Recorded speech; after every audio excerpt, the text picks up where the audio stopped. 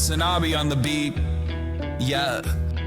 The people, they won't leave. What is threatening about divesting in one piece? The problem isn't the protest, it's what they're protesting. It goes against what our country is funding. Block the barricade until Palestine is free. Block the barricade until Palestine is free. When I was 7, I learned a lesson from Cuban Eazy-E. What was it again? Oh yeah, fuck the police. Actors and badges protecting property in a system that was designed by white supremacy. But the people are in the streets. You could pay off Meta, you can't pay off me.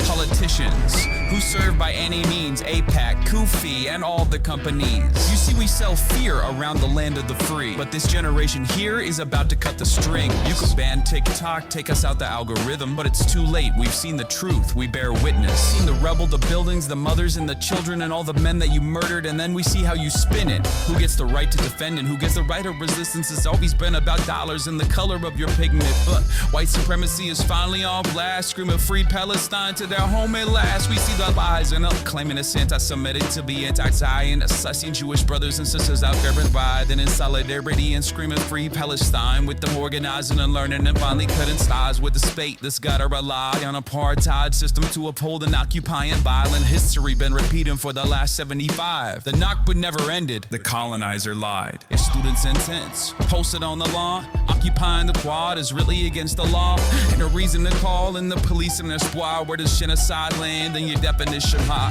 Destroying every college in Gaza and every mosque, pushing everyone into Rafah and dropping bombs. The blood is on your hands, by that we can see it all. And fuck no, I'm not voting for you in the fall. Undecided, you can't twist the truth. The people out here united, never be defeated when freedom's on the horizon. Yet the music industry's quiet, complicit in their platform of silence. What happened to the artist? What you gotta say? If I was on a label, you could drop me today. I'll be fine with it, cause the heart that my page. I want a ceasefire, fuck a response from Drake. What you willing to risk? What you willing to give? What if you were in Gaza? What if those were your kids? If the West was pretending that you didn't exist, you want the world to stand up, and the students finally did. Let's quit it. That's right. That's right. What's going on, everybody? I hope everyone's having a fantastic evening, afternoon, pre-noon, no matter where you are in the world. I'm Hassan Piker, and this is the HasanAbi broadcast coming to you live from gloomy California, Los Angeles, folks. It's cloudy out here right now in California, Los Angeles, folks. We're live and alive, though, and I hope all the boys, girls, and MBs are having a fantastic one because today's a beautiful day. Today's a wonderful day, despite the fact that it is a gloomy day. Hasan, you're a hidden talent. Keep it hidden. That's messed up, man. That's messed up, man. Listen. We are officially now in that one particular season in California where it gets very gloomy in the mornings. Okay? You can't see the sun. It's doomy, it's gloomy. The weather is nice. It's like 60 degrees right now, but it's the June gloom, baby. The June gloom is upon us. All Los Angelinos know it's devastating out here. However, I will not allow that to take away personally from the phenomenal vibes. It's almost like it's... What is this? What is happening? The phenomenal vibes. You've already ruined the phenomenal vibes. I will not allow that to ruin the phenomenal vibes. Why, you might be asking me, why are the vibes phenomenal? Because it's a beautiful day, it's a special day, it's a fantastic day, ladies and gentlemen. You know we finally here, right? It's Friday. It's Friday then. That's right. It's Saturday, Sunday. It's freaking Friday, son. It's fucked up Friday. It's fuck a fan's mom Friday. It's flat fuck Friday.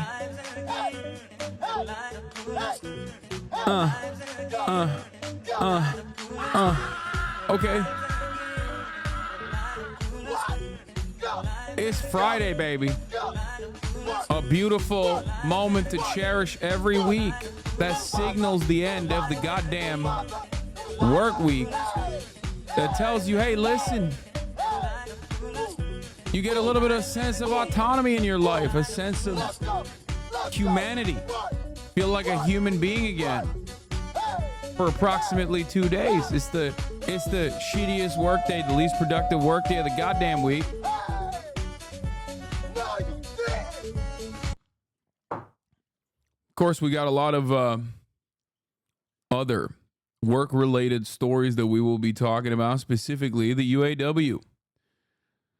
But before we get to that, this is the part of the broadcast where I tell you about my personal news about what's going on in the world of HasanAbi Piker. Okay. And yes, I got the disturbing Diddy images. Don't worry. We will cover it. That just dropped.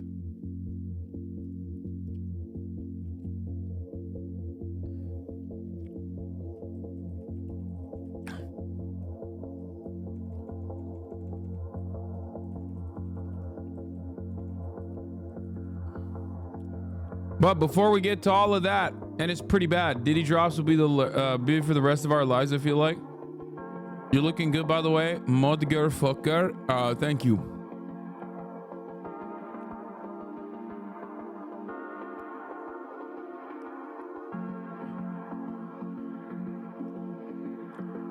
Ladies and gentlemen,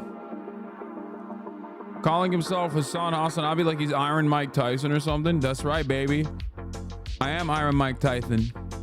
Let me tell you. I am.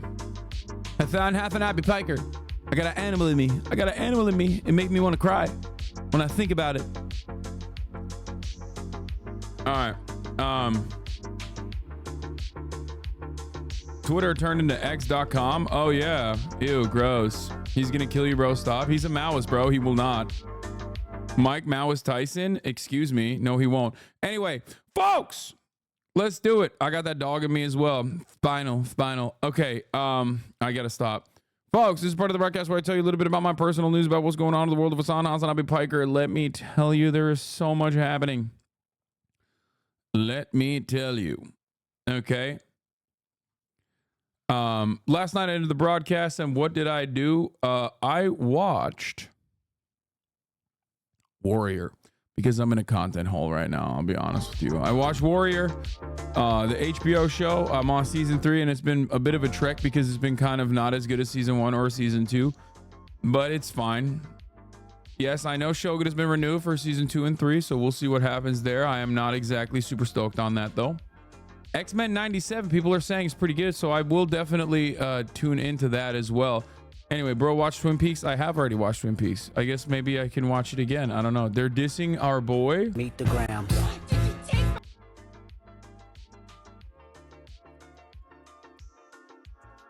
Anyway. Ayo, 17th of May, my man. Where are my Norways at? Norwegians? X-Men 97. I never noticed, but HasanAbi has freckles all over his face. Yes, I do.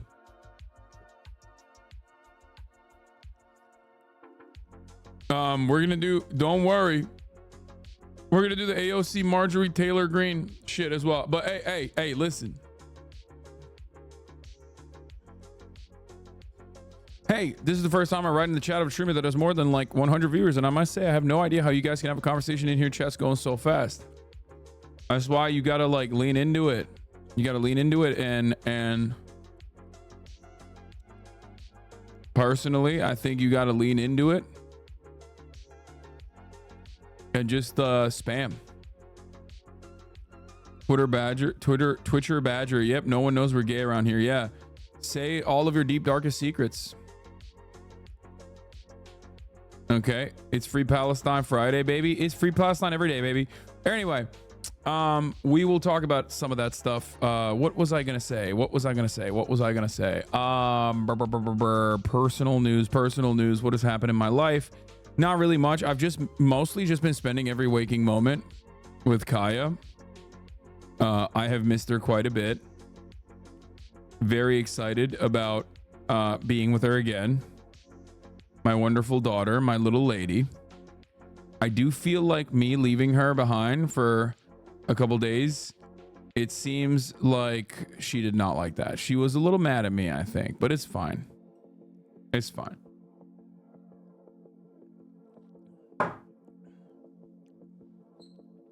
It's fine. But other than that, I woke up this morning early and I went to work out. Upper body day, upper decky day. And honestly, the kid's brolic. You didn't take up that dude on smashing puss in Miami offer? What?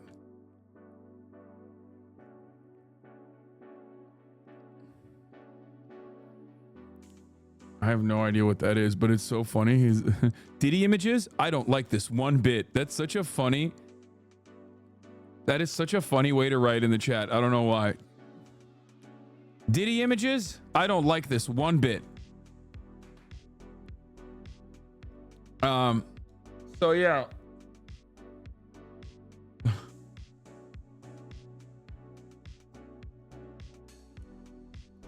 What the fuck? Did you pin this? Chat so fast no one will notice I'm gay by Turtle Pool? Oh no. Anyway. Where the heck was I? What the heck was I talking about? Oh, personal news, yeah. I gained 2 pounds, ladies and gentlemen. That's right. Over the course of 7 whole days, eating a bunch of hoagies, or also known as Subway sandwiches.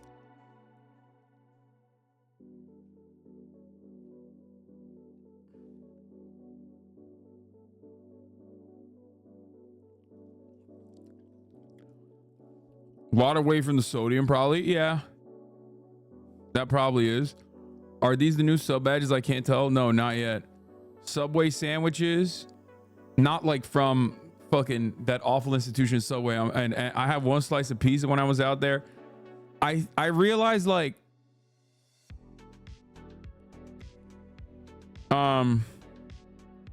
it's a submarine sandwich. You're right.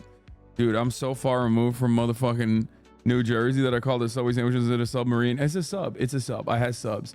Anyway,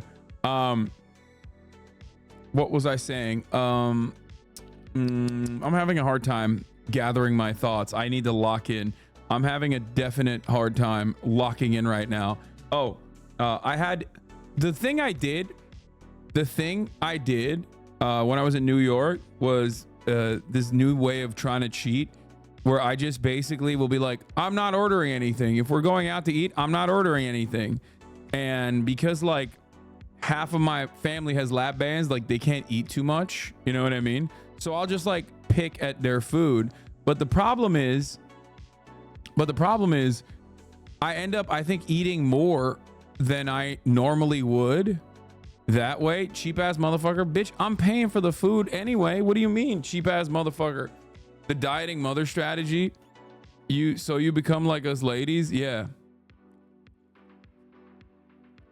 Yeah. Hasanum tax.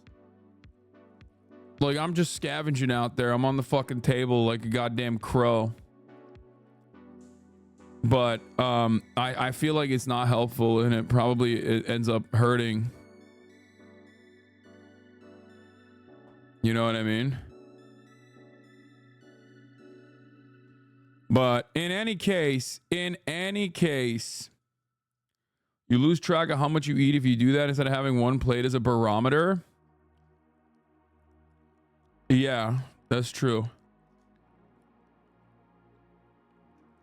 Bro, sampling the table like it's Costco. Yeah.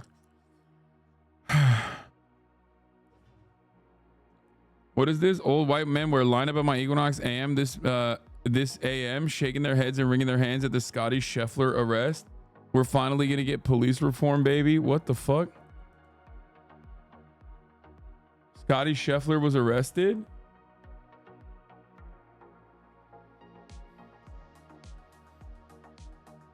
I don't know who the fuck Scotty Scheffler is, and I just Googled it and I found out he's a golf guy. Scotty Scheffler arrested in alleged assault on police officer outside a PGA championship, then returns to play.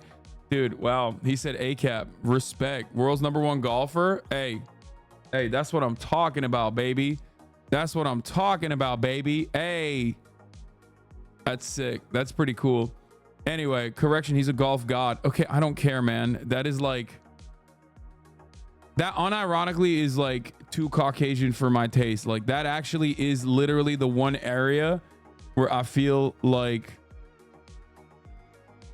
that might be too Caucasian of an activity for me, which is crazy to say because y'all have seen my dance moves.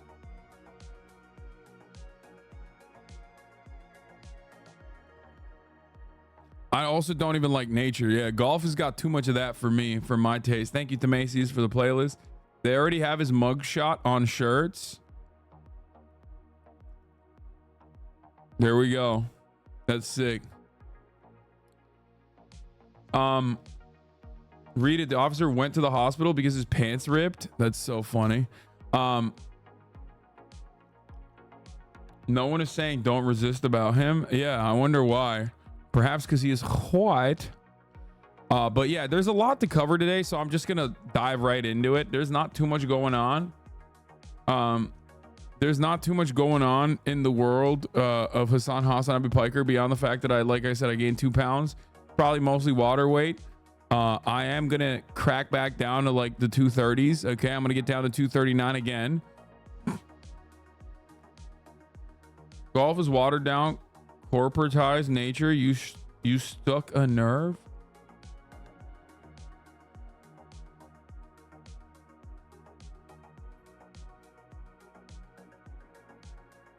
But yeah, how tall are you? Well, I know EDC like a hip zoomer. Bro, are you kidding me? I'm 32 years old, man. Are you out of your fucking mind? What do you mean EDC? Okay.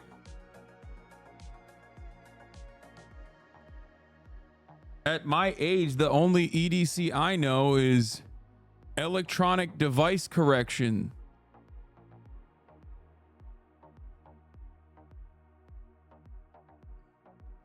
Oh, that would have been better. My EDC is called Everyday Carry, baby. And guess what? You know what I got? An officer service weapon right here, dude. It's called a Glock. Hair trigger on this bad boy. You feel me? That's my goddamn ED. That's my goddamn EDC. Everyday Carry. Will's going. Yes, bro. Will's a fucking degenerate.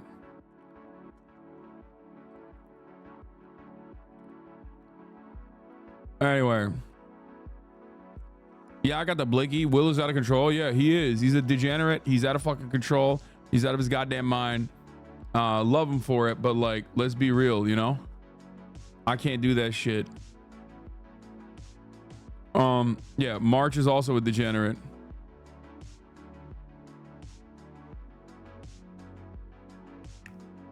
Do you see Suella Braverman get absolutely blanked by Cambridge professors? No. But anyway, show your Glock. I just did. I think you want to see something else though. You definitely can, you just don't want to. Yes, I don't.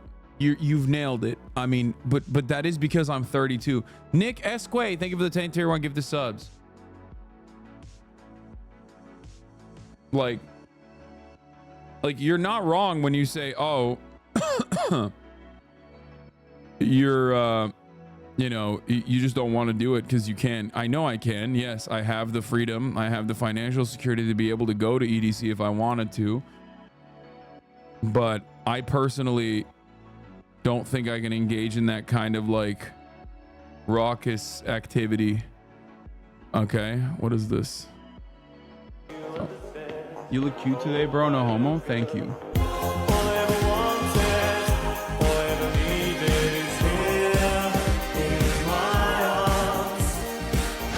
I hate that I had this fucking crazy zit on me this whole time, you know? Oh my God, I'm literally wearing the same fit. That's right. Where the fuck was I? Anyway, yeah, so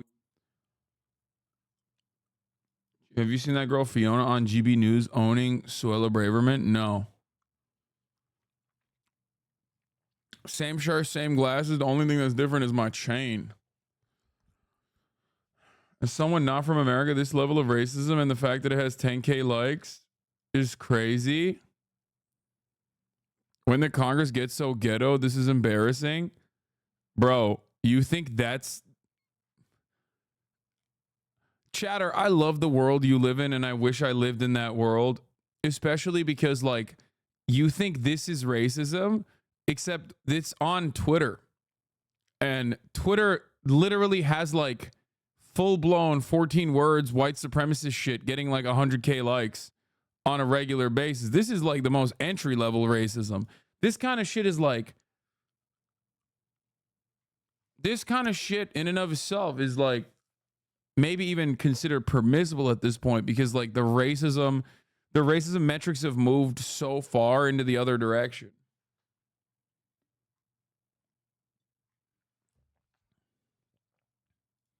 Japanese TikTok is fighting gamers for slandering Yasuke.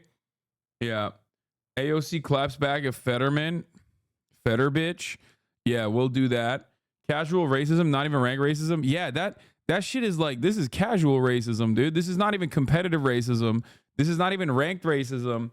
And then beyond rank racism, we got like way higher levels of racism out there that we haven't even arrived at that shit. Anyway, JP Morgan Chase has cut his investments in Israel's largest arms company, Elbis Systems, by 70%. What the fuck? Damn, that's based, bro. JP Morgan and Chase, more like JP Morgan and based. Yeah, this has all the interactions between them. We're gonna be covering that. Obviously, it's like fucking insane. It happened last night. You guys wanted me to cover it, and I just didn't realize how bad that shit was. But yeah, let's do it. Let's get into it. Let's dial it in. Let's lock in, baby.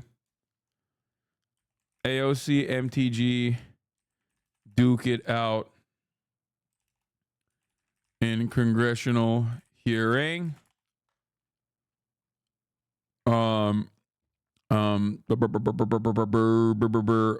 I'm blanking out a lot today.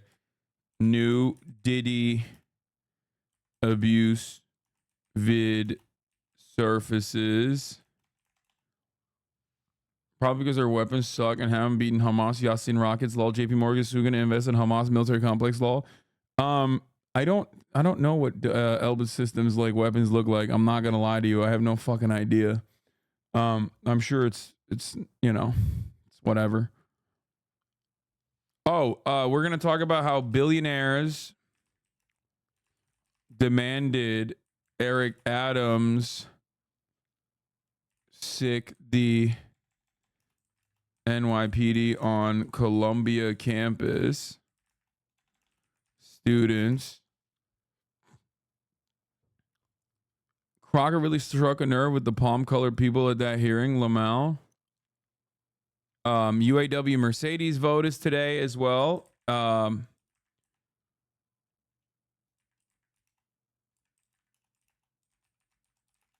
Happening. Did you see my blast off meme? Sorry for the spam. I didn't. Send it again. When you watch that Diddy video on stream, please mention trigger warning. Thank you. Sure. I mean, it's already in the title. It literally says abuse. What is this? POV, it's 17th of May? Is the 17th of May like significant for Norway or something? I don't understand. What is it?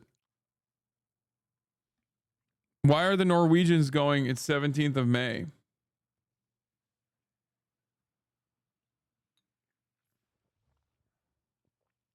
Constitution Day? Okay, well, we shall celebrate. Okay. Thank you for the information.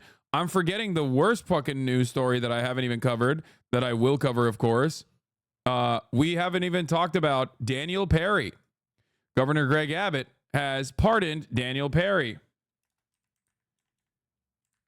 Greg Abbott pardons Perry. BLM shooter. And more. Get in now. Are Milena and NMP IRL streaming? Bro, I don't know why you're asking me that question. Why don't you go and check on your own? What the fuck?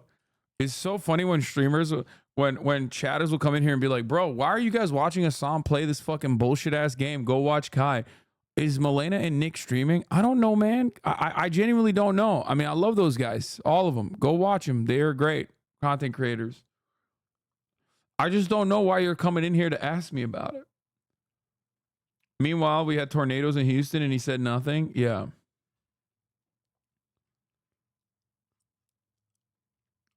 Before serious news, race to the bottom. Maybe he wrote it in the wrong tab, honestly.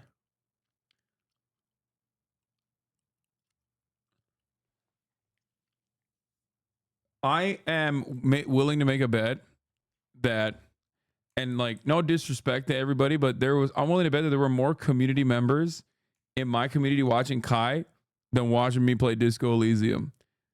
And you know, that is the state of affairs here. A lot of you are very vocal about what kind of games you want me to play on stream, and then when I do play it, you're like, maybe not so much, maybe not as interested or as invested.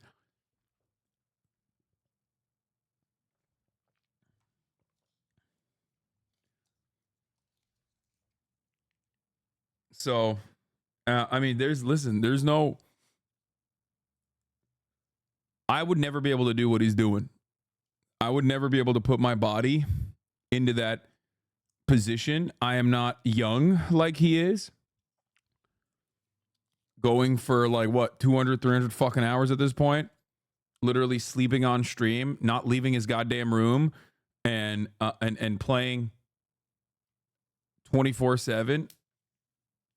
I personally think that is admirable. I love what he's doing, especially considering that this is a gaming platform. And when he does shit like that, it shows that it's still a gaming platform very much. You know?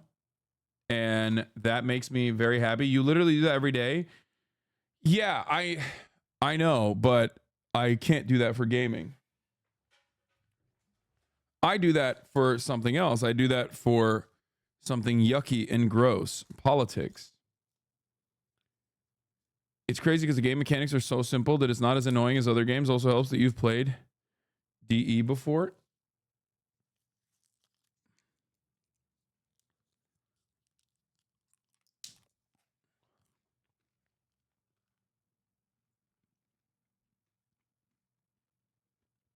But yeah.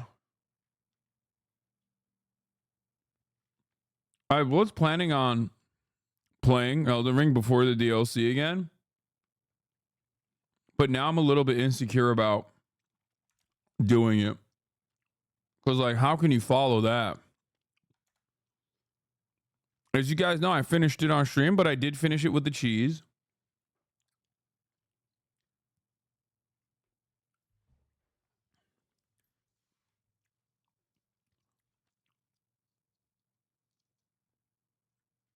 But anyway, this is a new Elden Ring DLC enemy, by the way. What the fuck is this? Fearsome foes, unfathomable power await you in the realm of shadow. Dude. Listen. Elden Ring brought in a lot of new people to the From Software franchise, and they are going to learn something very interesting about From Software DLCs. As a person who mainlines the regular games and rarely ever participates in the DLCs, I will tell you this much. The DLC is always unhinged. The DLC almost always is going to be way fucking worse. If you think that, like, Millennia or whatever the fuck, Mikola the Blade, I forget the name now, is like a devastatingly hard opponent. Now imagine if there are, if all of the bosses in the DLC are like that.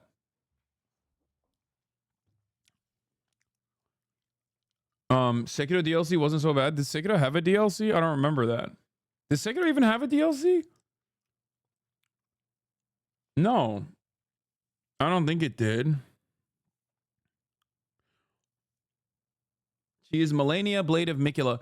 So, here's the thing. Sekiro, to this day, I will still stand on this, is the hardest From Software game and also perhaps the best. And that is because there's only one way to operate.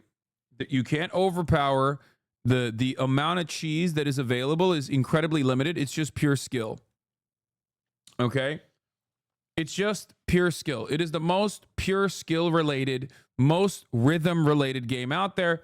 And Millennia, the Blade of Mikola is basically, like, From Software does this thing where they will take bosses and plant them in these games that basically operate on the mechanics of the other games. They had this in Sekiro as well. There was like a Bloodborne style boss in Sekiro where the entire game you've like basically formatted your brain to operate a certain way. Sekiro's a rhythm game, right? And then all of a sudden now you're like trying to do fucking iframe dodges on this Demon of Hatred boss that is like a Bloodborne boss.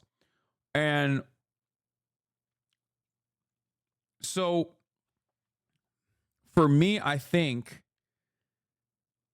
the fact that you can't farm and the fact that you can't overlevel, and this is something I've talked to with like other much better From Software players, and they have agreed with me on this as well. Like people who literally do this professionally.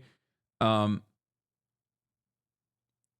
think that that makes Sekiro the hardest one in the franchise, in my opinion. And also it makes it the best one in the franchise, in my opinion, as well. It's my favorite one, as you guys know. Having said that, however, Elden Ring was incredible, and I'm glad that more people are really enjoying it. I'm glad that entire new communities are getting invested in From Software. It's great. Do you remember Your Name is King, Kill Unk? Yes. It's stuff like that. Like my Nameless King battle that took over a year for me to even get back to it. And things of that nature, honestly, are great. Like that is something that this platform will always like celebrate. You know what I mean? No matter what your political opinions are, no matter where you're coming from, I do love personally the fact that everyone will get together and cherish someone having a real gaming moment and will give you your flowers, you know, like me fucking playing Sekiro, quitting and then taking an entire year to get back to it and then playing it all the way to the end. This is one of those instances, like, and Kai's doing that right now in front of a massive audience and doing it in a very like grand way. And I love that. I think it's great. Gaming is great. I love games.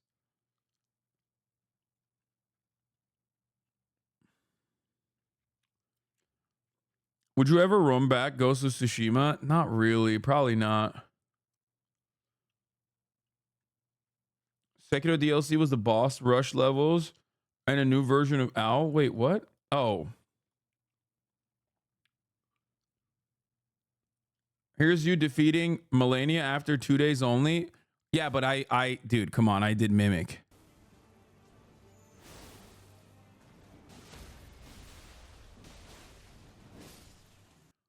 I did Mimic. Like, yeah, I was over leveled. I mimicked. Over leveling is fine, but I did Mimic. And that's a huge, that's genuinely helpful. You know what I mean? What is this? Oh my God.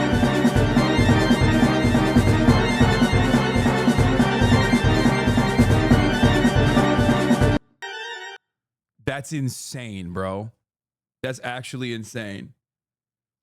Mimic over leveled bleed. No. The fucking over level or bleed is like valid. Get the fuck out of here. But Mimic is like, Mimic in and of itself. You said it was skill based. Now it's Mimic cheese. We're not talking about Sekiro now. We're talking about Elden Ring. Okay. And yes, Mimic is like definitely in there to make the game easier. And I definitely used it. And at the time I advocated. That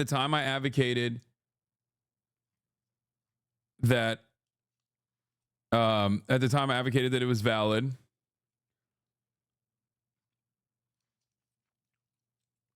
However, having said that,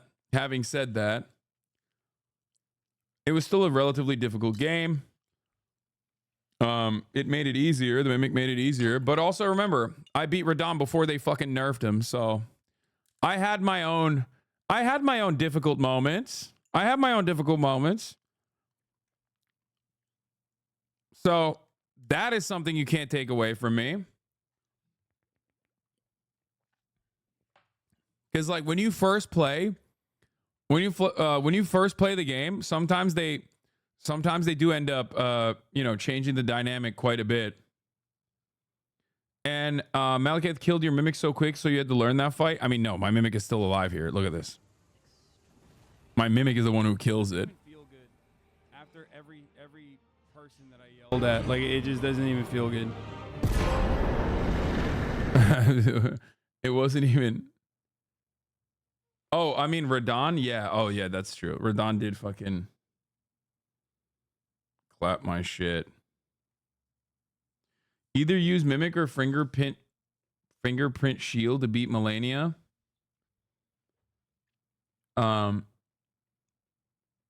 It did feel cheap.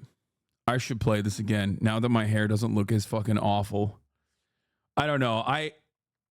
Yeah, Radahn, especially before the nerf, pre-nerf Radahn was fucking insane.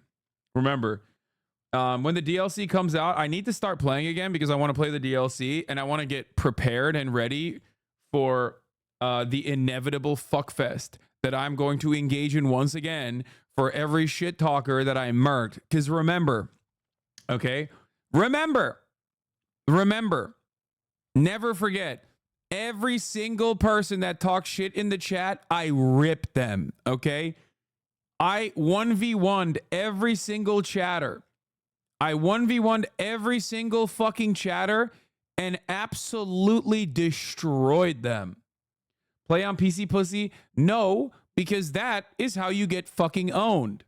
Okay? And I don't mean get owned by like 1v1 on PC, but that's how you literally get destroyed by hackers. And which I have done before, and I have gotten fucking destroyed by hackers playing other games, if you remember. I'm good.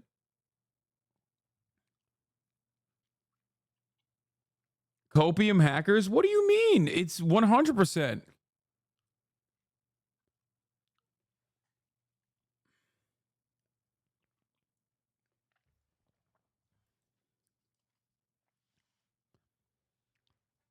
Suck equals hackers. You'd lose the deed to your house playing on PC? No, I wouldn't. No, I fucking wouldn't. And also, oh my God, you guys are doing the cope. This is exactly what people said. They were like, bro, you're fucking talking shit. I'll destroy you. And then I did. I melted chatters. Like, it was like a 35W run. I died like one fucking time. It's so funny. And then they were like, oh, you're cheesing. Okay, you were also cheesing. This is exactly what it's like when you play. It's just funny because, like, I thought that would have put an end to this conversation, and yet motherfuckers are still chirping because they forgot about it. Anyway, let's get to the goddamn news, chat. Let's get to the goddamn news, okay? Chatters had Moonveil too, and they would still talk about it. They would be like, oh, Moonveil cheese. It's like, bro, so are you. You were using Moonveil too. You had like 3 days of only PvP because nobody believed you were good at the game. It was so funny. Yeah. It was pretty funny that every single person would be like, no, dude, you suck. And it was like literally I died one fucking time.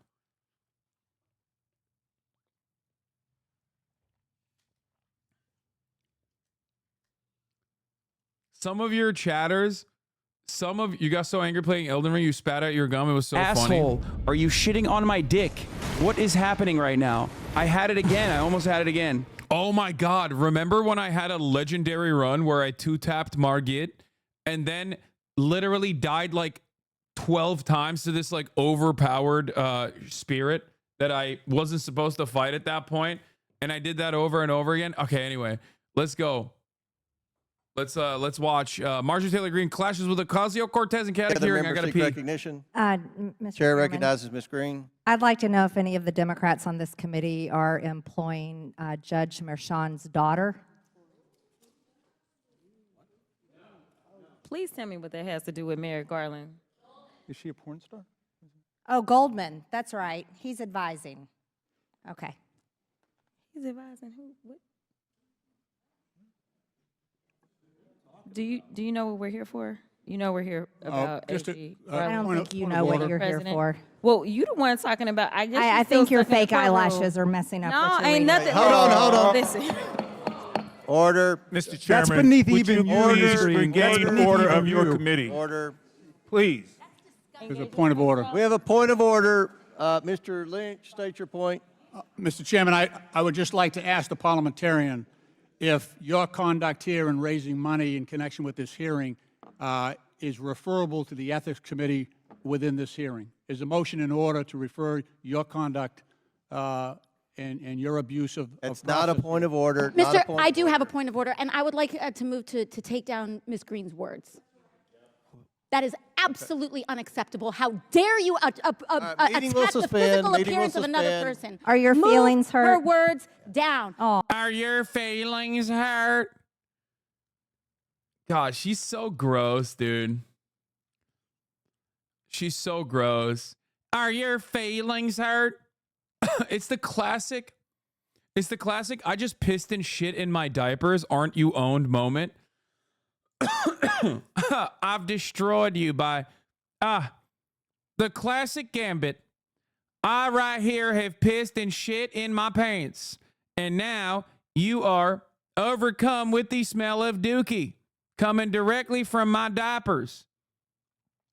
And here you are complaining about the dookie smell. It seems to me like I have owned you with my dookie smell coming directly out of my diapers. Ha ha! Once again, a masterful gambit by me. And it's just like, what are you doing? What the fuck are you doing? Anyway. Oh, girl, baby girl. Oh, really? Don't even play. Baby girl? I don't think. We are gonna. Oh my God. By the way, this conversation is so funny because she is absolutely white trash as fuck here when she's the one who like breaks decorum first. But it doesn't matter because both AOC and her other target, I forget her name, she's actually very cool, are you know, black and brown. So obviously white supremacists look at that and don't even think about Jasmine Crockett. Yeah. The white supremacists look at the situation and don't recognize that like Marjorie Taylor Greene is a gross monster and immediately fucking hit the aesthetics of Jasmine Crockett and AOC being like, in their words, ghetto, right? Like, this is what the fuck they're saying here. It's like, oh yeah, what has happened to our Congress, which used to be white? The comment about fake eyelashes is so Midwestern, white racist too. It's like, bro, you're Marjorie Taylor Greene. You look like a goddamn Attack on Titan. You look like the smiling Titan. You can't be talking about other people's appearances, dude. Like, what happened?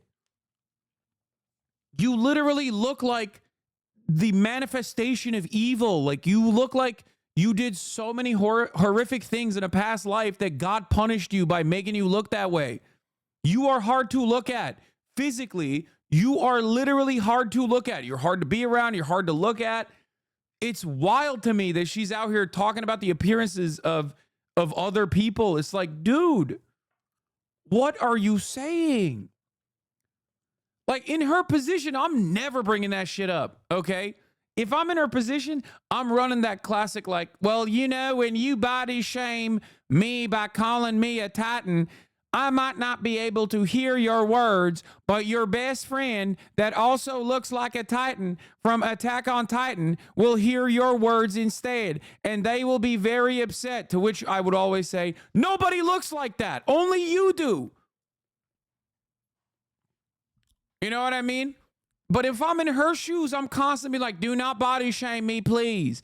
Do not body shame me, please. Jasmine Crockett said, so Marjorie Taylor Greene want to talk about my appearance in committee. It's against the rules to do. She refused to apologize. The chairman ruled it was okay. And I asked for clarification about what qualifies as engaging in personalities, and basically wanted to know if I could talk shit about her appearances as, well, you know what she looks like, right? People in glass houses. This is what happens when mentally deficient people who can't read and follow rules or just give a damn somehow end up in Congress. Oh my God, she cooked. Let's watch the rest of the clip. We're going to move and we're going to take your words down. I second that motion. Ms. Greene, do you wish to strike your words? I have 4 minutes and 21 seconds to speak. I think we have to do the motion first, and then unless there's another motion, then you'll be recognized again. But I believe there's another motion coming. So you agree to strike your words? Yeah. Okay. Ms. Greene agrees to strike her words. I believe she needs to apologize. No. Okay, hold on. Then after Mr. Perry's going to be recognized, then Ms. Greene I'm not has 4 minutes and apologizing. 21 Well, seconds. then you're reserve not the right to striking your object. words. I am Mr. not Perry. apologizing. Now let's go. Come on, guys. Why don't you debate me? Mr. Chairman, the It's minority. pretty self-evident. You're not. Yeah, you're not. out of order. You don't have enough You're out of order. intelligence. Chair recognizes Mr. Perry. Okay, move to strike I'd like to I strike move to those strike the words lady's as well. I move to I would strike like to the strike lady's as well. words again. Ms. Greene, do you agree to unanimous consent to strike your words? I repeat again for the second time. Yes, I'll strike right. my words, That- but I'm not all right. apologizing. Without objection. So Ms. Greene asked unanimous consent to strike her words. Mr. Raskin objected. I'm going to recognize Mr. Raskin for his objection. No, we're not counting against Ms. Greene has 4 minutes and 21 seconds left. This will not count against her time. Thank you, Mr. Chairman. I reserve the right to object because the understanding of the minority is that the gentlelady from Georgia would move to take her words down and strike her words and to offer a sincere apology for having engaged in personalities against another member, offending her personal appearance and insulting her. We don't do that in this committee. And I think the It's crazy, dude.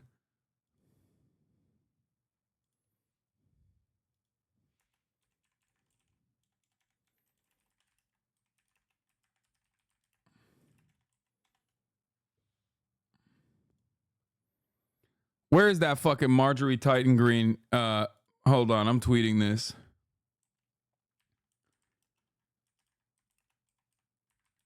I'm gonna do that again. Marjorie Titan Greene looking ass.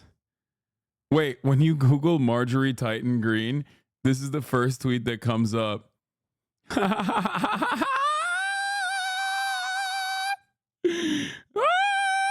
You know what? I'm just gonna quote tweet this.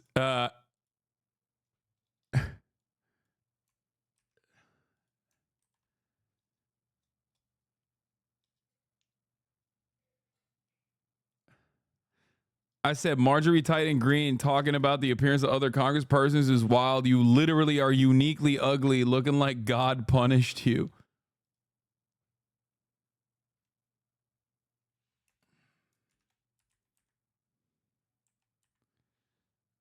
Which one should I use? MT Green or Rep MTG? MT Green, right?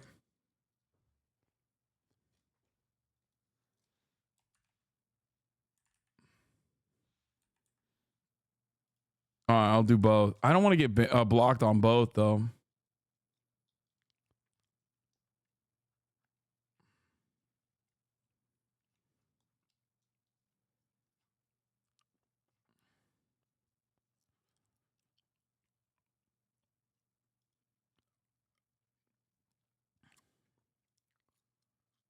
She can't block you on her government account, I think.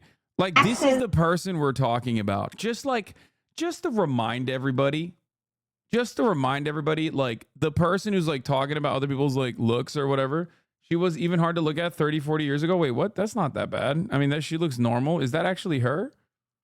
What happened to her? There's no way that's her. There's no way that's her. That looks like a normal human. She, like... Bro, she literally, what does she eat? The ugly fruit? Like, what happened? She actually unironically looks like shit. I don't know how. I don't know why.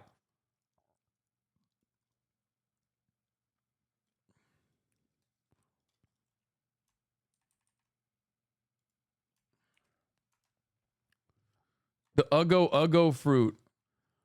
All right. Anyway, probably the divorce. No, man. Haas, you are mean. Guys, okay? There is not another person that looks like her, okay? You can't be like, bro, don't body shame her. Don't body shame her. Like what's the counter to that? What's the counter to that? Are you going to be like, Marjorie won't hear your fucking words, which I hope she does because I tagged her. But like your friend that looks like a fucking smiling Titan will? What do you mean? Like there's no one that looks like her. She is so uniquely ugly, bro.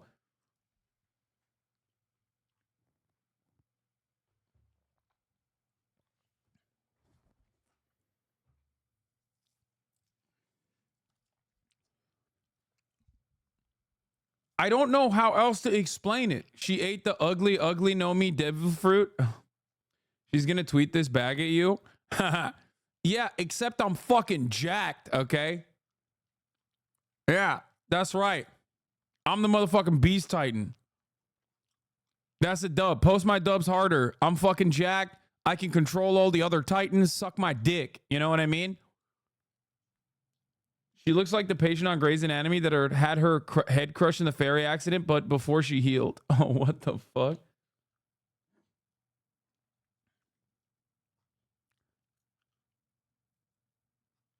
She's aspiring to be the only other type of woman Oda knows how to draw. Yeah, exactly. You know how we talked about Oda knows how to draw women only as like the insane proportion babes, or just the ugliest woman you've ever seen in your entire life. And Marjorie Titan Green just looks like the second kind. I fucking love this video, dude. She is such a freak, dude. Oh, it's awesome. No shot. Your chat says she looks like this. It wasn't my chat. It was MHUD that said that. Yeah, bro. She's a victim of a fairy crush incident. Okay.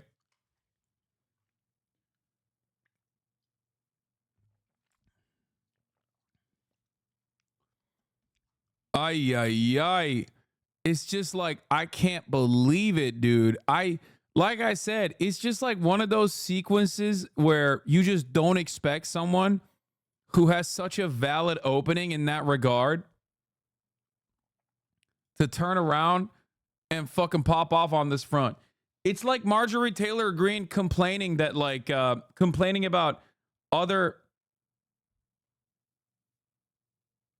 congresspersons like not knowing how to read or some shit. You know what I mean? It's like Marjorie Taylor Greene being like, well, guess what? Your marriage failed because you cheated with your CrossFit instructor. It's like, no, bitch, you did that, actually. Like, that was you. It's a weird aspect of you to just like you, I guess what we hate in others is what we see in ourselves, and we hate ourselves, you know, that type of shit. It's like, I can't believe You have ugly feet. You are also kipping in your pull-ups, okay? It's like, no, dude, that's you, man. That's you. Someone has sex with her, you. She fucked a lot, okay? It's like, what do you mean? What do you mean? Your relationship failed with your life partner because you cheated on him with your Maoist CrossFit instructor. Yes, this is an oddly specific term of... this is an oddly specific thing that I am referencing, and certainly do not Google that for me, okay? Do not Google my name, Marjorie Taylor Greene, with CrossFit instructor and infidelity. Do not do that. That was actually other people.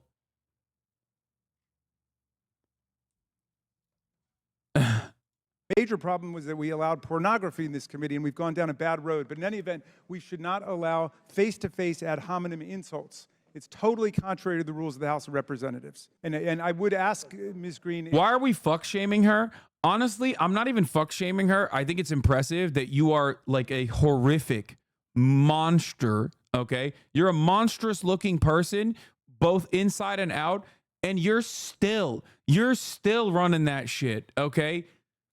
Like, the fact that Marjorie Taylor Greene gets dick on the low and also all the time, while there are still chatters out here complaining about how, like, women don't understand me, blah, blah, blah, blah, blah, blah, blah. It's like, bro, look at her, okay? Look at her. She is a gooner through and through. Think about that. Don't act like you wouldn't. I'm telling you right now, like, shoot me in the fucking head with that No Country for Old Men cow gun instead in a video game. That is the worst thing, like the worst punishment of all time. Can Marjorie Taylor Greene be a 7? No.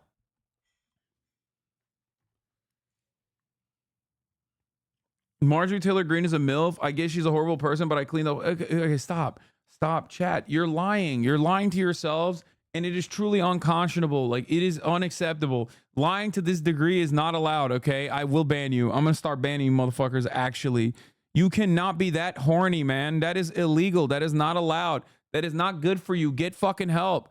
Subscribe for $5 at the top of the hour, okay? Start moisturizing. Go to the gym. Put down the computer. No more fucking being on your phones, okay? Go work out. Don't go to a CrossFit gym where Marjorie Taylor Greene is at, though, because it seems like you're real horned up. You really underestimate your chat, bruv? That is crazy. Hasan never been in the middle of Kansas in his shows? Yeah, man, I'm good. You know, I'm good. I'm not going out there.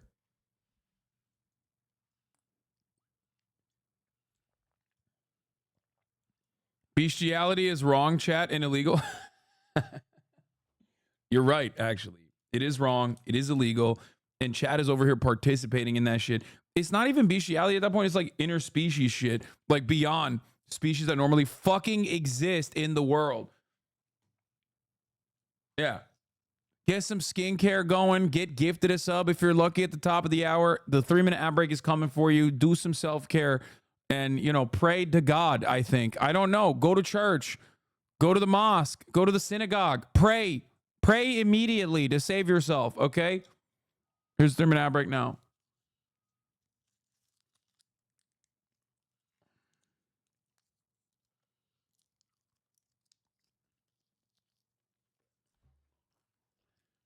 But you'd fucking alien be consistent? Yeah, a hot alien. The fuck do you mean?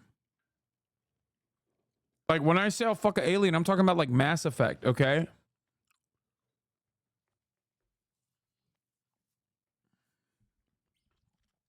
The fuck?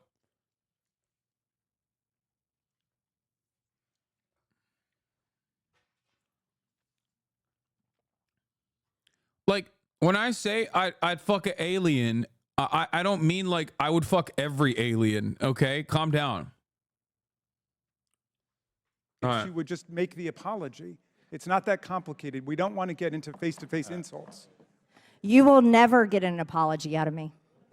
I don't owe you I one. object. Then I hate Lauren Boebert too. I hate Lobo too. I think those look, the thing is, like, I don't understand.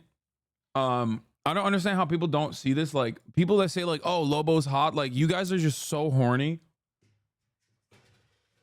Like, for me in particular, like, obviously physical appearance like plays a role in everyone's understanding of attraction, but like both of them are so awful. Like, it just, like, they are so awful. I don't know how else to describe it. Like, they are just ginormous pieces of shit who are also incredibly fucking stupid. That, like, there is no way, like, there is no attraction there. They are truly repulsive individuals. Like, I don't understand it. Like, in order for someone, I'll keep it consistent, okay? In order for someone to, for me to be able to overcome their truly heinous viewpoints, like, they have to be above and beyond attractive, okay? Like, we're talking like Gal Gadot or some shit. It's not happening in any other circumstance. Like, you're insane. Like, Lauren Boebert is just like your average lot lizard, and you're over here being like, oh, she's so hot. It's like, bro, she's like an Oklahoma 4, okay? Like, what are we talking about?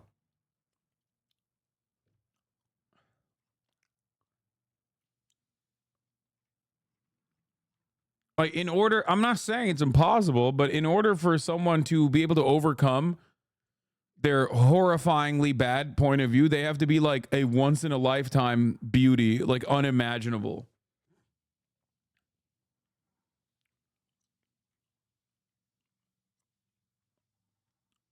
Some of us are in Oklahoma, you coastal elites. Yeah, well, then you can fucking confirm. Actually, she's not an Oklahoma 4, but like, she's probably higher in Oklahoma. All right, let's continue with this dumbass clip. Object, Mr. Chairman. Mr. Raskins objects. You know, I think we don't want to see a complete dissent of our committee. And the verbatim quote of the gentlelady was, "I think your fake eyelashes are messing up your reading." That is what she said. I think your fake eyelashes. And that's obviously engaging in personalities. It's an ad hominem attack, and I would just ask every member of this committee, in a fair-minded way, would you want to be talked to in that way about your personal appearance by another member of the committee? Because what we're doing is we're setting standards going forward. Yeah, I mean, this is unironically the exact same thing, but this time like the misogyny edition, which, by the way, I'm leaning into, and I apologize to all the female watchers right now. I apologize to the women HasanAbi heads out there for the many instances of my me being misogynistic today. But the reality of the matter is, this is basically the misogyny edition or misogynoir, and the same exact like white supremacist overtones that you see in Congress when Tom Cotton will be like, that's right, this is why we must execute everyone who's pro-Palestinian. Those Arab dogs must go away. Or he can fucking turn around and be like, what kind of Chinese are you, boy? To the fucking Singaporean TikTok CEO. And like, that doesn't require any censuring whatsoever. But Rashida Tlaib will say, from the river to the sea, Palestine will be free, an emancipatory slogan. And immediately they're like, shut the fuck up. That's it. Marjorie Taylor Greene, as a white woman on the Republican side of the fucking Congress, can turn around and be like, yeah, it's like your wig sucks, your fucking eyelashes are long, or whatever the fuck, right? Well, actually, for her to shit on a black woman's hair would require her to like at least know a little bit more reading about black culture, and I think she's like way too racist to even know anything about that. That's why she just like immediately went for the eyelashes. But regardless, like she hits that line. It's obviously not appropriate at all. Okay, it's obviously not even remotely fucking appropriate, and yet they think it's okay. They think it's all right. Every other day of the week, if anybody else from the other side actually fucking reduce Marjorie Taylor Greene to her dog shit looks, which, by the way, I am doing because I am being a little bit misogynistic, okay? But like any other day, they would be like, well, that's not allowed, especially if it's coming from a brown woman, especially if it's coming from a black woman. Just curious, just to better understand your ruling, if someone on this committee then starts talking about somebody's bleach blonde, bad built butch body, that would not be engaging in personalities, correct? A what now? Ha! Oh my God. I'm going to run that again. This committee then starts talking about somebody's bleach blonde, bad built butch body, that would not be engaging in personalities, correct? A what now? Chairman, I make a motion to strike those words. I don't think that's a I'm parliament. trying to find clarification on what quality. Chairman, motion to strike those I had no idea words. what you just said. We're not gonna do this. Look, you guys earlier literally just You just voted to do it. Y'all did it first, so you don't want to talk about voted to do it. Order. I'm trying to get clarification.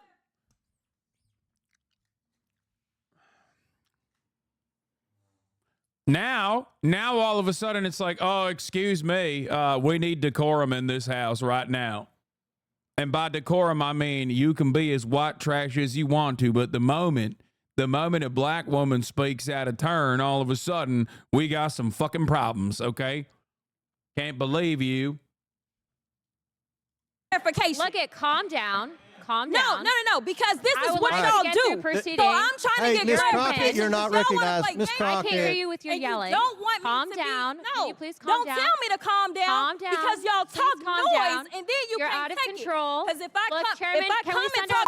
about Take a break her, for 5 y'all minutes? gonna have a problem. Mr. Order. Chairman. Bro, dude.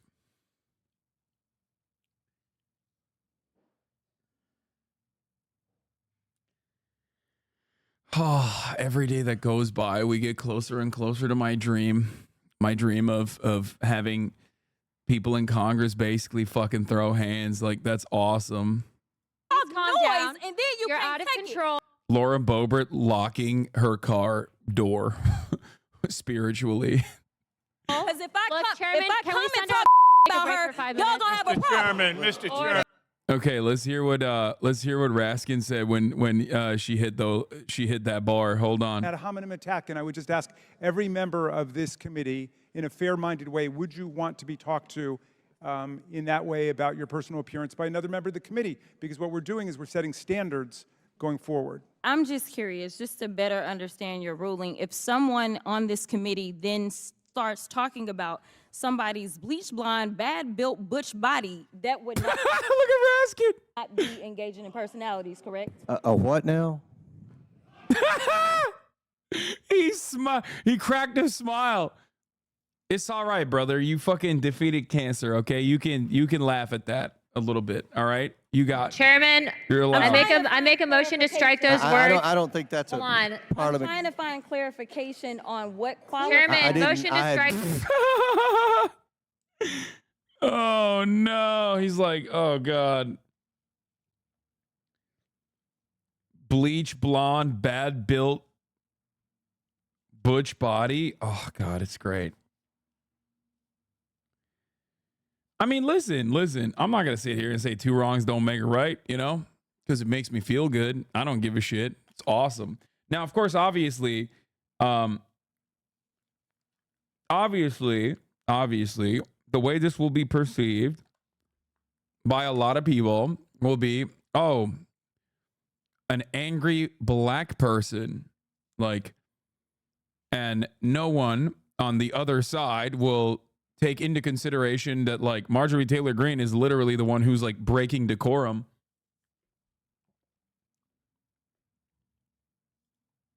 What is this? While claiming Jewish heritage, Anna Paulina Luna forgot to mention her Nazi grandfather. Wait, what? What? Hey, yo, what?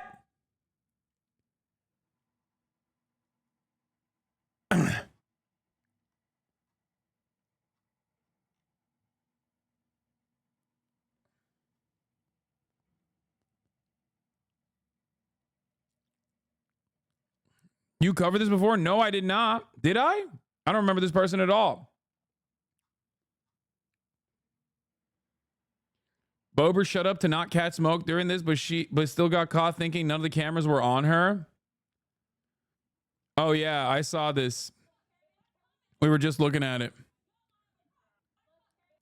Yeah, well, because she's a fucking fake Christian, by the way. Phony Christian. Can't even do the cross right. No Right, idea those what words. you just said. We're not gonna do this. Look, you guys earlier literally just. You just voted to do it. Y'all did it first, so you don't want to talk about voted to do it. Order. I'm trying to get clarification. Look at calm. Remember, this is coming after. They said it was fine for Marjorie Taylor Greene to say that like her eyebrows, Miss Crockett's eyebrows, are causing her to not read correctly or something. Calm down. No, because this is what like y'all to get do. through proceedings. So I'm trying to get Miss clarification. Crockett, you're not Y'all wanna recognized. play Miss games? I can't hear Crockett. you with your And yelling. you don't want Calm me to down. Be, Can no, you please calm don't down? tell me to calm down. Calm down. Calm down. Calm down. All right, not eyebrows. Sorry, eyelashes. I apologize. It's just like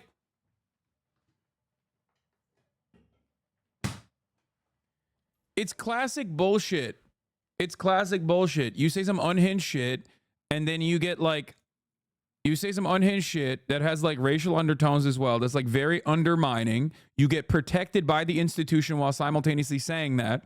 And then when the other person obviously understandably gets like emotional about it, then you go, oh, why are you being so emotional? It's like literally the same exact fucking principle behind how debate lords operate.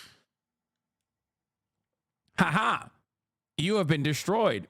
It seems to me like you got quite emotional about my very obvious baiting.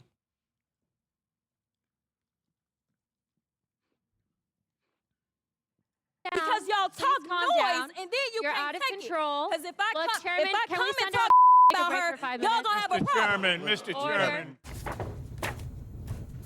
Who wants to take a whack at this? I mean, these are people who are elected. Like, This just goes to the whole thing we're talking about all day. I mean, anyway, by the way, Jasmine Crockett's response, Congresswoman Texas 30, Jasmine Crockett's response to this was, so Marjorie Taylor Greene wanted to talk about my appearance in committee. It's against the rules to do. She refused to apologize. The chairman ruled that it was okay. And I asked for clarification about what qualifies in engaging in personalities, and basically wanted to know if I could talk shit about her appearance as, well, y'all know what she looks like, right? People in glass houses. This is what happens when mentally deficient people who can't read or follow rules or just don't give a damn somehow end up in Congress. Now, one thing to remember is that Jasmine Crockett is literally a fucking attorney. Okay? Before she was a representative, she was an attorney. Marjorie Taylor Greene, on the other hand, is a failed daughter who is a real estate developer.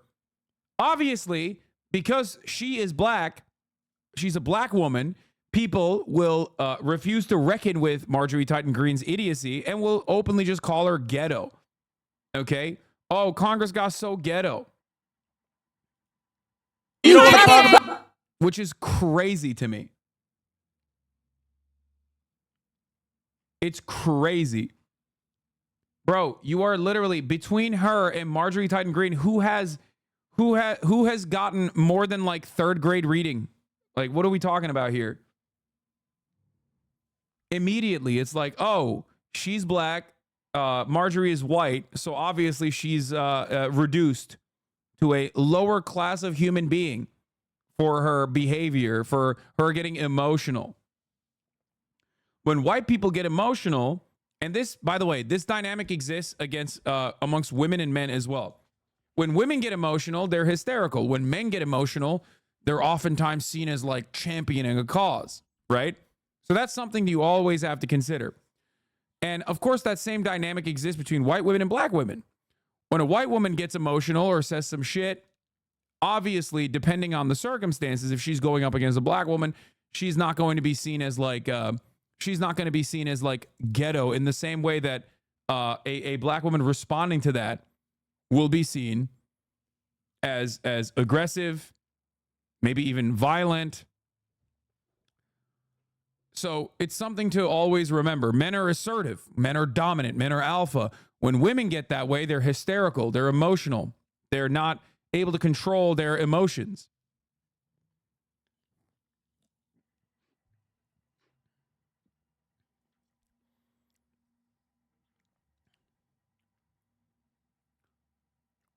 This is something that I have talked about before, way back in the day.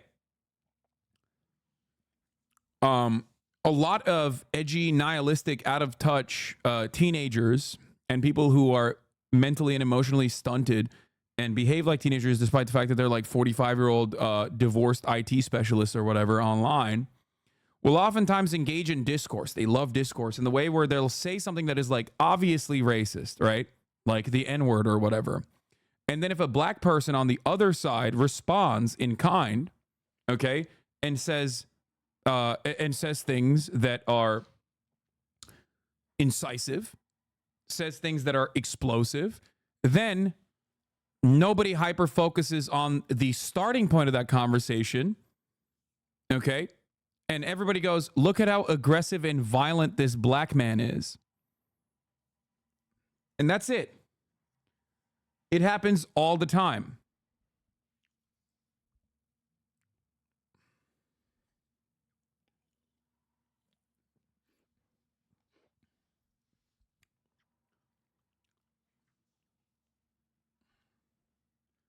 What is this? It's over, buddy. I knew you and Lud were buddying up. Let's go. Wait, what? 9/11. Let's go. What a round finish. Two more. I thought once again. Oh my God. 2 more? Demanding 2 more 9/11s happen? That's crazy. Even I haven't said that. I said maybe 1 more might happen. You know what I mean? So that we could get those recruitment numbers up. This motherfucker said 2 more 9/11s. Hell yeah. That's light work. 9/11. Let's go. What a round finish. Two more. Wow. Wow. This guy's out of control, dude. This guy's out of control. What is this?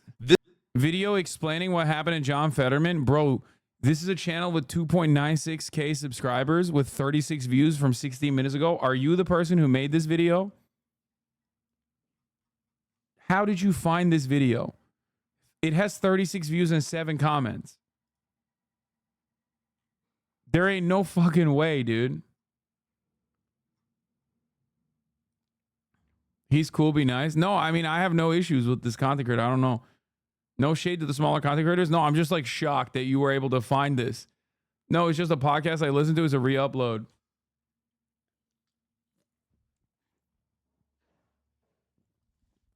We'll take a look at it maybe later.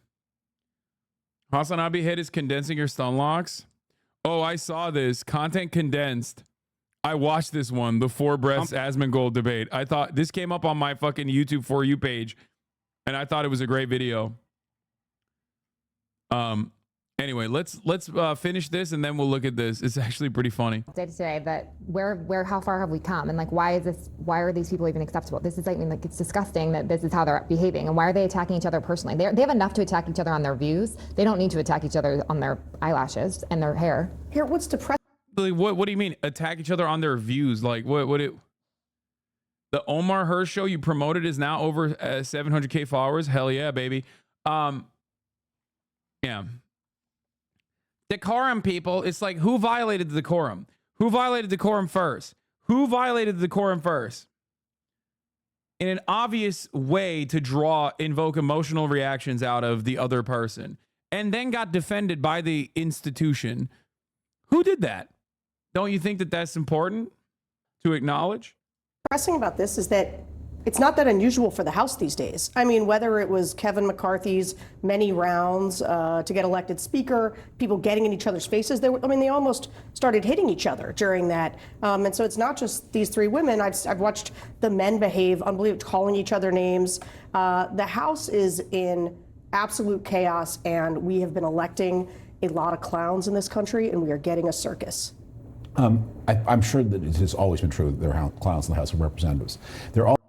Yeah, there's clowns in the fucking Senate too. It is wild that they're saying, you know, everybody's out here being clowns. Wait, what the fuck?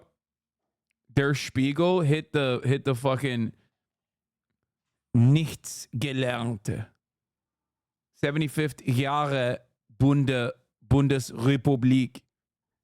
Spiegel cover for Germany's 75th anniversary is quite striking. Doubt that they're talking about Israel, though. They're probably talking about the AFD.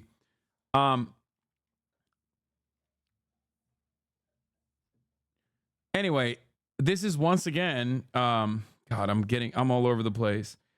This is once again civility politics in full display. You got a motherfucker who is like a bloodthirsty war criminal talking about civility on a fucking panel, being like, yeah, there's so many clowns in Congress. It's like, I would rather have, and I don't even give a shit about Marjorie Taylor Greene. I would rather have every single congressperson use bad words, okay, get emotional in either direction, as a matter of fact, as long as they were all vociferously anti-Iraq war, okay? I don't give a shit about the civility. I don't care. I don't care at all. The reason why I don't like Donald Trump is not because he is uncivil.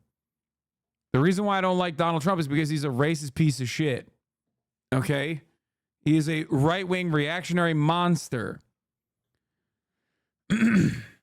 For these liberals, the only thing they give a fuck about is that, like, Donald Trump is so gross. I hate it. Oh, God. Like, I like that Donald Trump is uncivil. That's why that's one aspect of him that I like. He's funny. I don't give a shit about the optics of it. Also used to be a career path where you put your head down, you did the work, you amassed some seniority, you build a staff, you build a reputation, you build partnerships, and you passed laws, which is what you were there to do. And this is why I always say baboon in a suit when talking about like Western officials, because they wear a suit and tie, which obviously is supposed to showcase, like, you know, some level of like elitism, some level of superiority. Like, look at us, we're so well put together, while they advocate for some of the most violent, uncivil actions of all time. David Fromm's existence is a perfect representation of that. This is the comic and eye-catching side of the problem with the Congresses of the past few years, which is they're remarkably unproductive. And, you know, when you think about problems that Americans have, from the cost of nursing home care to how do you get health insurance, to climate change, to are the taxes too high, to the debates as we have this all-party consensus that is building in favor of more protectionism and trying to enrich ourselves by keeping out foreign goods, that these are things that you would think that the House of Representatives should be having a voice on, but laws don't get passed, this stuff happens. And so this you can see, and it gives you an idea. It's important as a clue to all the things that you don't see because they're not happening. One thing about this, too, is that it does come down to leadership. I mean, James Comer, this was his committee that devolved into this back and forth. Here was how he tried to explain what happened. I don't know if you've noticed it. I have 2 hearing aids. I'm very deaf. I'm not understanding. Everybody's yelling. I'm doing the best I can. Can we not recognize Ms. Green and let her get? We cannot, because of the rules of the committee, Mr. Chair. I sort of wonder how he didn't hear this piece of it. Watch. We're not gonna do this. Look, you guys earlier literally just you just voted to do it. Y'all did it first, so you don't want to talk about voted to do it. Order. I'm trying to get clarification. Look at yelling. Don't want calm me to down. Be, Can you please calm down? Don't tell me to calm down. Calm down. Because y'all talk calm noise, down. and then you You're can't out of take control. Because if I Look, come, Chairman, if I can come we and send talk take a about break her, for 5 y'all minutes? gonna have a problem. Megan? I mean, it's like a circus. And like it's a circus where people are screaming at each other. I mean, I guess Comer couldn't blame his wife because he didn't think of that excuse fast enough to solve this problem. That seems to be what we're blaming people for today. I just don't understand how this is like acceptable behavior from our lawmakers who need to be passing laws. People actually have issues in this country, and we need to have actual laws. You know, one of the things that's been interesting about voters, we ask about Congress a lot. Yeah. And it's funny, they very much want results, but they do not want compromise. And voters in this country seem to have lost the plot that it requires compromise to get results, which is, I think, why you now see people reaching for sort of the strongman authoritarian types, because they have forgotten that actually if a black woman started it, she would have the sole responsibility, but because a white woman started it, it's always them, they, Ugh, I hate this world. Yeah. No, for sure. If Jasmine Crockett was the first person to fucking pop off on Marjorie Taylor Greene in that exact same category, in that exact same way, you know they would be like, oh, it's really, really unacceptable the way that she's behaving. So uppity, you know, something like that. Just like fucking racially loaded terminology. Because it's a black woman who responded, they're basically fucking saying both sides. But like I said, I don't personally give a shit. Okay? I don't care. I don't care that they like pop off. I think it's great. Yeah, I mean, there was a woman who, I mean, there was this person who called it ghetto. Like literally. I think I tabbed out of that, but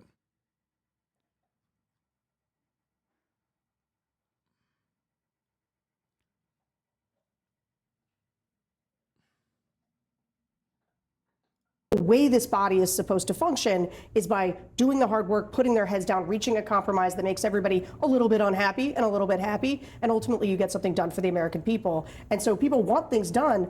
They don't want them to compromise. They want them to be in opposition like that, and that's why we have all this dysfunction. Yeah, well, I mean, and to what you were saying, David, too, when celebrity seems to be the goal of coming to Congress, you end up in situations like this. Well, Alexandria Ocasio-Cortez is sort of an example of this because, look, Marjorie Taylor Greene has no choice but to be Marjorie Taylor Greene. That's just, there's no upper floor of the building there. But Ocasio-Cortez has potential to go in a number of different ways in her career. And that the incentives are pulling her toward the Instagram influencer, the viral moment, the no big bills path. I will say Ocasio-Cortez is not always like this in committee hearings. I mean, she was jumping in defending someone, and she actually was the one who knew the rules of the committee, was using them to her, and she's usually very prepared for these hearings. But continue. Okay, so she has a path. I mean, I think what we're also coping with this is a Congress that doesn't have a majority in the House of Representatives, the inhibitions, what might happen under a different political culture is the speaker would put together a working majority, half of his party, a third of the other party, and build a majority from the center out. But that is completely prohibited by the culture of the modern House of Representatives. That's how actually things were often done in the past, especially in the 50s. Bro, you advocated for the Iraq War. You literally personally added Iran to the axis of evil speech. That was David Frum, right? I don't want to get my fucking white dudes in the Bush administration mixed up. But I'm pretty sure he was literally the guy who personally added Iran and North Korea into the axis of evil speech famously. And is he also Canadian? I thought Brett Stevens was the Canadian one. Was he also the fucking Canadian guy?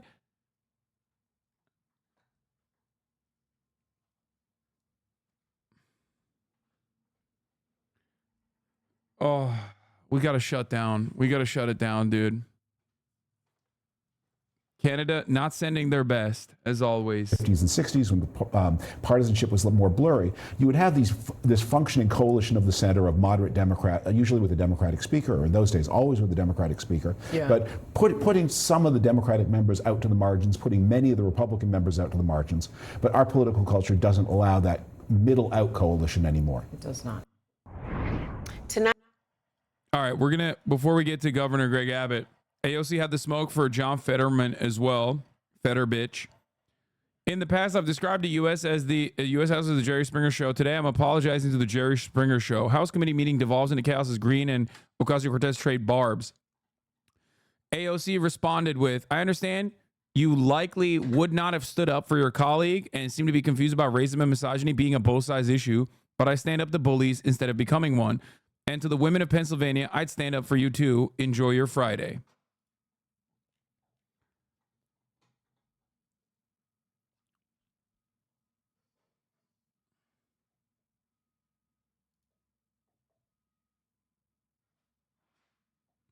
A black woman was assaulted by a racist and AOC defended her, and you are pretending like it was just drama. Pathetic fence sitter from friend of the show, Michael from Pennsylvania.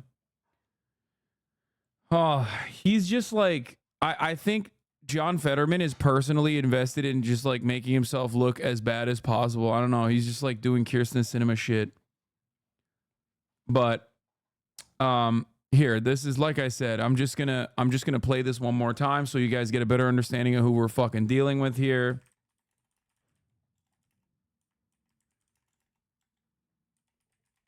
Okay. Hold on.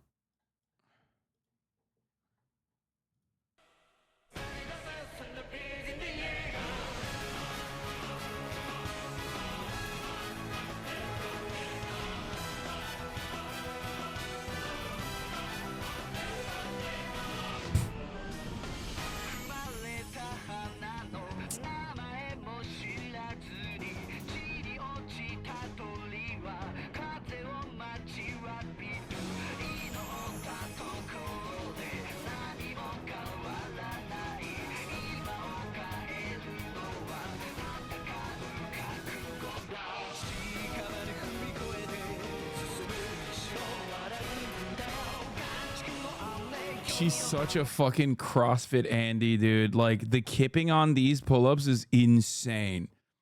For those of you who don't know, this is just typical CrossFit, okay?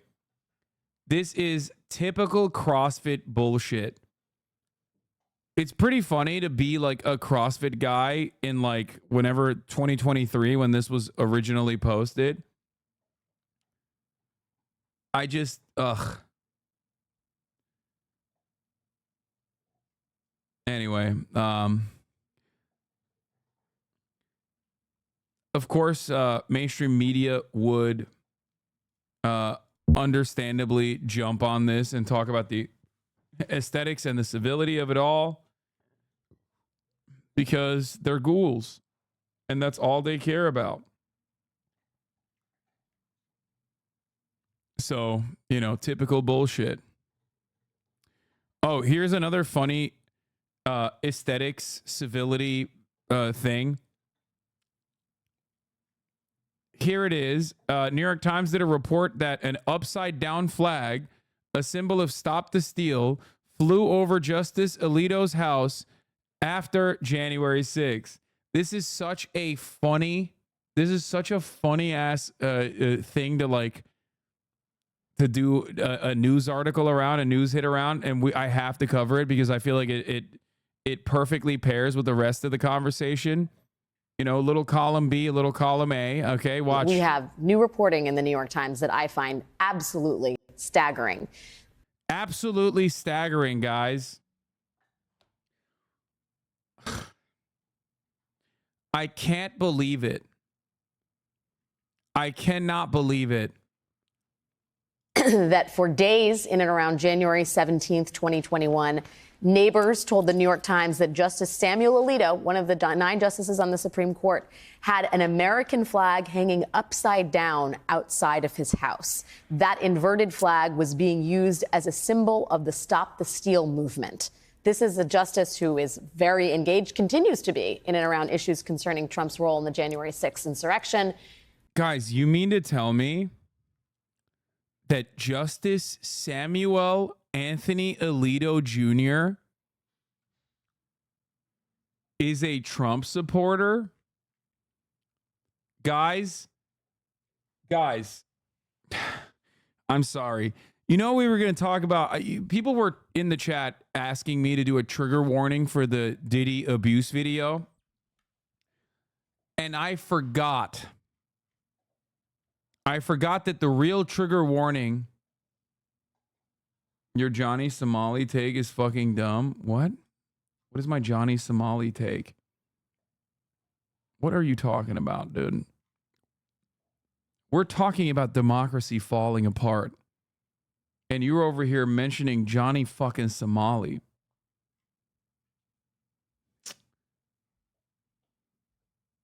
It reached Reddit clips.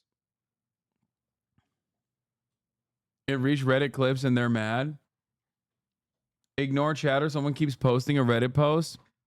They try to degrade it again.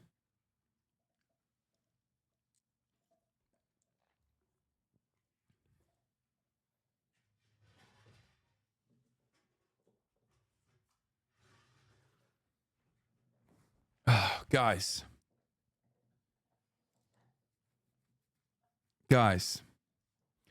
democracy is falling apart here. Justice Samuel Anthony Alito Jr. flew an upside down American flag on January 6th, and you guys are talking about some fucking kick streamer who should have been permanently jailed and institutionalized for the rest of his life. Meanwhile, you know who actually should be permanently jailed and institutionalized? Justice Samuel Anthony Alito Jr.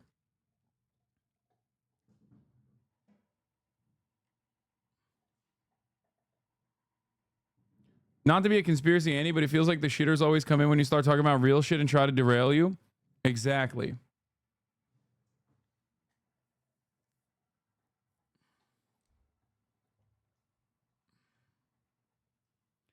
Please bend over so I can eat your scrumptious poop pie. Okay?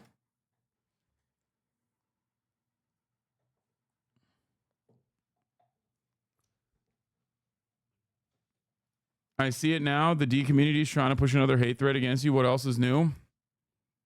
This is what I say to them. Johnny Somalia and Destiny are the same person in so many ways. So it's odd that they hate when he does it, but they love when Destiny does it. I guess because he's white and Johnny isn't. It's probably what it is. They're both gross, disgusting. Little freaks. They're little gremlins.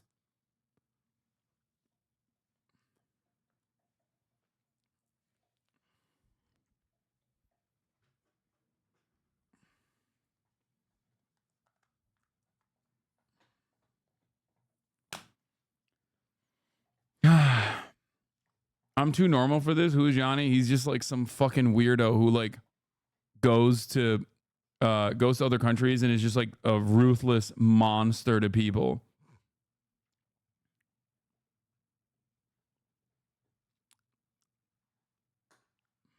Let's continue. Back to the fall of democracy, a very serious story that we're covering. Nominated to the High Court by President George W. Bush on October 31st, 2005, who served on the Supreme Court of the United States of America since January 31st, 2006. Justice Samuel Alito. Can't believe he did that. Apparently had a Stop the Steal flag flying outside of his house. He says in a denial, I had no involvement whatsoever in the flying of the flag. It was briefly placed by Mrs. Alito, Martha Ann Alito, in response to a neighbor's use of objectionable and personally insulting language on our yard sign. It was briefly placed by Mrs. Alito. Damn, he immediately said it's the wife. he pulled the ripcord. It's my bitch wife, dude. You know how it is. Yeah. Also known as the Clarence Thomas response. It's great. Good stuff overall. The old ball and chain. She did it. It was briefly placed by Mrs. Alito in the response to a neighbor's use of objectionable and personally insulting language on yard signs. This is nothing but a... This is extremely white people shit, by the way. I love this argument. And I love this conversation as well. Like, this is what white people are doing. They're duking it out over like lawn signs and you know, flipping the flag over and stuff. Who gives a shit about any of this, man? Like, actually, this is objectively one of the dumbest stories I've ever heard.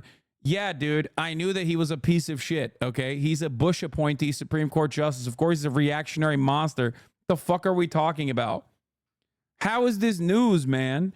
What are we doing right now? Democracy dies in the darkness. And that darkness is when we don't cover Samuel Alito 4 years ago having a fucking upside down flag on January 6th.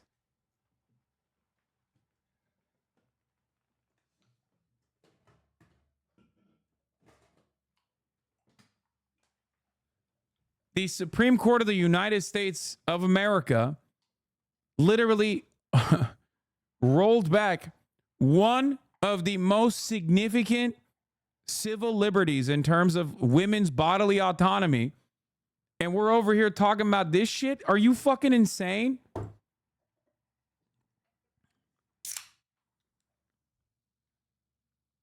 Bro, you're a homeowner. You're supposed to get in on this shit. I know. I should be getting very mad about this. We're doing HOA convos, dude, from 4 years ago.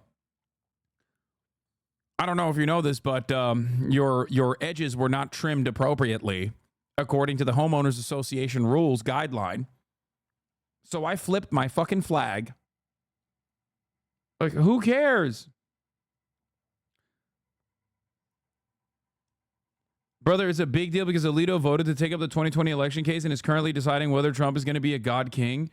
Yeah, I don't know if you know this, but I didn't need this this upside down flag story to know how he was going to how he was going to go on the 2020 election case. It's so funny to be like, yeah, this actually spells trouble. It's like, bro, do you know how the Supreme Court operates? Come on, guys. Like, what are we thinking here? You think the people on the Supreme Court that don't have this kind of situation going on at their houses 4 years ago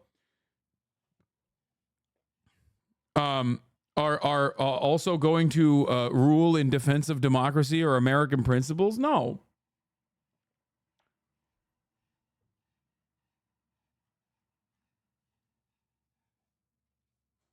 You all right? Down? Good girl. Good girl.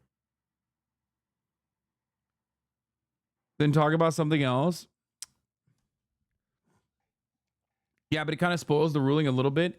Guys, I don't think you understand what I'm saying. Okay?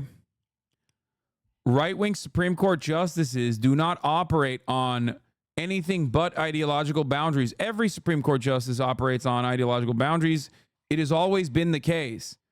The notion that this like taints their judgment is the notion that this instance is a further proof that like his judgment is tainted is idiotic. Every single one of them is going to basically calculate two things. One, how far can we go in our right-wing sentiment that we express in all of our decisions without basically destroying what remains of the Supreme Court's, institutional, what remains of the Supreme Court's institutional legitimacy. That's it. That's the only thing that they care about, so that they can keep making these decisions without people burning the fucking Supreme Court down.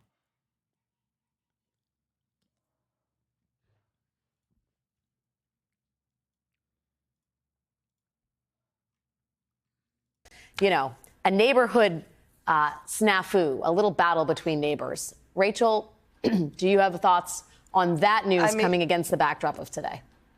It's unsettling. It's gross. First of all, everybody has different marriage rules, but it's my wife's fault is probably never within the marriage rules when you are talking to the New York Times about something that you've done that has brought enough scandal upon you and the institution you represent that it's on the front page of the New York Times. It was my wife. Like, I just don't, even if it was, like, just, I don't know. I don't want to give you any advice. But I feel like, you know, the upside down flag, it wasn't like he had a Trump 2024, Trump 2028 flag up there. It was the American flag upside down, which is a traditional symbol of distress.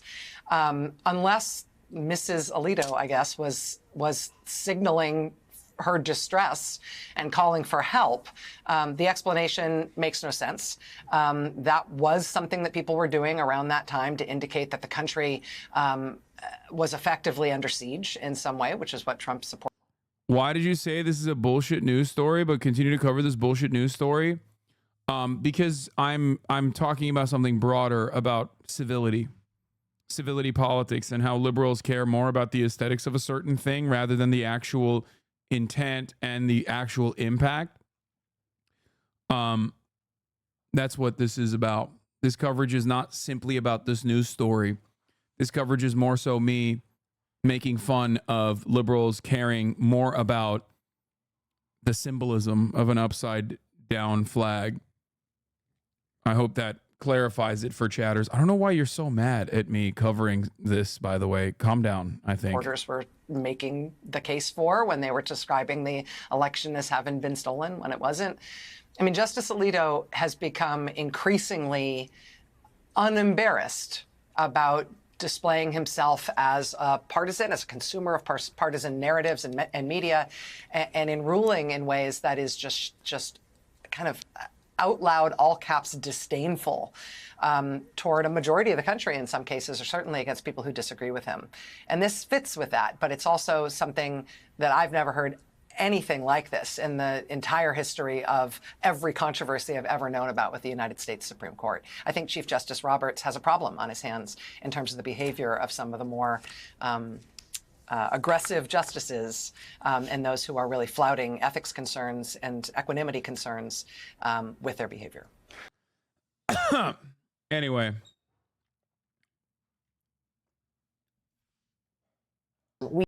Yeah, those neighbors who did not report the flag knew exactly what kind of person Alito is and knew that Alito and his wife were linking themselves publicly to violent extremists by displaying that flag. That's why the neighbors feared reprisals and stayed silent. If you see something, say something, okay, guys? If you see something, say something. Please. It's unacceptable.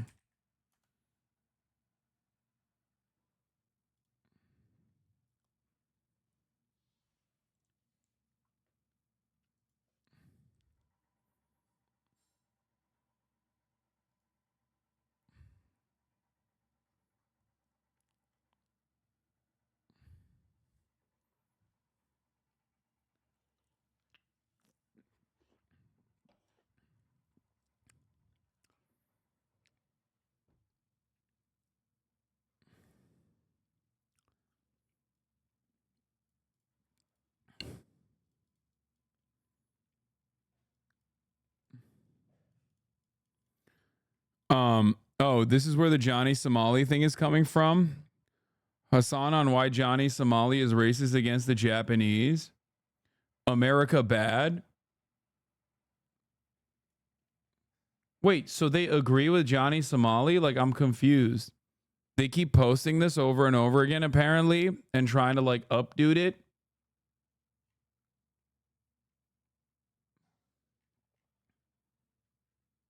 They've tried posting it multiple times. What is the anger? Repost threats. So going to repost my comment. What critical race theory does to a motherfucker? These guys' entire worldview is based on white people bad. It is hilarious. The kind of shit they come up with to stick to that. Are you okay? Do you need help? Nothing you said has anything to do with the clip in the pose. What is this? He was being incredibly fucking racist. What the fuck? I said racist? Yes, dude. Yes. Are you going to say that, like, oh, but Japan is 98% Japanese. How can you be racist to the Japanese? Because when he was being racist to the fucking Japanese, he was being racist to the Japanese by screaming Hiroshima and Nagasaki. So Johnny Somali wasn't being racist to the Japanese on the virtue of him being black and them being Japanese. He was being racist to the Japanese on the virtue that they were fucking annihilated by American atomics. Once again, tying this back to historic violence, colonial violence or imperial violence, but violence nonetheless, that an entire nation was subjected to. If it's tied to systemic violence, then yes, there is an adequate reason as to why this would be considered racist in the way that you understand racism. Okay? So that's it. That's literally, it's that simple. It is. Wait, I'm confused. What are they, like, what is the, at no point did you use the word white? Yeah. The main point of contention seems to be that Japan was imperial, and you say imperialism, colonial violence. Yeah, it's really interesting because if you actually watch the full clip, I actually get into that as well. But of course, that part is not in this clipped out of context. I almost immediately after this 58-second clip is done, unironically start talking about how Japan was obviously a fascist imperial entity itself, and the nuclear bombs, the atomics that we used on Japan had absolutely nothing to do with its, like, rape of Manchuria. But, you know,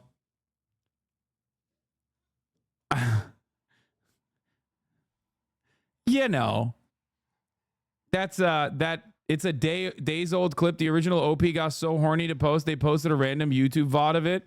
It's nothing. Even the normal LSF commenters aren't buying it. Comments are funny. That's literally, it's that simple. It is unironic. Yeah. Seems reasonable, level-headed, and ideologically consistent. If you want to disagree on the structural element of racism, sure, go ahead. It's clear from the numerous clips in the past few days that Hasan does believe there's a structural element. What's the gotcha moment here? Am I missing something? Yeah, after watching it, none of the raging responses in here don't seem to be relevant to the video at all. They're reacting to their own hallucinations.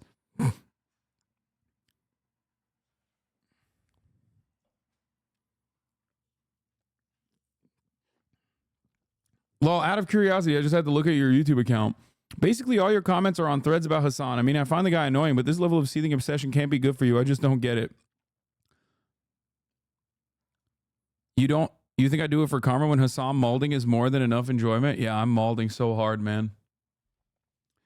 Doesn't this whole point of theirs imply that they think Japan deserved to be nuked? Yes, they are in agreement with Johnny Somali to own me, I guess.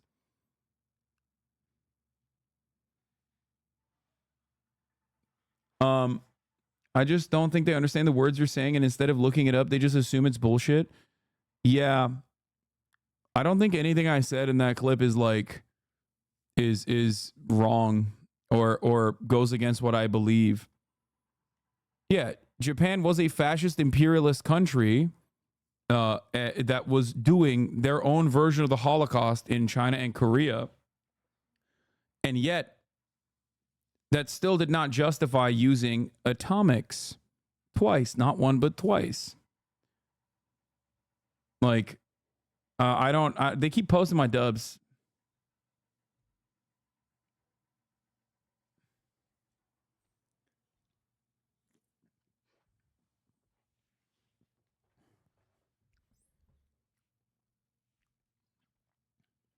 These fans' hatred of you is irrational. Nothing you say or don't say will have any impact on how they feel. Yeah.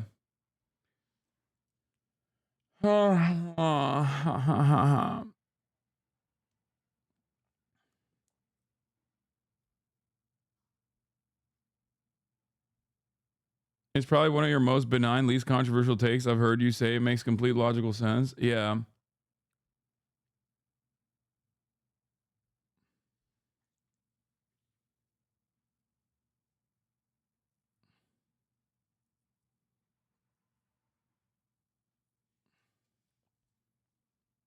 I agree the atomic bombs were not justified. However, they did probably save lives overall. Yeah, that argument is also bullshit because the argument is literally because America was firebombing Japan, which was going to kill more people in general.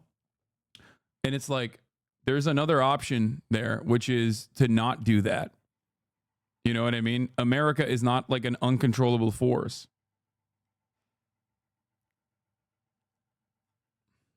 Like, it's not like a natural disaster. It was a calculated decision made by American generals to continuously firebomb all of the civilian areas of Japan.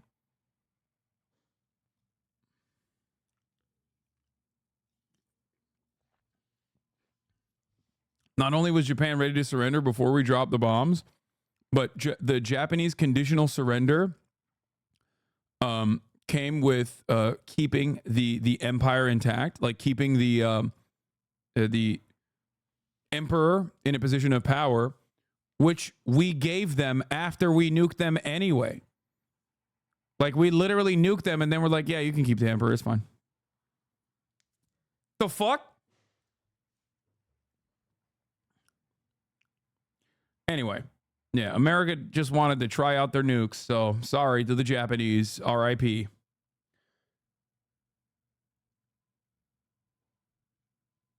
I hate when people repeat that talking point, especially when almost everyone in charge wrote memoirs about how they dropped the bombs for funsies. Yeah. We also pushed Japan to colonialism. Yeah, that's fucking bullshit. Okay. I'm sorry. Like, Japan getting fucked over by the global powers after World War I, when China is literally getting way more fucked over after World War I, and then the Japanese having their own imperial ambitions is ridiculous. We didn't push them into colonialism. They were definitely with that, okay? They were on board with that. Imperial Japan absolutely was nutty with it. That's crazy.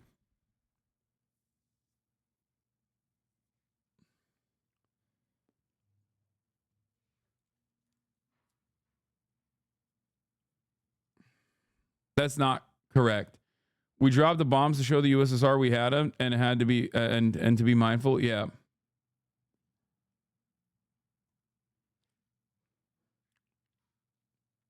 So, imperialism, not colonialism. Those are two different things. No. No, what Japan was doing was colonialism. Imperialism is the more modernized version of that. No, Japan absolutely had colonies. They were doing colonialism.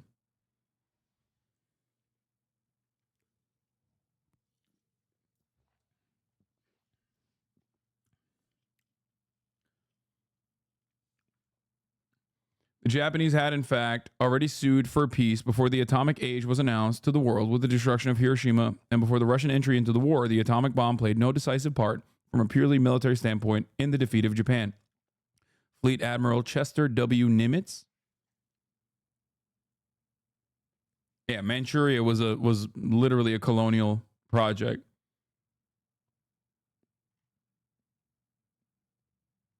And Japan was doing that before America even existed, and certainly after America existed as well. So the idea that like Japanese colonialism is something that the Western world pushed them into doing is completely incorrect. Anyway, Commodore Perry forced Japan to open, which led to the Meiji Restoration and the start of Japan expanding to match the Western powers.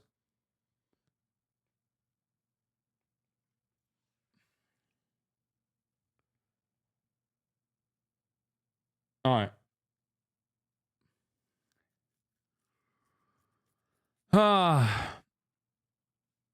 That chatter is wrong. Japan did not try to surrender before the nukes. That wasn't a chatter. That was a chatter quoting a high-ranking admiral in the American military at the time. And no, you are wrong. Japan did actually offer conditional surrender before the nukes. One of the conditions that they considered unacceptable being the continuation of the Japanese emperor. And America was like, no conditional surrender, just full-blown surrender. Fuck you. Actually, we're just going to nuke you regardless. And then they did. And then they kept the conditional surrender, surrender that they put forward. So you're wrong. On August 10th, 1945, Japan offered to surrender to the Allies, the only condition being that the emperor allowed to remain the nominal head of the state. Look at that. You don't have to watch Sean's 8-hour fucking YouTube video to come to this conclusion. This is from the Manhattan Project from the U.S. Department of Energy and an interactive history.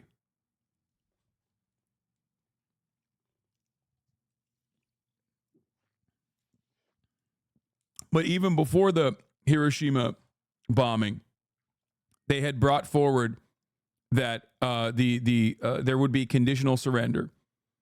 After the Hiroshima bombing, they still offered to surrender to the Allies, the only condition being that the emperor allowed to remain as the nominal head of state. And then they were like, okay, that's fine. Planning for the use of additional nuclear weapons continued even as the deliberations were ongoing.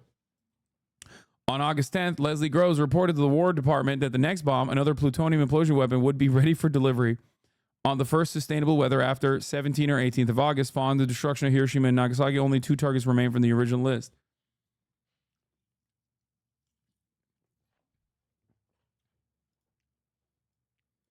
If you had to choose, though, would you pick no anime or nuke Japan? No, I know this part is actually after the bombs were dropped.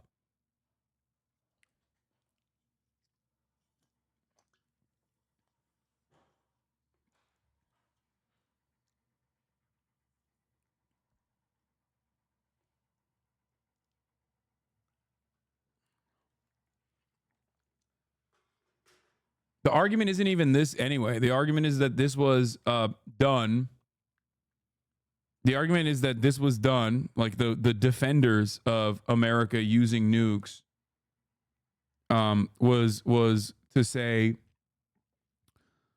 the argument that Americans use in textbooks usually revolves around something along the lines of like, well, the firebombing of Japan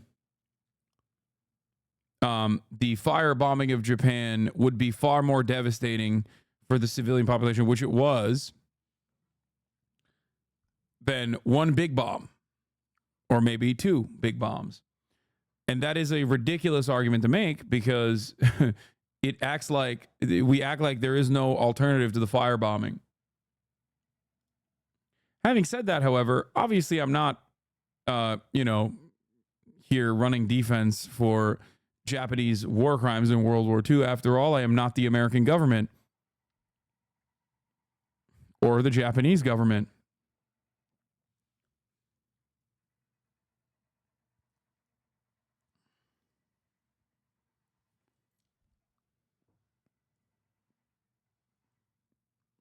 People always point to the Japanese people saying that they will never surrender, that they're, that they had that dog in them, that they would just die by the millions if necessary, and that they would kill themselves. I feel like it's Orientalism at play when people say that. That's bullshit and you know it, but then you're going to say some dumb shit like, oh, thanks, HasanAbi, and move on without addressing the argument. Buffoon in a suit. The only defense that you should be considered with, you should be concerning yourself with right now at the top of the hour is a $5 a month subscription defense. Walter Trohan, a reporter for the Chicago Tribune, reported that 2 days before President Roosevelt left for the Yalta Conference with Winston Churchill and Joseph Stalin in early February 1945, he was shown a 40-page memorandum drafted by General MacArthur outlining a Japanese offer for surrender, almost identical with the terms later concluded by President Truman. This is well documented for the record. U.S. leaders knew we didn't have to drop atomic bombs on Japan to win the war. We did it anyway.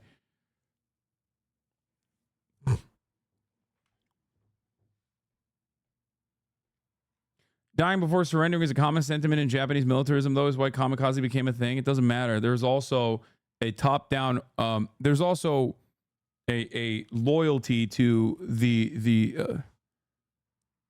there's also a loyalty to the Japanese emperor, and if the Japanese government decides that they are going to surrender, then people are going to surrender.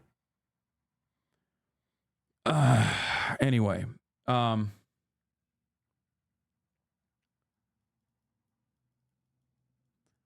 The argument I was taught in school was the nukes were the only way to avoid a land invasion. The only way to avoid the top of the hour ad break is by subscribing, okay? For $5 or for free.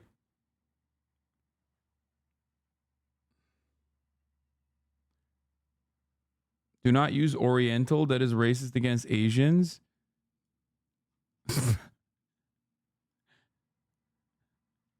I don't know if you know this.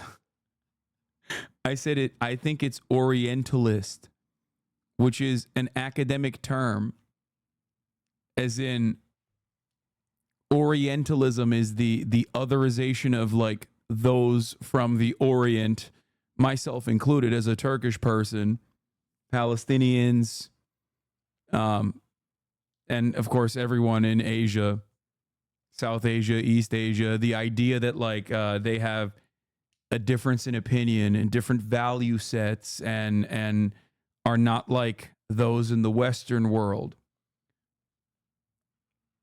I said Orientalism.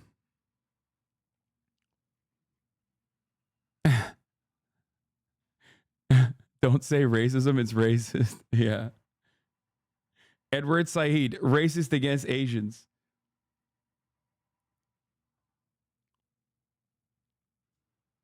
Anyway, I'm forgetting to run the 3-minute ad break, so I'm going to run it now.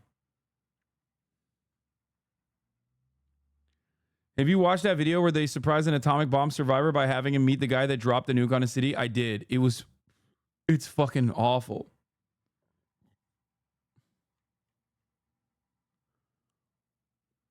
Bro, how is this chat like your chat so stupid sometimes, like genuinely embarrassed? Well, that's because we let anyone and everyone speak. And that's why there are plenty of people who are maybe not members of this community or maybe not even paying full-blown attention to what's going on in front of them.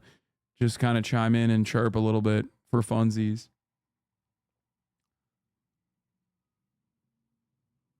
Yeah, Orient actually comes from the Latin for rising because that's the sun's direction is supposed to Occident.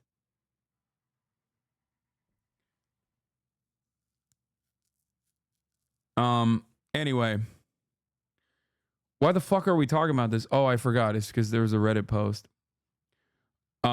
Yeah, before we move on to Texas Governor pardons man convicted of killing protester at the 2020 BLM rally, Daniel Perry, which was a fucking gross racist piece of shit, who literally, even under the Texas courts, was seen to be judged by a jury of his peers and was found guilty beyond a reasonable doubt in doing an act of premeditated murder.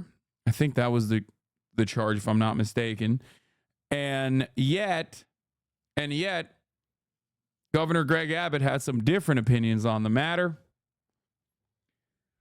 Wonderful stuff there. Before we get to that, though, I do want to cover this very funny, content condensed, 2.5 minute Asmongold Hasan debate on student protests condensed. If you want to talk about it, I'm down. Ain't nobody got time for that. Asmongold posted a tweet about pro-Palestinian protesters making arrest bases on college campuses that block students from going to class. Hasan responded that this wasn't happening. Asmon linked a video. Hasan said that the man shown was a known agitator who wasn't blocked from class but framed the video to make it look that way. They went back and forth until Asmon hopped on Hasan's stream. They have a couple of key disagreements that got very mixed together and lead to lots of repetition of the same points in different words. I'll do my best to give an accurate Steelman summary of the conversation. We'll start with how each of them views the universities. Asmon sees the campuses as private property where administration has no obligation to be held accountable by students, even if it would be better morally if they were. His analogies showcase people outside of a business or dwelling attempting to impose their will in on it. Hasan sees the campuses as public spaces where students, as contributing members of a public institution, do have a righteous say in holding them accountable. His analogies showcase people who are employees of a business or residents of a dwelling, voicing themselves from within this space. Asmon disagrees here, because unlike the government, these universities aren't democratic institutions. Agreeing with a cause does not greenlight any behavior to further it. You can't have laws where ends justify the means. Hasan holds that public institutions can be held accountable by their members, and he's glad that people have acted on ends justify the means mindsets and movements of the past. Asmon agrees that even destructive protests can be justified, but that it is dangerous for a system to have any sort of means testing of intentions to decide if actions are justified. He feels that the protesters today have not exhausted their opportunities to vent within our democratic system. In his words, if people want to protest, the best way to protest is to vote. Hasan posits that the state of the American electoral system makes change by voting impossible. That doesn't mean we shouldn't do our best within the system, but the reason that protests are so necessary is how unfruitful working within our current democratic system can be. They agree that the system is broken. Where they diverge is Asmon's belief that if people vote, the system will improve over time, and Hasan's belief that because lobbying overshadows the people's vote in the actions of our representatives, you can't work solely within the system to fix it. It's important to come away from this knowing that they agree on more than they disagree, and there's no animosity between the two. I might disagree with you on kind of the methodology of the protest, but I agree with you about these problems. I didn't grab no shoes or nothing, Jesus. I ran for my life. Respect. This channel's gonna save me so much time. What the fuck am I gonna do? Go on a walk with my dog, read a book? What the fuck? I watched the whole thing when I could have just waited a random 800 sub channel to post this absolute banger.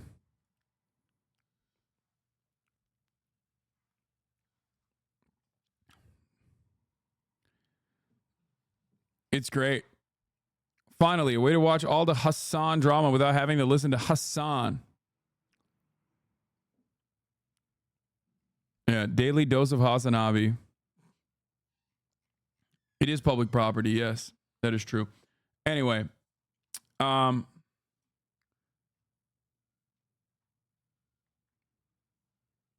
abridged debate drama, I love that. Even the haters like it. That's great. Problem is, I don't think haters fucking hear anything. They just I don't think they're responding to anything I'm actually saying. They're more so just responding to the feelings that they have and the hallucinations in their minds. You know what I'm saying?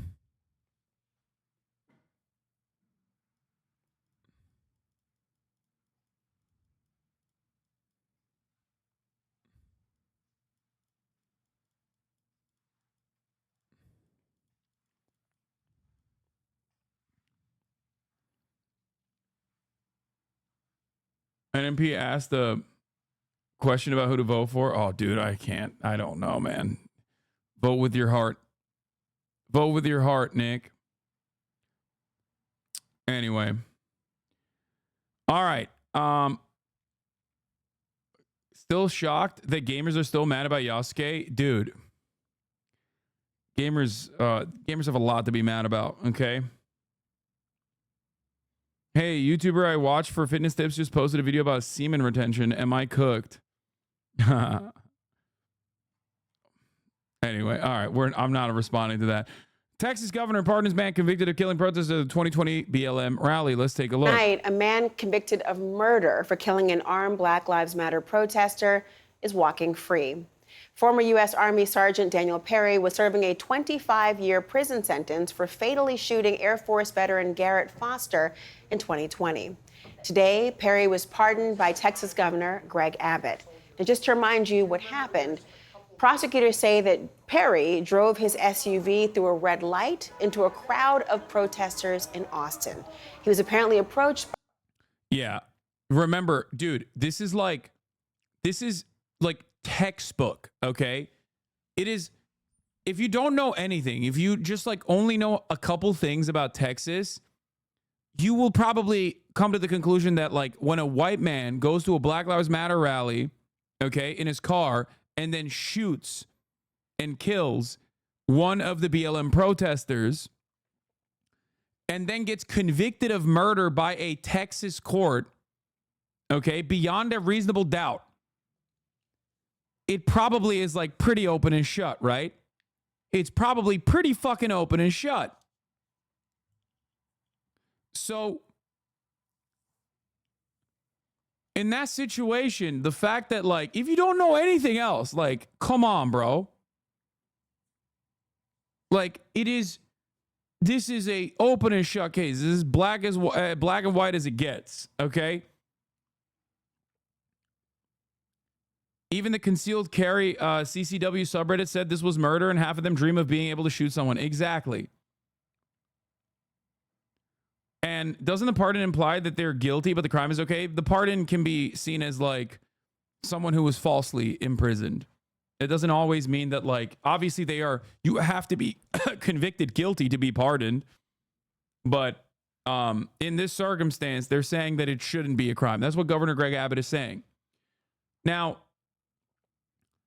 there was so much about Daniel Perry. There was so much in the court case. Investigations were obviously conducted, and they found that he genuinely did have racist intent. Okay, openly saying that he was he was saying a whole bunch of anti-Semitic shit, whole bunch of Islamophobic shit, whole bunch of anti-black shit, trying to text teenagers in chat rooms. Like, this guy had it all. Okay. This guy had it all. And we will cover all of that in a second if CNN doesn't get to it. Okay?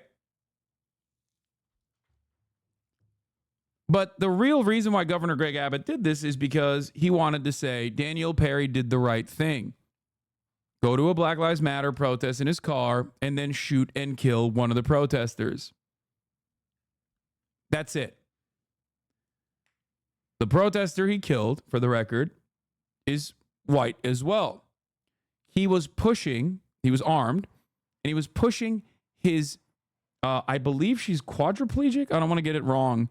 His wife who's in a wheelchair. He was also a veteran.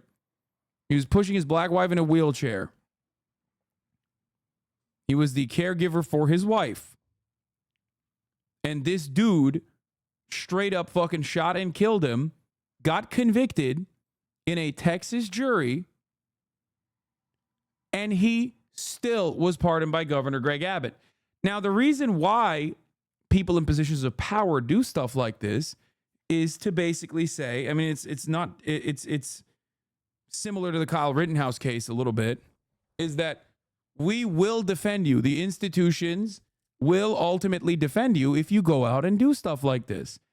That is what this is. Okay? He openly also showcased his intent, by the way, Daniel Perry. This is one page of the 76 that were just released. Here, Daniel Perry says, I will only shoot the protesters in front and push the pedal to the metal.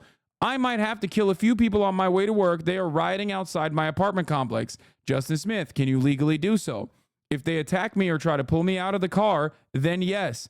If I just do it because I'm driving by, then no. Yeah, right, Law. Make sure to use only one shot on the protesters, so if they try to flood you, you got enough rounds for them all. I will only shoot the ones in the front and push the pedal to the metal. You got that much control over your bloodlust? Lol, boy, have you matured? All you would beat the fuck out of them, then rape a few. Look, I would probably barely have ammo left over with this tactic. I have to conserve my ammo for the trip back to home. No protesters go near me or my car. Can you catch me a N-word, the old school N-word, Spanish word, daddy? That is what I am hoping. Yay, says Justin Smith. That's the guy. That's the guy that was just pardoned. Like, there is no clearer. This is the reason why he got convicted, okay? It wasn't even like a Kyle Rittenhouse situation where they actually struck from the record Kyle Rittenhouse, the footage of him like looking at a bunch of black people outside of a CVS and being like, I'm gonna shoot them. Like, where they literally struck that off the record. This is not vague. Don't say pretty vague still. What do you mean? How is this vague? If this is vague, there is nothing that you will ever be convinced of. This is literally a dude saying, I am going to go to a protest and shoot and kill black people with racist intent. I have racist intent and I want to go and I'm fantasizing about killing black people and Black Lives Matter protesters. The idea that this is vague is insane to me. And you are wrong. It's not like a jury of his peers found that to be vague. A jury of his peers looked at that and went, okay, that shit's a little too racist for our taste.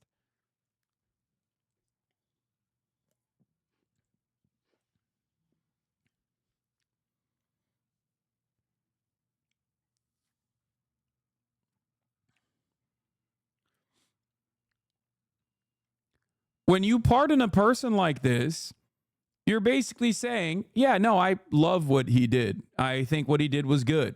And I want to make sure that, you know, if it happens again, I'll defend it again. Implying that you want it to happen again. Let's continue. By Foster, who was openly carrying an assault-style rifle, which is legal in Texas. Foster then motioned for Perry to lower his window, at which point Perry shot Foster with a handgun. The defense argued that Perry's actions were justified as self-defense, but the jury, they went on to convict him. Now, Governor Abbott made an unusual request for the Texas Board of Pardons and Paroles to carry out an expedited review before Perry was even sentenced. Now, that board unanimously voted to pardon Perry and restore his firearm rights earlier today. Like, that dude can now have his gun again. Okay? There's, I don't know what to say about it. I mean, this is just white supremacy in action, in full display. Okay? That's it. That's it.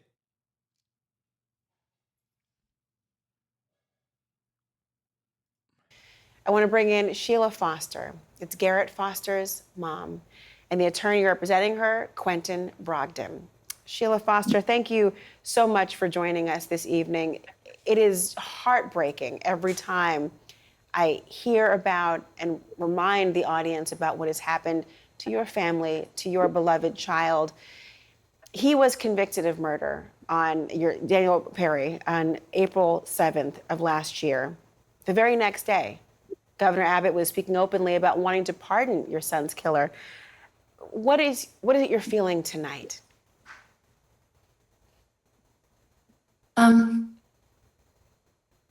Reading the governor's pardon, it appears as though nothing that was done in trial and nothing that was reviewed by the pardon board was included in his pardon. That is all stuff that was said by the defense attorney in the beginning.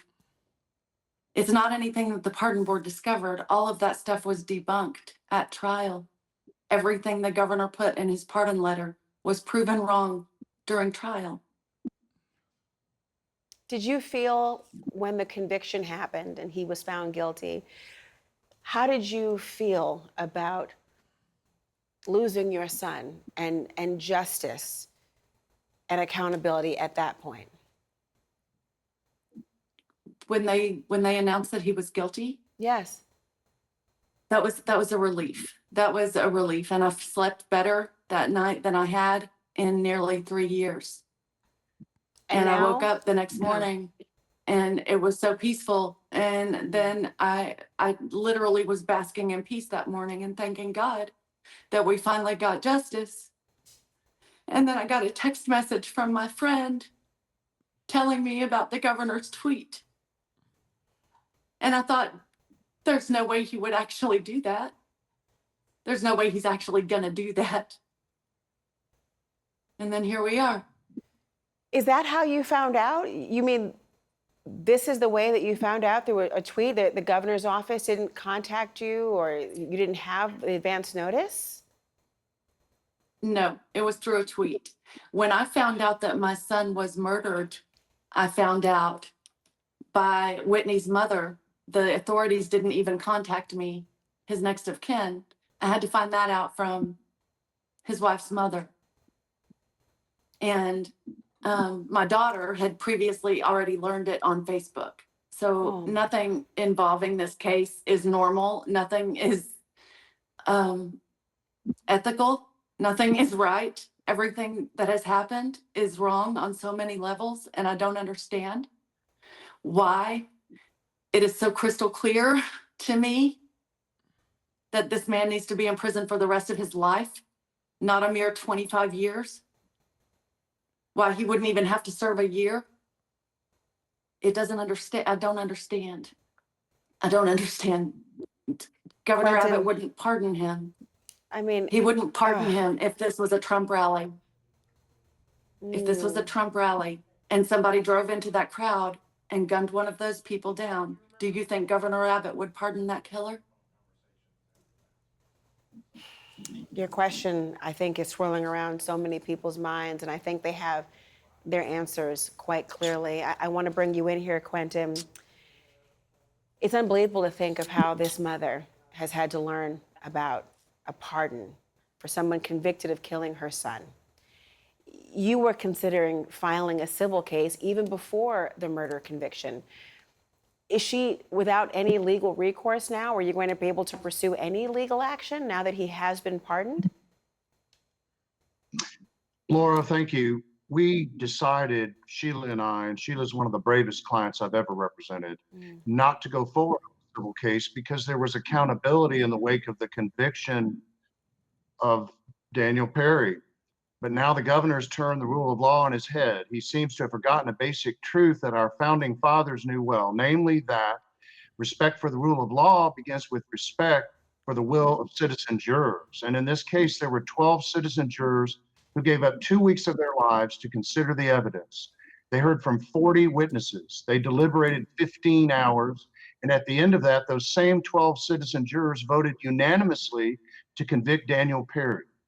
And assuming the governor or anybody else who would say this is a travesty of justice is correct, then there are 2 separate courts of appeals in Texas that can be allowed and should have been allowed to weigh in on this and potentially reverse it if it needed to be reversed.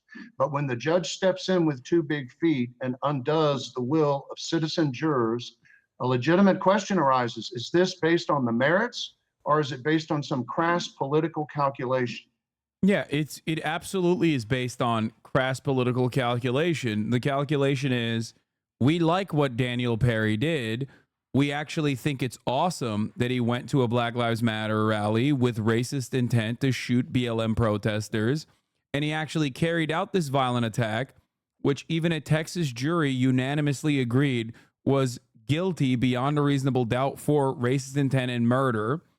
And Governor Greg Abbott likes that and doesn't think that that's a bad thing, which is why he pardoned this person. Let me be very clear. Let me be very clear. Governor Greg Abbott is saying this is good. What he did, what Daniel Perry did was good, and we want more of it. This was his statement. The Texas Board of Pardons and Paroles conducted an exhaustive review of U.S. Army Sergeant Daniel Perry's personal history and the facts surrounding the July 2020 incident and recommended a full pardon and restoration of full civil rights of citizenship. Among the voluminous files reviewed by the board, they saw that he was also like a far-right neo-Nazi furry, among other things. You know, they saw all of the text messages and were like, this is awesome. We like this. Okay? They considered the information provided by the Travis County District Attorney, the full investigative report on Daniel Perry, plus a review of the testimony provided at trial. Texas has one of the strongest stand-your-ground laws of self-defense that cannot be nullified by a jury or a progressive district attorney. I thank the board for its thorough investigation, and I approve their pardon recommendation.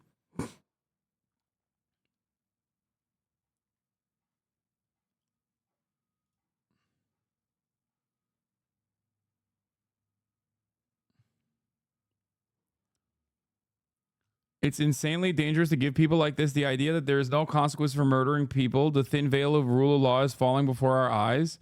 Guys, that is the whole point. There is no difference. I mean, this is the most violent version of exactly what happened at California's University of California, Los Angeles campus a couple weeks ago at this point. Students were peacefully demonstrating at an encampment. The university sent the police as they stood idly by and watched the racist violence against the pro-Palestinian peaceful demonstrators unfold. And then the very next day, the university used that violence that the students in the encampment experienced as a reason to then do state-sponsored violence. Okay? The goal there was to show everyone and anyone, if there is a violent lynch mob, then that's great. We will literally conduct and commit the very same desires of said violent lynch mob. This is not new in American history. Okay? This is not new at all in American history. This is exactly the same shit that happened. This is exactly the same shit that happened time and time again in American history, both in contemporary U.S. history and also American history as a whole. What is state-sponsored violence you're referring to? Breaking up the encampment? Yes. Sending the police to violently apprehend and beat the shit out of the student protesters for peacefully demonstrating their First Amendment rights. This is fascism, by the way. This is white supremacy and it's fascism. Straight up. Make no mistake. And it happens in many different ways, but this is one of the most glaringly obvious instances of American fascism and American white supremacy. That's it.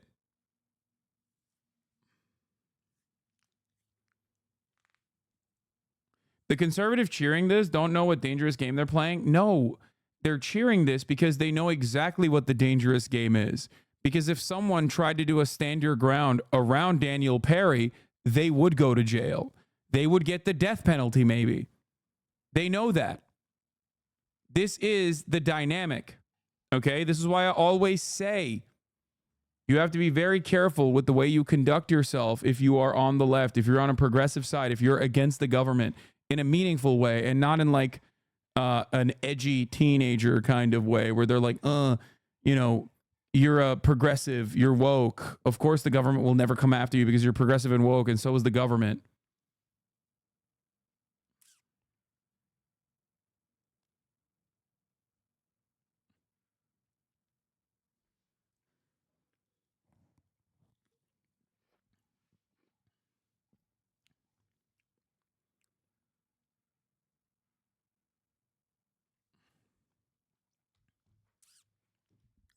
This happened in the South during racist lynch mobs in general as well. Historically, the police almost always side with fascist demonstrators, defend fascist demonstrators, and rarely ever apprehend fascist demonstrators, no matter how violent they get. If you defend yourself against fascist demonstrators, and if you recall, this did happen under the Trump administration, just like this incident as well, Trump will send the marshals after you and execute you point blank and then flex on your dead body. This literally happened. The reversal of this already occurred. Okay? In Portland, where an anti-fascist who also had a weapon, okay, shot and killed a Patriot Prayer Nazi. Okay? After that Patriot Prayer Nazi went over, Michael Rennell was his name, yes. A Patriot Prayer Nazi went over with bear mace and was like attacking BLM protesters. Michael Rennell was hunted down by marshals directed by Donald Trump, who demanded his execution, and he got his execution. Donald Trump then turned around and said, look how awesome it is that we executed Michael Rennell. One day after his interview with Vice News.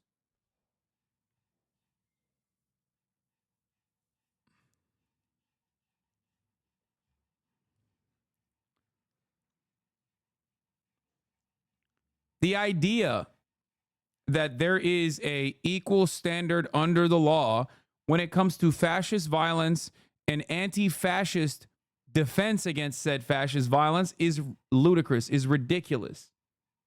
Okay?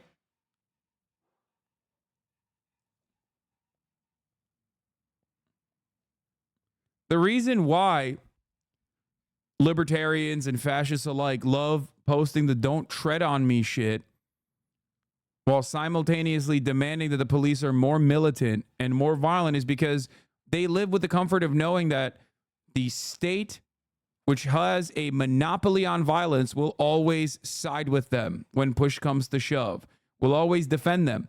That's precisely why January 6th was a unique moment. Not January 6th's immediate aftermath, of course, because the police didn't do shit on January 6th for the most part, with the exception of shooting and killing Ashley Babbitt, which I am still very critical of, for the record.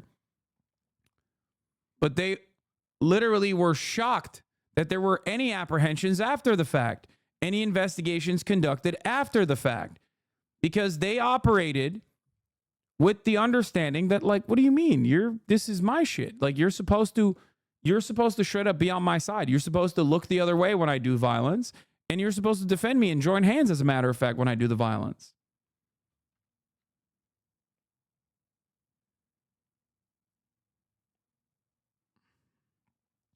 Daniel Perry bragged about killing a homeless man by accident. A review of Daniel Perry's cell phone extraction revealed native messages exchanged between Daniel Perry and a phone number saved in the device's Justin Smith on or about March 30th. Outgoing message: I killed a homeless man by accident. Outgoing message: the police already know and they let me go. Justin Smith: huh.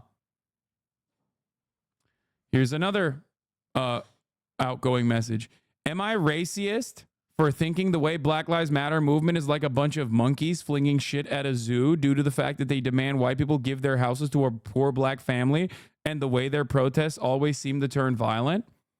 Outgoing message: for example, my parents own a 4-bedroom house, and the BLM movement believe that my parents should give their house to a poor black family and pretty much live in a 1-bedroom house that they should buy with money they don't have. Once again, pure fantasy. But he believes it to be true.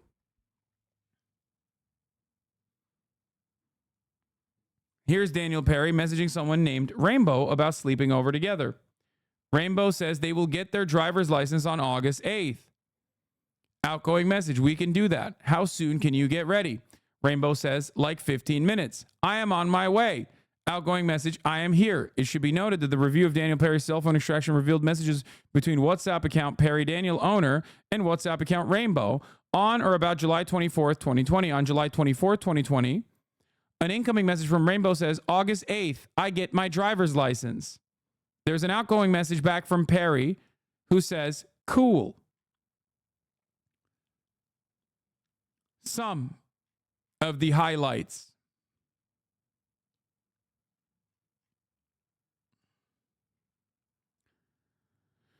I'm trying to imagine the reaction from the right, and to be honest, from the media too. If a Democratic governor just pardoned a man found guilty of murder who had posted on social media, too bad we can't get paid for hunting Jews in Europe. Perry posted the above, but for Muslims.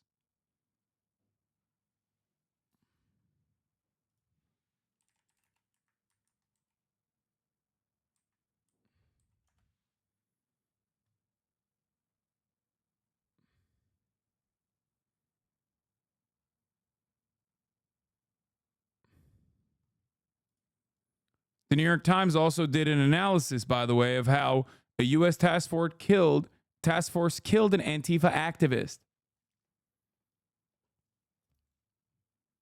That is what happens in this country. This is something to always pay attention to. Donald Trump, remember, for Mike Rennell, cheered his killing as retribution.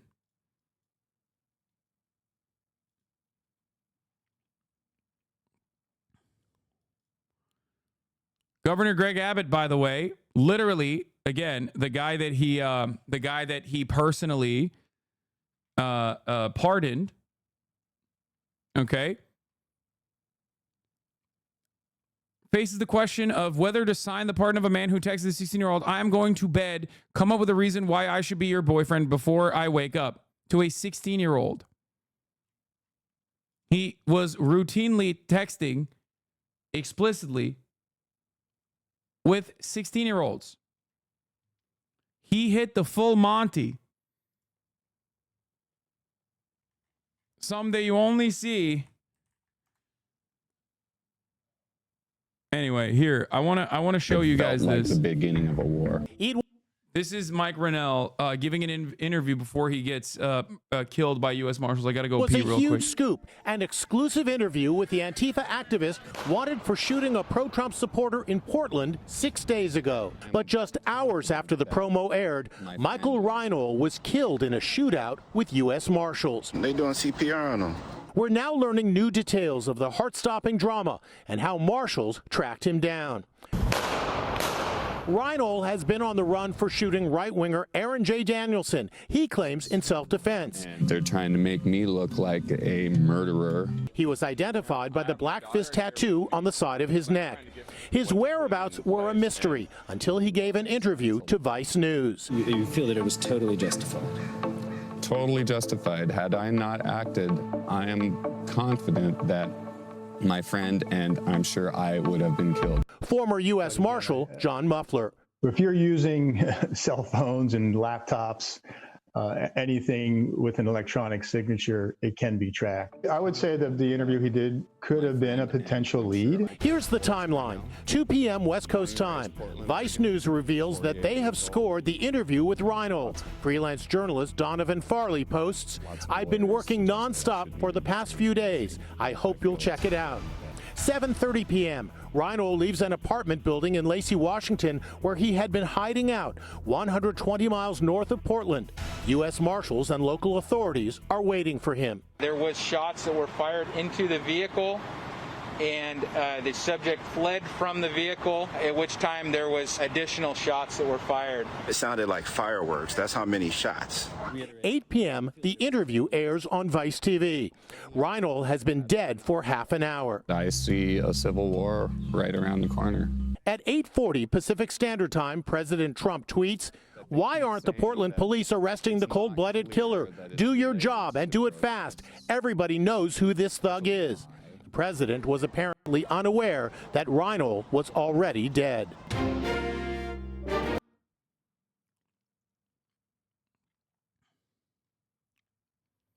Yeah.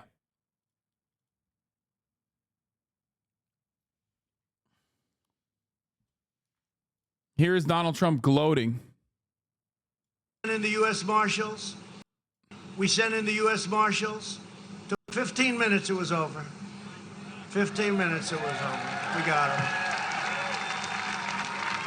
They knew who he was. They didn't want to arrest him. In 15 minutes, that ended. Anyway, and they called themselves peaceful protesters.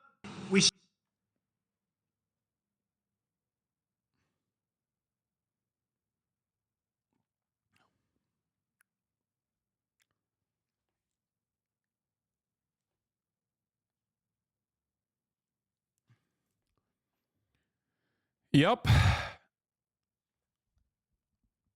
So just remember that.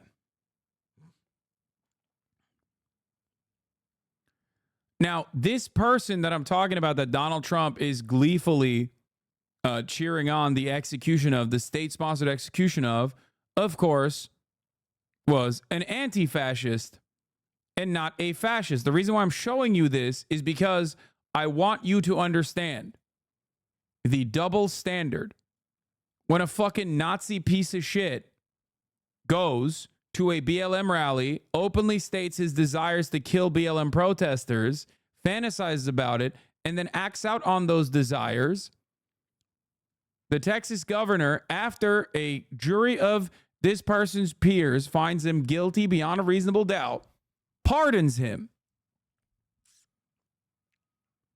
When an anti-fascist, on the other hand, is literally at a Black Lives Matter protest, providing security, and fires at a Nazi, like an actual out and about patriot prayer Nazi, okay, who is attacking the Black Lives Matter protesters, he gets executed by the marshals.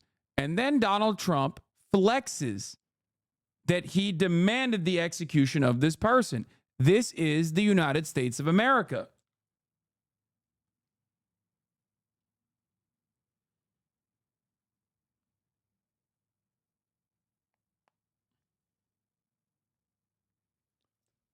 If you are looking for some kind of consistency here, the only consistent principle is white supremacy.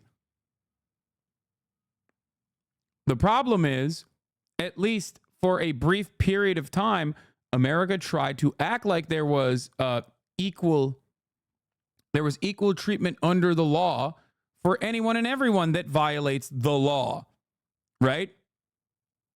Except there is no equal treatment. They want to go back to Reconstruction era clan violence, okay? They think that that is fine. They find it okay to outsource the state violence to paramilitaries, to people who will take matters into their own hands. That's it.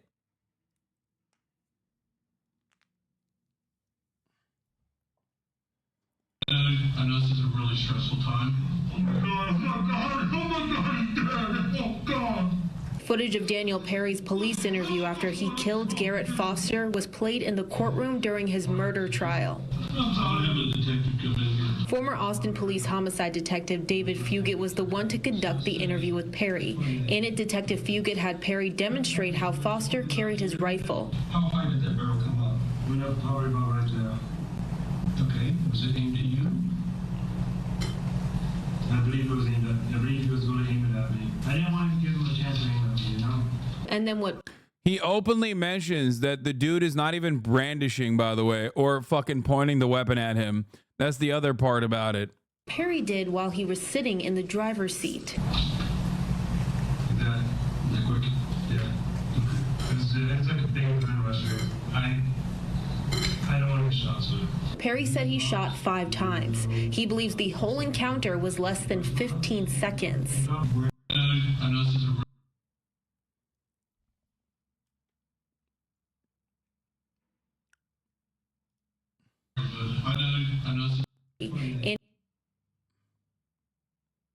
saying he doesn't want to give him the chance. The dude he shot, by the way, literally, the dude he shot and killed was pushing, moments before he shot and killed him, was pushing his quadriplegic wife at the Black Lives Matter protest. Okay?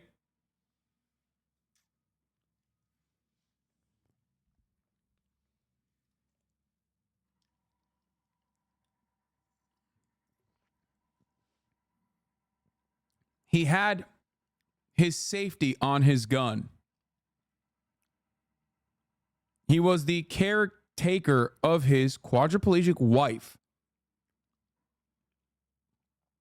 And this scumbag shot and fucking killed him, and openly stated his intentions to shoot and fucking kill BLM protesters. It is such a classic case of open and shut racist murder. Okay? He had racist intent. The dude who shot and killed was white. His goal, however, was to go and shoot BLM protesters. Okay?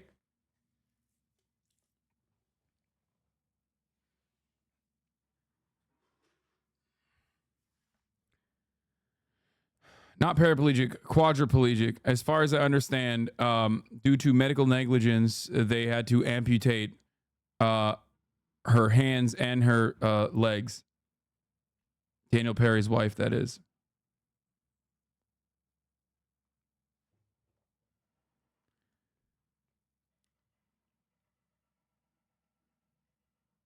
Anyway.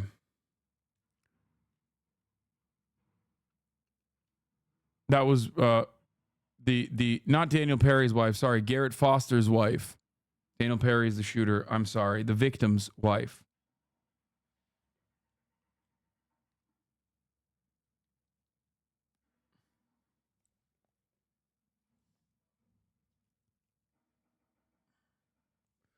Every part of this story has an element of white supremacy, and is the reason why we say white supremacy is a systemic issue. Okay? You can try to individualize it all day, every day, whichever way you want to. In February, who said this. Going through all of this, and it's dehumanizing, you know, and just with all of this being everywhere, and it's just been like a whole 3 years of like not being able to grieve properly, not having any peace. We are this afternoon getting a lot of reaction to this development. This from DA Jose Garza, who says, quote, the board and the governor have put their politics over justice and made a mockery of our legal system. They should be ashamed of themselves. Their actions are contrary to the law and demonstrate that there are two classes of people in this state where some lives matter and some lives do not. Perry's attorney, Doug O'Connell, said in a statement, quote, the action by Governor Abbott and the Pardon Board corrects the courtroom travesty which occurred over a year ago and represents justice in this case. We are anxious to see Daniel reunited with his family. Keep in mind, this decision is final. There is no legal path toward an appeal, and the case is now officially over.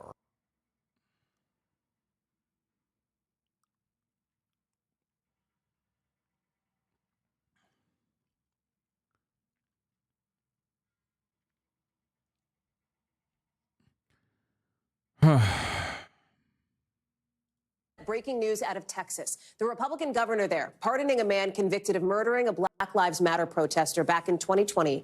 As we're just learning in the last couple of minutes here that he is now out of prison, meaning that 25-year sentence for former U.S. Army Sergeant Daniel Perry is now pardoned. Again, this is for shooting and killing Garrett Foster, a 28-year-old man at a protest in Austin. It is nullified. All of Perry's rights are set to be restored. Perry. What are the chances of him reoffending? I mean, dude, what are you talking about? Why wouldn't he? He got the fucking clear. He got the go ahead. Why shouldn't he? You know what I mean? And it's not just him. I mean, they literally fully restored his civil rights, as in gave him his gun back and his gun rights. And that in and of itself is just like a clear-cut indication that the federal government, I mean, the Texas state government is basically saying, no, go off, King. Do it again. It is also a message to anyone and everyone that wants to take matters in their own hands. You see a fucking Palestinian rally going on? You know what I mean? Get in there. Stand your ground. You see another Black Lives Matter rally or Black Lives Matter protest going on? Get in there. Stand your fucking ground. Take matters into your own hands. Yeah, it's the Republicans that are letting out the violent criminals on our streets. But of course, the kind of violence that they're doing is against Black people and allies of Black people in general, people who are upset about the disproportionate violence Black people are experiencing in the hands of the police state. So killing them is perfectly permissible in the eyes of many in this country's positions of power.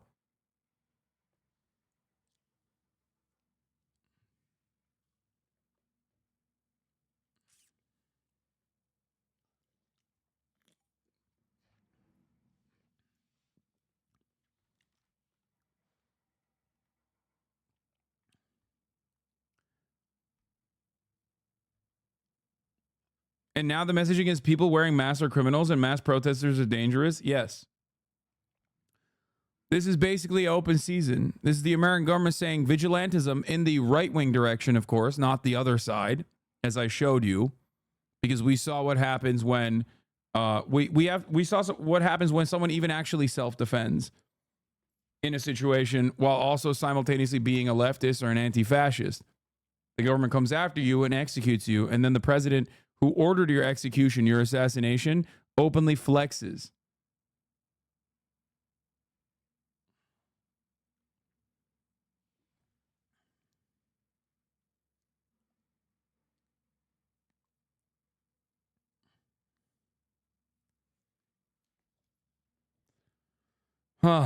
Admits to shooting Foster, who you see right here, while driving an Uber in Austin. And his attorneys argue that because Foster was armed, Perry was acting in self-defense. Governor Greg Abbott saying in a statement just last hour, Texas has, in his words, one of the strongest stand your ground laws in the country. And like if Garrett Foster actually had his weapon out, safety off, which he didn't, okay, and aimed it towards Daniel Perry and shot and killed him, you know his ass would be in prison right now. Okay? That's, make no mistake. He would absolutely be in prison, despite the fact that it is obvious that Daniel Perry had criminal intent.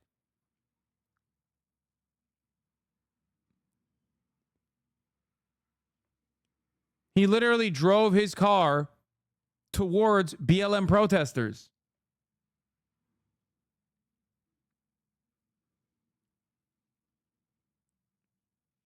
What is this? The U.S. Department issues worldwide travel alert, warns of terror against LGBT events. What? The fuck?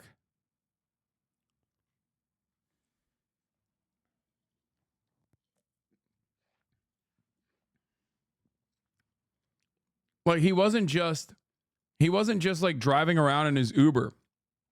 He openly stated that he was looking for protest and that if given the opportunity, he would shoot and kill them because it would be a legal kill. Remember, this concept is basically baked into right-wing reactionary politics.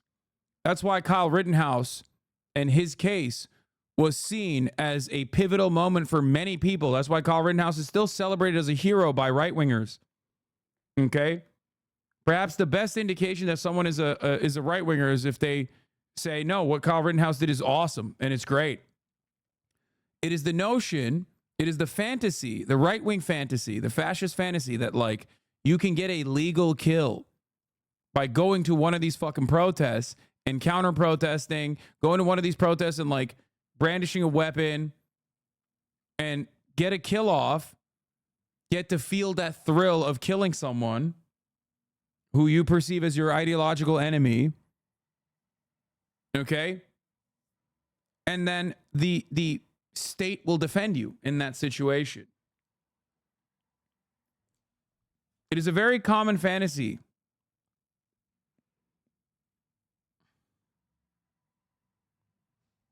A very common fantasy.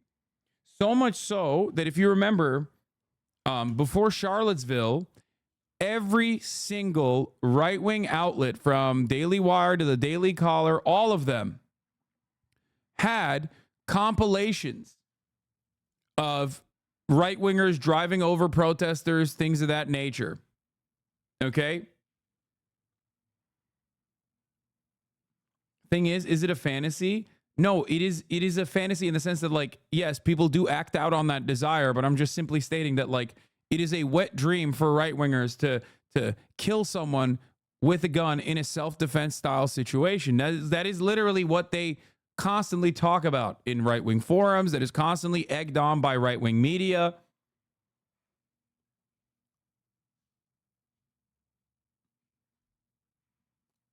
Guys, Tom Cotton, a senator, literally said you should throw protesters, pro-Palestinian protesters, off of a fucking bridge. Okay? Wait, the U.S. is so much like Israel? Yeah, of course. It's fascism. It's exactly the same. That's my point all the time. Except when I say America fucking sucks for these kinds of reasons, people don't immediately hit me with a you're anti-white, anti-Christian, except they do kind of. They do literally say that. So I guess in that sense, it's identical to Israel in that regard.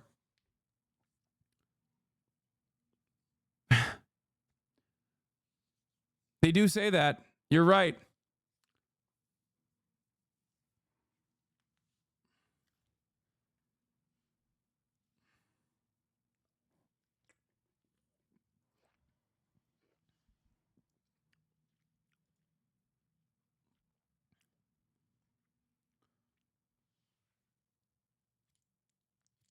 Note the intent is to chill protests and make us afraid. This is why Republican states encourage people to run over protesters and try to pass bills legalizing it. And yet they still have no people power. And we have it all. Our protests are always bigger despite them threatening to legally kill us. Yes.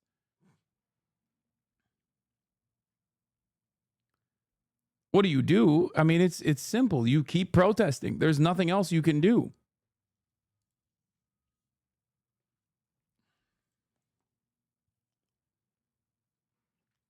Doesn't self-defense work here, though? No. You are engaging in an offensive act.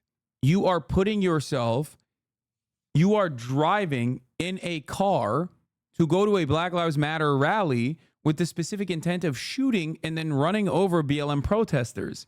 You have stated this intent in text messages. There's a difference between you being at a Black Lives Matter rally as a BLM demonstrator who is armed, okay, which is legal in the state of Texas.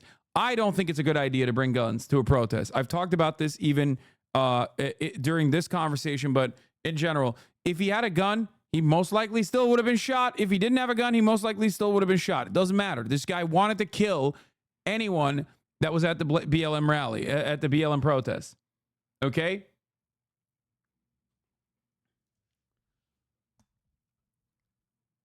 And it's not even a thing that is controversial for me to talk about, because like a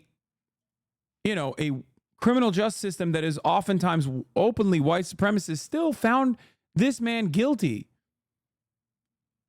in the fucking state of Texas too.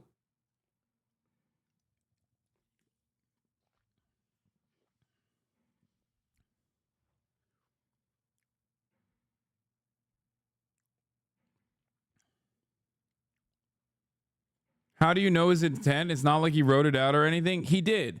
Just like your intent is probably to bait me at the top of the hour and try to get a 3-minute ad break serving. But it's failing right now. You're failing to do so. Because at the top of the hour, I'm going to use your bait to counter protest against you. It was a joke and I wasn't trying to bait you, but I'll do it. Smile. Yeah. You were probably being sarcastic, but it doesn't matter. I still used it against you. I weaponized it against you to serve the 3-minute ad break at the top of the hour. Now, of course, if you need a defensive posture against that sort of thing, all you need to do is subscribe for $5 or for free with a Twitch Prime by connecting your Amazon Prime account to your Twitch account, where you get 1 free Prime subscription a month.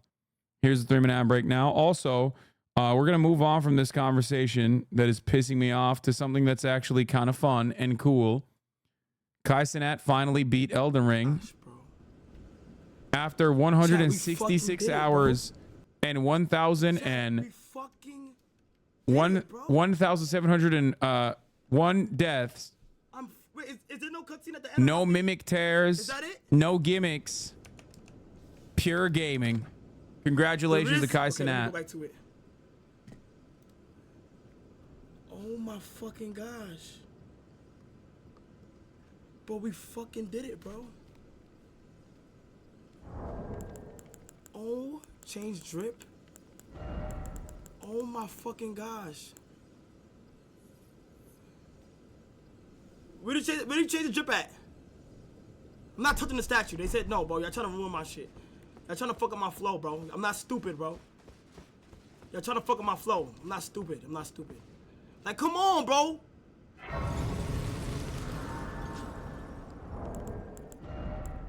I got it already?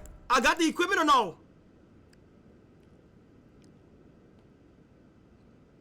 Oh my fucking gosh, I'm the Elden Lord. Well, put on the final drip that I want for the cutscene?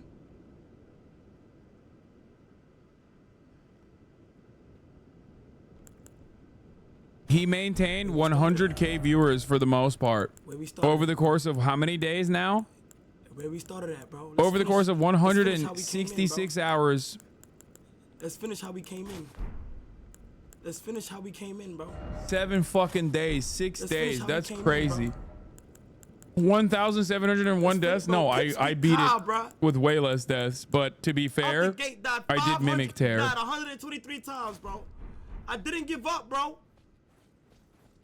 At the pivotal moment, defeating Mikola, I think he had like around 250K. I didn't give up, bro. Sonny, what I do now? Oh, mimic tier. Sorry, not tear. Whatever. Statue. Yeah. I saw in the morning he had 40K people watching him sleep.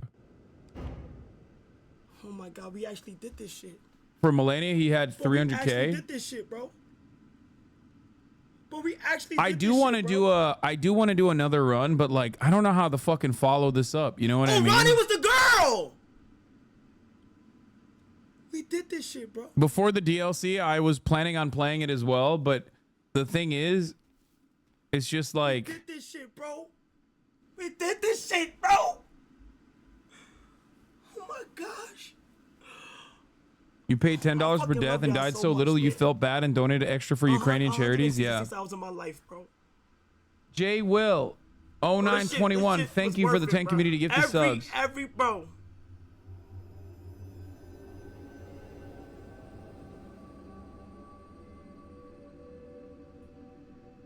Kids, say make sure this cutscene is in here too.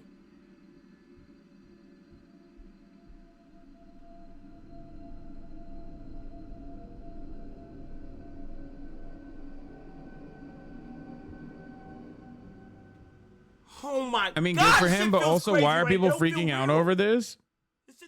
People have beaten the game on fucking dance pads. Yes, bro, because he's like a normie who doesn't do shit like that. Okay? And also because he's insanely popular. Hello, welcome to twitch.tv.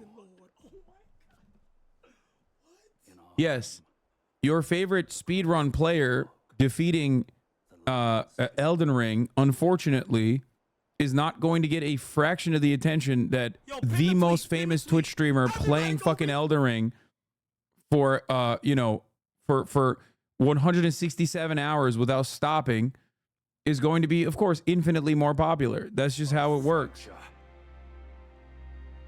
It's also his first Soulsborne game.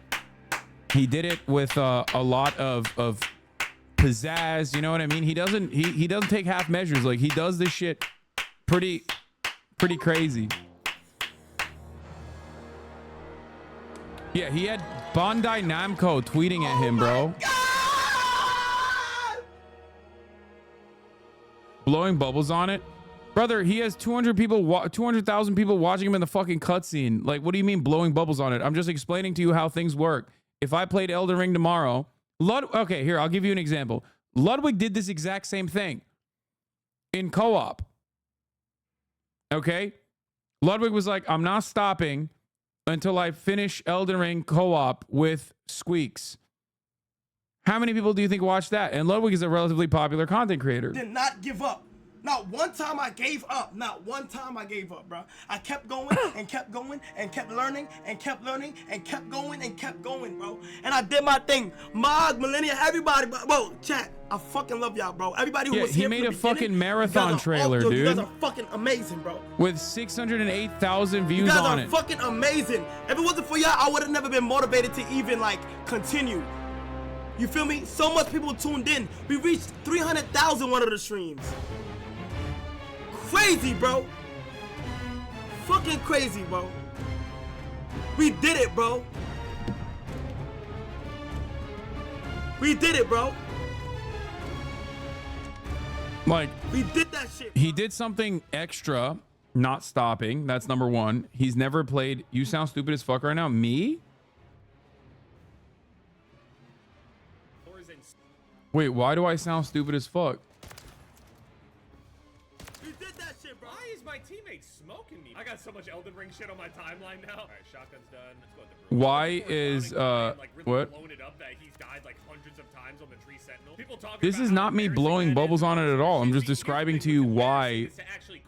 Okay, I need you guys to understand something. A lot of people that watch me don't fully understand Twitch culture because you're in here not to like, because you're a Twitch watcher, an avid Twitch watcher yourself, but you're in here most likely not because you give a shit about gaming or care about Twitch culture at all.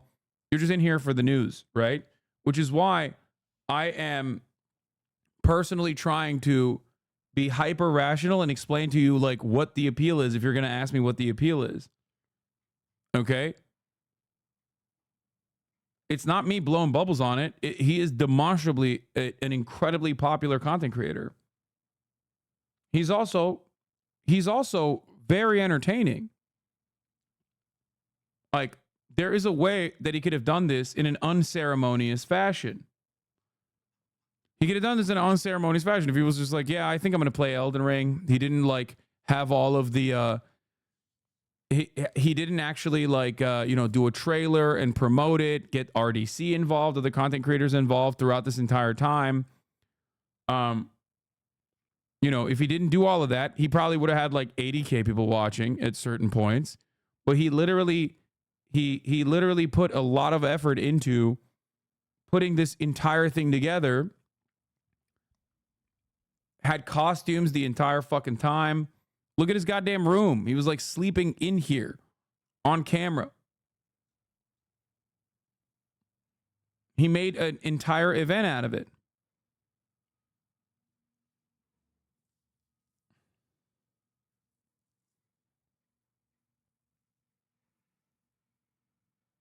This is precisely the reason why so many people watch, because he's very entertaining.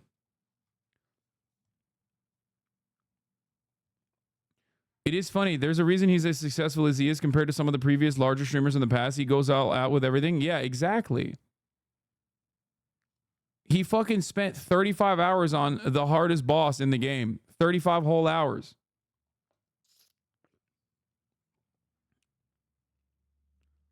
It might not be entertaining for you. It might not be entertaining for you, but it's understandably entertaining for a lot of people. And I'm trying to explain that to you. Yeah. His clips also rack up 700K minimum likes on TikTok, bro. Is an entertainer. Exactly.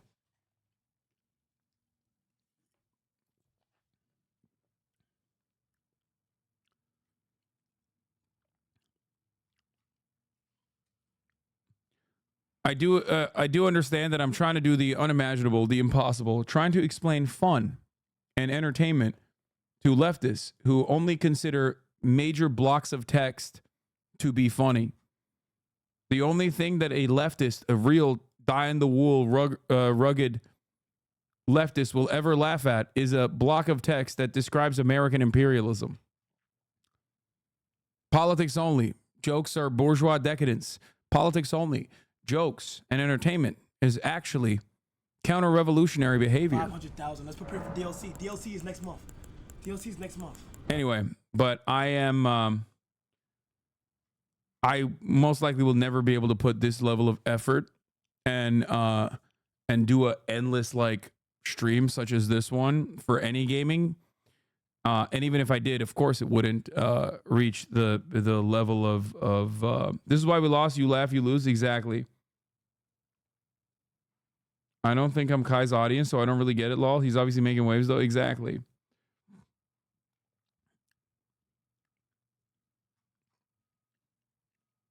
Okay.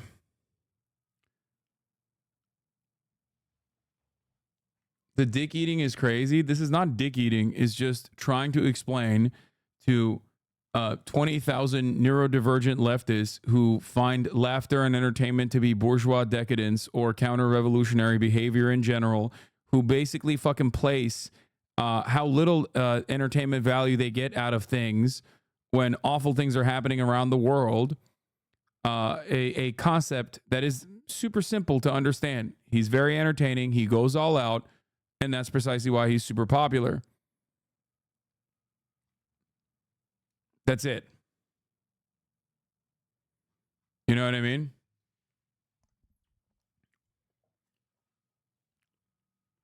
Replace leftists with smarmy douchebags. I mean, it's true. It does. It does come back. It loop back to that reality. But anyway, let's get back to shit that you guys. Explaining why 200K viewers is impressive isn't dick riding. Thank you. Your chat is mainly adults. Only kids watch that. No, I have young audience members in here as well.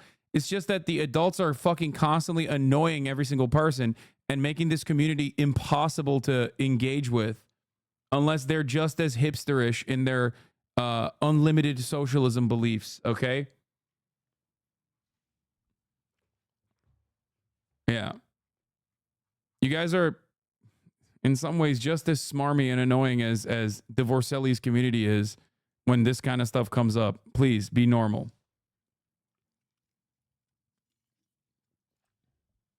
$170+ hour marathon of exchange versus used commodities soon.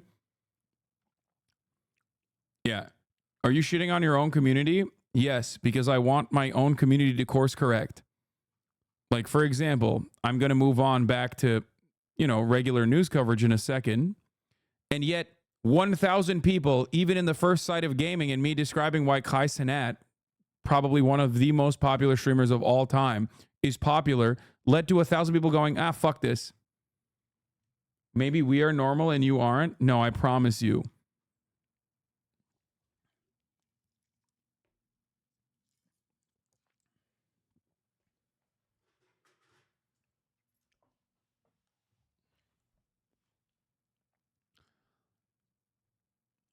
Please have fun. You say we need to have more fun, but listening to Sabrina Carpenter's Espresso is my fun, not HasanAbi. Okay, but you're one person. We are normal. Shitting on non-young shit. Shitting on young shit is the most normie thing since the dawn of time. Boomers have been shitting on the young. I know, but like...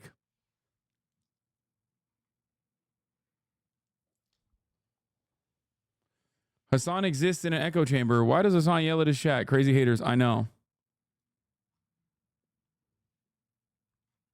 This is why I also laugh when people go, dude, just read the Critique of the Gotha program and I will watch. You'll have 40K to 100K viewers. It's like, no, I won't. Okay.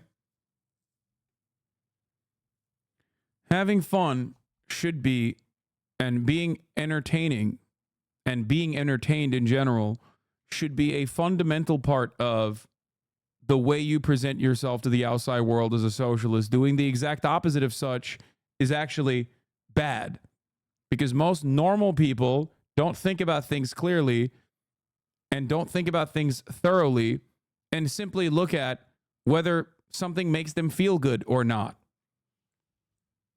And when you're constantly smarmy and annoying, okay, and woke scoldy, it might hit real well in a Splinter Discord server that you operate. But unfortunately, in the real world, when you're trying to have a conversation with normal people, it's not going to play well. People are going to look at you and go, you're kind of weird. I love you all, and I want you to fake being entertained by things such as this so that you can be normal to the outside world. Okay?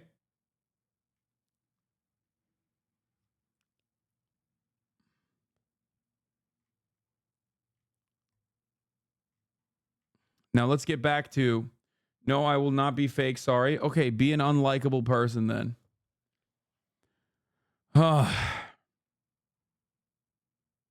Most people know this. It's just a few neurodivergent people who don't know why it's fun. Yeah. To experience joy is the rebel against the anguish of life. People should seek joy. Thank you.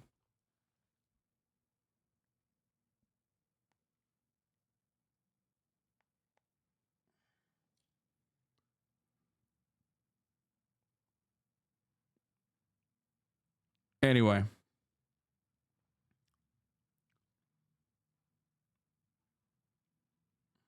Brother, you're insisting that the equivalent of junk food is legit and we should appreciate it because it makes big waves. We just don't like the vibe is all.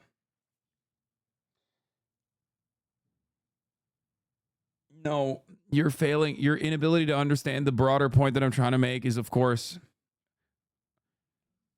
sad, but also expected. Okay? That's it.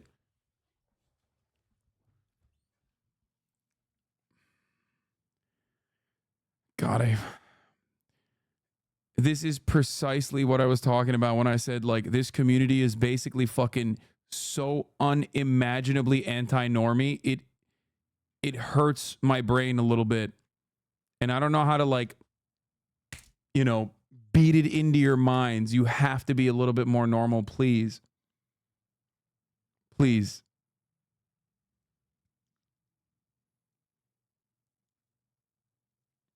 I'm 35, bro. I'm not going to be entertained by Kai yelling, beating Elden Ring, but I'm not going to feign ignorance why some of the biggest demographics on the site will like it. Like some of these chatters can't seem to grasp. Yes.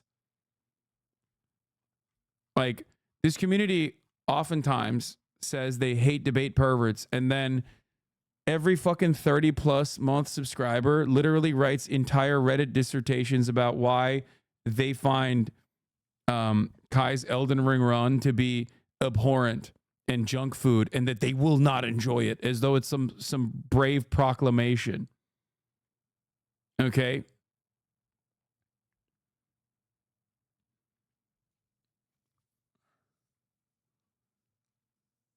Every streamer gets the chat he deserves. Yeah, you're right. I think it's a delicate balance.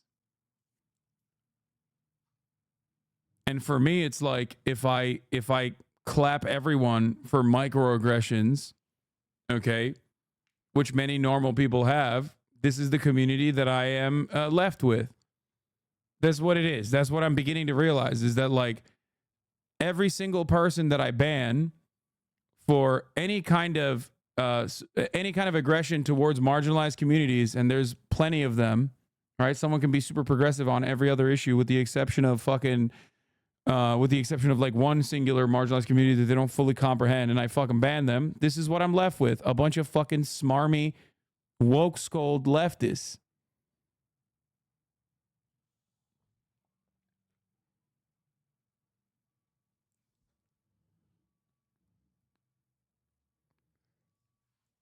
Anyway.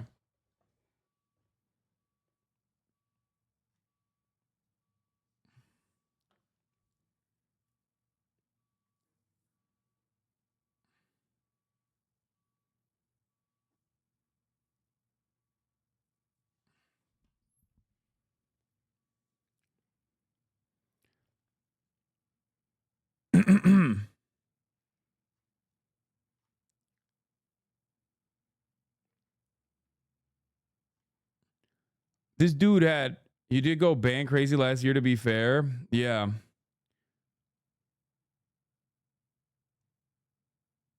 Anyway. Let's get back to the Israel-Hamas war. First Gaza aid shipment arrives from the U.S. PIER. Floating lifeline, this makeshift US-built pier brought its first shipments of aid into Gaza this morning just after 9 a.m. A precise, if imperfect, artery, much slower than land deliveries. It's allowed offshore cargo ships to deliver supplies in by sea. Waiting for them, empty trucks, the smoke erupting behind them, a reminder of the dangers onshore. 640,000 people have now left the southern city of Rafah, where more than 1 million Gazans had fled. Its tent city, once declared safe, is anything but. It's the beaches of Dar al-Bala further north that are now crowded with its makeshift homes and a population lacking in food, water and basic medical care. Woke scold is just the new SJW. Can we stop saying that? Like it means anything other than not racist. Why I left the left, Hank Pecker. Yeah, no, I will continue saying it because it is exactly what it is. Here, take an hour off, okay? The temporary furnishings of life on the move strapped to cars and donkeys.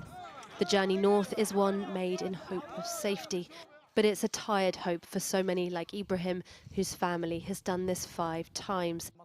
Exhausted, he's decided to return to what's left of their home. God willing, I can repair this hole so the children don't fall out. They did not say that this area was safe, but we returned because we had no place to go. The World Food Programme is warning further escalation in Rafah could bring aid to a standstill, and all G7 nations bar the US have called for Israel to reopen the border crossing there to let aid in. We've not been able to access our warehouse in Rafah for more than a week. We have very little food and fuel coming through the border crossings in the south, and we are always trying hard, but failing currently to bring in consistent volumes of food. Today, Israel responded to... You have to remember something very important here, by the way. The reason as to why this pier had to even be built, which is ridiculous, is because Israel has unjustifiably shut off humanitarian aid from entering the Gaza Strip through the normal crossings. Israel is continuing to control what level of aid gets into the Gaza Strip, oftentimes using ridiculous reasons to stop the food trucks. It's not like there aren't a shit ton of food waiting on the other side of the border wall. There is.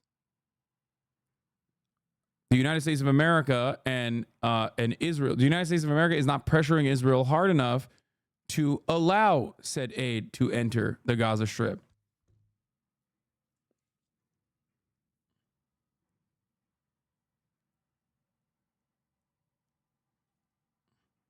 Why would this pier be any different? It won't be, especially because the pier is simply a symbolic reason. The reason why the pier was built is purely symbolic.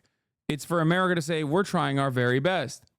Except if you were trying your very best, you would be like, no more fucking aid goes into Israel, and we will put sanctions on Israel if you don't fucking open up the crossings and stop bombing Gaza while you're at it. That's what you would normally do.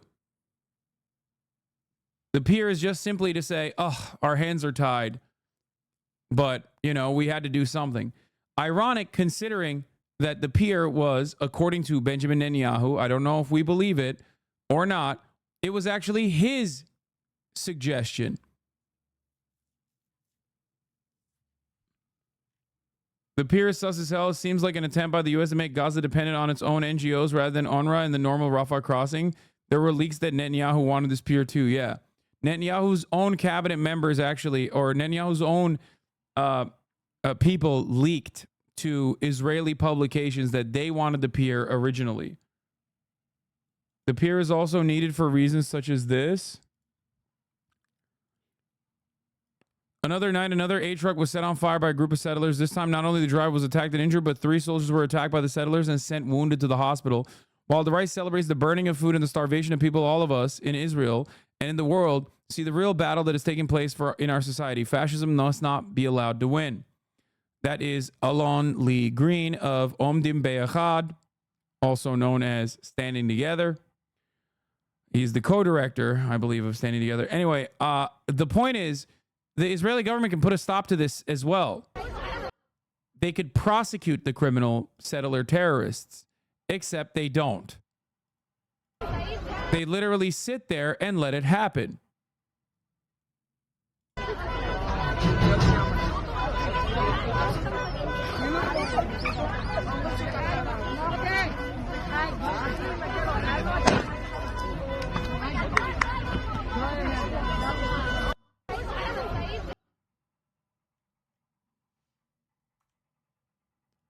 Yeah, sometimes the IDF will literally stand next to them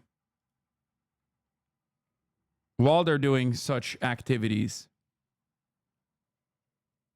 Another thing to consider here. The Israeli government has also armed these settlers as well, with American weapons, mind you. Meanwhile, as the situation worsens on the ground and as Israeli fascism continuously grows, and some of their more willing participants become more violent as they are learning all of the right lessons from America's inaction and the Israeli government's outward participation and support of said actions, the people of Gaza suffer. They starve, they're bombed into oblivion, and their life is hell. All while America looks from afar and goes, there's just simply nothing we can do. There are so many things that the United States of America could do. Basically, the reverse of all of the things that they have done. An emergency injunction from South Africa, the UN's top court, the ICJ, one calling for it to order a stop to the Rafah offensive. This is part of South Africa's wider case. This won't get the world acting unless a really shocking, extremely sad incident happens, gets recorded on video, and shocks the globe as a result. Until then, business as usual is fascist. What are you talking about? What you're describing has happened every single day since October 7. Every single day. So much so that Israel literally killed 7 foreign aid workers after killing 200 Arab, brown, Muslim aid workers from the region, including Palestinians in that number. 7 white people were shot and, well, not shot, but attacked with drone strikes, with missiles on a humanitarian aid convoy that actually had prior communications with the Israeli government and were operating with at the behest of the Israeli government in the region. That was a week of anger towards Israel, only to turn around and still give billions of dollars of weapons.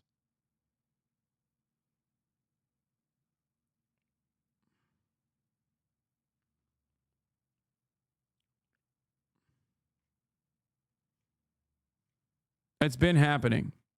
Nobody gives a shit. Or rather, the people that do give a shit are getting violently suppressed in the Western world. The American government and Western governments have taken more severe action against their own citizens protesting against the violence that you are seeing unfold in front of our very eyes than the actual people perpetrating the violence. The American government, for a brief moment, said, we're going to sanction 6 fucking settlers, and then immediately ran it back. They said they might actually, sanction 1 IDF brigade that had done a litany of war crimes, and then they dialed it back immediately. The American government said, oh, yeah, well, 1 arms shipment with 3,500 500 munitions won't be shipped to Israel. And then a week later, $1 billion of aid is slated to continue to go and be shipped into Israel.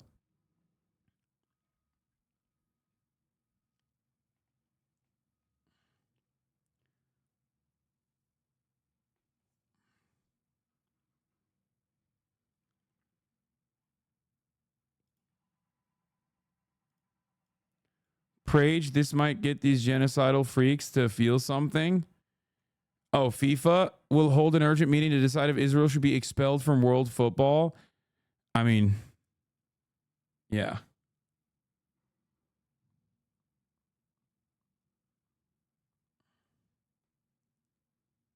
I feel like America's going to fucking target FIFA next.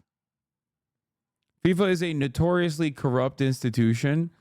And if I know anything about corrupt international and foreign governments, the way that America operates is by opening up an investigation into some of the more prominent members, only to get them to fucking back down from taking any sort of positions. So I just want you to understand that. This is exactly what happens with Erdogan all the time. Erdogan makes like Erdogan will make like a ridiculous claim that is like completely out of pocket, even if it is like perfectly valid for him to say such things. And then America will turn around and be like, okay, we're launching an investigation into your family's misdealings, financial misdealings. And the next day, Erdogan will back down. Erdogan will be like, we're not letting fucking anybody into NATO. And America will be like, oh yeah? Okay, let's take a look into your banks. Manhattan Southern District Attorney will open up one investigation into the financial misdealings of one Turkish bank out of many that Erdogan has dealings with, and then immediately the next day he'll be like, never mind, I actually just lied about my previous thing that I said. I'm so sorry about the whole NATO situation. Their corruption is a means of control for the American government. This is something to also take into consideration.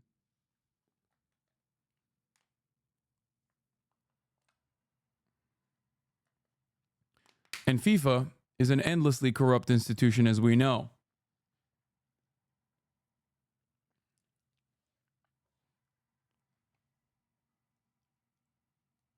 Case accusing Israel of genocide, a claim it today dismissed as heinous.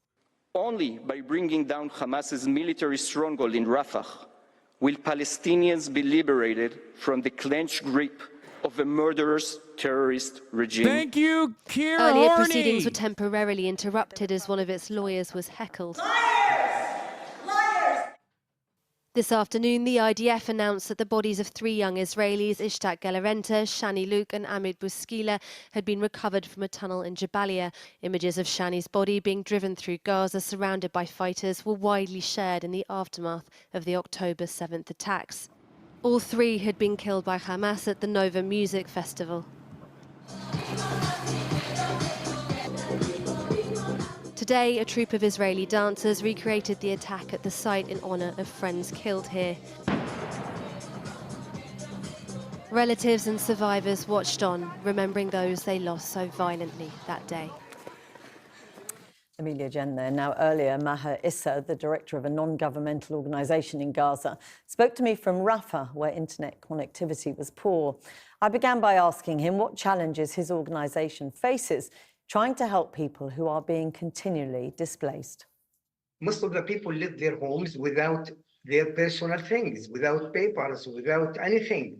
So when they accommodate in certain area for 1 month or 2 months, they buy everything, and then the Israelis enforce them to displaced again. So they start from zero another time, several times. Everything very expensive here, people without money, and they are striving from everything. They need a lot of things, milk for children, they need turbulence for the shelter, they need wood also, which is very expensive, they need tents, and the current provided or required material for their dignified shelters, it's less than 10%, frankly talking. Now, we know that the first shipment attack at the site had been recovered from a tunnel in Jabalia. Images of Shani's body being driven through Gaza, surrounded by fighters, were widely shared in the aftermath of the October 7th attacks. All 3 had been killed by Hamas at the Nova Music Festival.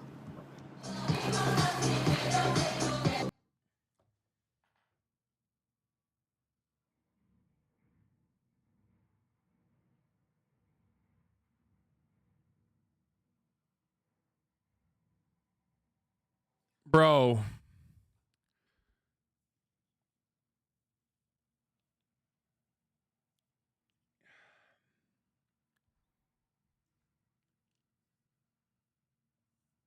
Bro, it's like doing a fucking 9/11 recreation, dude. Like going to ground zero a couple months after the rubble is cleared and just like dancing the techno music.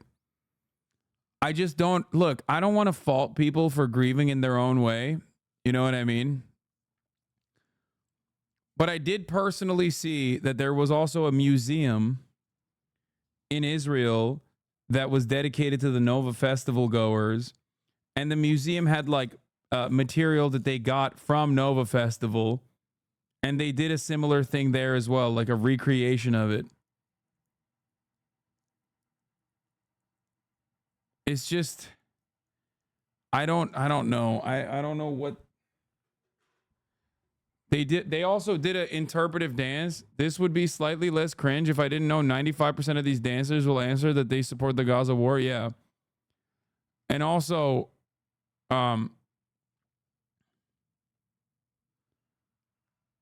wait, what is this? They did a recreation of 9/11. I was wrong. 9/11 float to the Twin Towers, which billows smoke. The float was built by the Valparaiso Republican Party. What the hell is wrong with Republicans? That's awesome. Okay. See, this I can make fun of without people yelling at me and saying I'm anti-Semitic or some shit.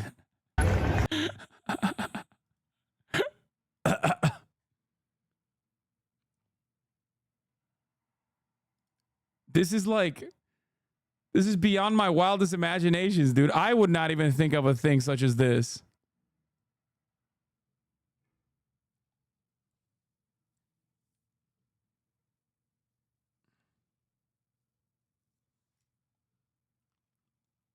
And it's also 20 years later, too. They have little dolls falling out of the windows? No. No.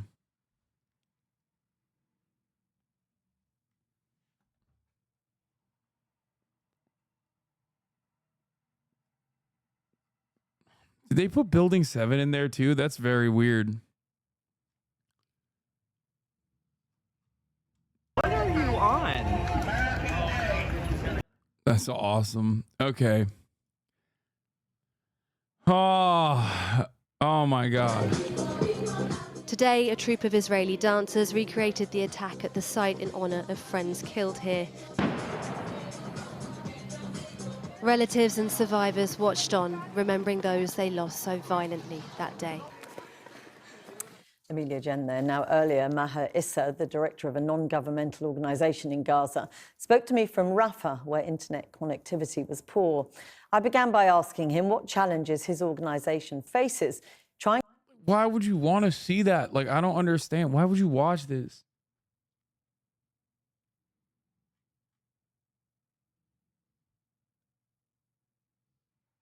They did it at the site.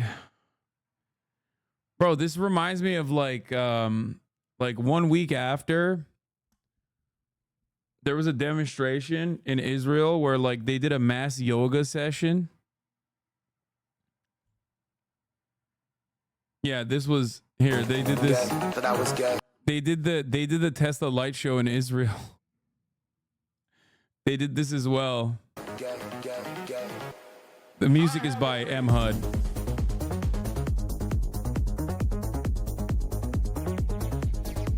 That was gay.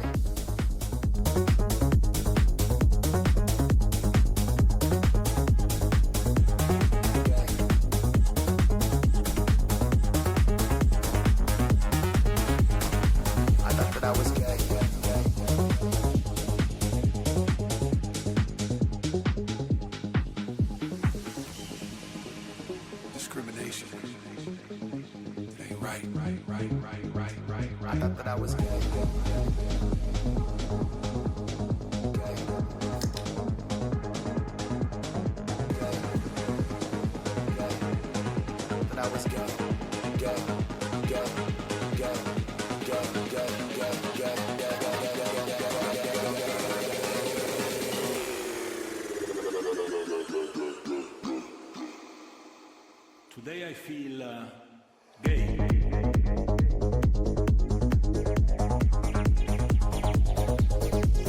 You are gay.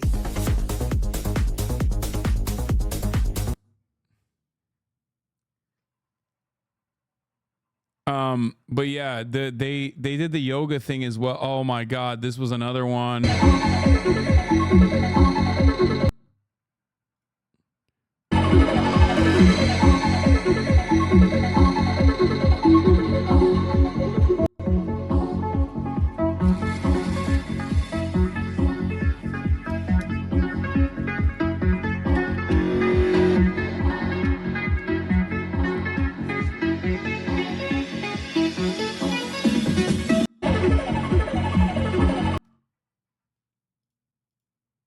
The yoga thing. Oh, here it is. This is what they did to bring attention to the hostages. I don't know how, but like I remember this at the time. Yeah, they're fucking doing yoga on the hostages, like on posters of the hostages.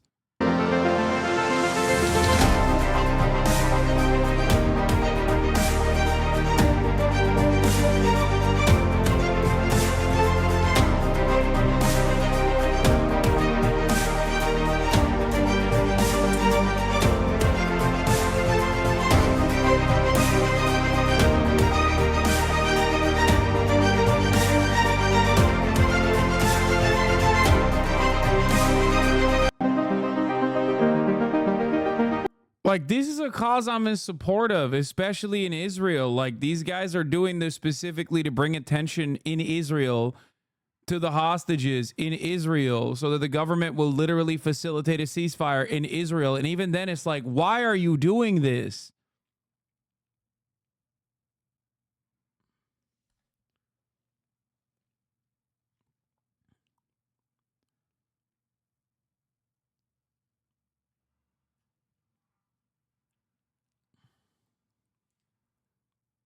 Hamas actually said they released 3 hostages because of this inspiring video. Stop.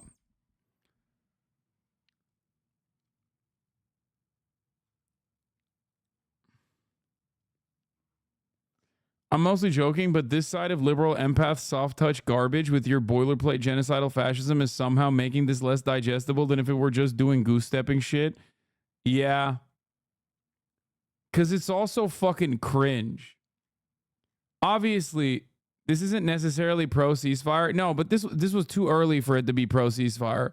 The hostage protesters and ceasefire protesters aren't exactly the same. Fair. But like, I mean, this predates like the major mobilization and momentum for ceasefire. It predates that in general.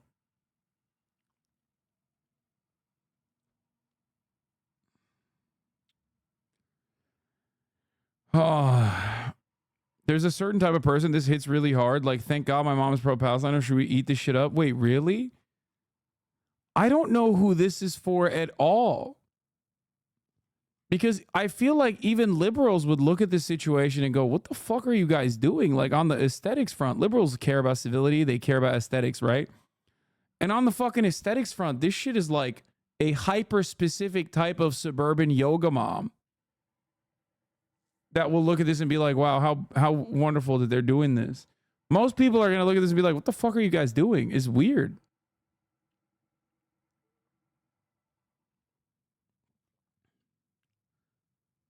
Like, there are a shit ton of causes that I care about, you know?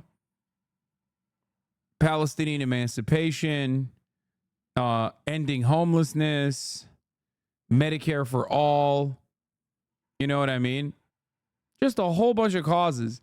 If you catch me doing yoga poses for Medicare for all, let me tell you something, okay?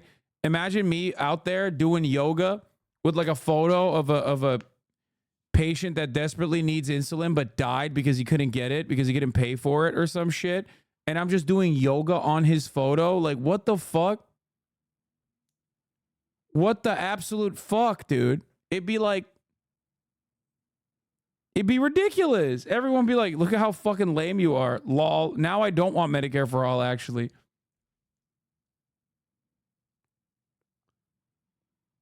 Didn't you smash a watermelon for abortion or something, though? Yeah, that was after. That was literally after we raised money. We had raised money, and one of the things that people demanded from me, the women and the gays in this audience demanded of me, was to smash a watermelon with my fucking legs. Also, that shit wasn't goofy. It was hot.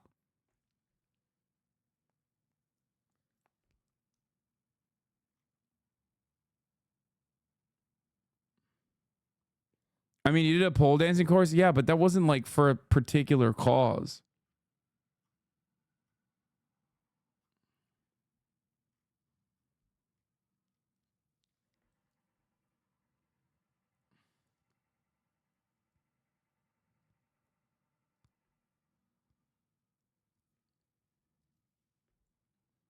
This would be you if you had the face of a child forced to be born on the watermelon. Yeah, or I don't know, like if I put the face of a woman who died due to pregnancy complications, if I slapped a sticker of a face of a woman who like was forced to, a girl that was forced to give birth at the age of 14 or some shit and then died during pregnancy complications.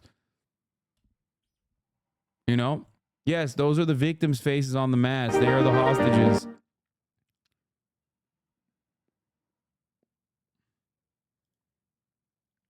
What? Okay, can you stop? No, don't fucking send me that shit, dude. It's gross for multiple reasons.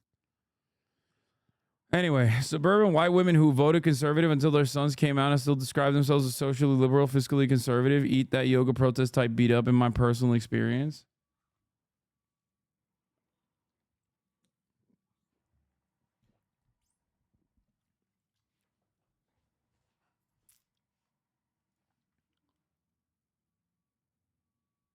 What is this? Hey, yo! We want to introduce you to the most amazing destinations in the world. Tel Aviv and Jerusalem. It's young, Sunny, colorful, diverse, and above all, it's incredibly tasty.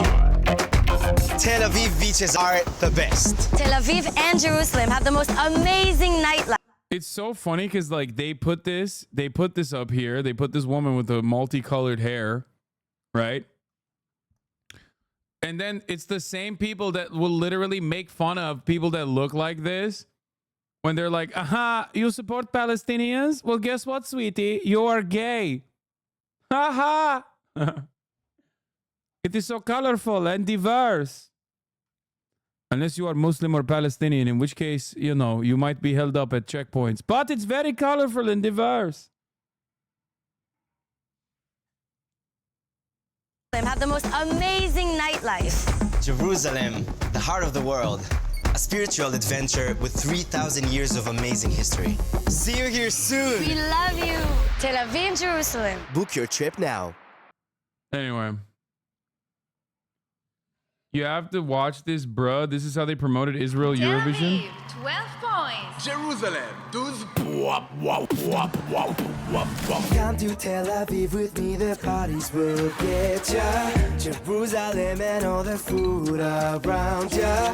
The beaches are so, the boys and girls so, and so much time to get their 10 desired baby. Ready?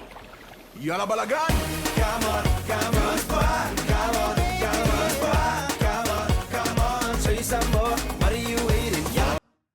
Like, this is from 5 years ago. Wait, what has this account been posting since then? God. Let your faith come alive in the land of Israel. Come to Israel and connect to yourself, your heritage, your future. It's from 11 days ago. אנחנו נמצאים עכשיו בתקופה מאוד מורכבת, אבל היהודים ואוהבי ישראל מחויבים היום להגיע ולבקר במדינת ישראל. זהו הזמן שכל אחד צריך לעשות את חשבון הנפש שלו. הייתי כאן בישראל, ביקרתי, התחברתי, זאת השאלה של אלה שנמצאים עכשיו.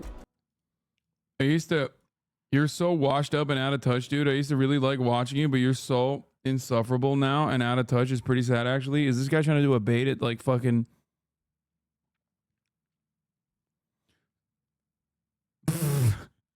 I just wanted to let you know that bro.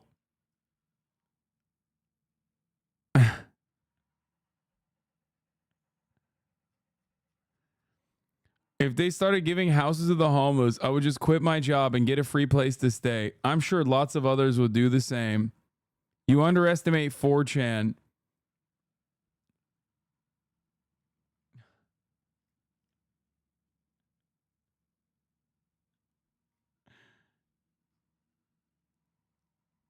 He resigned from his position as a chatter. I think you are wrong. It's a mental health crisis. Spend money on mental health treatment. Another October 7 leaver, I suspect.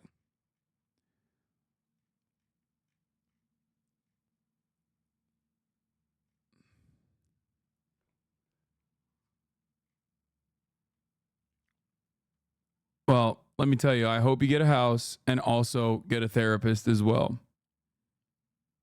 I really do.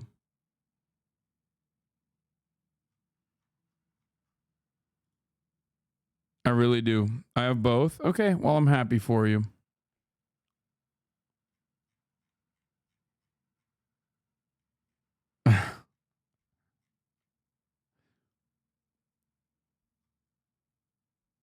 No, bro, they were never a fan. No, I think this person was a fan.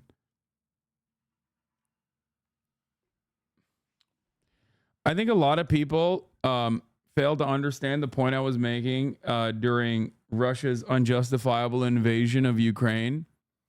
and immediately moved away and were very upset. And then that resentment festered in all of the other communities.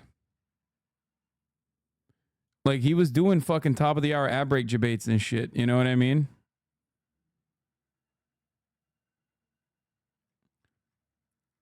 And I think that they instead of investigating further, they just leaned into that. And then October 7 was another moment of like, even if they were like, let me give this guy another shot, and then they came in. I have both. I was at one point. I left before. Wait, why are you still here?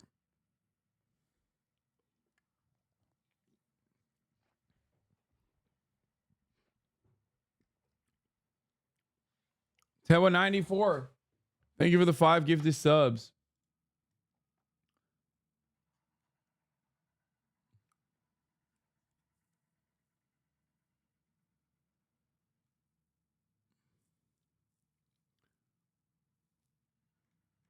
Well, I'm glad you're back. Hopefully you can pick up on some stuff.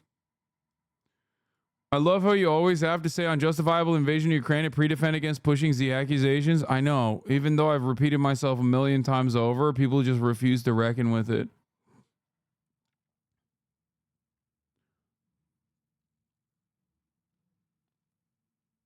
I used to be a fan and now I'm a hate watcher. There are a lot of people like that, though.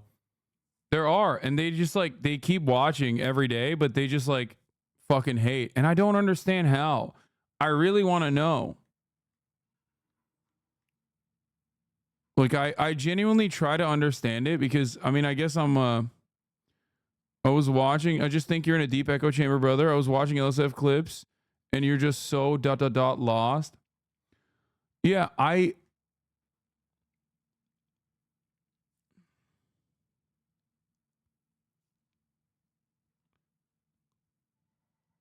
yeah, the HasanAbi hate complex is real. No, I get why there's a hate complex out there. It's a way to make money for a lot of people who are just like, who want to. You're like one of the biggest haters out there, dude. What? I mean, there are definitely things that I hate personally, but I assume that if you engaged in a little bit of examination, you would probably recognize that you probably hate those things as well.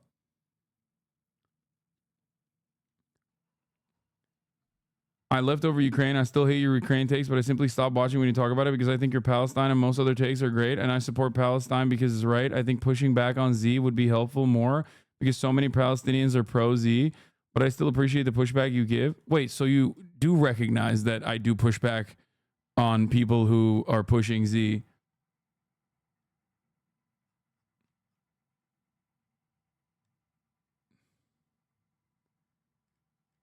Wait, what the fuck? What do you want me to do? Just spend every day talking about how fucking Russia sucks? Like, what do you mean? I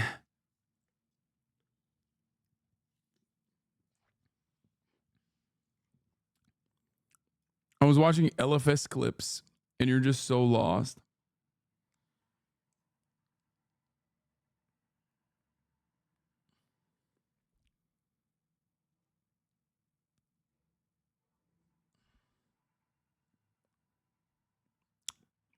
Pushing Z is, I agree with you on a lot of things, man, but I think you get way too stubborn on some shit and want some things go. Won't let some things go is what I assume you're trying to say. You're also personally talking about how you agree with another incredibly stubborn person. I assume you mean Divorcelli, which is pretty fucking hilarious considering if you agree with me on a lot of things, but you hate how stubborn I am and how I won't let certain things go. It would be very odd for you to also simultaneously say you agree with that other person who is also incredibly fucking stubborn. Except he agrees on basically nothing that I believe and presents himself as a contrarian to almost every single thing I do believe. So you can just personally say that you agree with him and not me instead of how stubborn I am.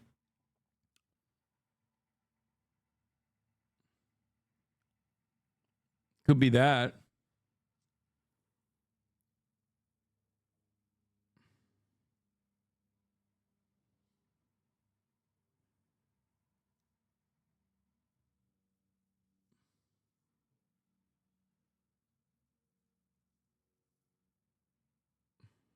You know?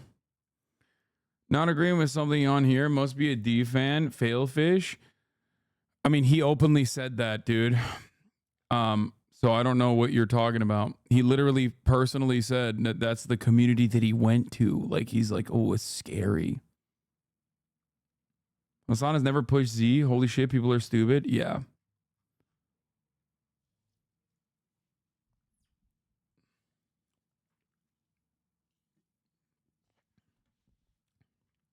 Have you lost the majority of your viewers from a few years ago? I'm sure you have the stats. That's most likely, there's most likely a reason.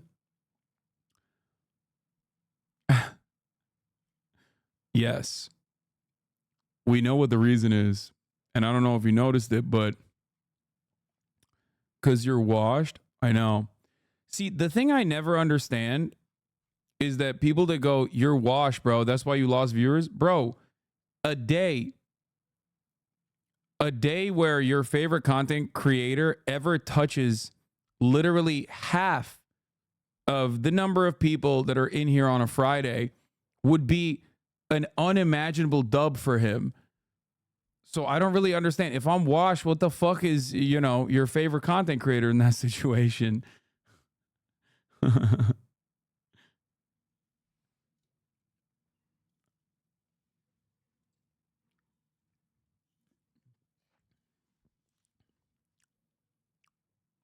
Like, what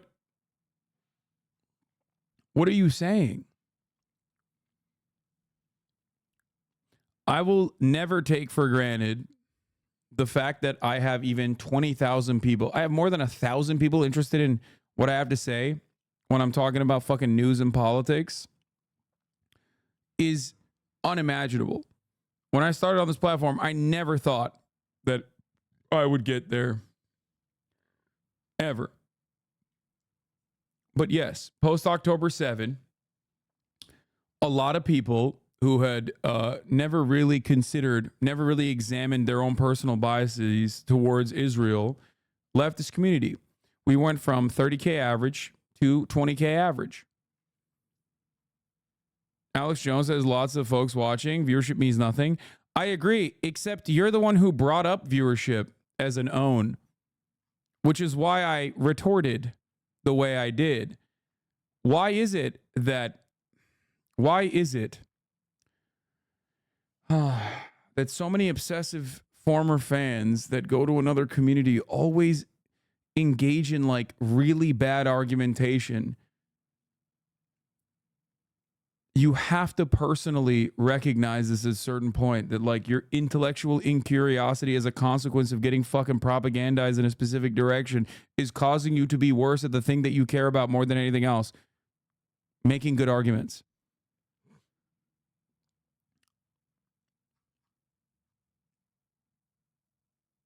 I regret saying I went over to the D word. He's just as fucking bad. No. Don't ever fucking compare me to Divorcelli's community. Get the fuck out of here. You think jerking it off to a debate stream at all time, something would rub off? Yeah.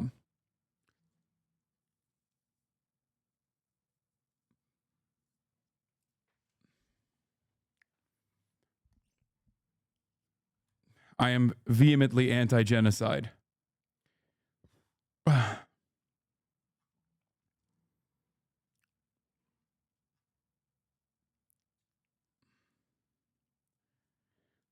Question for Hasan. Before October 7, were there people who left after the Ukraine war began, correct? Yes. Every single instance where like people have left, and that happens for normal reasons. Obviously, people cycle in and out. But in every single instance, it's usually a major disagreement between my position and like the American State Department's position. Foreign policy is like literally the number one reason why people disagree with me. Most people ultimately, when it comes to domestic politics, are like, yeah, no, healthcare is great. I'm super fucking on board with that. I love when you talk about, you know, I love when you talk about white supremacy, police brutality, things of that nature. I think that like your opinions on that stuff are sound. We agree. But the moment that I talk about American foreign policy being like incredibly devastating to the rest of the world, a lot of people go, oh, that's a bridge too far for me.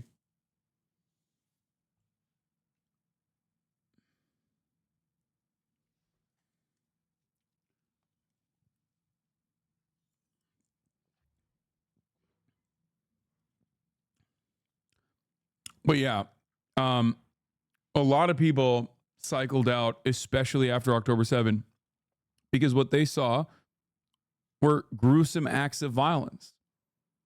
And if they were unfamiliar with what Israel had done for 75 years to trigger such acts of violence, to trigger such violent retaliation, and they heard me talk about that, they probably understandably assumed, oh my God, this guy is out of his fucking mind. This guy is fucking crazy. He's justifying it, right? When I can repeat myself over and over again and say that analysis is not justification, it still doesn't change that reality. Most people are not thinking critically about these sorts of things at all.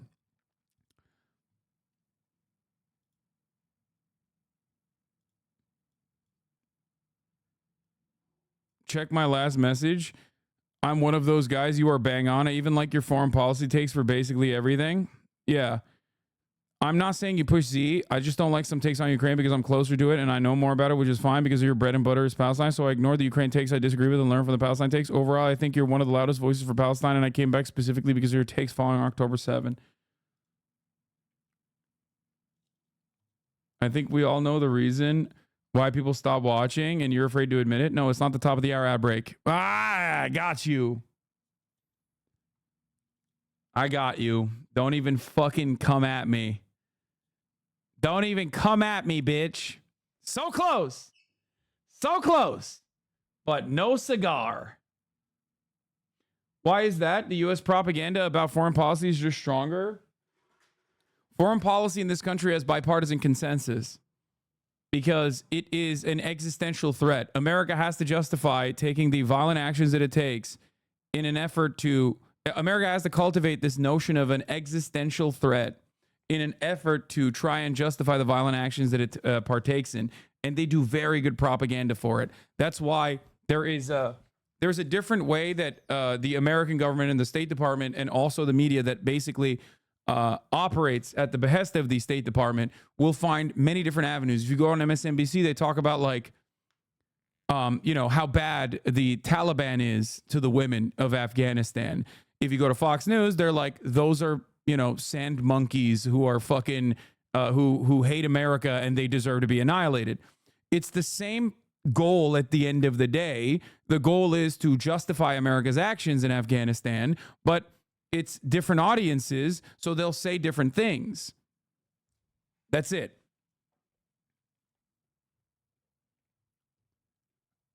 That's it. That's all it is. The ultimate goal still is the same, though.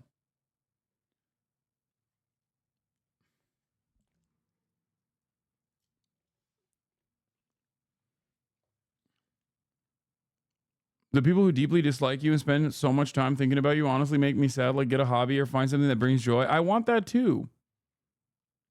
Your Ukraine takes are so bad. Yeah, don't worry. Give it a couple more months and you'll agree with me. And you will recognize that maybe you were wrong and I was right for pushing for a ceasefire when Ukraine had infinitely more leverage against Russia.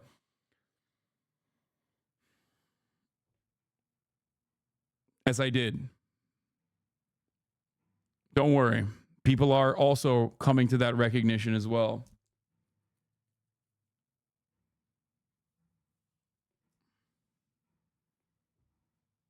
Yeah, try say the woman thing of Fox News viewer. They'll probably agree with it. Yeah, I mean, I'm sure they agree with that too, but they go beyond that, right?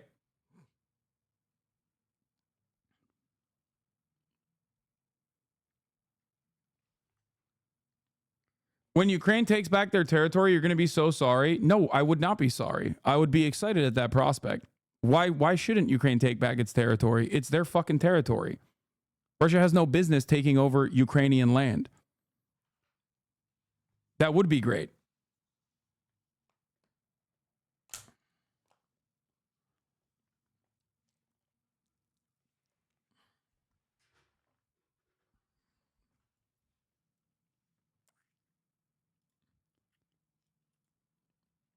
Hold on. Ukraine is going around the world asking governments to force Ukrainian men back to the country to be drafted to fight the war. Yeah, I assume that would be another. I assume that would be the final stage of desperation.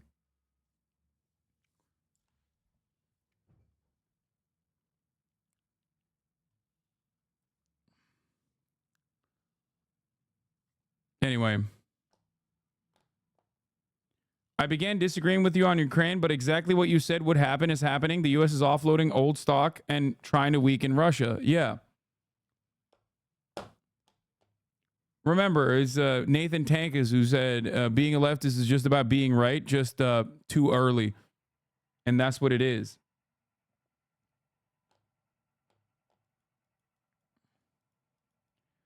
Why do people think you are anti-Ukraine? Is it because anything that isn't pro more war is seen as anti-Ukraine? Yes.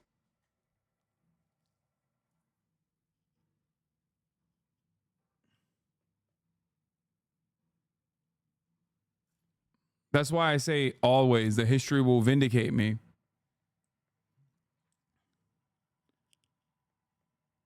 And that is the reason why post-October 7, you saw a lot of people leave only to return again, because they started recognizing, okay, maybe there was some truth to what he was saying, because what Israel is doing is unconscionable. Perhaps I was unaware of what Israel does regularly. Do you understand?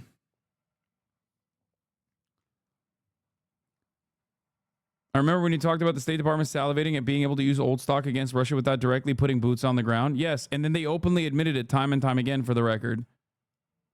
NATO is worried that Ukrainian military lines are faltering and they're considering sending NATO troops as advisors. Exactly what ended up drawing. Yeah, this is the other aspect of it as well. They're sending trainers, which is exactly what they did, as I talked about yesterday, in Vietnam. Don't be obtuse. Crimea plays a big role too. Yeah. Notice how there's a difference with the way that the Ukrainian government reacted to Crimea's annexation versus the way that Russia's invasion is unfolding currently.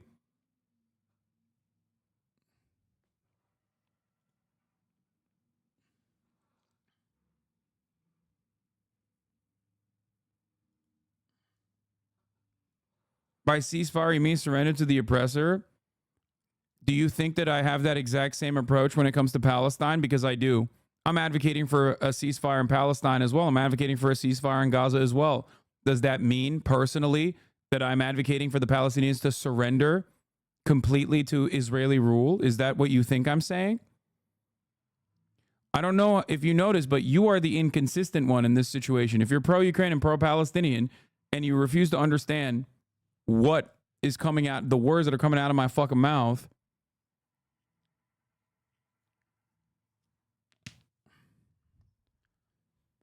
perhaps you need to re-examine your own positions.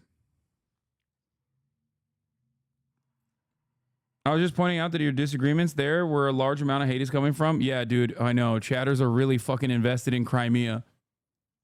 They're going to go overtake Sevastopol themselves personally. Get the fuck out of here, dude. No. People don't really care about this stuff. They care about the drama. That's it. And there was a lot of drama to be had. And especially when it is like, in line with the State Department. You are the worst news source I've ever seen.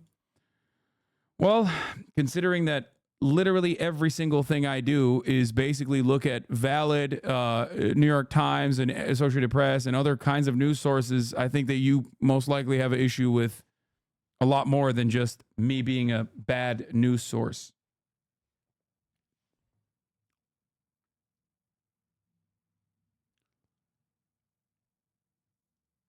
I'm also not a journalist, but instead a political commentator. Okay.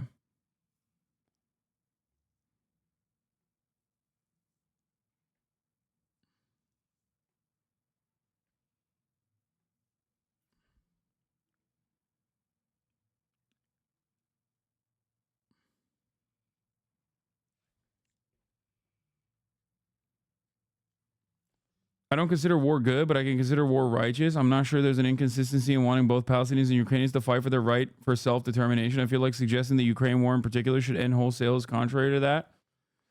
No.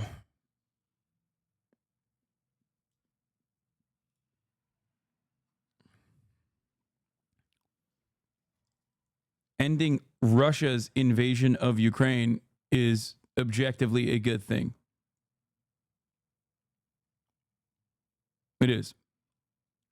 The issue, on the other hand, between Russia and Ukraine is that there was an opportunity to at least try ceasefire.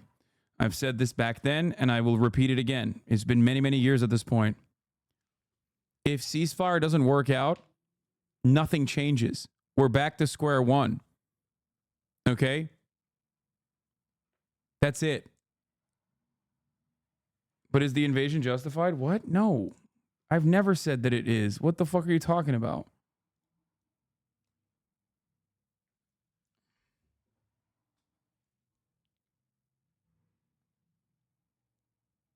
You just go back to war. A brief pause from that in an attempt to negotiate with the unjustifiable invading force is objectively good.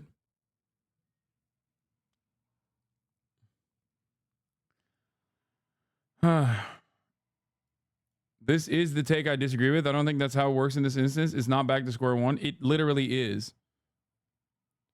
The idea that a ceasefire would give opportunity for Russia to recoup and recover and then be able to hit way harder is silly, because the very same thing could happen to Ukraine in the same process. Ukraine could galvanize its defenses. Ultimately, the only thing that would do is stop the further bloodshed. If it works, it's great. If it doesn't work, then you're back to square one. I think the answer to the Ukraine problem is to nuke Iran. I agree. At this point, I feel like people are just trying to farm a clip chimp moment. There's no way all of a sudden there's a bunch of weirdos just curious about these Ukraine takes. Yes. What is your take on the two arguments of retaking Crimea being a possible start to a greater conflict and ceasefire being a potential appeasement? What? I don't know who's making this argument.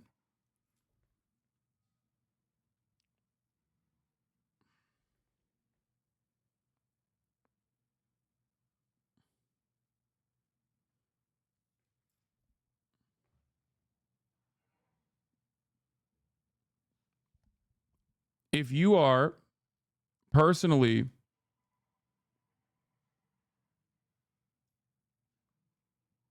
man, the country my family's from is being hollowed out, and I'd rather stop than continue for some Pyrrhic victory, which, by the way, is not beneficial at all. I mean, it's not guaranteed at all, not beneficial, sorry.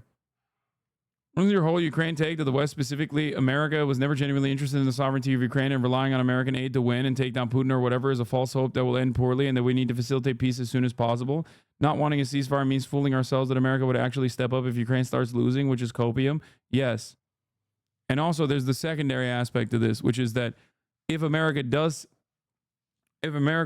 step in and step up, then there's also broader conflict at play as well, potentially nuclear brinksmanship. The point is, I think people should get more mad at their favorite content creators if they left this community to go watch someone else. They should be more mad at those content creators for presenting them with falsehoods. Like making it seem as though Ukraine's chances of victory is any day now. You're not going to win this argument. Ukraine has broad support, especially when compared to Palestine. Wait, what? I am in support of Ukrainian emancipation.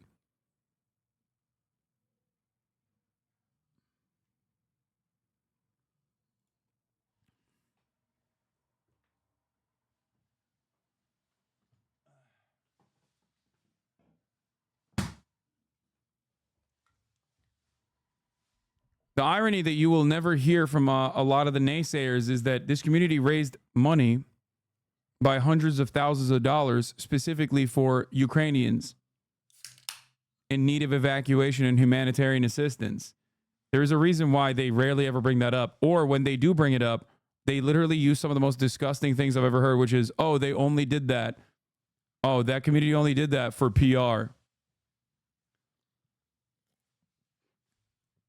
Yeah. Meanwhile, what the fuck have they done?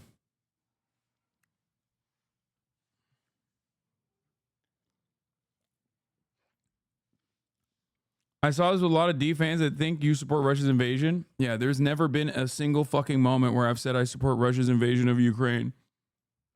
That's why they always have to go back to the annexation of Crimea as a reason why they claim that I am pro Russia's invasion of Ukraine. Of course I'm not.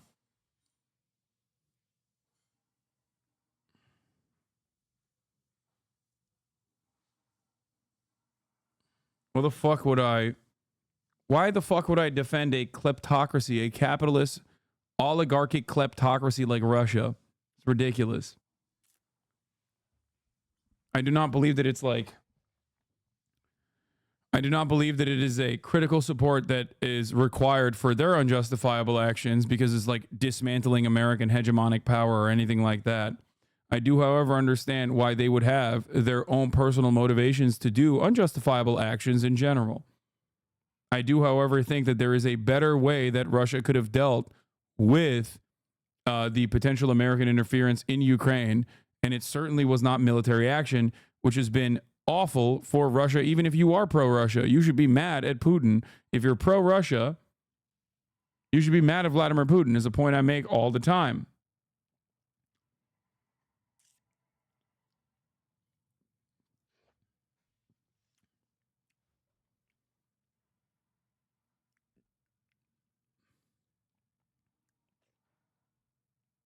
Anyway.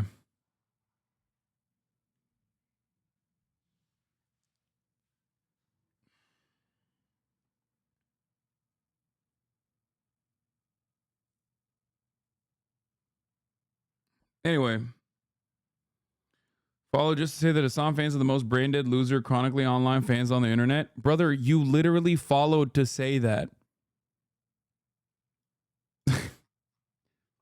That is straight up brain dead loser, chronically online activity. If they're fucking chronicle losers, you waited an entire hour, 60 whole minutes. You followed, waited for 60 minutes. Specifically, not 10 minutes, 60. We upped the follow since we've been getting brigaded to 60 minutes.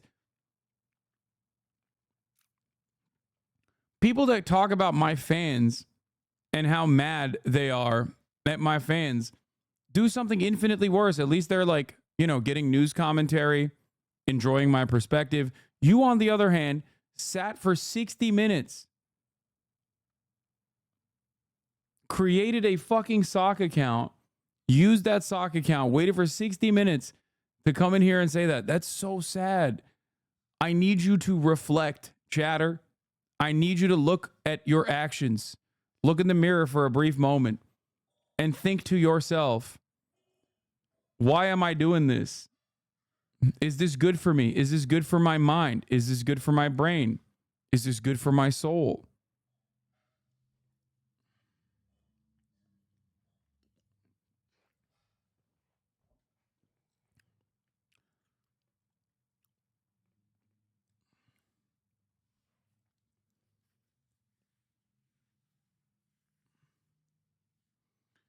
But I guess we'll see what you have to say in the next 60 minutes since you unfollowed. So in order for you to respond again, you're going to have to follow for another hour.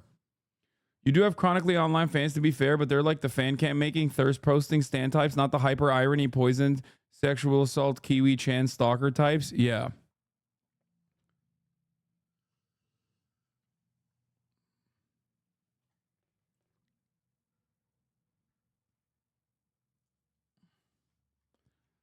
That is infinitely fucking healthier than whatever the fuck this guy is doing.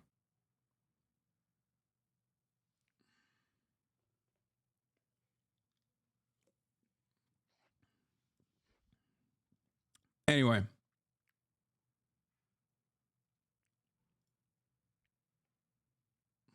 Fictional. We're going to do the Assassin's Creed stuff in a little bit.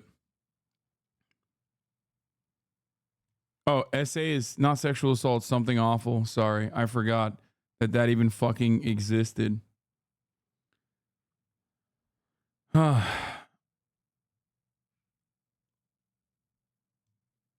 In the case of Israel-Palestine, you put pressure on Israel to come to a deal, which I agree with. But why in the case of Russia-Ukraine, you put pressure on Ukraine to take a deal? You seem very behind the Palestinians in their fight despite the death, but not for Ukraine.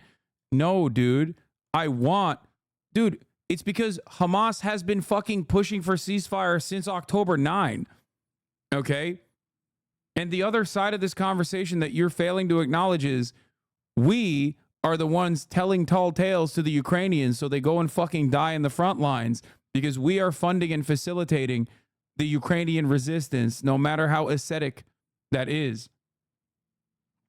You can only do things you can only influence people in a certain direction when you are giving them money and funds. You can't do that to Russia in the same way that you can do that to Israel. That's the whole point.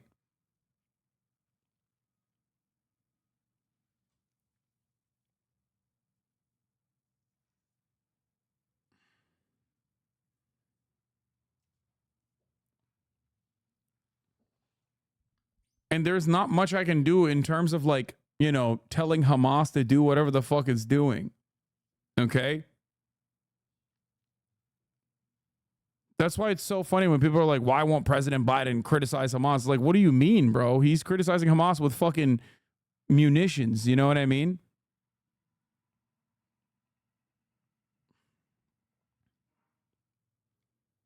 Comparing a sanctioned country with a country that's getting billions in weapons packages is insane. Yeah, that's the other aspect of this as well.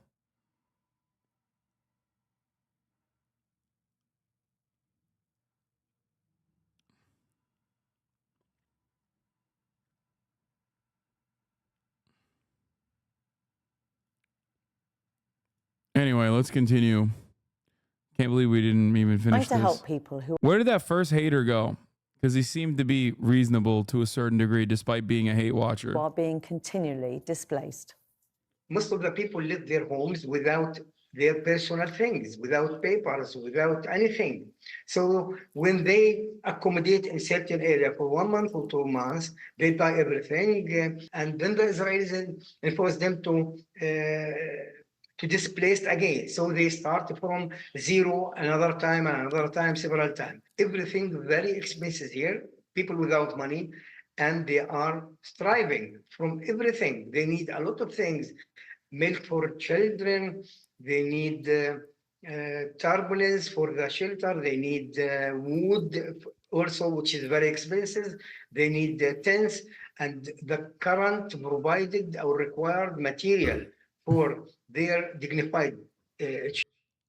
I have noticed this other aspect of it where there are people who go over, watch Divorcelli, pick up on a lot of the fucking hatred that he is like, a lot of the animosity that he has towards me, and channel that animosity in here, while simultaneously they fucking openly recognize that he's also like a, you know, monstrous piece of shit.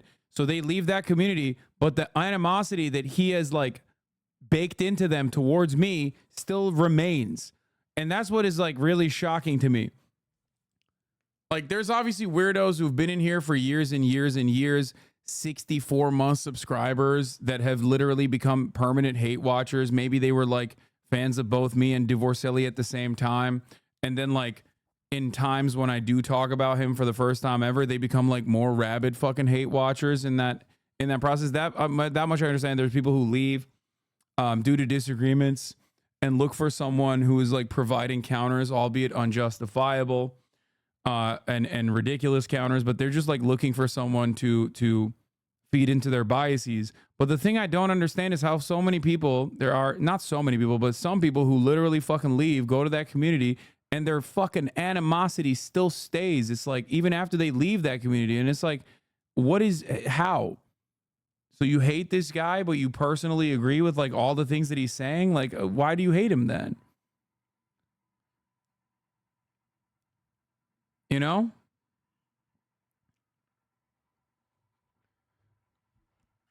Like, this guy doesn't even explain why I'm lost. He's just like out at the Riddler.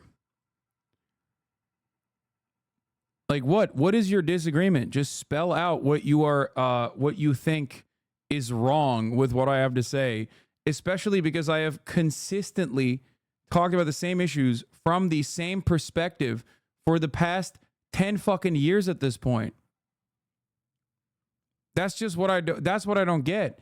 People literally will always be like, yeah, dude, you've changed. That's why your community fucking left you or whatever. And it's like, no, I didn't. As a matter of fact, I did not. That's why I can point to videos from like 2016 or even before, articles that are written that say the exact same things that I'm saying right now. So that is what I don't understand. It's not that I changed, it's that you probably changed. Maybe you think you changed for the better. I don't think so.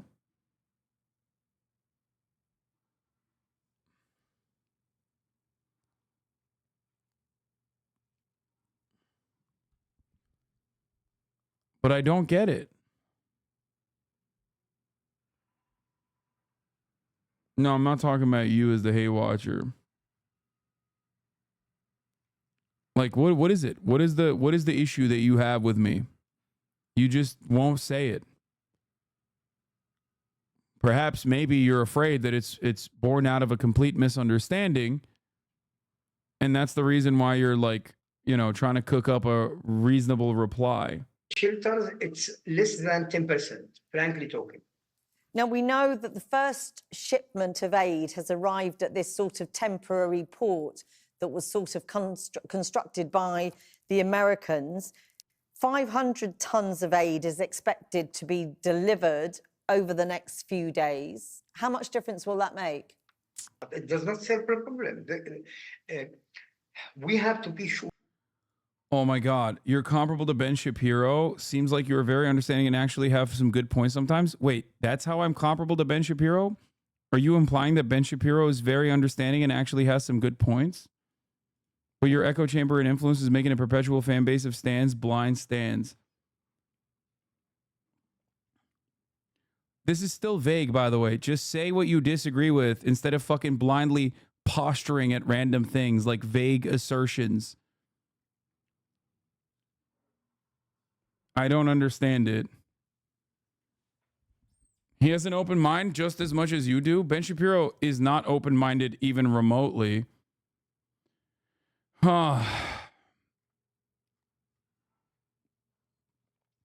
are you, brother.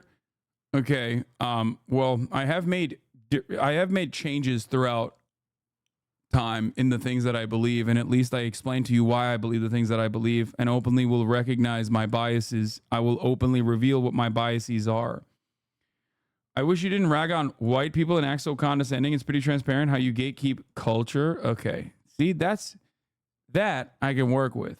Okay. That's a real grievance that is laughable, but a real one regardless. At least he's like openly saying what his grievance is. It's silly and it's ridiculous.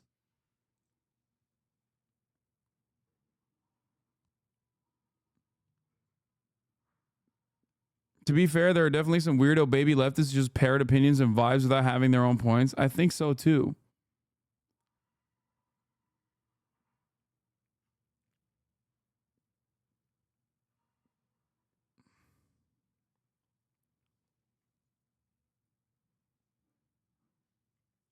That's a funny one. You used to be transphobic and have changed a lot there. Yes, exactly.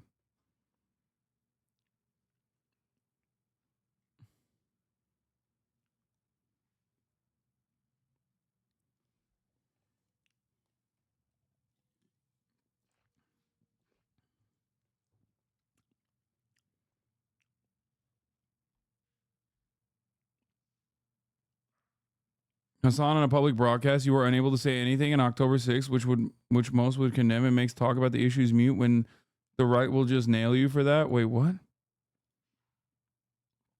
I don't know what the fuck you're saying, but I didn't understand it.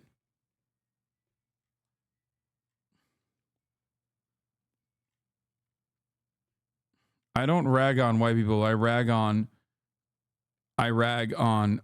white supremacy.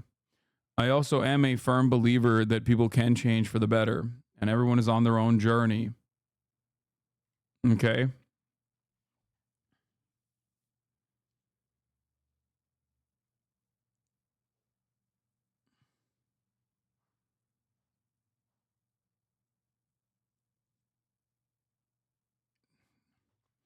I don't understand what this dude's grievances are beyond that he just said Ben Shapiro is not open-minded and neither are you. Yes, I am not open-minded to right-wing ideas, to reactionary ideas. Wait, you know what, Hasan? I don't have a list of reasons why I don't like you, nor am I smart enough to go toe-to-toe with your intellect. I just don't like you as a person, and I think a percentage of your old fan base think the same. Well, thank you. Thank you for recognizing that. I'm glad that it took us an hour for you to get to this point. Hopefully you'll get better eventually. At least he's honest. I respect the honesty. The reason why you arrived at that conclusion is because other people told you to, by the way. So if you recognize that, if you recognize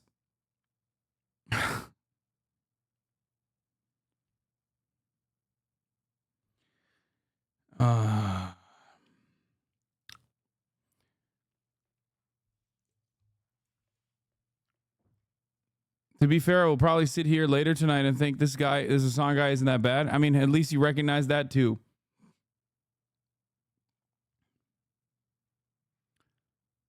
Now I'm now interested as to why they don't like you as a person. Oh, dude, come on.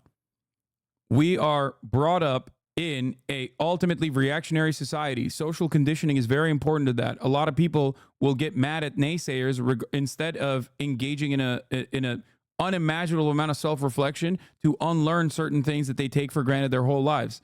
That's why a lot of people don't like me, especially because I'm also very loud and very brash and very stubborn. I recognize that about myself. That's probably part of the reason why you like the commentary that you listen to here. I totally get why people fucking hate me, quote unquote hate me. They think I'm fucking annoying, arrogant. That is precisely the reason why they enjoy so many fucking very dumb people make really shitty attempts to say Hasan is actually stupid and wrong and engages in a lot of like misinformation or whatever. That's usually what it is.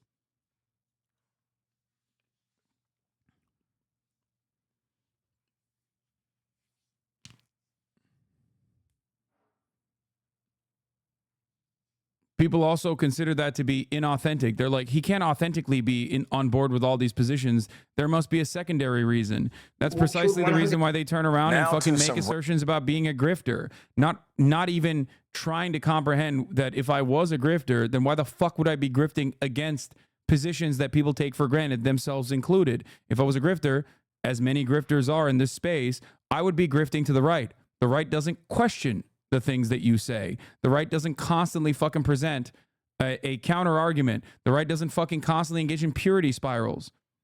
That is precisely the reason why many people, including but not limited to Tim Pool, will oftentimes cast themselves as like progressives or center liberals and then, you know, do a shit ton of propaganda to the right. That's exactly what happened with Dave Rubin as well. That's exactly what happens with a lot of the people that were like saying that I wasn't fucking communist enough for them. And now they've become MAGA communists. That's why you only see grifting in one direction and not in the other, including but not limited to Jackson Hinkledink and many others. Do you understand? It comes from, it ultimately comes from not wanting to engage with themselves and think about why they believe certain positions and instead shooting the messenger. Okay? Being like, fuck this guy for telling me shit is fucked up. Fuck him. I think things are good, actually. I want to think that things are good. I came into this community with zero expectations for the first time, started questioning the bigotry I was raised to think was normal. I just listened to your points and positions on policy and realized it makes the most rational sense. Yes, there are plenty of you. There are plenty of other people just like you, or maybe even people that were that had firmly held convictions on certain issues. And I've been able to exhaust those positions over and over again until, you know, they turn around and say, you know what, fuck it. Like, I think he might be right on this. I'm going to re-examine my previously held beliefs. That's a beautiful thing. That's why I do what I do. Okay?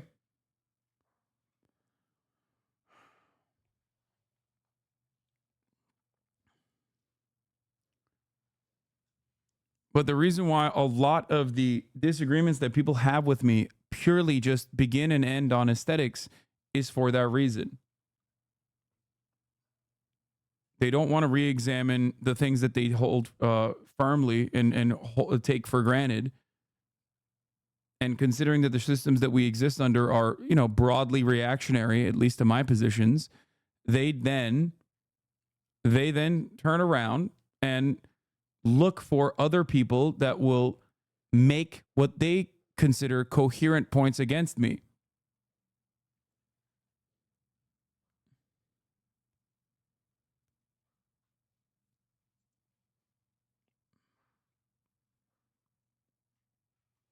That's it.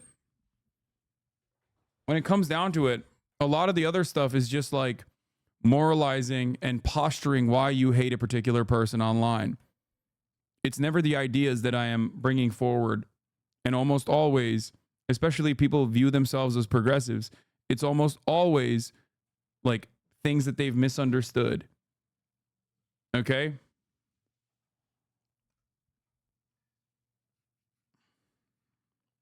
Or how you talk too mean? Yeah.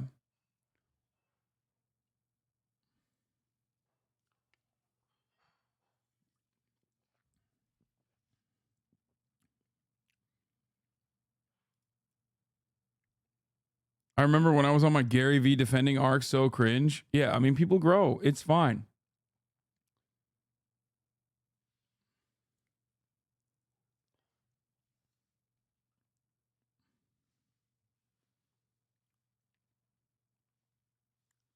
You have been nice lately. I've been trying my very best to be as nice as possible to people that I disagree with. A charm offensive, if you will, because I want to make sure that like people understand that the reasons as to why this community grew, unlike many other prior formations of this sort of political commentary, is because one, I'm not anti-fun, and two, I'm not immediately going to fucking shove you in a goddamn locker for personally having opinions that I disagree with.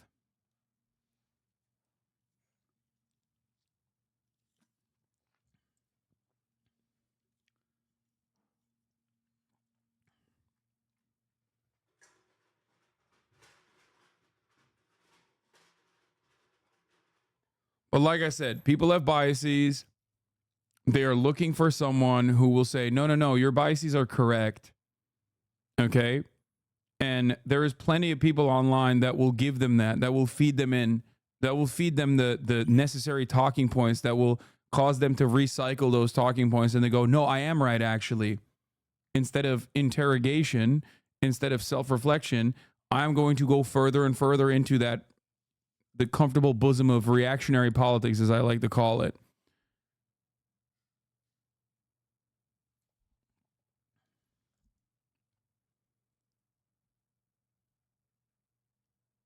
That's it. Your stream is an amazing off-ramp for people who fell into the right-wing pipeline like myself. I think it's the greatest utility you provide to the progressive movement. Yes. How do you differentiate between people actually trying to learn versus the just asking crowd? I've noticed you yell less at chatters asking questions that may be stupid nowadays. You still get the annoying types? Yes, I do.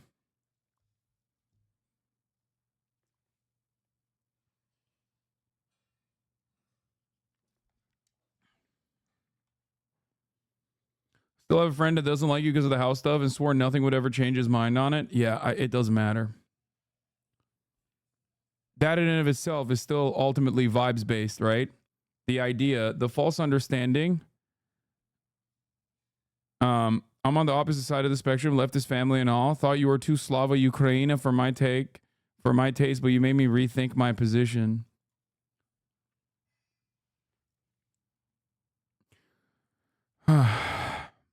You saved me from turning around and becoming liberal again because of how much I doom scrolled.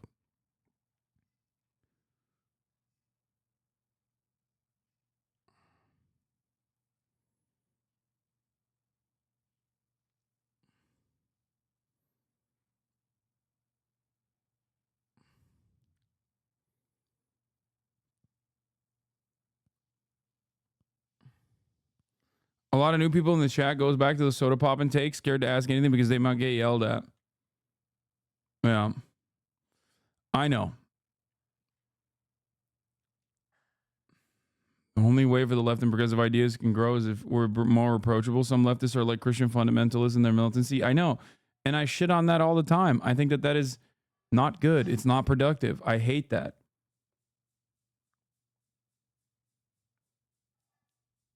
That's it.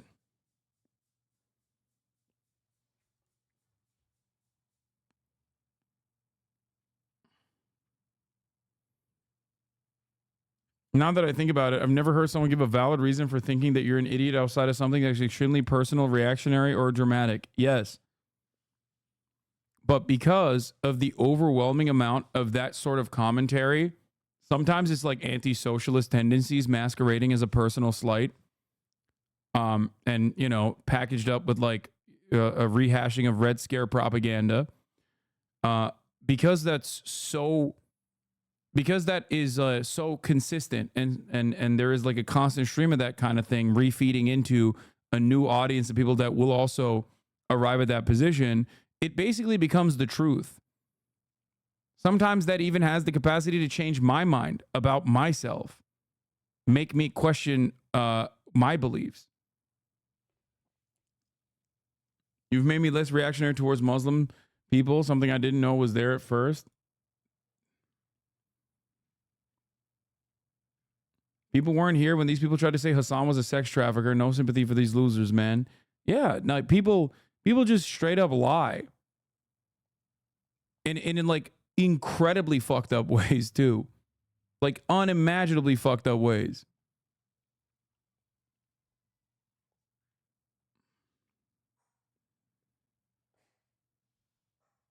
Anyway.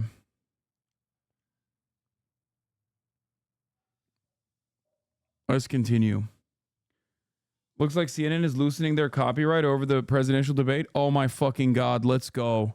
Oh yeah, a new debate development. CNN will make its Biden-Trump face-off on June available for simulcast on any U.S. networks of the news division that wants it. Oh my God. I am two minds about this. Sometimes you got to challenge people a little to make them rethink things, so you strike a balance well. You can be harsh, but you can't a doormat either. Yeah, obviously, it's safe enough. It's not a perfectly safe space. It can't be, because if it's a perfectly safe space, then obviously there's no discussion to be had. That's not my goal. My goal isn't to, like, I don't know, do news coverage for people who already agree with me. My goal is to reach out to a broader audience and consistently grow this community so that there are more like-minded people on your side down the line. This is why, since I was a 35 viewer Andy, or a 1,000 view Andy, or a 35,000 viewer Andy, I have said the exact same things over and over again. And I've always yelled at people who want to maintain this, like, who want to maintain this sheltered rosebud ass attitude, which, you know, we joke about because they mean well, but, you know, the notion that, like, you can't fucking have fun, or you just simply should not allow any kind of reactionary sentiment to exist in the community. You got to fucking stop it.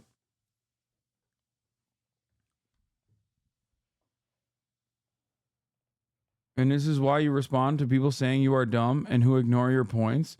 Yes.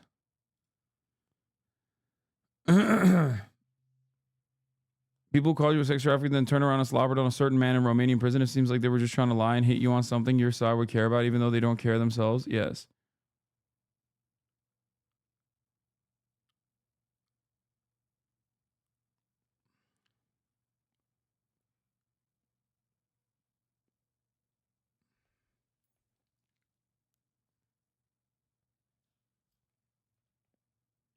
I'm interested in the justification of the double standards you hold people in your analysis. You permit behaviors in one group that you don't permit in another, and you do it based on physical characteristics. Why is it too much to not single out physical traits? And please don't tell me that whiteness goes beyond that, because Julius Evola made the same arguments against black people. I cannot. I find it really funny that you are invoking Evola when talking about anti-white racism. That's awesome. Congratulations, chatter. Yes, you're right. Anti-white racism is literally like esoteric Nazism. You're so correct. Like ideas that were formative in the Nazi movement. That's sick. I am the Evola of being an anti-white racist. That has to be a self-report, by the way, from someone who considers themselves to be LARPing as a centrist. Like, no one is invoking Evola in here if they're not a fucking die-in-the-wool Nazi. No, you missed my point here. I said that don't use the same argument he made. Yes, you're a fucking idiot. I'm sorry, dude. If you think that Julius Evola is a proper comparison here, you have to be an absolute dumbass. Okay?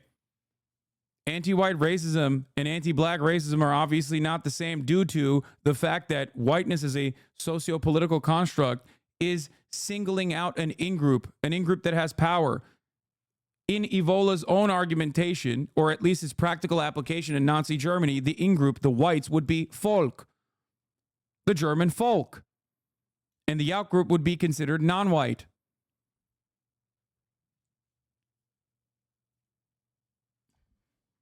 That is ridiculous.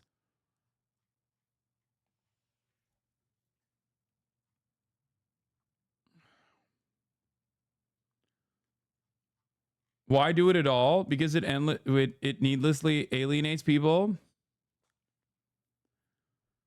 The reason why I do it is not because I want to alienate white people, but the reason why I do it is because I will take a firm stance on white fragility. I'm not going to capitulate the white fragility, which has an effect of delegitimizing white supremacy, or delegitimizing the violence that non-white people experience under white supremacy. That's the reason why I take a fucking stubborn and firm stance against it. Why would I ever capitulate to something that I genuinely think is abhorrent, that I genuinely think is ridiculous? Okay? You're disgusting, Hasan. Your Discord is filthy. Yeah, okay. Thanks, man. I don't even want to know what kind of shit goes on in the Discord servers that you're coming from.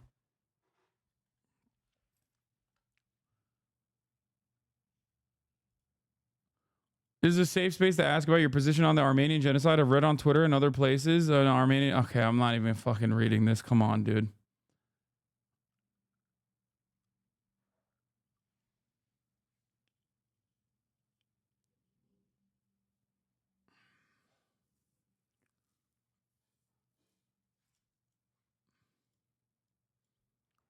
Thank you for your input, chatter. Anyway, going back to the Evola conversation, I think it's ridiculous. The reason why, or going back to the person who asked me what my stance is, okay? The reason why I talk about cracker discourse so fucking much is it's laughable. It's a silly conversation, and most people in the real world would not give a shit about it. But there's clearly a lot of people in here, in this space that we occupy, the gaming space specifically, okay? The reason why I talk about it is because a lot of people personally use this as a way, either on purpose, deliberately, or inadvertently, to defend white supremacist principles.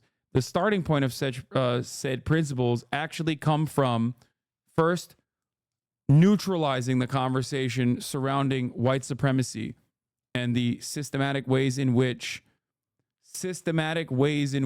it does violence to those who are in the out group. You avoided questioning holding the double standard. Me mentioning Evola was to head off the fact that you're perceiving as a negative trait latent to white people. I'm white, you fucking idiot. No, I am not saying it is a negative trait latent to white people, you dumb fuck. Oh my God. This is what you don't understand. I'm white. Do you agree with the fact that I'm white or not?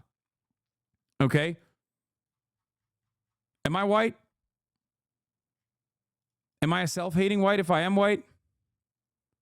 Sure. Okay. Good. Do you think that I personally am saying it's a negative trait to be white? Or do you think that I personally believe that given the socio-political construct surrounding white people, which, by the way, can change, you can not be considered white by many people, for the record, including many of those who literally have called me everything under the sun, saying that I am not white, in an effort to say that I'm an anti-white hater, okay, that means that whiteness is a flimsy concept, okay, because it's a socio-political construct. When people find things about you, like with Frogan is white too.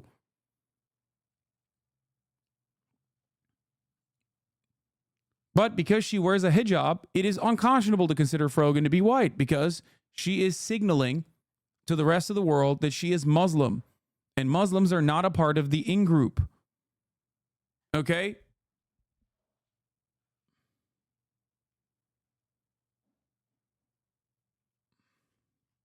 What terms can we agree on in the spirit of white is cultural? Whiteness, white supremacy? Spirit of white is cultural? In the spirit of white is cultural? What? My position on the cracker discourse is that anti-white racism is the same as anti-hetero bigotry, is the same as bigotry towards the normalized identity group. That's it. And there is a reason why many do not engage with what the fuck I am talking about.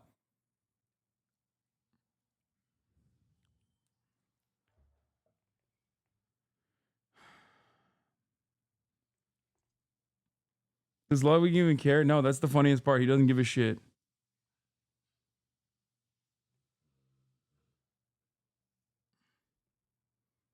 Do you mean the cultural spirit of whiteness? The fuck are we talking about?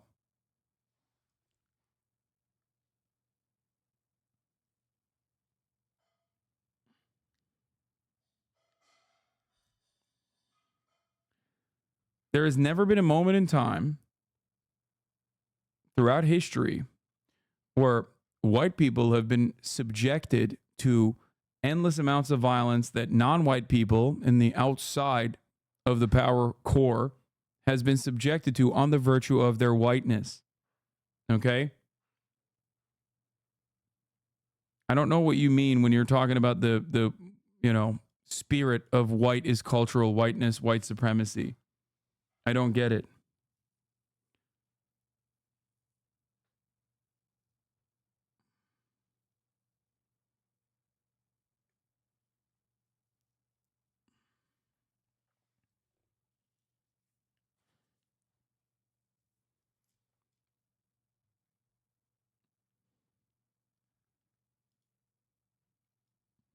Bro, not in Nazi Germany, whiteness was literally removed from the disabled regardless of race. If people then can't recognize whiteness as a political concept, then I don't know what to say. Exactly. It's just when you are, I mean, same with Jewish people, Roma people, gay people, socialists. Whiteness in and of itself just simply means the outgroup in that circumstance. Just like the outgroup here at the top of the hour are people who are unsubscribed.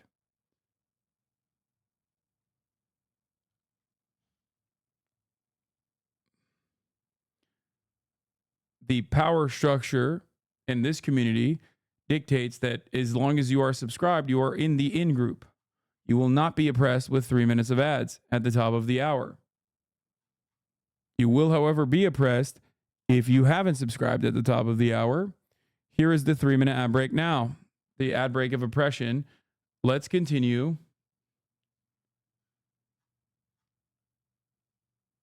And go back to the U.S.-built pier that is operational. Rare good news from Gaza, where a U.S.-built pier is now operational and trucks are rolling ashore to deliver desperately needed aid. If there isn't a white culture, I've seen people make fun of white people. Wait, what? That is the whole point. People make fun of white people and like white culture on the boundaries of what it's not. On it having like a clear lack of culture. That's what it is. White people are not white people beyond. Oh my God. I need to go back to covering the news, man. I'm sorry. I've talked about this so much. If you want to understand what I have to say on this issue, I have a video called White People Don't Exist. Okay. It's on my YouTube. It's pretty good. It's pretty neat. It's pretty concise. I will refer you back to that video, okay? Obviously, clickbaity title. That's it. But this breakthrough comes as we learn at least 20 American medical workers are trapped in Gaza after Israel closed the Rafah crossing. MTS Tayyab spoke to one of those workers, a warning his story contains disturbing imagery. Black smoke rises above Rafah as Israel's southern offensive widens. And in the north, they're now fighting a resurgence of Hamas. Fighting that didn't spare 10-year-old Samaya, who lost her arm in an airstrike and needs advanced medical care. I want the border crossings opened again, she says, so I can go and get a new arm and be like everyone else again. Also in Gaza are around 20 American medics trapped after Israel blocked all land crossings in the south. Now doing all they can while they wait to be allowed to go home. We see explosive injuries, burns, shrapnel wounds. So, and the problem with this is these are wounds that we don't usually see in America. Among the trapped medics are trauma nurse Monica Johnson from Oregon and Dr. Mahmoud Sabha from Texas. We came in with such good intentions, obviously, and wanting to help and save lives. We haven't had a single wound patient in the ICU that has made it out. Not a single one. No. Most of their patients are among the youngest in Gaza. She had glitter on her fingernails. She had discolored hair. It's these things like these things. It really affects you because the innocence. You really see the innocence. Sabah and Johnson say they know their families are worried about them, but as medics, they had to help the people of Gaza. I've always said to my kids, follow your heart. And in my heart, this feels like what I'm supposed to be doing.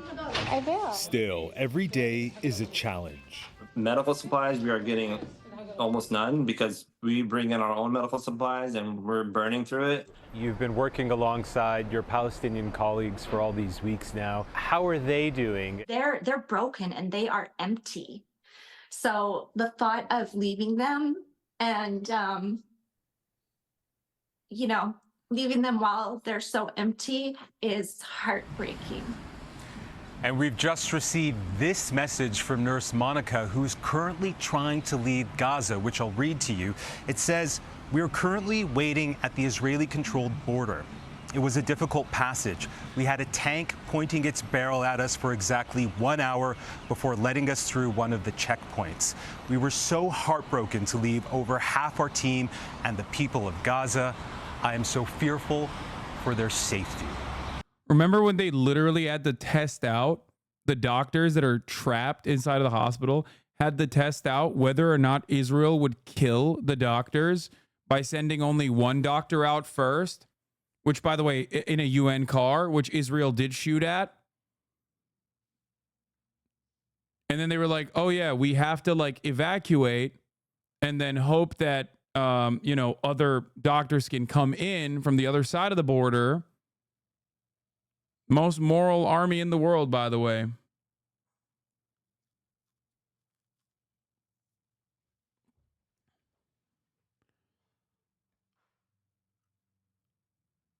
Anyway. That's a message from Nurse Monica Johnson from Portland, Oregon, as she tries to leave Gaza. Nate. Yeah, you can hear the pain in her voice, and we hope that supplies and safety is with them. All right, MTS. I understand what HasanAbi is saying about white not being real, but I believe he's having trouble separating entirely from identifying as such. It really just comes down to him knowing the difference and trying his best. White people are many different races, German, Italian, Polish, Irish, etc. It all makes sense to me. Wait, what? That's why I said go watch my video. I address all of that. Okay? I'm sick of having this same fucking conversation over and over again. Here. My friend, this is it. White people do not exist. Also, German is not a race. Neither is Irish.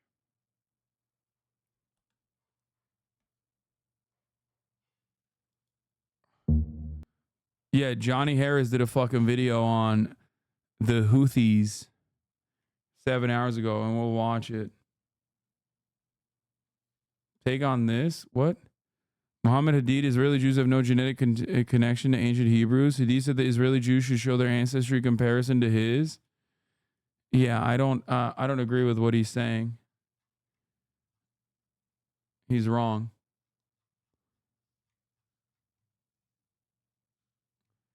Because ultimately, while obviously Ashkenazi Jews and Jews everywhere else obviously have had, I just hate having this blood and soil argument over and over again, dude. It just fucking sucks. It's so stupid. It doesn't matter. The point he's trying to make is simply that Palestinians that are being bombed by Israel right now are direct descendants of the same early first Jewish populations. They just happen to, to convert first to Christianity and then to Islam. That's it.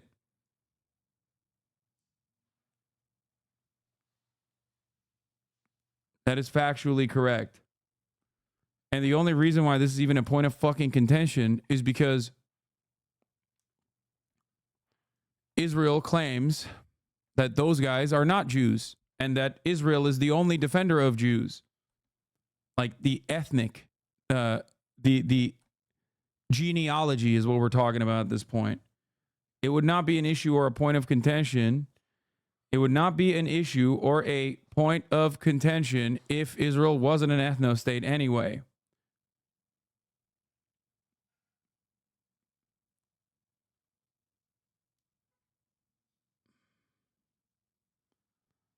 But yes, this is the reason why I hate this conversation over and over again. Your genealogy doesn't determine whether you're justified in bombing people when there's better arguments to make. Exactly. It doesn't fucking matter. It doesn't matter. It doesn't matter what people's fucking ethnic background is or what their genealogy looks like when we're talking about ethnic cleansing happening.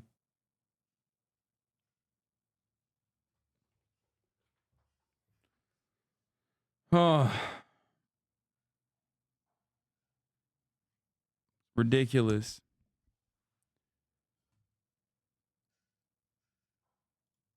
Tayyip in Israel, thank you. One man pulled from the ambulance, another. Oh, here, this is Biden is going to attend Morehouse. Morehouse students are divided over Biden's Israel policy ahead of the president's commencement speech. So let's take a look. Weekend, President Biden could face a tense reception at Morehouse College, where he's due to deliver the commencement speech. The well-known historically black college for men has seen protests this spring over the war in Gaza. Nicole Killian spoke to students. Bro, if you want to understand that, like, matrilineal heritage tracking is completely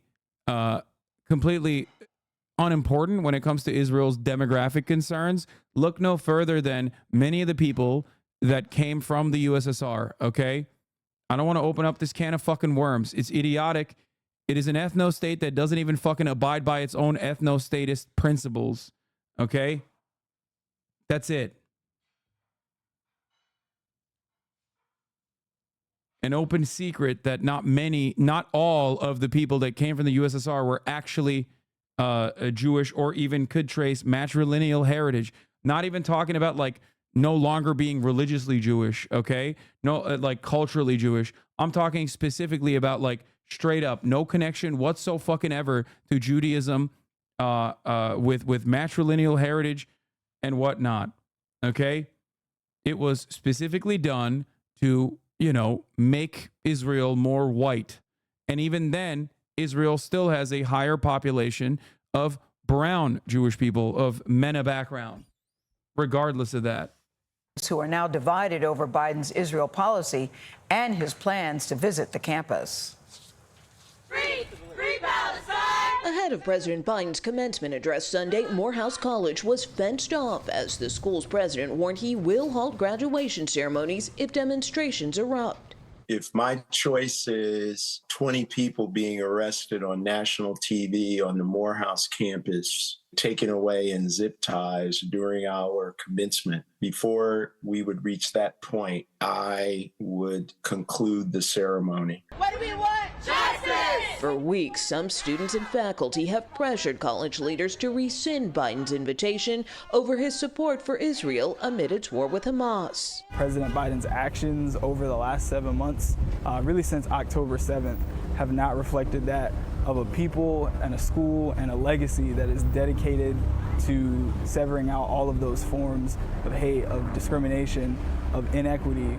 Last week, the White House dispatched senior advisor Stephen Benjamin to the campus to quell tensions. We received those messages and we shared those with the president. The president's visit to Georgia comes as recent polls show him trailing former President Trump after flipping the state in 2020 with the support of black voters. Morehouse is a place that the president wants to hear from, even as we hear from him. Engineering graduate Fabian Waduba is keeping an open mind. Honestly, I just want to work this Sunday. For CBS Mornings, Nicole Killian, Atlanta. That's it, baby. Let's go. It's Johnny Harris time. Welcome Johnny Harris into our homes. We are going to be talking about the Houthis today. The banks of the most important waterway on Earth sits the country of Yemen, a place that was two countries for decades until the year 1990, when it was unified into one. A fragile patchwork of groups, all with different tribal backgrounds, religious beliefs, and political aspirations. The story I want to tell starts in the 90s, when one group forms up in the northern mountains of Yemen. It started by a group of religious Yemenis who call themselves the Believing Youth, who were members of a Shiite Muslim sect called the Zaidi. Zaidi Muslims used to be the majority when the country was split in two, but in the new unified Yemen, they became a minority and felt neglected and discriminated against. At first, the group focuses on rebuilding the Zaidi religious identity, Diddy, hosting summer camps this. for young men and offering religious education. But in the late 1990s, the group starts to change in important ways. A member of Yemen's parliament resigns in protest and joins the Believing Youth. He felt that the government of Yemen was corrupt and far too influenced by Yemen's neighbor to the north, Saudi Arabia. Al-Houthi blamed outside influence for many of the country's problems. So as he leaves the government, Al-Houthi uses his wealth and family connections in the Zaidi community to become the leader of the Believing Youth. He wants an Islamic revolution, modeled after the one in Iran, one that kicks out any foreign influence and restores Islamic values. With Al-Houthi's influence, this group of young men in the mountainous region of Yemen starts to change. They begin protesting Yemen's president, Ali Abdullah Saleh. Soon they start taking up weapons, taking over territory, and eventually setting up their own security checkpoints in their region. The Believing Youth are starting to look a lot less like a summer camp and a lot more like a militia, like a rebellion. President Saleh, who had previously supported the Believing Youth, is starting to get worried. And then in 2001, the entire Middle East would change forever. After 9/11, the U.S. launches a war on terror. They ask President Saleh for help, and he cooperates, taking military aid and allowing American special forces to operate inside Yemen, where the terrorist group Al-Qaeda has a presence. 18 months later, the U.S. presence in the region would balloon even more when the American military invades and occupies Iraq. For Al-Houthi and his group... I just want to point out something here. Al-Qaeda still has a presence in Yemen. Al-Qaeda still has a presence in Yemen. And they are using American weapons, or did still have... I don't know what Al-Qaeda looks like in Yemen now. But up until like 2016, 2017, 2018, Al-Qaeda literally operating just like they used to at the behest of the Saudi government was straight up participating in the fucking genocide of the Yemen population being directed by Saudi Arabia. How'd they get the American weapons, chat? One must ask themselves how they got those American weapons. It wasn't a fucking accident. They were working with the Saudi government. Much to consider here.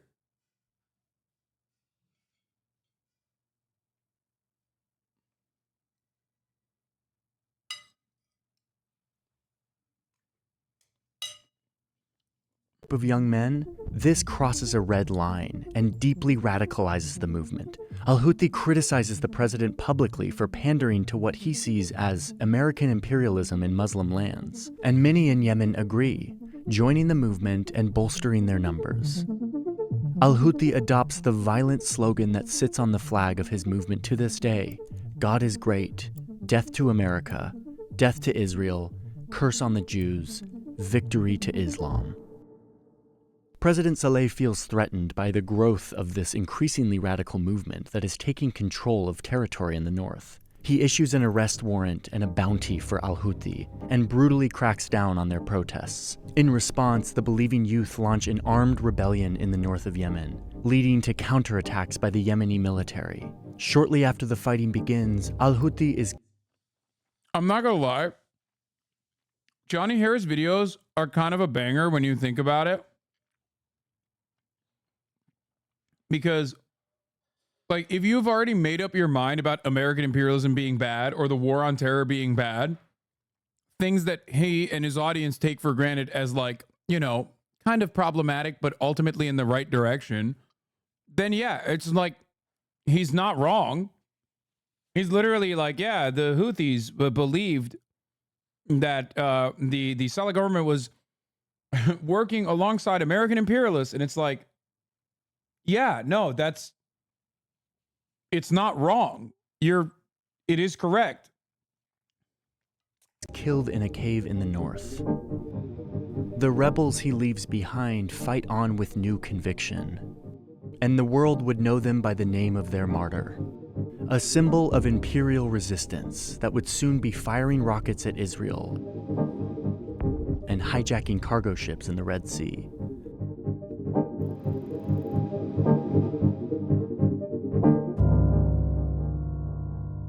This Yemen story is about to get really fascinating. I'm going to pause for a second because I need to thank the sponsor of today's video. The sponsors are how we're able to do our journalism here on YouTube, so thank you Incogni for sponsoring today's video. I've been using Incogni for about 18 months now, and it has really changed my digital life. Most of us don't know that our information, our name, our date of birth, our address, our browser history is a commodity. It is bought and sold. I'm doing ethical on react. A data market where data brokers make a lot of money selling our information to corporations or insurance companies that want to profit off of us. They have the right to do that. And yet we also have the right to request that our information be taken off of those lists. The problem is,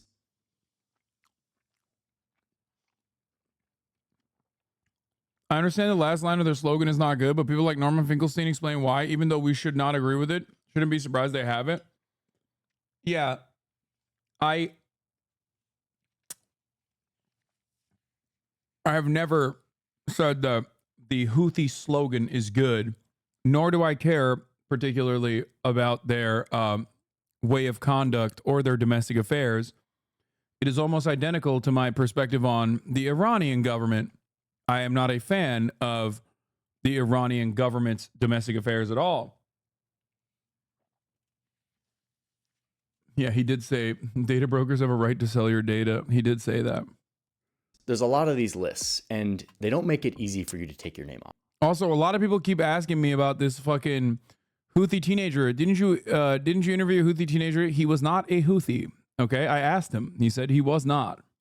And that is why Incogni exists. You sign up for Incogni and you give them permission to act on your behalf, to go request that your information be taken off of these lists. And it's not like there's like 5 lists.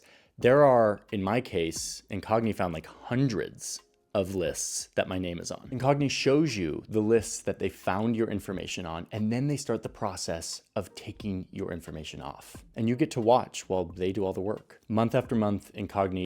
It is pretty wild because like everybody fucking ran with that, him being a Houthi. Which, by the way, I maintain the position that I should be allowed to interview a Houthi if I want to as well. Suck my dick. But also,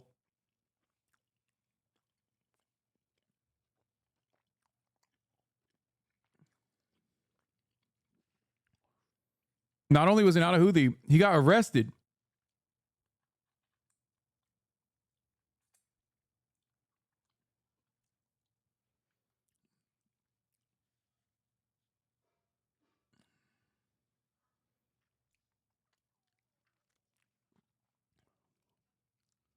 It's because you talked about One Piece with him? Yeah, I did. I was trying to get him to open up.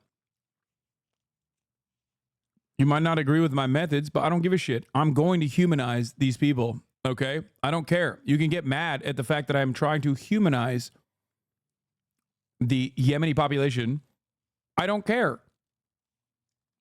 That's precisely the reason why so many of these motherfuckers literally didn't even care about the contents of the interview, care about the fact that like BBC and many others actually also conducted the exact same interview, care about the reality that New York Times and many other outlets literally reached out to me to try to get connected with the kid.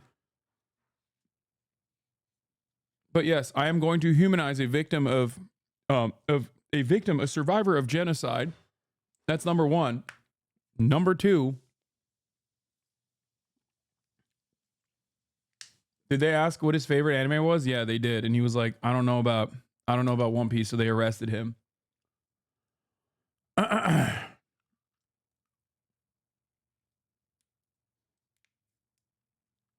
And what a lot of people fail to recognize is that throughout that interview, obviously I didn't fucking debate him, right? But I asked him a couple questions specifically, pointed questions, like, how do you feel about anti-Zionist Jews? Are you shocked to find out about the reality that there are many Jews in America who are leading some of these anti-Israel protests?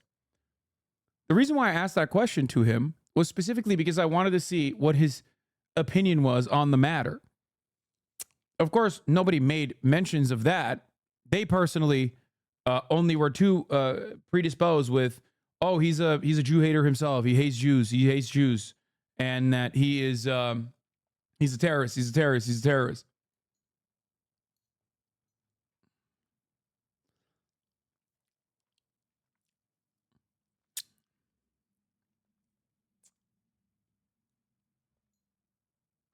Okay. What'd they arrest him for? I mean, I'm pretty sure he's out of jail, but I don't know why he got arrested. He is working for me to keep my privacy and my data safe, which is a really good feeling. So that's Incogni. I'm really glad they exist. I'm really glad they've come to sponsor a video because I started using their service and I am very happy with it. They also then ironically claimed he was media trained and like lying. This fucking 19-year-old survivor of genocide. Again, is it classic white supremacist bullshit? By the way, they still bring that shit up every goddamn day. What? They community noted you? Oh, hell yeah. On most major issues that will likely be discussed in the debate, there are significant policy differences between Trump and Biden, including abortion access, tax policy, education, healthcare policy, and more. I mean, their community note is literally my second point. Look, maybe we should ask them what anime they watch. See, they always still make that snide remark. How dare you ask a victim, a survivor of genocide, questions that will make him realize that I'm not trying to fucking attack him and humanize him to the American audience. How dare I do that? Well, that's what I got for you. You can suck my cock. That media training thing is just something that the horsefucker V made up. Yeah. Yeah. Also, the Houthis, on the other hand, simultaneously have like curse the Jews on their fucking slogan, but they're also simultaneously doing media training to be like, yeah, anti-Zionist Jews. Wow, that's cool. I like that. Why wouldn't he just say, I hate the Jews?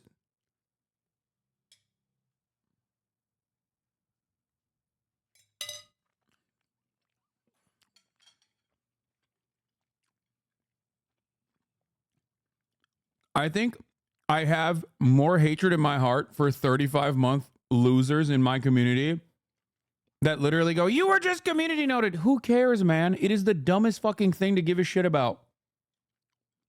You're that fucking Twitter obsessed.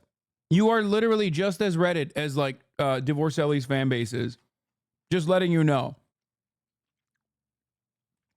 The community you made, smile. Yeah, well,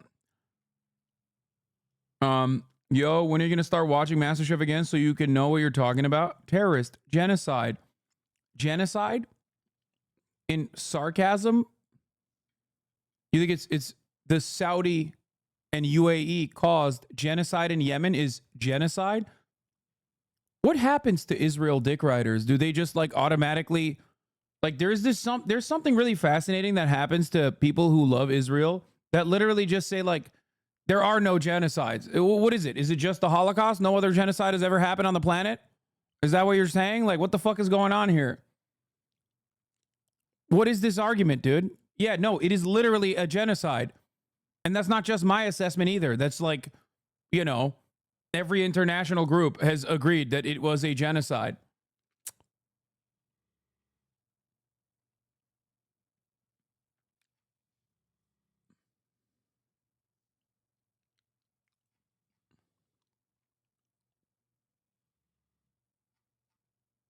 What the fuck? This is the whole point. This is the issue. This is the issue with people that just like have like a reactionary position and get negatively polarized against me. They end up fucking taking like unhinged positions. I would much rather have the community that I've cultivated than dumb fucks like you in this community. I'm gonna be honest with you. Dumb fucks that literally hear me say something is a genocide and immediately automatically go, genocide, lol. Like, you just didn't even hear what I said. You just automatically went, oh, Hasan thinks something is a genocide, so it probably isn't. Yeah. My community is fucking awesome. We don't deny genocide, dipshit. Suck my dick. 2019 follower. I know exactly what pedophilic debate pedophile community it comes from. So there's a link in my description. It is incogni.com/Johnny Harris. Click the link. It helps support the channel. Go fucking debate. Go debate the ethics of CP and how age of consent should be lowered. And, you know, actually it's a phebophilia, not pedophilia. Come on. Johnny. Go back to your fucking community. Harris, and you will get 60% off the yearly plan of Incogni. Use that code so they know it came from this ad read. That is very helpful to me. So yeah, you can try it out, get a big discount, and see if Incogni helps protect your privacy while also reducing the amount of junk mail and robocalls that you get. Thank you, Incogni, for sponsoring today's video. With that, let's dive back into Yemen. By 2004, the Houthis have morphed into a full-blown rebellion, fighting against Yemen's government from their northern strongholds.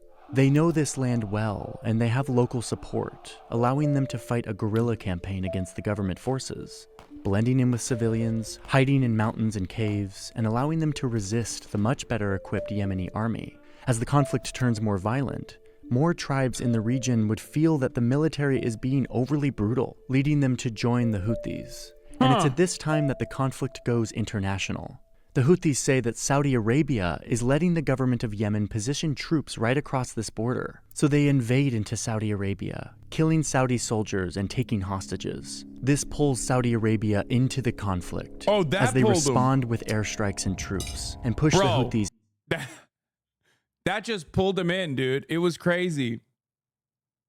It was crazy. They definitely weren't doing the thing that they were correct on. Again.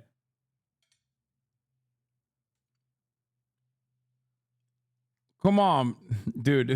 Israel style. Yeah, Israel style. They were just defending themselves. Out of their territory, punishing them for this invasion. Now, over here, Iran is watching this war, and they see an opportunity. The Houthis are now fighting directly against their biggest rival, Saudi Arabia. So they start secretly sending weapons to the Houthis. At least that's what Saudi Arabia claims, saying that they intercepted an Iranian ship filled with weapons and military trainers on their way to the Houthis. It looks like Iran is directly supporting the Houthis now.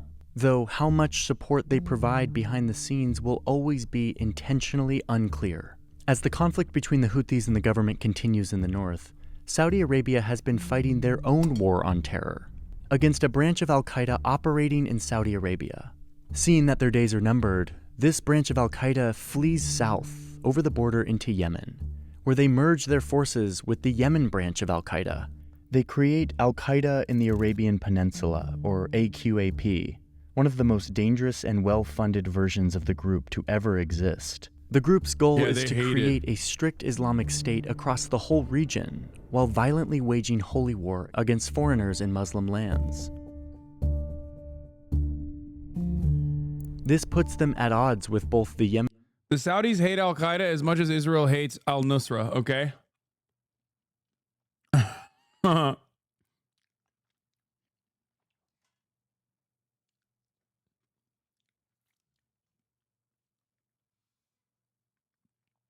Yemeni government and the Houthis. The conflict is getting more complicated. Around 2011, the region starts to change in big ways. In one country after another, there's an outpouring of public anger on the streets, demanding change from their government, removing old leaders. This is called the Arab Spring. It's upheaval that spirals the region into hope and chaos.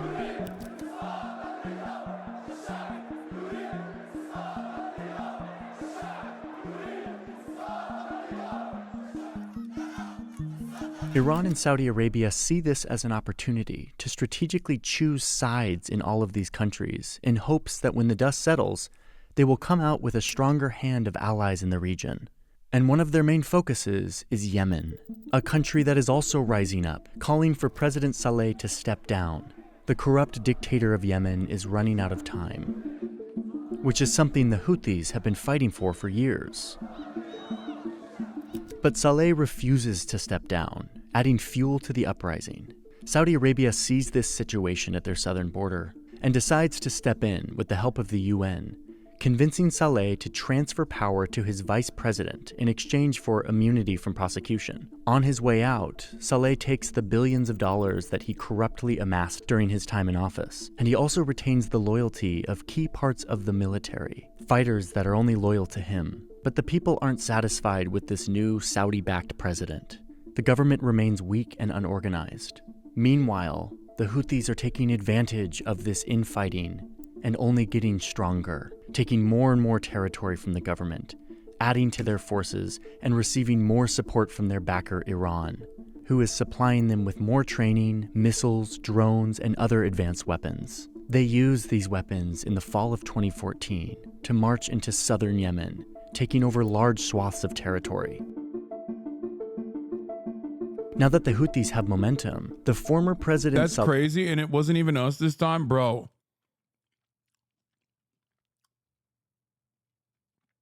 Fuck you mean it wasn't even us? Bro, he's literally talking about direct Saudi involvement. Of course it was us. What do you think Saudi Arabia is? Who is Saudi Arabia? What kind of weapons do you think they're manufacturing in Saudi Arabia?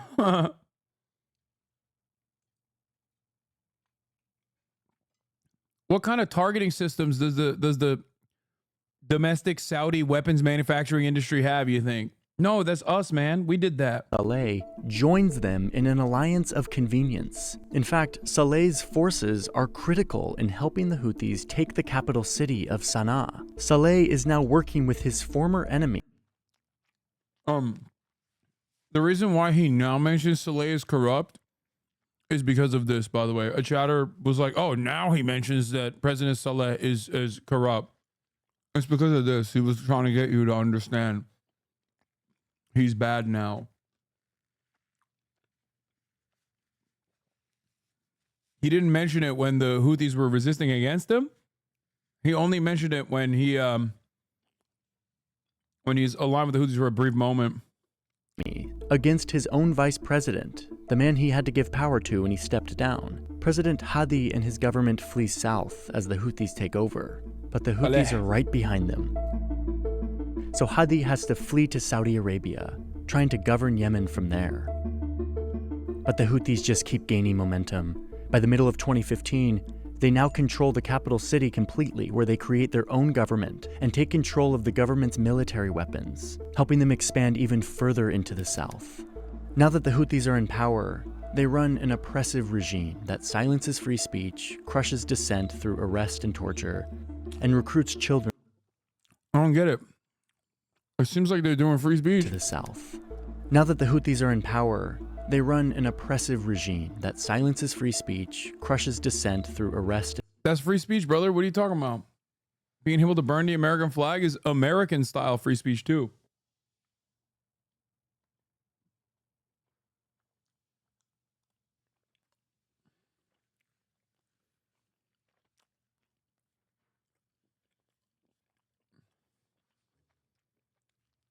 Yeah.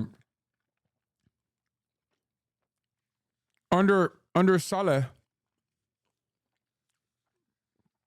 Yemen was a thriving liberal democracy but he is also partially corrupt and brutal. I will only mention that he's corrupt when I'm about to say that he like aligned with the Houthis for a brief moment.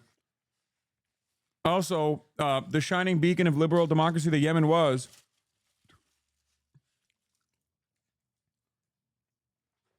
changed dramatically when the Houthis came into power. And not that like they basically maintained the same business as usual in the midst of a fucking civil war. Kind of odd that these guys are random people, and yet they are able to galvanize massive chunks of the population. I don't know how. Agree with them or not. It's just odd that he keeps saying that like this is a, you know, this is a fucking militia group backed by Iran, nothing to do with Yemen kind of, but also simultaneously very popular seemingly.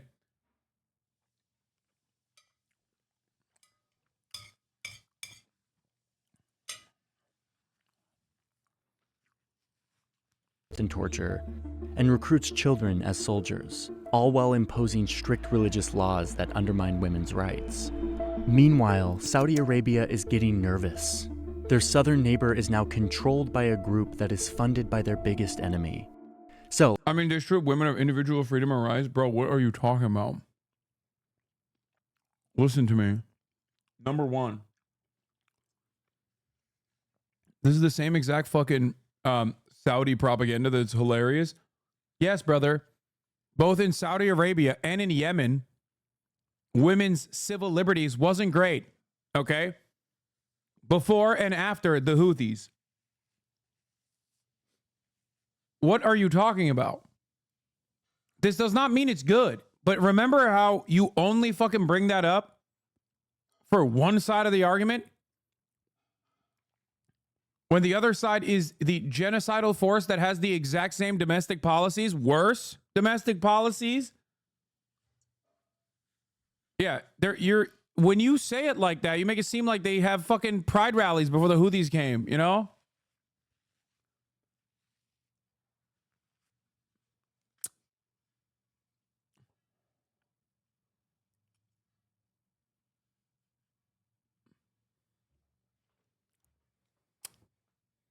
Saudi girls in my college course in 2014 had never driven a car because it's illegal. Yeah, they also probably came to the United States of America with a male member of the family because they are because they can't travel on their own usually to the United States of America. I mean, it's cool that the government literally pays for your male family member as well for you to go to school in America, but like also not great that, you know, that's a thing.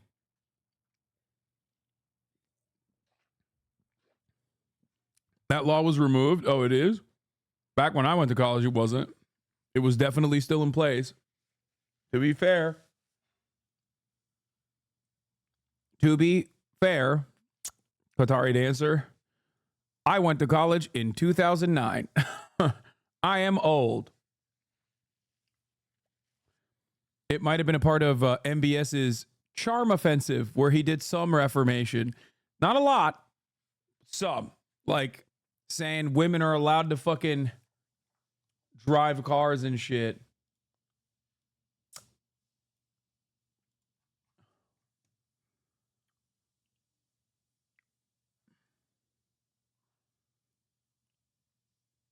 Not sure what your point is. Saudis and Houthis are both shit for the people. Brother, you are in the United motherfucking States of America. What the fuck are you talking about? Our involvement in both of these countries have been objectively bad for both of these fucking countries.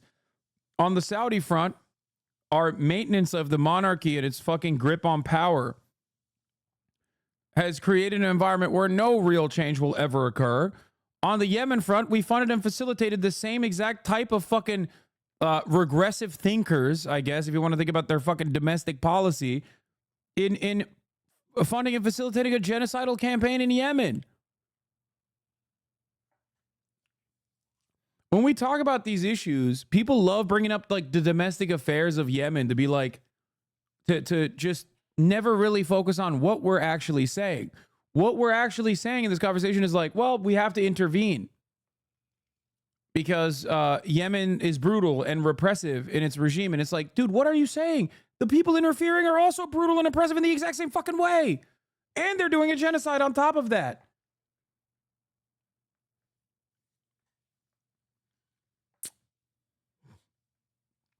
Yes, you got the fascism from the West and Islamism from Iran.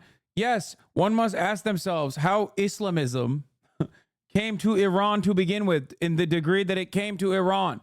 What kind of foreign involvement, I wonder, happened in Iran that led to the Iranian Revolution? This is Americans refusing to learn the lessons from past involvement and then literally using the negative consequences of past involvement and intervention to be like, we have to do more of that. It is the most American idea, okay, to go, you know what the problem is? We have a lot of gun violence in this country, okay? Mass shootings are happening daily, right? We also have more guns in circulation than we have people in this country. What's the solution to this problem? More guns. Arm the teachers. Hello? It's the most American concept. Americans love looking at a problem that they fucking caused and then being like, you know what? We'll fix this problem. More of the same problem. It's so dumb. I don't know. I don't know what else to say beyond it. Yeah, traffic in LA, more lanes. But without local support, then the revolution could not have been taken over. Wait, what? Brother, I don't think you understand what the words that are coming out of my mouth. The local support for Islamist movements, fundamentalist movements, literally gain more momentum when they are launched against Western imperialism. It goes back to my argument. Okay? That is how people go, you know what? I'm not the biggest fan of the fucking fundies, but it turns out they're not wrong. It turns out maybe they're right about the fucking Shah.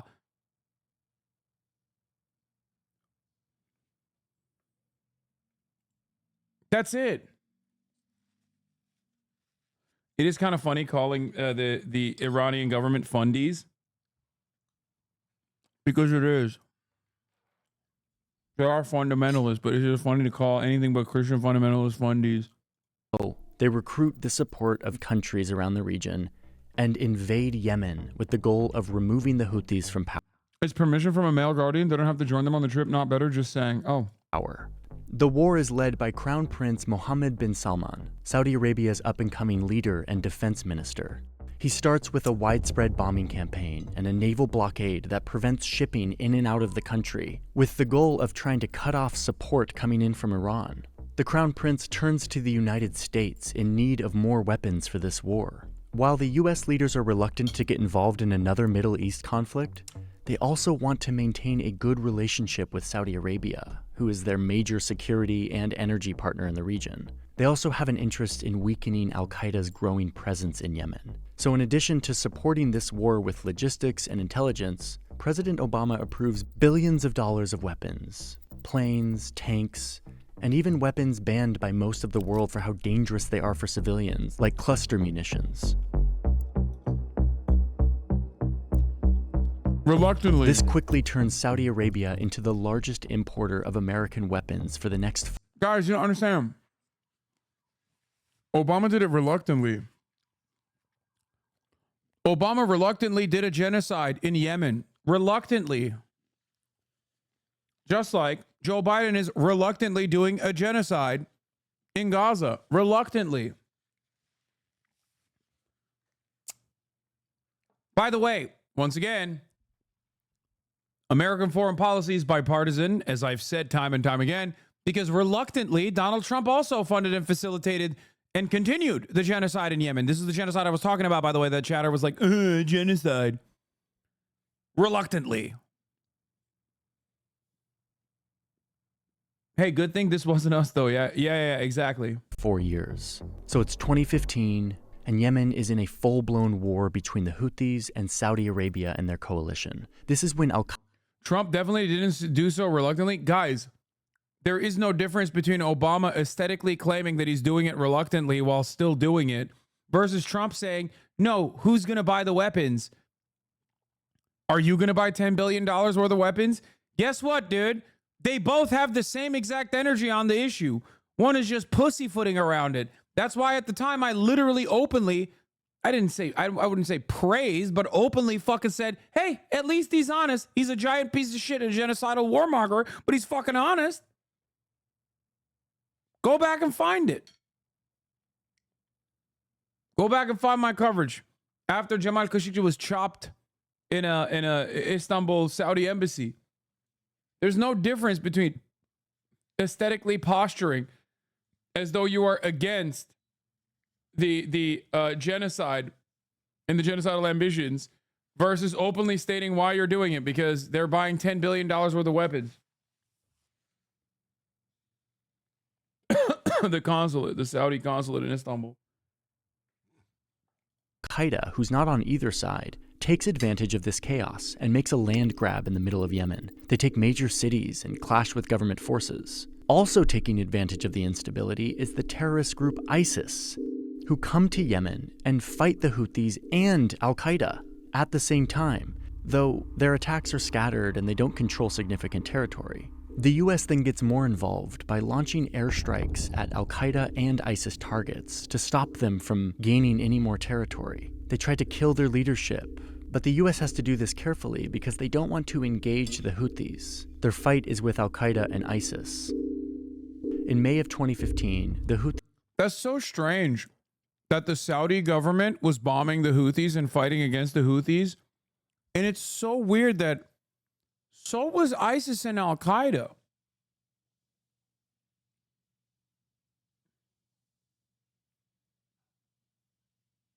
What? What's that about? In the same time frame, al-Nusra, which is like the Syrian version, was also getting help from the Israeli government.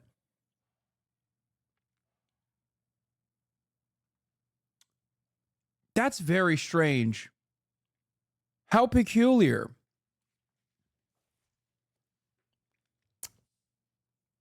I just don't know. I don't know what it is. I don't know what I don't know what it's about.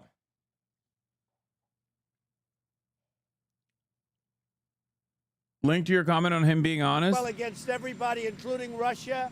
And it's so funny. He's just like the conversation is so easy to have when a politician is honest about their dishonesty, right?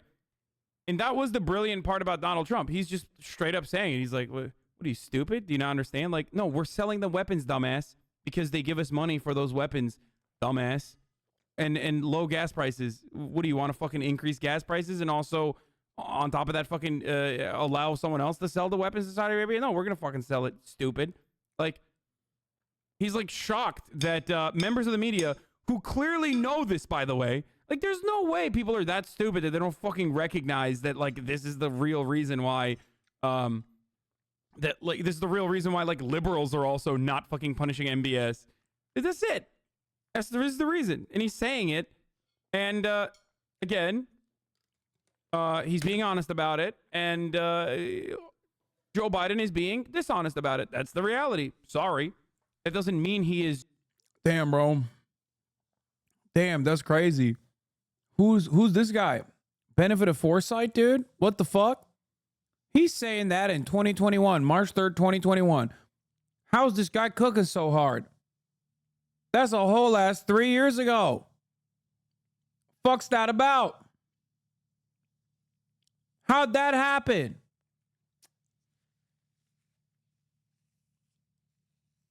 Huh. That's weird. I'm saying Joe Biden's being dishonest about it. How did I know? How did I know? What? How did I predict how Joe Biden would react against Yemen later down the line? How? A good person. He is a fucking monster. The things he's saying are monstrous. But that's precisely why I get frustrated with the Joe Biden administration, because if you think that this is monstrous, then you have to recognize that what Joe Biden is doing is also monstrous. And I'm going to keep it that way. And I'm not going to tell a country that's spending hundreds of billions of dollars and has helped me do one thing very importantly, keep oil prices down so that they're not going to $100 and $150 a barrel. Right now, we have oil prices in great shape. Chatters back then also demanding gaming. Chatters back then also demanding, okay, buddy, 2 hours into the fucking broadcast.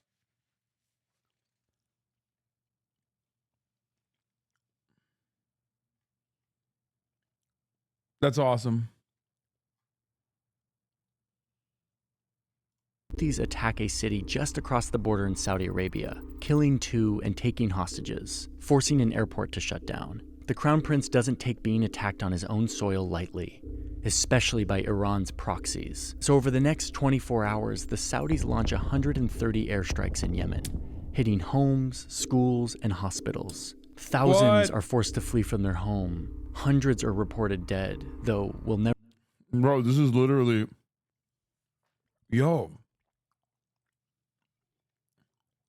Johnny's literally doing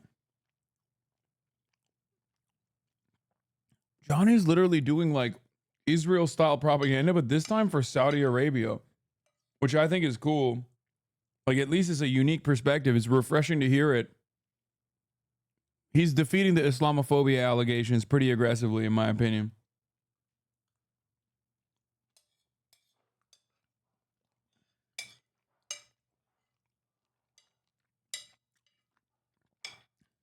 You could verbatim repeat exactly the same things he said without changing much of the words. Like, substitute Houthi for Hamas, not even change all that many letters, and substitute Saudi for Israel.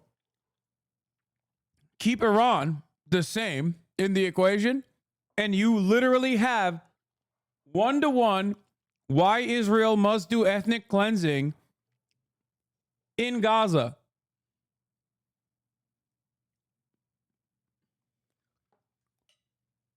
Straight up. But yeah, once again, I want to cherish Johnny Boy here. My man is so pro-Islam. He's pro-Saudi government. I respect it. It's cool. What is it? The fuck? Uh-oh. Fix it. The fuck? Uh-oh. Fix it. Was my picture more clear back then?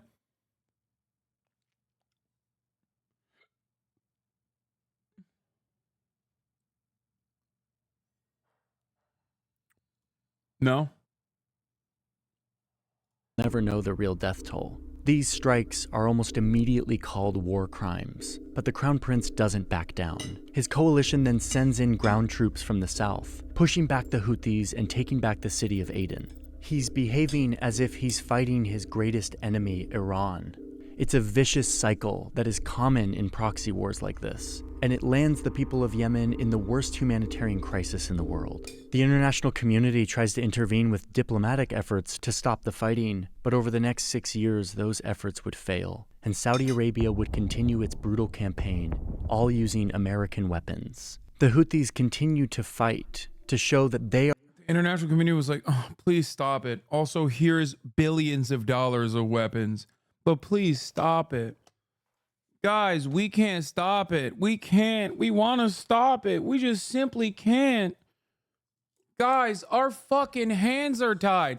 This is why you must understand why we offer unconditional support to Israel. Because we offered unconditional support to Saudi Arabia. Okay? This is why I laugh when motherfuckers say, Hasan, don't you think that Jews control American politics? It's like, yeah, dude, so does Islam, I guess. Hasan, don't you think that Islam controls American politics? After all, Saudi Arabia's genocidal campaign was not put an end to under identical terms until a power player came to actually play power. China. China stopped this shit, not America. Don't forget that. Yeah. Perhaps it is not Islamo-Judaism that controls the media or America, and simply American foreign interests, American State Department, American capitalism, American imperialism. I don't know. Or maybe it's actually Islamo-Judaism.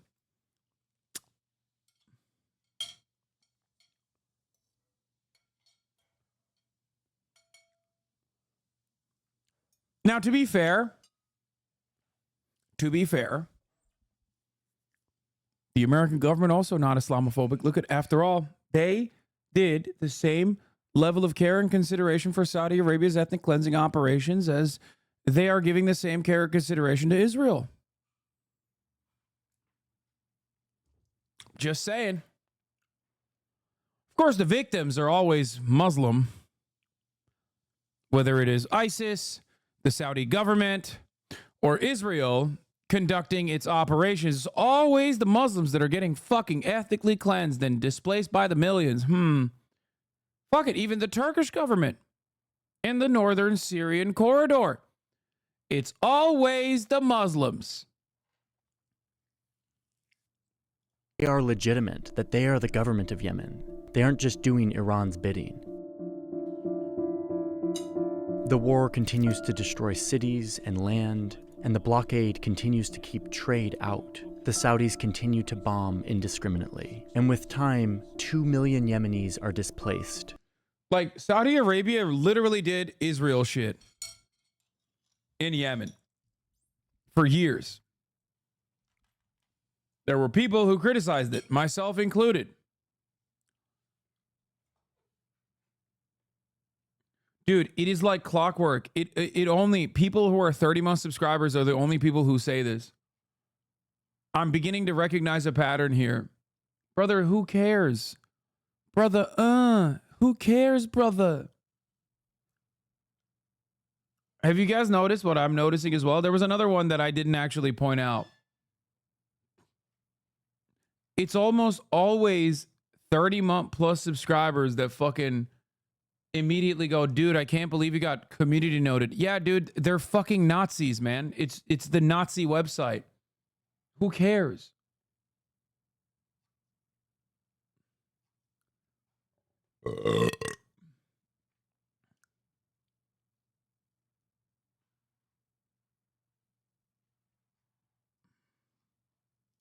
Forced to leave their homes to flee this violence. 150,000 civilians have had no. But this doesn't stop the Houthis from escalating their offensive. They start attacking Saudi Arabia directly with missiles and drones in their capital city and their civilian airports, using weapons.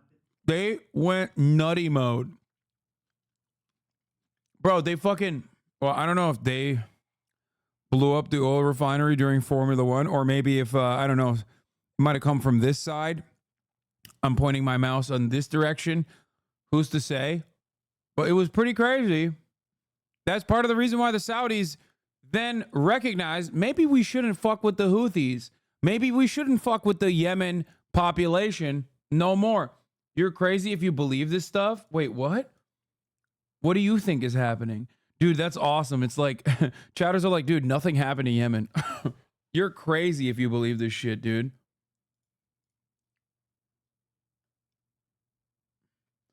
Your first reaction to being community noted was that of excitement. Then you flip hard for whatever reason. Yeah, because at first it was funny, but it's like annoying when so many chatters care about it and they're like, oh my God, you got community noted. It's a fucking Nazi website filled to the goddamn brim of Nazis. And the fact that people keep repeating it over and over again is fucking annoying.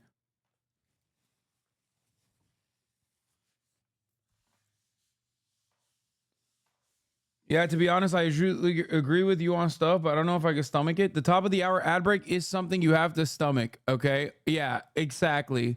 Poopy pee-pee man. Yeah, get fucked. Get fucked. Get fucked. I'm half Saudi, and even I don't defend this shit. Chatter has brainworms. Yeah, Chatter's like... Chatters are like, no, you don't understand, bro. Saudi Arabia fucking... If they're America's ally, we're on board.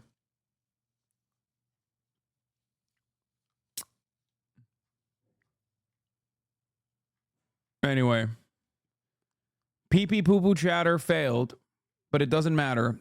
Although he had to eat the riposte. Ultimately, one thing is unchanging, that there is a 3-minute ad break at the top of the hour. And if you no longer want to see those ads, all you need to do is subscribe for $5 or for free with a Twitch Prime. The scale of the Houthi oil refinery attack was kind of amazing. Well, we don't know if it was actually the Houthis. We don't know. We don't know who did it. The Houthis did take credit for it. That was genuinely a change of pace in the conflict in general, where Saudi Arabia was like, oh, fuck.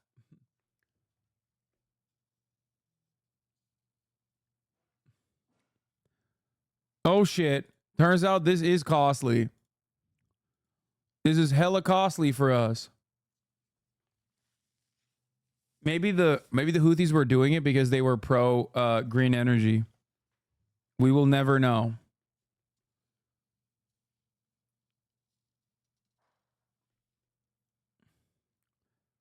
Yeah, they read how to blow up a pipeline.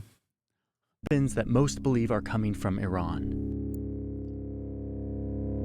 In December of 2017, the Saudis and the UAE convinced President Saleh to break his alliance with the Houthis and return to power as president of Yemen. They hoped that Saleh, the former dictator, might be able to hold on to power and rule more effectively. Saleh takes the deal and changes sides yet again, breaking with the Houthis and joining the Saudi-led coalition. Now he's no longer a corrupt dictator. We've decided now he's a kind individual who is good, actually.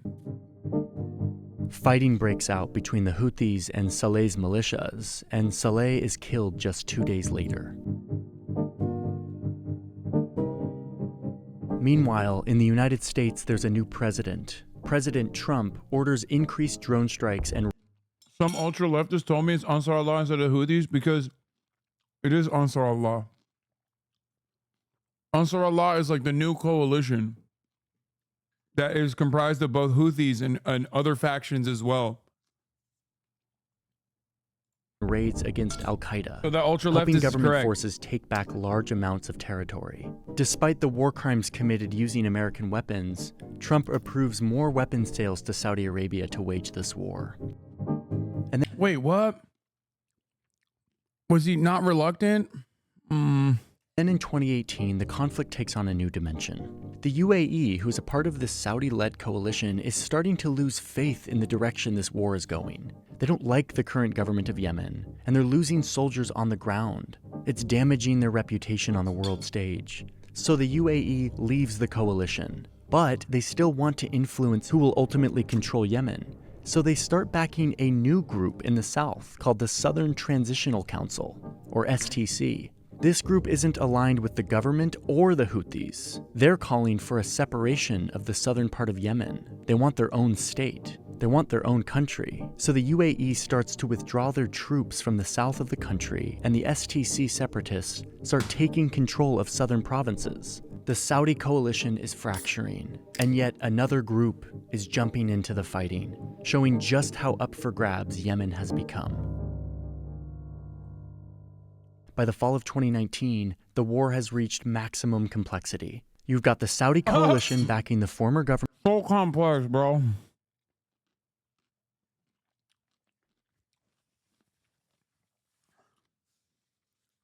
American-backed coalition forces did a genocide in Yemen against the popular uprising comprised of both the Houthis and many other groups against the corrupt dictatorship.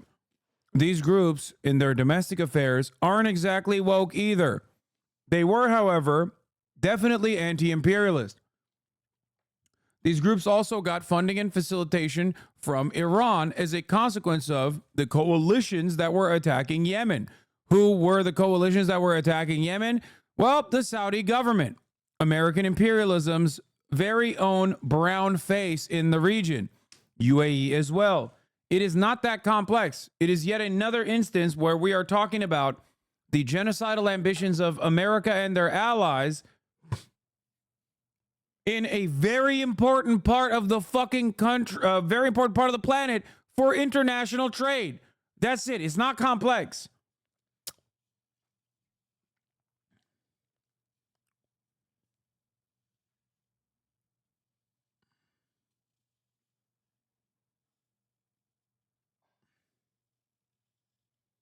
Hey man, I'm trans and I think I decided to vote for Trump. Shut up. You do this every fucking day, dude. You do this every day. Shut the fuck up. We know you're not actually trans, and we know you're not. Actually, you might actually be a Trump voter. You do this literally every fucking day. Stormy Echoes, you literally come into the chat every goddamn day to fucking troll. Okay? Every day. I haven't banned you. I should.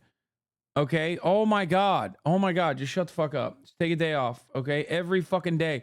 Chatters know your name. Why is chat laughing? Wait, what do you mean why is chat laughing? We're laughing because we see Stormy Echoes every day try to do new fucking baits.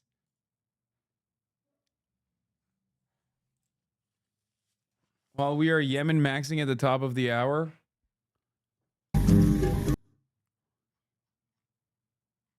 Wait, we'll do that later.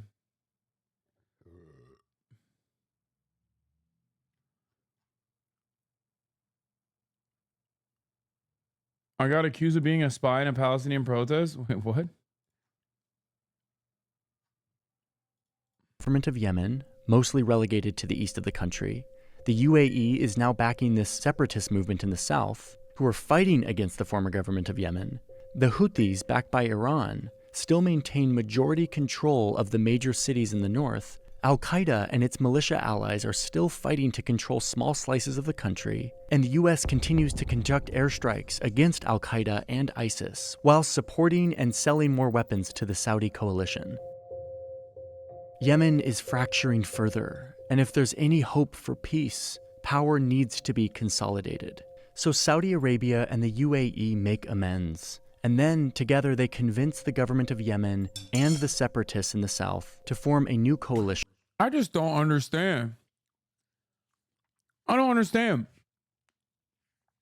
Only one of these groups is not an internationally sanctioned and you know, well, I guess I was going to say it's not an internationally sanctioned terrorist organization, but they do consider the Houthis to be terrorists, or at least Trump did. Joe Biden took them off the list and then said he's going to put it back on.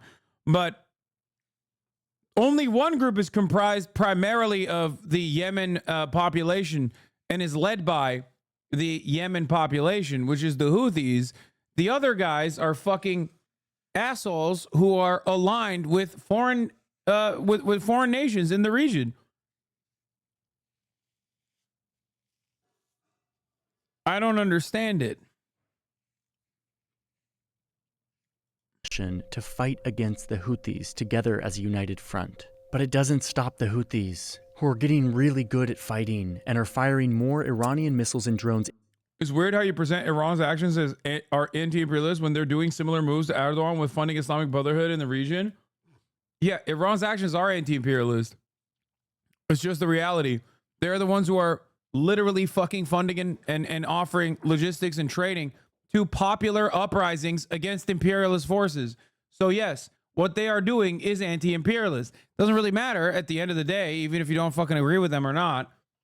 And I don't know if you are actually a Saudi chatter or not, considering that you always bring up the fact that, why don't you mention the history of the region's Western resistance? Saudi Arabian king was assassinated when he met OPEC with Iran to cut oil to the West, pressure against weapon shipments to Israel. Then Iran regime change and Egyptian socialist anti-imperialist presidents. Focusing on Iran makes it seem like Iran now doesn't have imperialist actions in the region like everyone else in it after resisting the West was made impossible. The reason why I talk about Iranian action in like both Yemen and Iranian action in Gaza or in the Palestinian part is that because they are the only game in fucking town when it comes to genuinely resisting against American imperialism and its influence and its most violent actions.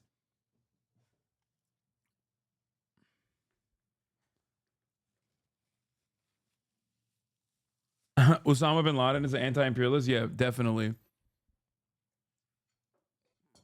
That's why he was he's such an anti-imperialist. That's why he was armed and trained by both the Saudi kingdom and also by America. You know, a rabid anti-communist.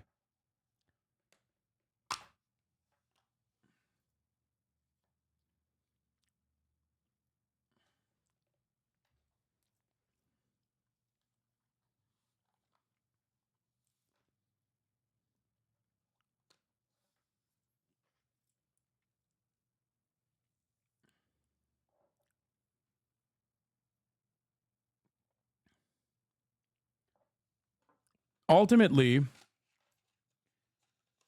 Iran doesn't have to imagine a world where American involvement exists in their country. They lived in it. And if they want to be reminded of how shitty things can be, they could just look to every other fucking regional actor. Same with Cuba and American involvement in Latin American countries.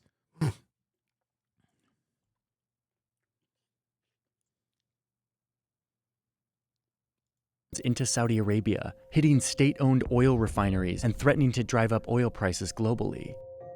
By January 2021, the Houthis, a group started to provide religious summer camps to young men, are now battle-hardened, and they control 70 to 80% of the population of Yemen. Later that year, the UN announces that approximately 20 million of those people are dependent on humanitarian aid for their daily needs. And at this point, the war starts to settle in to an uncomfortable stalemate. In April 2022, the UN brokers a ceasefire, and the fighting stops. At worst, you might say that Iran is aggressively expanding its sphere of influence. You can't even call them irredentists because they never try to claim any more territory. Yeah. Iran is a regional actor with its sole purposes as foreign policy, trying to end American involvement and interference. Iran's foreign policy beyond that, or Iran's interest beyond that, certainly could be the implementation of like a Shia-style control similar to Iran in other countries where Shias do exist.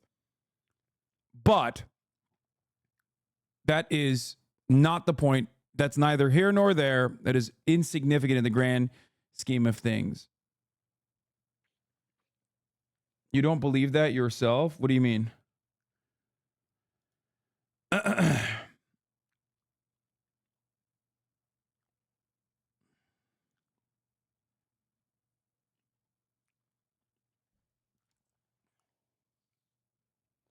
Everyone knows that Americans got rights in America when that one foreign superpower came in and blew the place up. Yeah.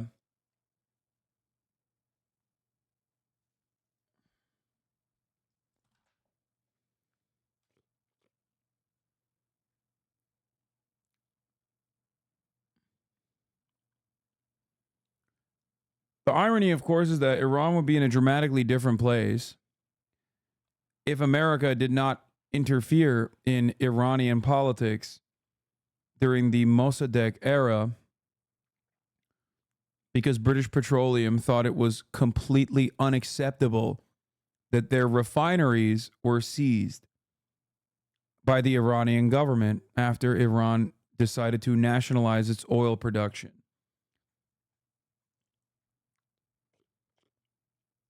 If you don't want Iran to gain more prominence in the region, then don't fucking blow up the entire region.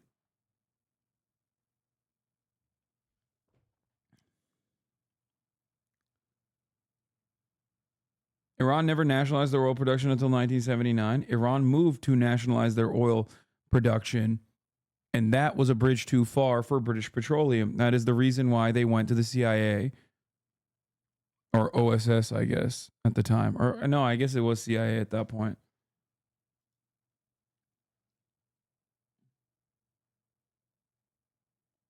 Stops. Behind the scenes, Saudi Arabia and Iran have been in diplomatic talks, sponsored by China. Regional tensions are cooling, which means that their proxy war in Yemen... Damn, put some respect on it. Put some respect on it. Let's run that part back, dude. Iran have been in diplomatic talks, sponsored by China. Regional tensions are cooling, which means that their proxy war in Yemen is also cooling. Saudi Arabia has had enough of the fighting.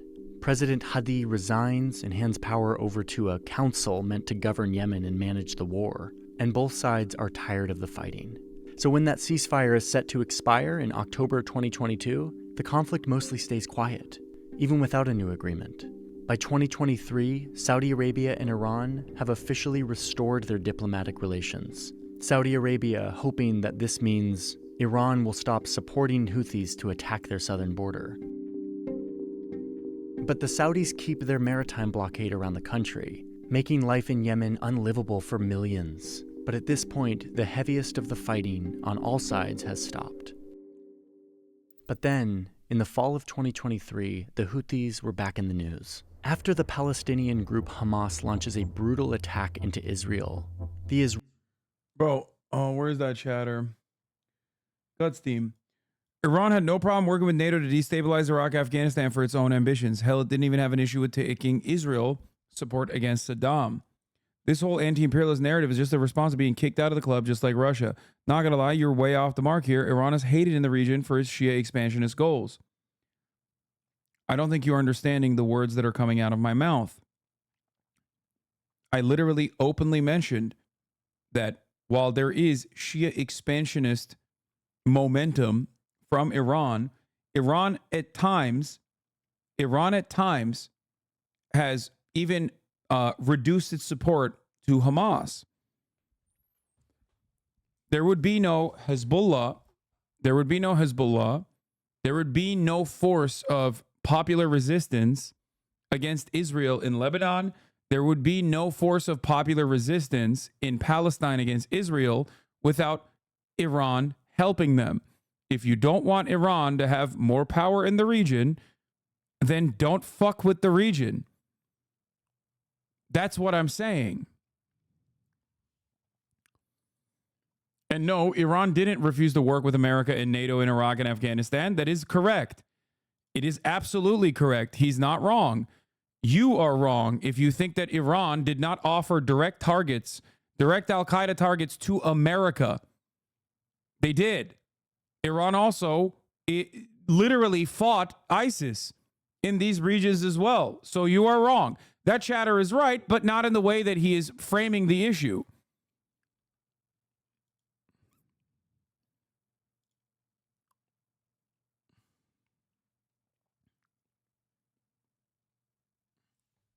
That's why it's so funny when Americans are like, dude, fucking Iran, dude.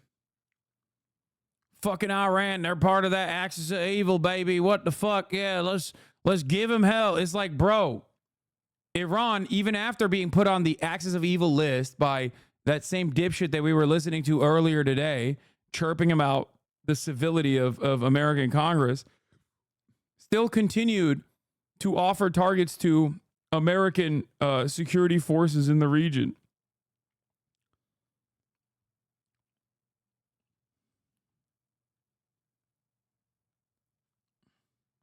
Yeah, like the time they wanted to ally with the U.S. to allow them to carry their imperialism, but Israel refused. But I agree with you. The current imperialist regime is a direct result of Western expansion. Wait, what? They wanted to ally with the U.S. to allow them to carry their imperialism, but Israel refused. Okay, that I'm confused as to what you're saying.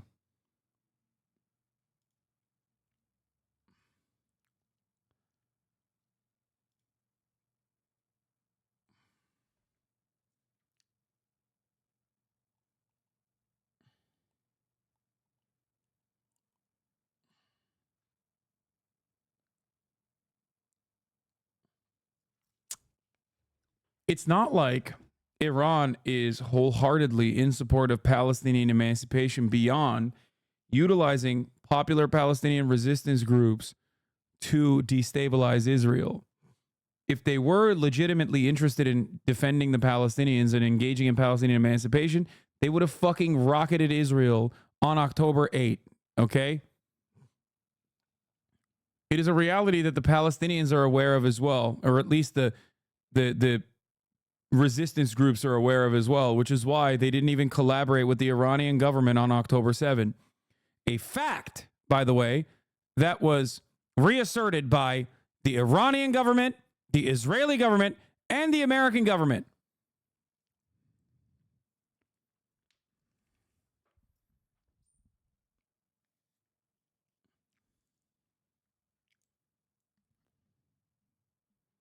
Anyway.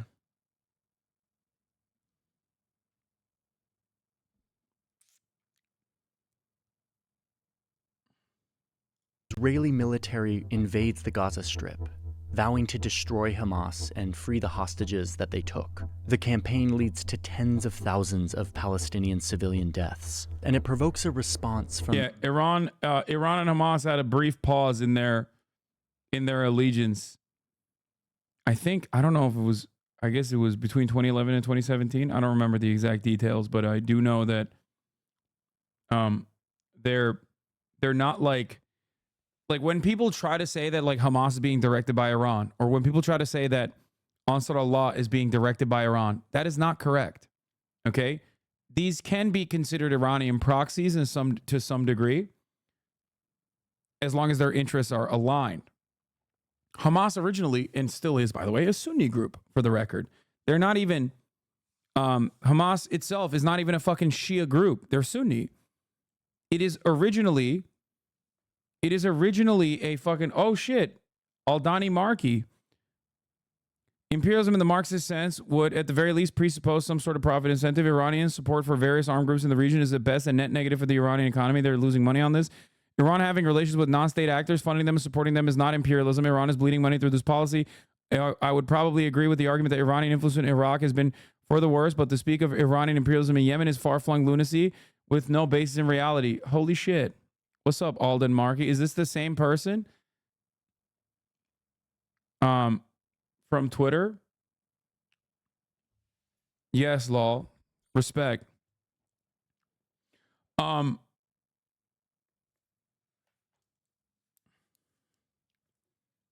Yes. Iranian interest in the region is born out of anti-American imperialist desires. That's it. 100%. And there have been times when Iran has withdrawn support or even refused to support to the degree that they claimed they would if Israel violated red lines. Remember, Iran only struck Israeli soil after Israel tried to open up another front of war against Iran in an effort to possibly bring America into the fold in a more meaningful capacity.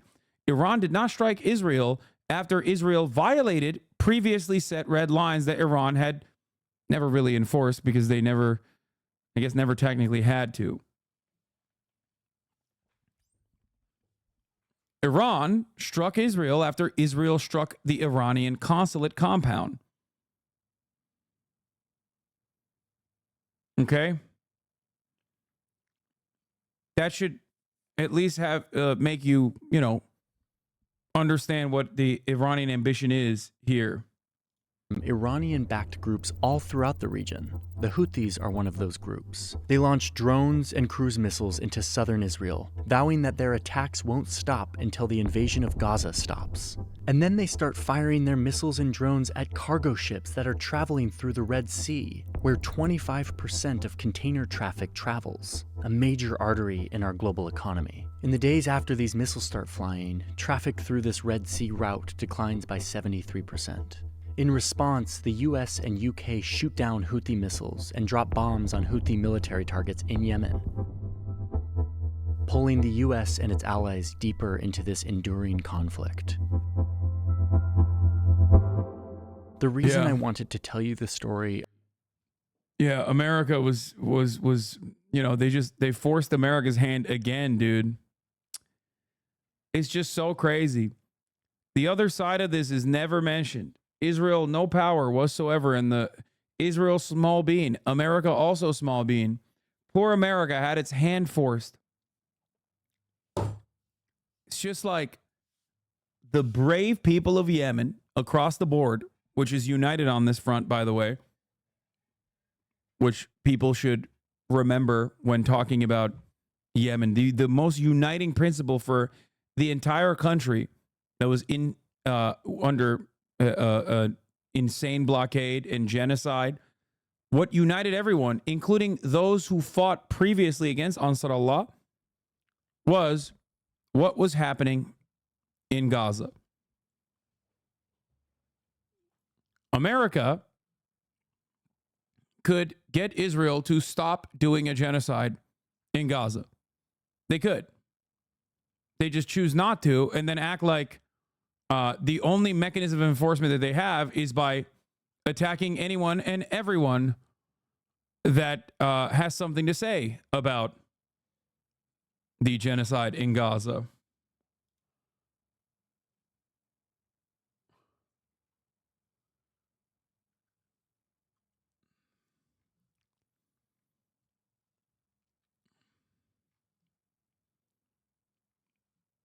Iran by no means is a wonderful country.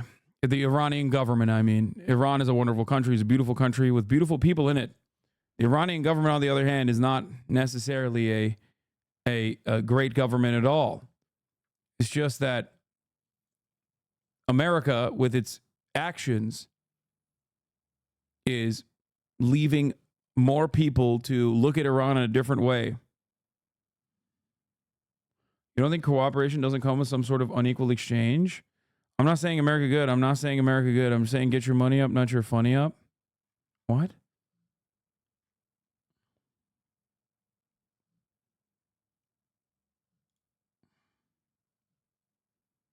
You can say the beautiful people part again. It's true.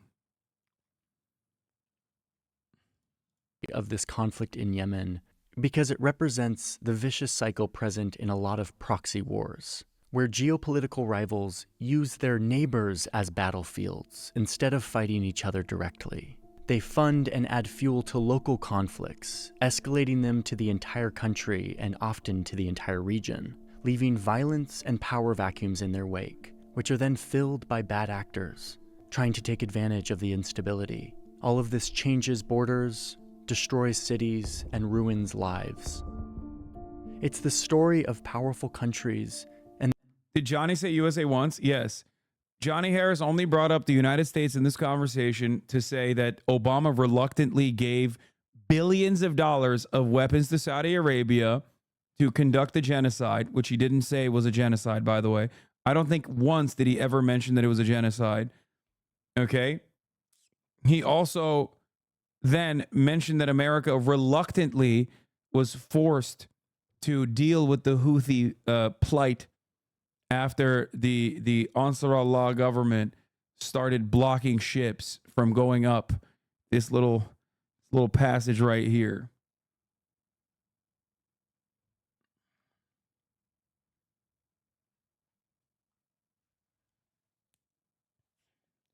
Hello, I'm from Spain, and I don't know how people from the Western world can be okay with terrorist groups funded by Iran. How can people like a group of terrorists?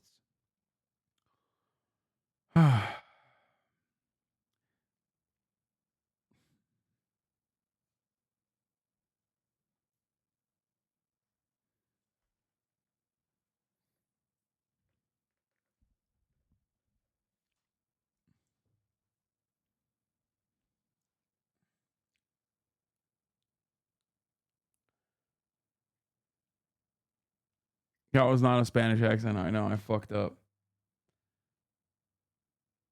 Yeah. Hello, I'm from Spain. And I only like terror cells that are funded by the American government or entire states that are doing terrorism. As long as they're aligned with the American government and our interests. and their cynical scramble for influence and power in vulnerable places, leaving behind them a wake of tremendous human suffering.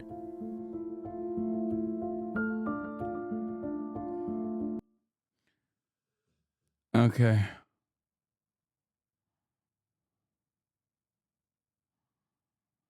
GDF had a good video about how Israel vetoed Iranian efforts in the 90s to befriend America and to be seen as an ally. That's what I meant. In the context of Yemen, things are different. I agree.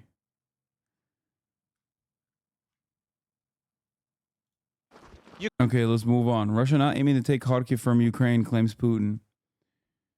It's because American analysts think that Russia is gearing up for a Kharkiv offensive, specifically so they can turn around and easily take over other territories in eastern Ukraine. That's what the American military analysts think, by the way. That's not my assessment. I don't know. I don't know enough. Ukrainians are fleeing with what they can. Quick, this policeman shouts. If you want to live, let's go. Officers are going door to door, guns at the ready. I think your takes on Iran, while mostly true, is accidentally misleading. Iranian government not being good is a huge understatement. Iranian government is the most horrific tyrant in the Middle East in terms of behavior towards their own people. Bro, there is not a single fucking day where I've been like, yo, I love Iran. Iran is actually fucking awesome. I don't know why chatters literally turn around and repeat things that I also agree with. Like, it's so fucking stupid. I don't know. I don't know what else you guys want from me. What do you want me to say? Like, I don't understand it. The Iranian government is awful. And we are directly responsible for its power and influence, both in the region and both in Iran as well. Oh my God. I don't know why. I don't know why people make it seem as though I'm not aware of this.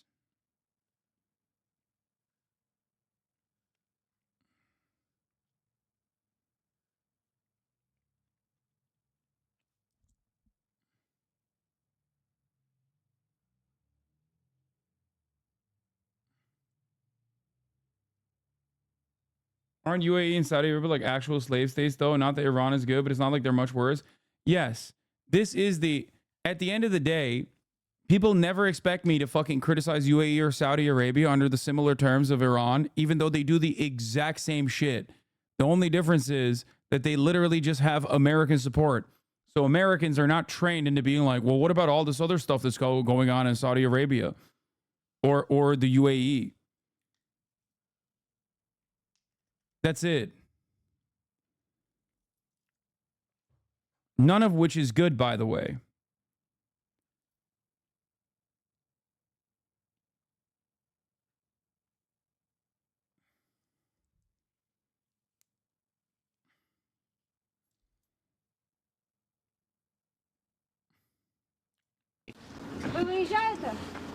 As they evacuate citizens in Vovchansk, which for a week now has been the focal point of a Russian advance that has stunned Ukraine.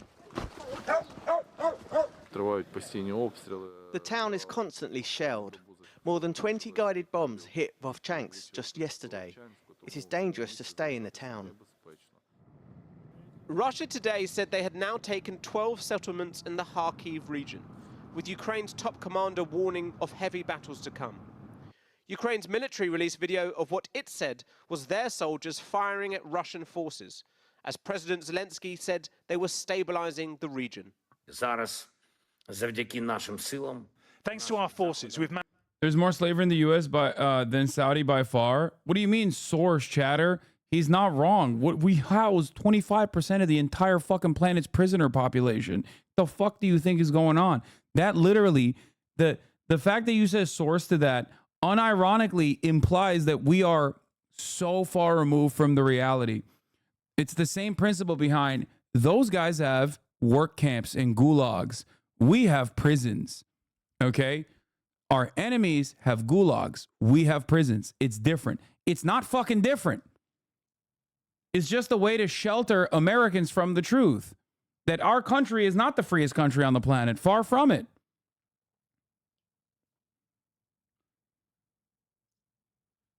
That's it. Yeah. Those countries are barbaric. They engage in bribery. We, on the other hand, are not barbaric. We do lobbying. Chatters are... Here's why I know I have a great community, because chatters already fucking know all the talking points. So they turn around and say it in the chat over and over again. I love that. Nah, Saudi is not a place you want to go whataboutist on this, though. The indentured servitude there is insane. Yeah, all the Gulf states have fucking insane indentured servitude. Except, what are we talking about here in America? Not only do we have fucking prisons, but we also have literal immigrant detention facilities where there is still also, like, we have slavery in our prison system, and we have a fucking unlimited amount of undocumented immigrants that we abuse. Once again, yes, Saudi Arabia brings in immigrants, or Gulf nations bring immigrants and then take their fucking passports and enslave them. That is true. We don't take people's fucking passports, but we literally abuse them all the same. We put them in the poultry facilities, though. Instead of having them come and fucking clean our houses, and we throw them out off of the houses or whatever. It's across the board bad. It's across the board immoral and wrong. But you have to remember that.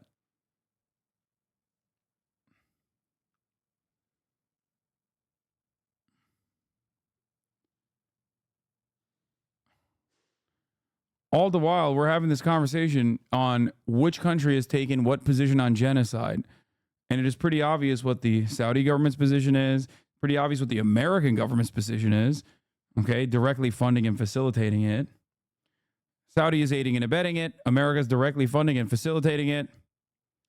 Israel is doing it. Iran, on the other hand, is at the very least funding the Popular Resistance Front against it. So there you go. This conversation is specifically on those terms. Genocide. Who's doing it? Who's resisting against it? That's it.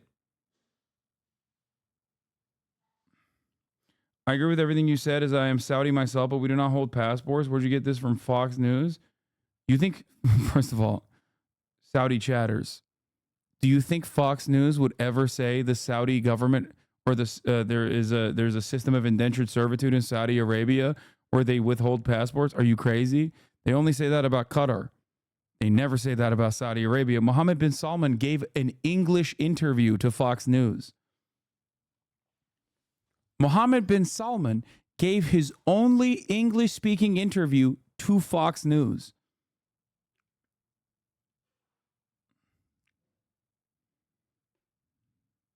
Just saying.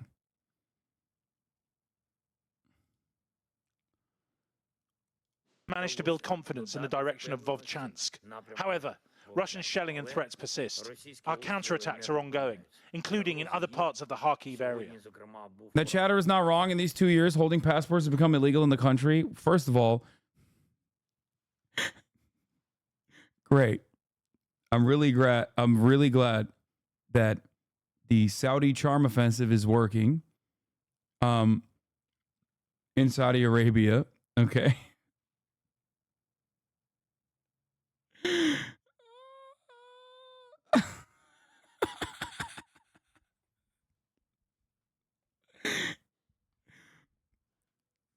Listen, I want to go to Saudi Arabia and play at the Live Golf Tournament just as much as you do, okay? Just as much as the next guy. And the takes will continue on this front as well. It still happens regardless of whether the government has now officially made it illegal or not. It's kind of like saying, excuse me, Hasan, it is actually illegal for corporations to hire undocumented immigrants in this country. Hello? We are a nation of laws. Oh, yeah? Is that why fucking Purdue and other agricultural producers sick ice on their own fucking facilities? I thought that shit was illegal. Turns out these very same American corporations utilize the Department of Homeland Security as a mechanism to clean their ranks of laborers that are maybe speaking out against the horrifying conditions. Doesn't matter.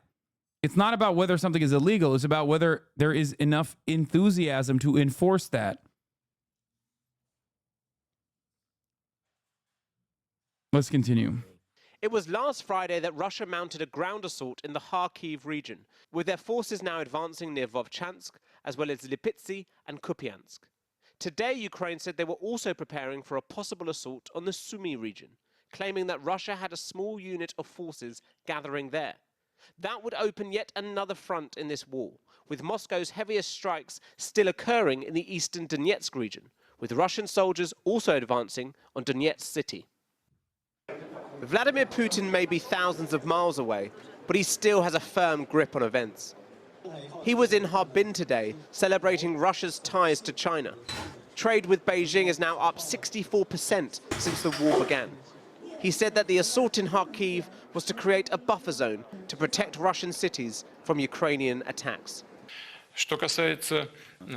As for what is happening in Kharkiv, this is also Ukraine's fault. They continue to shoot residential areas in the border territories. We will be forced to create a buffer zone. This is what we are doing. As for Kharkiv, there are no such plans today to capture the city.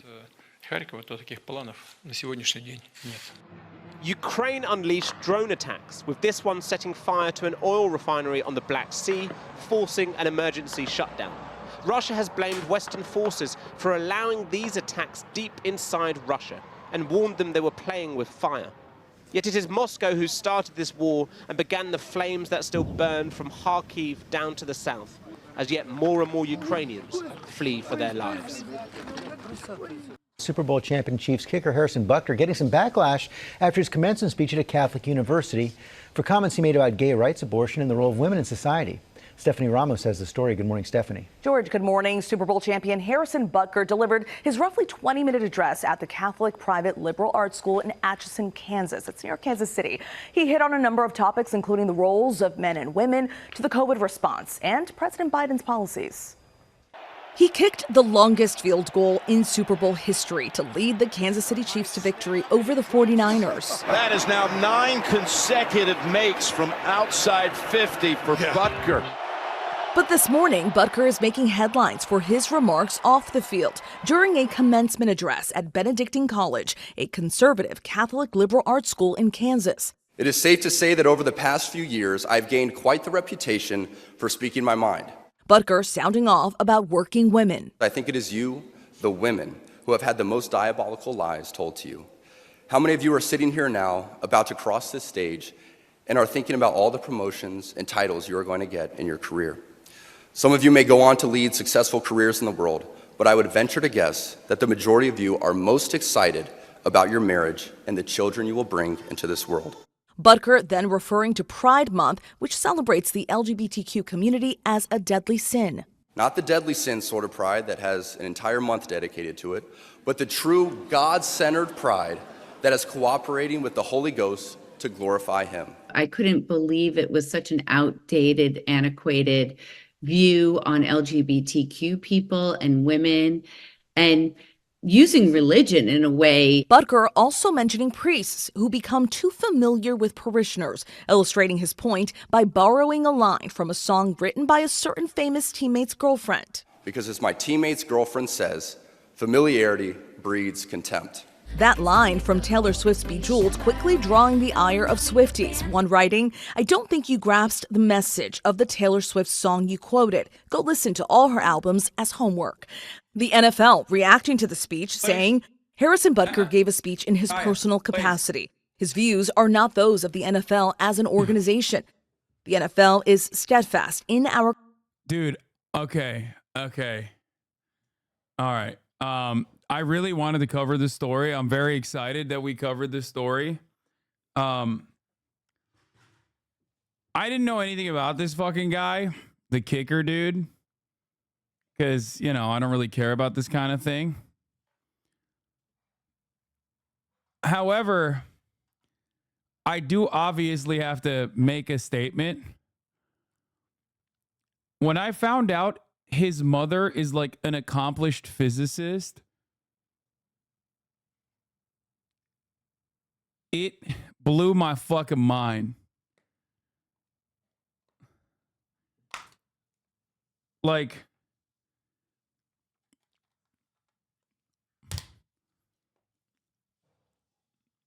it made it so much funnier to me.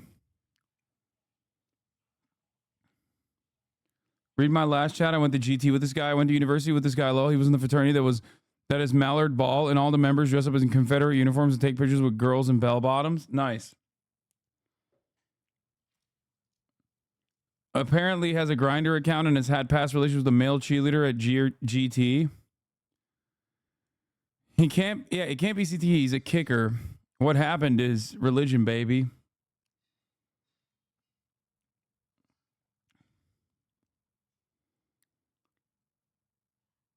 This is Kansas slander. Get this Missouri ball kicker out of here. It is funny, to me at least, that he's like talking about how women should stay in the fucking kitchen or whatever. And he's simultaneously like descendants of women who definitely did not do that. He's gotten sexually involved with men on campus, apparently. He went to conversion therapy. Can we watch the Yemeni communist agriculture? Word? Dude, we missed it. We had Alden Markey in the chat, and he left. We scared him away. Chat, you scared him away with your takes, with your bad takes. He read your bad takes, and he was like, boo, I'm leaving. You did that.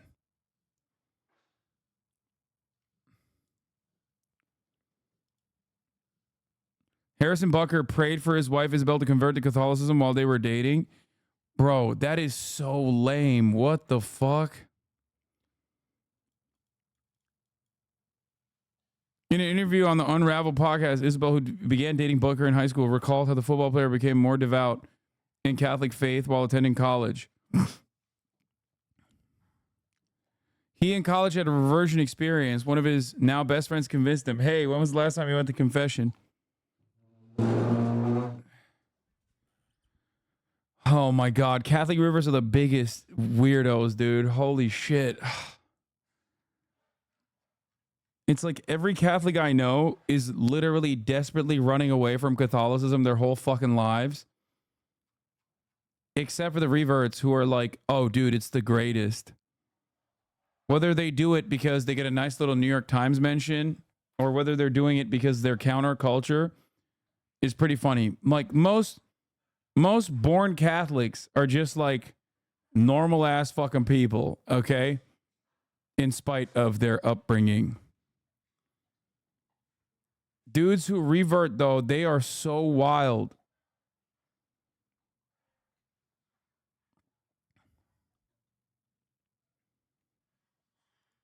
What is this? This is what every gay couple in Seattle looks like.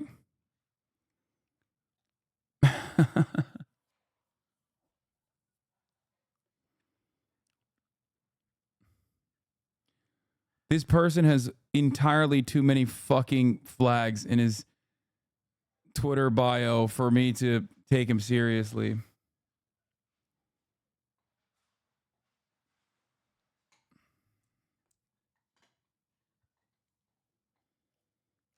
Reverts in all religions seem so fucking unhinged. Oh, yeah. I mean, yes, I agree. Islam, too. It's always giving, what's that guy who, like, tried to join ISIS? The white guy? That's what I immediately think of. It's just like, born-agains are always going nutty mode with it. Perhaps something to be said about American Anglo-Saxon Protestantism in this country, evangelical Protestants.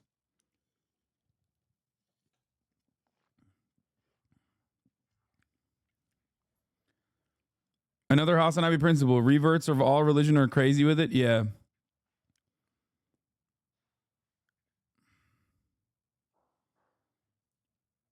Patrick Mahomes tried to tell us about Harrison Butker. Harrison all year long, man. I just let him do his thing. Don't talk to him. Go say hello. It's not like in the lunchroom. You say hi in the lunchroom? No, we sit right beside each other in team meeting, and I don't say one word to him, only before the season and after the season. That's the only time I talk to him. I don't talk to Harrison all year long, man. I just let him do his thing. Don't talk to him.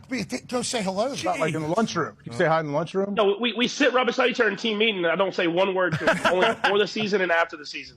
That's the only. That's hilarious.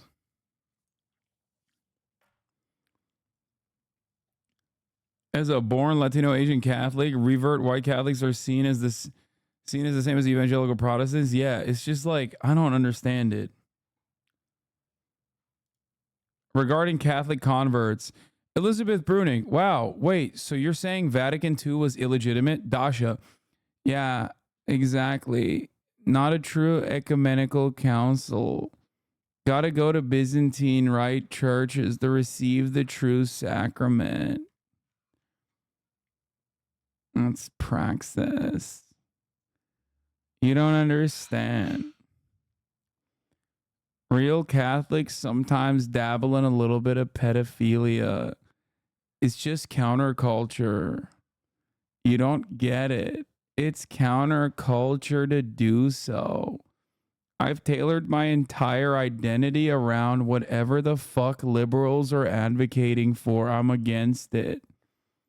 So sometimes I end up advocating for really silly things.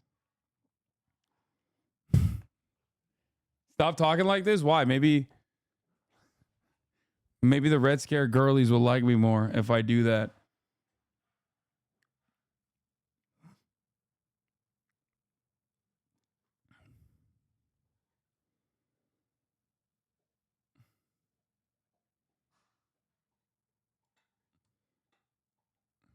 Charlie XCX reveals the Rolling Stone in the UK. She's listening to Red Scare and enjoyed their Lana Del Rey episode. I wouldn't say I'm deeply invested in edgelord culture, but if I scan the text, sure. That would be indeed impressive because that show is damn near unlistenable. Loma, she really told on herself here. You couldn't pay me enough money to say something like that out loud.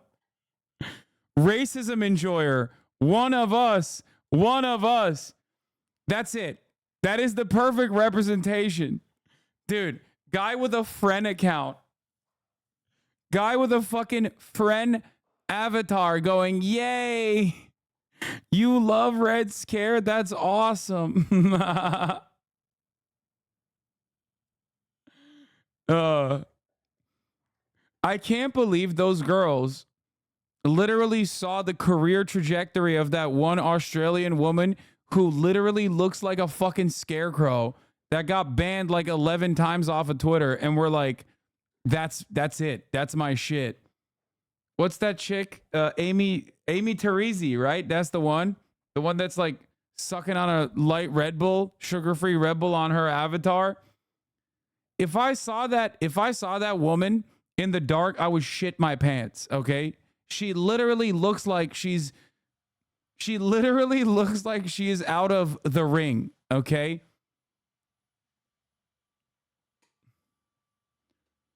The Babadook herself. Who is this Charlie girl? I'm 25. Am I old now? No, dog. You're both not white and you're not gay.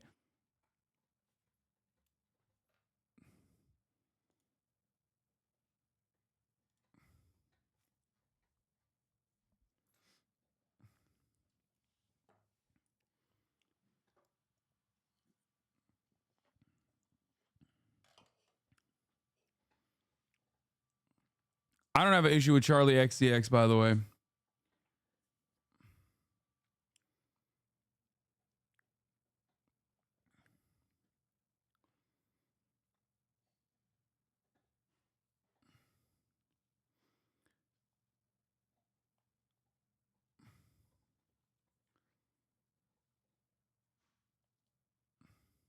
Anyway, a far-right racist piece of shit congressman said today in the Portuguese parliament that Turks were not known for being working people.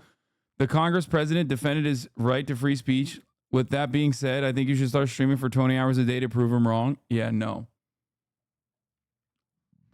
Guys, if you don't know what the Red Scare podcast is, it's great. Don't know. You are so much better off not knowing.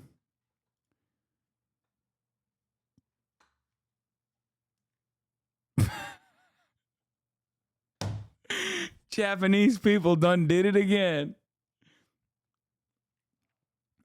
The Yasuke discourse continues. Westerner, Japanese people must be angry that the main character of Assassin's Creed is a black samurai. Japanese person, wow, it's Yasuke. How cool. And then this guy replied, to me, black people are like superhumans at an ethnic level. I feel a great sense of security when I have one on my side.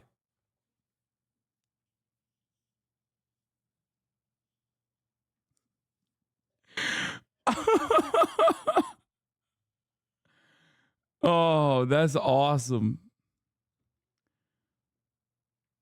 He's like, is that wholesome racism? Yes. Yeah, it reminds me of Japanese philo-Semitism, thinking like looking at the protocols of Zion or whatever, and being like, that's so sick. Oh my God, we must collect the Jews like Pokemon. They hold secret power. Wait, what? They're the money guys with super wizard powers? What are you guys doing trying to kill them? Give them to us.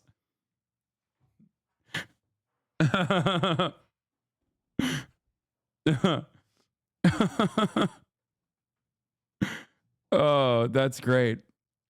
Listen, man, he's just collecting, okay?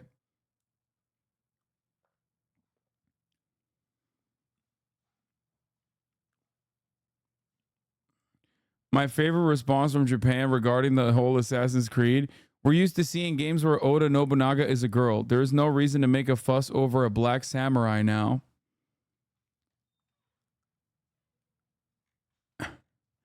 Yeah, it is so funny.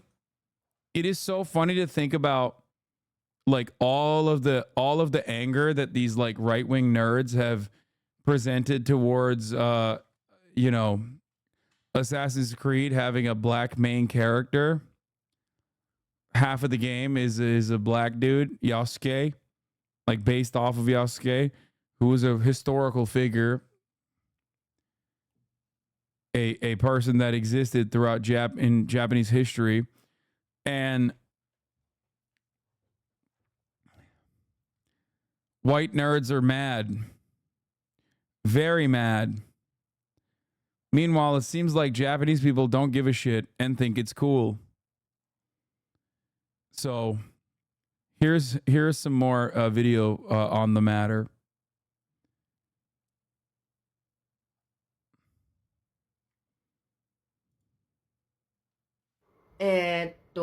英語では胡椒が retainer に訳されてるってことなんですかね。ちょっとごめんなさい。日本人なんでわかんないんですけど。とりあえず辞書引いとく。安家の位に関する記述って残っていなくって、胡椒あるいは武士のどちらかだと思われてるんですよね。どっちも侍です。ありがとうございました。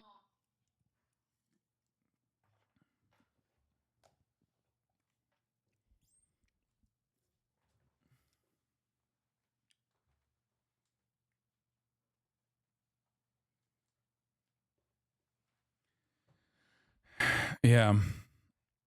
It's great. It's good stuff. Is TikTok voice a thing across culture? This is the most TikTok voice Japanese person I've ever heard. That is true. How the new Assassin's Creed conversation is going so far? About assassins. Fictional, not real. Sometimes you can jump off a building and just land in a haystack and you survive. Right. And the new character is based off of a real guy. That makes sense to me. His name is Yasuke. He's a black dude. You should have led with that.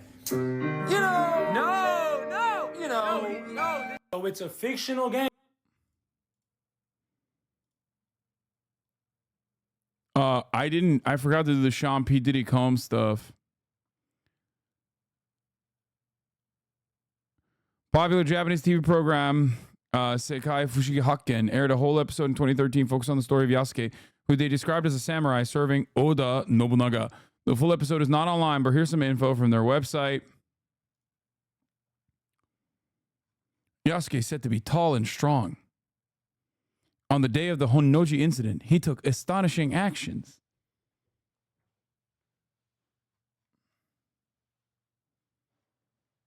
And he's also, once again, appeared throughout popular Japanese works time and time again. So it is rather strange that white Americans, and just like gamers, actually, I'm going to say gamer Americans, okay? Man, this DEI stuff's really getting out of hand. I'm not going to lie. like just Oh my God. dark we've become. Oh my Jesus, is that true? That's delightful. What is that actually happened? Of course it.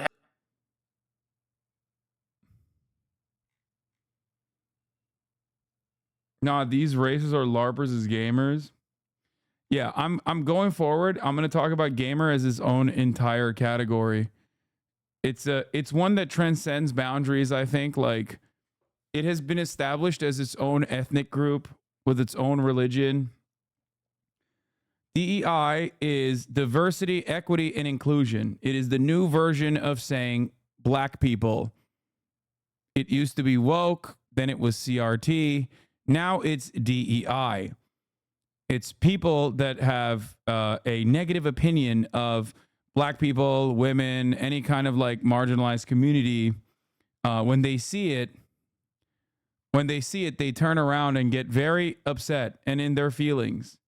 The TikToker you watched, the HasanAbi head, by the way? Good morning, guys. We woke the fuck up again. When is this gonna fucking stop, Bob? Good morning. It's a beautiful day. What? Don't! Why did you send me that? What the fuck?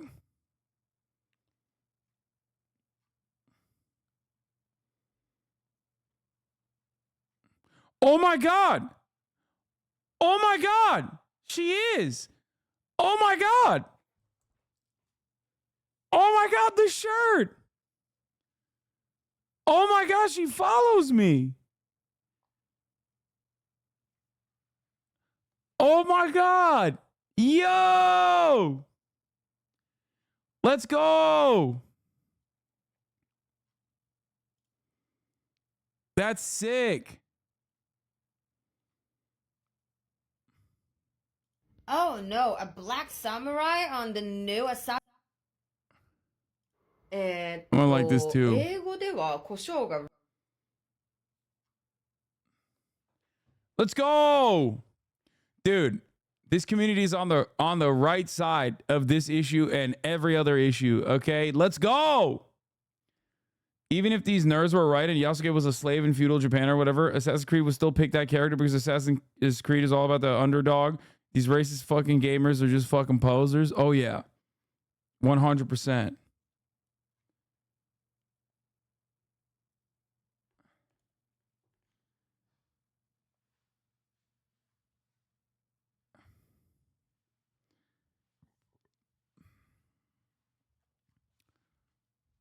It's great.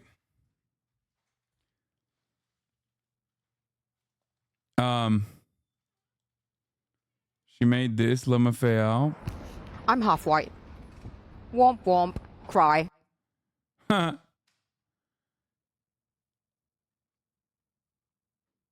Please comment on this fuckery.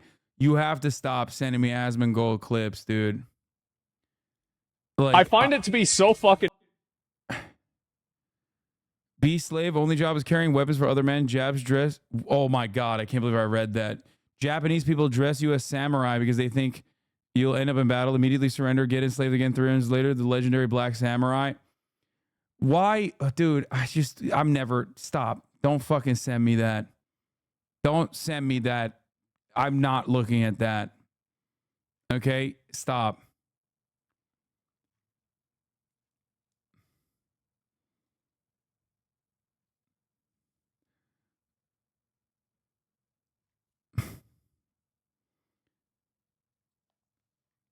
I don't care.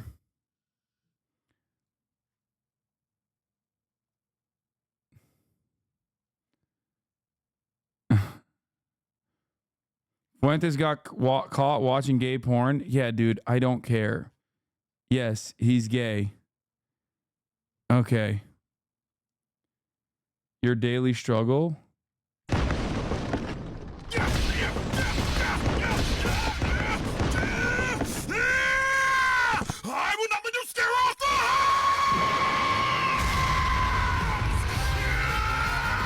I started rewatching Dragon Ball Z Kai, by the way. So scared of Asmongold, lol. No, I just don't want to have a fucking... I don't want to have like an idiotic debate against the Asmongold video. Okay, that's why. Ew, don't watch Kai. Okay, everybody, shh, don't even. I'm an adult. I don't have enough time.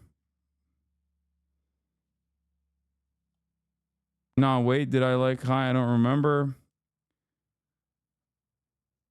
Yeah. Kai is fine.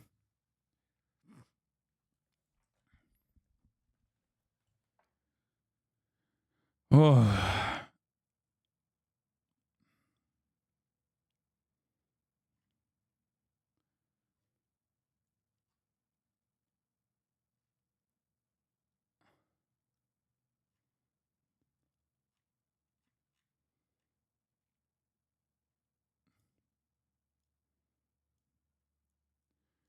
So scared of Asmongold, except for his occasional homophobic screeds.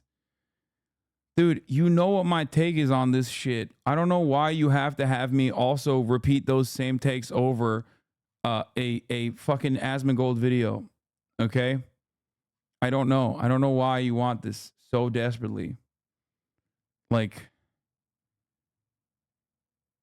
it's just... Yeah, because they really want to clip it and post it on LSF. I think that's why, yeah. They want it because saying it again means more clips. Say you hate Kai Cenat. Yeah, I'm not gonna say that.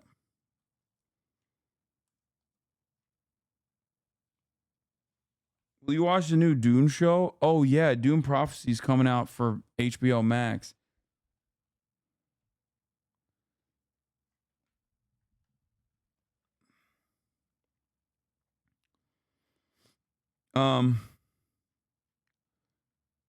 Oh, here, let's do the Diddy thing. Jesus Christ. Trigger warning. We are now going to look at Sean P. Diddy Combs's, also known as Diddy's, resurfaced video footage where he was seen physically assaulting Cassie Ventura in 2016, according to surveillance video obtained by CNN. New surveillance footage obtained exclusively by CNN appears to corroborate some of the allegations of abuse against music mogul Sean Diddy Combs. The video, captured on multiple cameras, shows Combs assaulting his then-girlfriend Cassie Ventura in a hallway at a Los Angeles hotel in March 2016. Jesus a lawsuit Christ. filed by Ventura in November last year and settled the next day referenced actions that seem to match those seen in this video. In the There is towel, no too? audio. What the fuck? According to the complaint, Combs became extremely intoxicated and punched Miss Ventura in the face, giving her a black eye, which, according to the lawsuit, prompted Ventura to try and leave the hotel room. The surveillance video obtained She tried to escape while he was in the shower. Is that what happened? And he's like running after her in his goddamn towel. by CNN begins as she enters the hallway.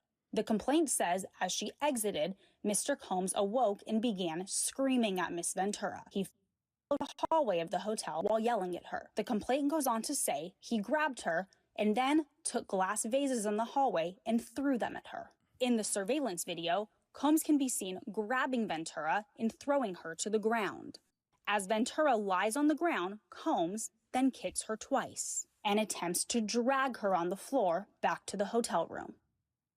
Ventura is seen picking up a hotel phone. Combs seems to walk back to the hotel room, then returns and appears to shove her in a corner. Moments later, he can be seen throwing an object in her direction. According to Ventura's now settled lawsuit, the pair began dating several years after they met in 2005. They parted ways in 2019. Combs' attorney said the decision to settle was in no way an admission of wrongdoing.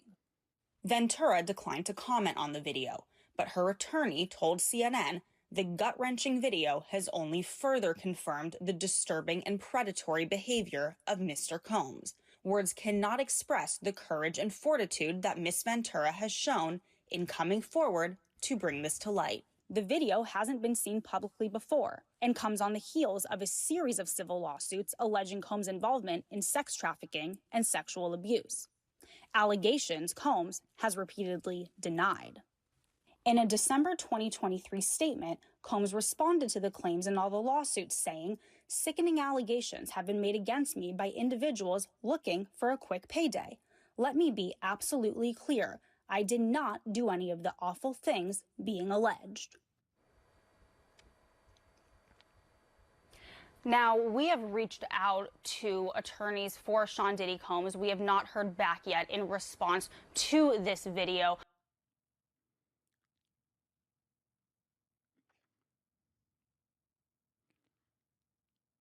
Jesus Christ, dude. What was Trump doing at the Diddy parties? Wait, what?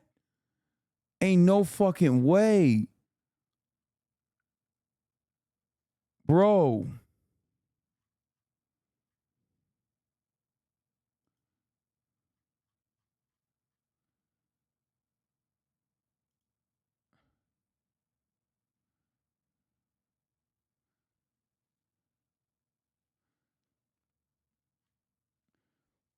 Dude, he got caught with, of course he was there. He's with Diddy. He's with Epstein. Who's he not with?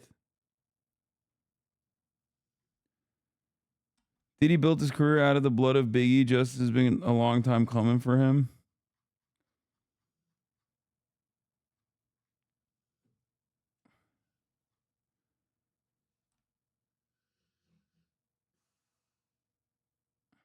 Perez Hilton claims Diddy paid the hotel $50K to have it destroyed when it happened, but the video resurfaces after the raid on Diddy's house last month. He saved it, and this is how it's public. That's crazy. That's crazy that, like, ain't no party. Shut up. Guys, stop talking about LeBron James. He never hung out with Diddy. He never said ain't no party like a Diddy party. Okay? He never said that. Shut up. He was saying, like, there's no other party like a Diddy party because it's weird. The vibes are weird. He was investigating. He was investigating the misdealings in the Diddy parties, and he didn't like what he saw, and that's why he's no longer going to the Diddy parties. Yeah, that's right. Has he been to a Diddy party recently? No. That's right.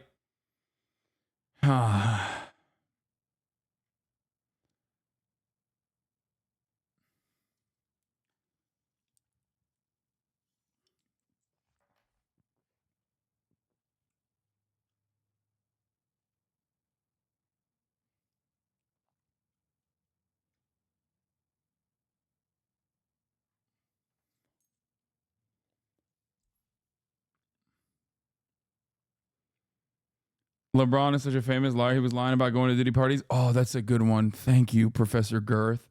That's what it is. LeBron was just lying about going to a Diddy party. As you guys know, he's a serial liar. Except all the other times where he said, like, oh, I knew that thing was going to happen or whatever. Like, that was actually true. Yeah, he was warning us saying, like, ain't no party like a Diddy party. Guys, look out. Watch out for the Diddy parties. That's what he was. Did you see what happened to this dude for talking about Drake's lyrics? I got a cease and desist from OVO for that video. Out of the million people on the internet, he sends me a cease and desist. There's no way. There's no way. Like, all I did was break down your fucking lyrics, Drake. I don't know what the problem is. Like, why? I don't think that's real. It's got to be fake. Yeah, it's fake.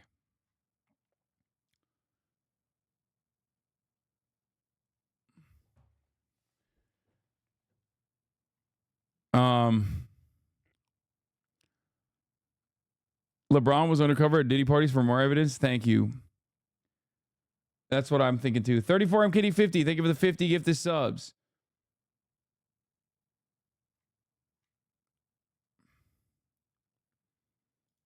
I play a lot of chess, not in real life. I've actually, a lot of people have told me you should play chess because you'll be great. I've never played chess, but in my mind, in theory, I feel like I play chess on the floor. Yeah. And I feel like if I could. Yeah, it's valid. Y'all are just haters. This is yet another example, a clear-cut example of white supremacy rearing its ugly head. In this community of all communities, LeBron is saying everyone else is playing checkers while he's playing chess on the basketball court. And he's right. Okay? He's so right about it.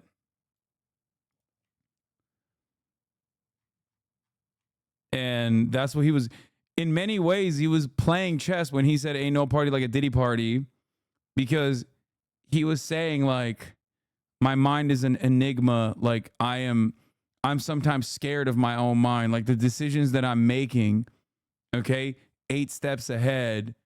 Like, I'm a dark guy, okay? I got crazy thoughts up in here. I went to the Diddy party to investigate what was going on, and I wanted to warn everybody that the Diddy parties are unlike any other party I've ever been to, because there's bad stuff happening there. It's chess. He was playing chess there too. Get AR and steal AR and that confidence in that fourth quarter to make plays and win that game. It was just going to pay dividends for the rest of my time with him and the rest of his time when I'm not with him. You know, I love seeing the success of my teammates. He does more than anything. Yeah, that's why he's like playing chess. Like, and so to have the ability now to be just like, I pick my spots. Hey, D-Lo, you got it. You know, AR, you got it. You know, it means a lot. Not only for me, but for our ball club. I play a lot of chess. Yeah. Has anyone been like to his face, what are you talking about? No, because they understand what he's talking about, because they're not white supremacist Klan members wearing a robe, okay? And yes, you heard me. If you don't glaze LeBron, you might be in the second camp.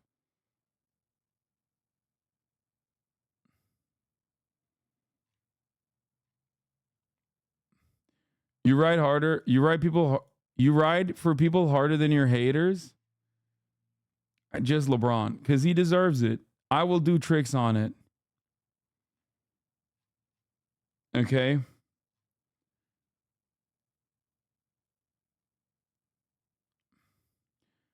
LeBron later clarified that he started playing chess after his adopted uncle Ariel. Dude, that's not true, dude. LeBron literally is secretly actually giving Hamas the Yasin rockets. Okay, shut up. Shut up. Stop. LeBron has been actively petitioning, lobbying the American government so that Palestine could have its Iron Dome. Meanwhile, you guys are over here literally fucking stating that he is a Zionist.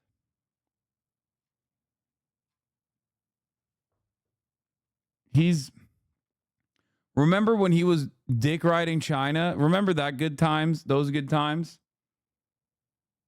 This brain rot will be in your orbit until you address it. Stop it. We're not doing this.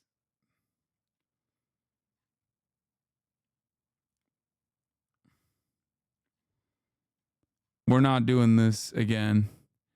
Okay, we covered the Diddy stuff. Not much else to cover. This is your funniest bit? Yeah, it's a bit. I don't really mean it. You're LeBron's DJ Academics? I wish, dude. Are you kidding me? That would imply that LeBron is personally texting me from time to time.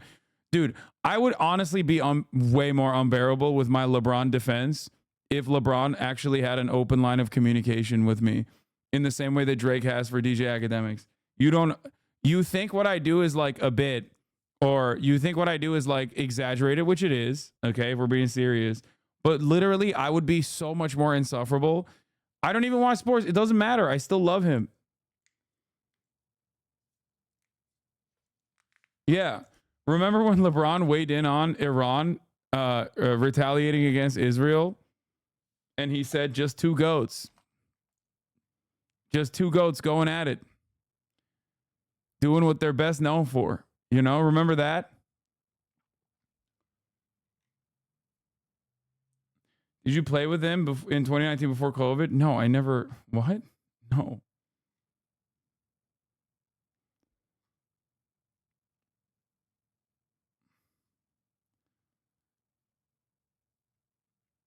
This British reality TV Folks, show is pure evil. what do you get when a soon-to-be married couple is given all the money they need for their dream wedding? But the groom has to plan the entire thing by himself, while the bride is kept in the dark about everything until their actual wedding day. Bill Burr or LeBron on stream, pick one. Oof. That is literally, whoa. That is the first fucking time I've actually not picked Bill Burr. That's crazy. Fuck, I don't know. I think I like Bill Burr as a stream guest more. It depends. Do we get to play basketball and develop a long-standing relationship? Because, like, Bill Burr on the stream one time versus a lifetime of friendship with LeBron because he sees my vibes and he's like, I respect you so much.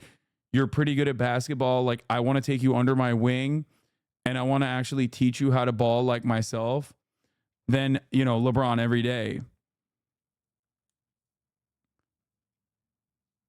It's just like,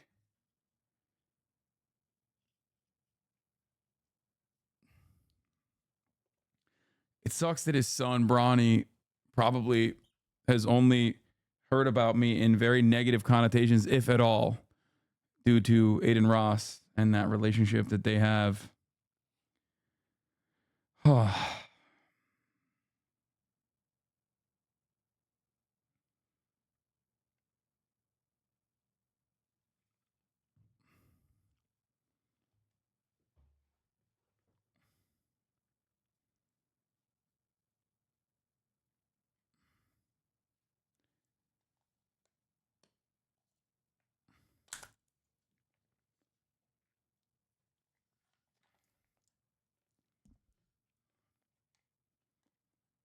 I don't even want to think about that any further than I've already given thought to it.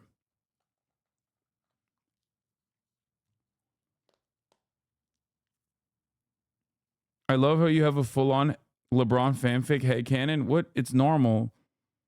These are normal feelings that people have about the GOAT. That's all I'm saying. Like, we play basketball together. I accidentally call him dad. There's a brief moment where he pauses and he says, "It's okay, my son." And then it's like we have a real connection in that moment. And then, you know, he's like, "I will give you the secrets. Like, this is how you will be able to dunk like me." He's like 6 years older than you.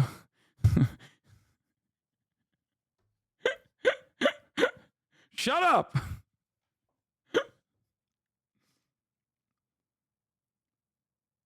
And then he cradles me in his strong arms. Thank you.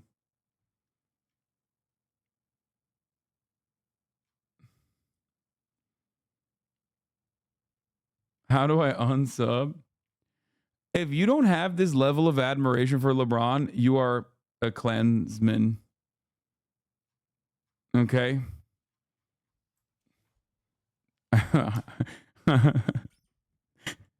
Wow. A lot of racists in the chat today. I'm normal. You guys are not.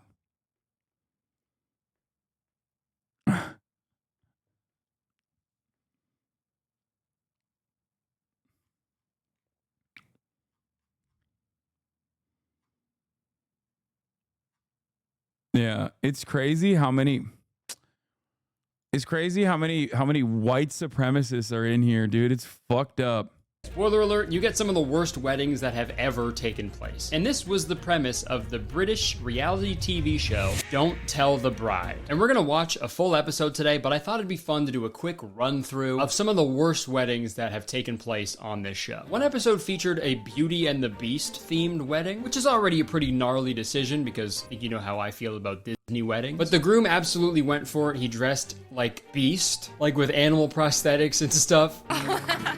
What are you wearing? And it's like, dude, Beast turns into like a regular hot guy at the end of the movie. Just dress up like that. What does that say about the groom, right? Well, it's the most important day of my life, so I might as well dress like a furry. There was another episode that featured a groom who really likes to play darts, so naturally he planned a darts-themed wedding. The bridesmaids wore dresses with dartboards on them. It's probably not safe to do at a darts-themed wedding. Inside the reception, they had a bunch of dartboards, and they even got a professional darts player to officiate the wedding. And of course, that's what a professional darts player. Dude, that's just literally a guy who just wanted to get better at darts, using this TV show as a vehicle while simultaneously fucking up his like once in a lifetime wedding to just learn about darts in a way that he wouldn't otherwise be able to. Okay. Also, this guy dresses up in the way that you think I dress up. Okay.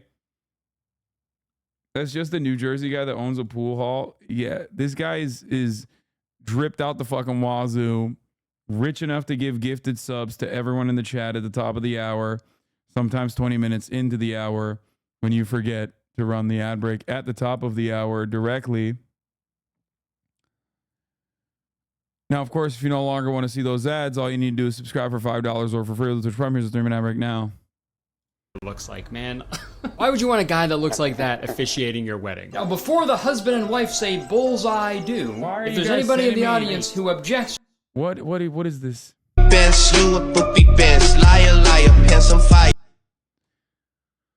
guys. To this marriage, speak now or forever hold your peace. You object? No, it's your bling, sir. It's so bright. Where the hell do you even get all of it? Target. Okay. Ow! So I think you guys get the gist of the show. Guys are super dumb and pretty much clueless when we're left to our own devices, and it's hilarious to watch. But my favorite part about this show is seeing like the husband's logic and how they arrive at the choices they make. And I found a great episode that demonstrates that pretty well. So without further ado, let's watch an episode of Don't Tell the Bride. With just 3 weeks and £14,000 to throw the wedding of a lifetime. So yeah, that piece of information like almost excuses any of the insane decisions that the grooms make. Because, I don't know if you guys know this, but my wife and I actually had 2 weddings. And let me tell you, each of those weddings took way longer than 3 weeks to plan. And they cost much more than $14,000. Or sorry, they use pounds. He's a baller. Fucking baller, dude. Flex on him. Pounds in the UK. 14,000 pounds is $24,000. So yeah, it's not like a super low budget, I guess. It's not that bad, but still, like things add up when you plan a wedding, trust me. You'll see going forward that even with the budget and time constraints, there is no excuse for the wedding that is put on by this groom. This episode follows 33-year-old Adam and 23-year-old Bianca. And the episode starts with a little blurb about how they met. When they met 18 months ago on a dating app. When I first saw Adam, I was attracted instantly because he had like the rugby photo, the action shot. She looked like she squatted, so she had a nice bum. Nice bum. Sorry, British people are insane, bro. They need to fucking not. I don't know. They just need to not. Don't do it.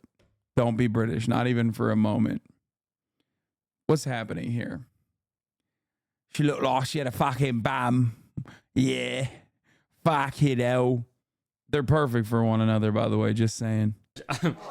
I never cry, but sometimes you hear something so nice and you just can't help it. Nice bum. And this next part of their origin story is pretty wild because apparently Bianca was not planning on getting into a serious relationship whatsoever because she had a big trip planned in a few months. I knew I was going away, my tickets were booked. But when Bianca left for the trip, Adam really missed her, so he decided to join Bianca on her 9-month-long vacation. We went from just being, casually dating to literally spending 9 months in each other's pockets. Take notes, boys.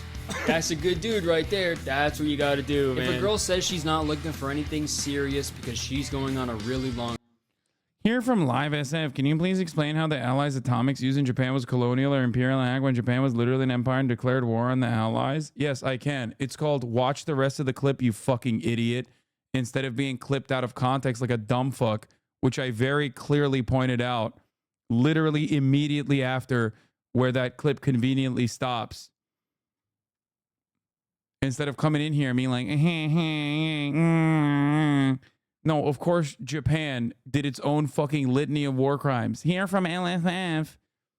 Literally just watch the rest of the clip. Many of you would be able to personally understand a whole bunch of other things that you're confused by. Lamau, how can I watch the rest of the clip if that's where it ends?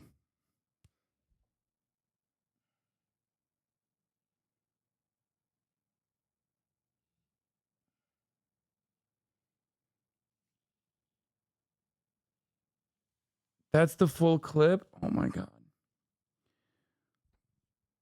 Do you not know how clips work? Oh my God. Oh my God. Oh my God. Bro, I swear to God, it's like talking to a fucking 4-year-old, dude. Bro, these motherfuckers literally don't have object permanence. When you click on a clip on Reddit, when people clip shit on Twitch, there's a button right there that says watch more. Chat, if you ever feel useless, remember this guy.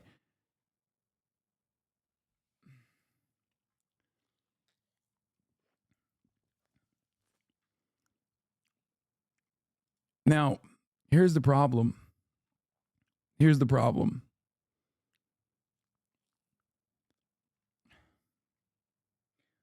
The question you have to ask yourself is, do I know? Do I know how clips work? Do I know how Twitch stream works?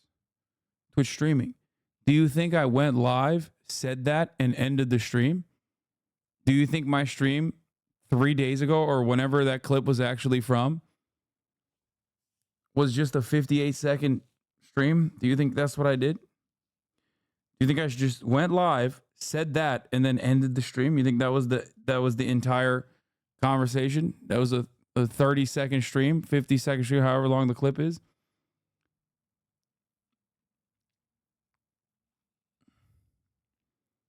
Do you think it was just I did a TikTok clip stream that day?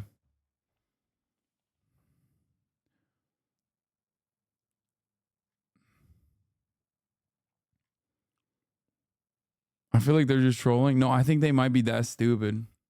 Smartest HasanAbi hater.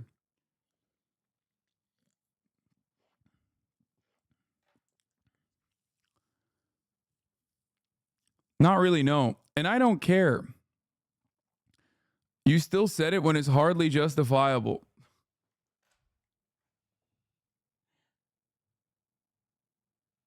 But like, you said it. Oh, brother. Oh, brother.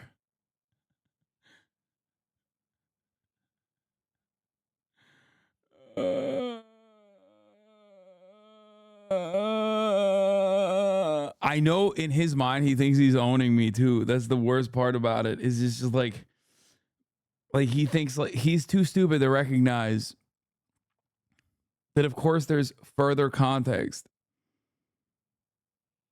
beyond the 20-second snapshot that he got. I wasn't even hating. Feels like you're just insecure about the answer that you gave, so you're just lashing out.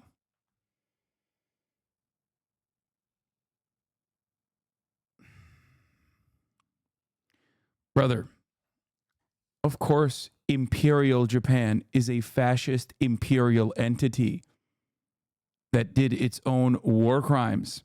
America's nukes had nothing to do with the rape of Manchuria. Okay? That's it. America's use of atomics in Japan as the Japanese empire, or not Manchuria, sorry, Nanking. Oh my God, that's it. That's it. America's utilization of nukes against the Japanese empire was not born out of a desire to liberate China or other Japanese colonies. especially considering that Japan was already drawing up conditional surrender according to American admirals themselves. Once again, you could have personally looked for additional context before coming in here and chirping. How difficult was it not to say family atomics? I always want to say family atomics. That is, of course, if you did care about the context, but you clearly do not, because you were motivated by a Reddit clip chimp. Trip in a few months. That's an open invitation, brother. And at the end of their vacation, Adam decided to pop the question. I came up with this idea of making a heart out of rose petals. The fact that he set it up, you know, that's something that I wouldn't expect Adam to be capable of. Okay. That's definitely something every guy wants to hear from their fiance. Yeah, I never knew he was capable of setting things up. You know, I asked him to set up the patio furniture one day.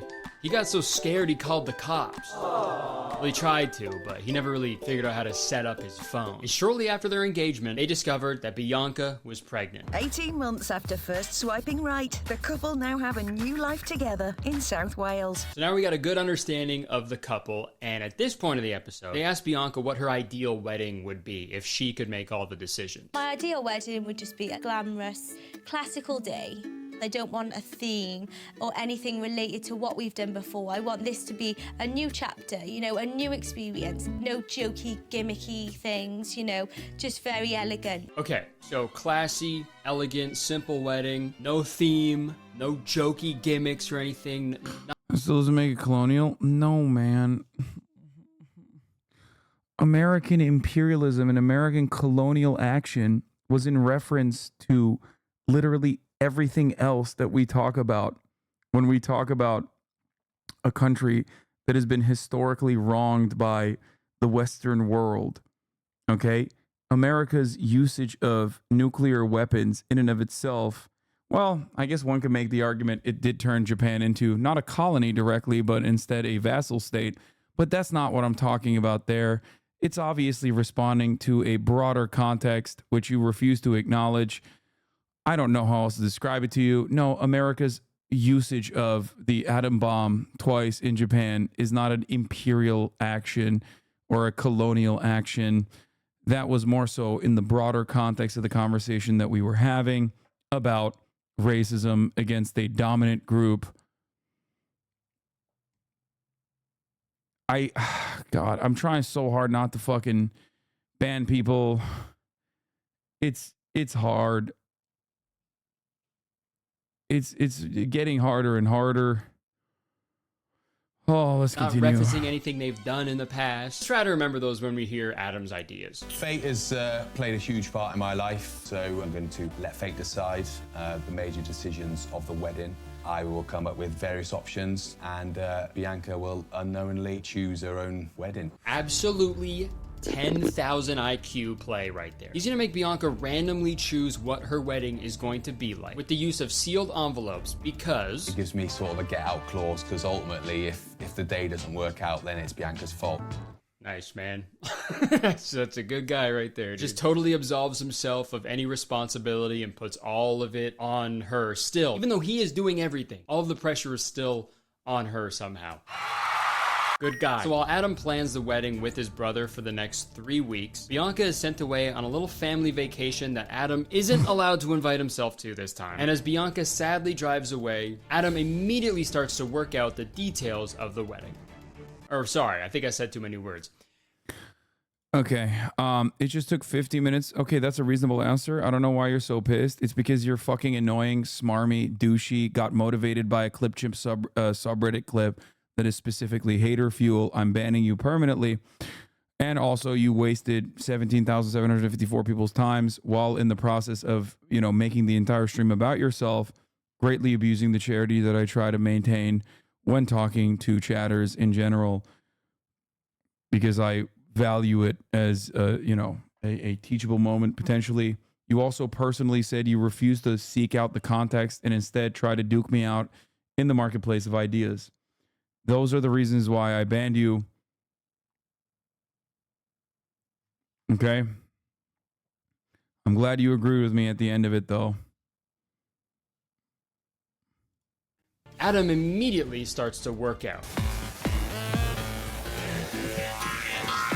Imagine he just doesn't get anything ready for the next 3 weeks because he's just been working out the entire time. Bianca shows up at like an empty church 3 weeks later and he's at the fucking altar like, oh, how do I look? Spent 14,000 pounds on steroids. I hope that's chill. Okay, this is when we find out Adam's 2 ideas for the possible themes of their upcoming wedding. So already it's not looking good because Bianca clearly said she does not want any themes. I don't want a theme. And both of Adam's ideas are themed weddings. Me and Bianca fell in love through travel, maybe getting married on a plane. And the other option is obviously a big part of my life before Bianca came along. Well, obviously I was a prison officer. So we'll look at getting married in a prison.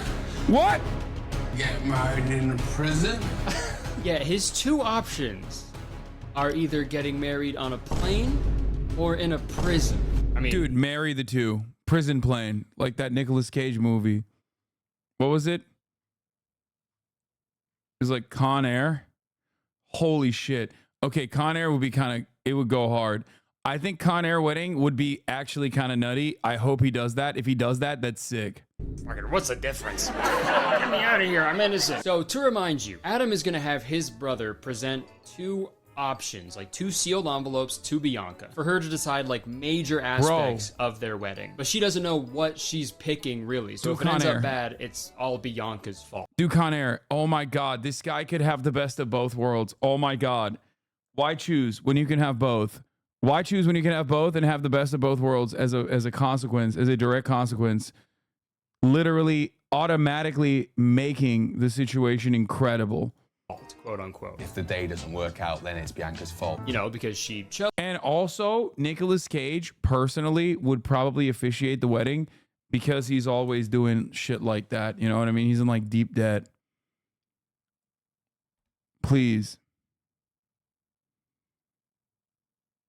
Chose it, right? And it's like, not really. That's really not how that works, especially when both the options are bad. No matter what she picks, it's gonna be a shit wedding. Also, like, as bad as the plane idea is, at least it, like, kind of makes sense. They love traveling. You travel on a plane. But getting married in a prison because Adam used to be a prison guard? That's fucking insane. Obviously, don't base your wedding off of a job you used to have. What the fuck? So right around here is where the wedding will take place. Looks perfect. Can I ask why you want to get married in the desert anyway? Well, I actually used to work out here, so it just felt right. Oh, okay, that makes sense. What'd you do for work? I used to disarm active minefields. Oh, cool. Well, if you would just follow me this way. I never said I was good at my job. Okay, so Adam's brother heads over to Bianca so she can make her first decision. Prison or plane. She's obviously pretty nervous and confused, but she ends up picking the right envelope. Not the right envelope, because like both of them are wrong, I think, but she picks the envelope on the right. I'm gonna go right. And that means... Yes. We're doing the plane, yeah? So they're getting married on a plane. And at first I thought this was gonna be like a regular plane with like strangers on it and shit, which would have been fucking insane, but like I've seen crazier shit on airplanes, so I guess it's not that big of a deal. If I had to choose between seeing someone get married or seeing somebody like pick their toenails on a plane, I'm picking the wedding every time. But Adam at least has the decency to book out an entire airplane to fit all the wedding guests. I know Taylor Swift would be so proud of him. Just a joke. And you may be thinking, now this plane that Adam is renting, is it going anywhere? Is this plane whisking everybody away to a beautiful wedding destination? Is the plane taking people to the reception, at least? No. None of those. The plane actually isn't fucking going anywhere. Adam is spending £5,000 to put everybody in a plane that will take off into the air, fly around the airport for a bit so they can get married while they're in the air, and then it's gonna land back in the same airport. That's such a dumb idea. When a girl dreams about walking down the aisle one day, I don't think they're picturing that type of aisle. And also, dude, Bianca was 8 months pregnant at the time of filming this. I don't know what it's like to be pregnant, but I can assume it's pretty uncomfortable. And I think being on a plane, the most uncomfortable place like in the world, It's probably a bad combo for a pregnant person. And dude, the next part of this episode is like so hard to watch. Bianca and her mom take a tour of Bianca's like dream wedding venue. And before we go any further, yes, I know, I'll talk about it. I'm thinking the same thing. Holy shit, that hair is gnarly. Impressive, really. I want to know how many moms took a screenshot of this episode, printed it out, and immediately sprinted to their hairdresser. Because this is the ultimate Karen cut. Dude, if I was working a retail job and I saw her... Wait, I thought this was... Oh my God. I thought it was Photoshop. I thought he was making a joke about like the hair that he Photoshopped onto this woman's head. Oh my God, that's actually on her head. It literally is so... It's so fake looking. It's actually insane. This is like in video games and like shitty video games when in the character creation screen, you have this option to get this haircut with this exact color.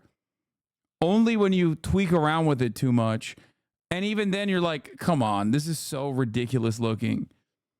And she went and did that to her own head in the real world.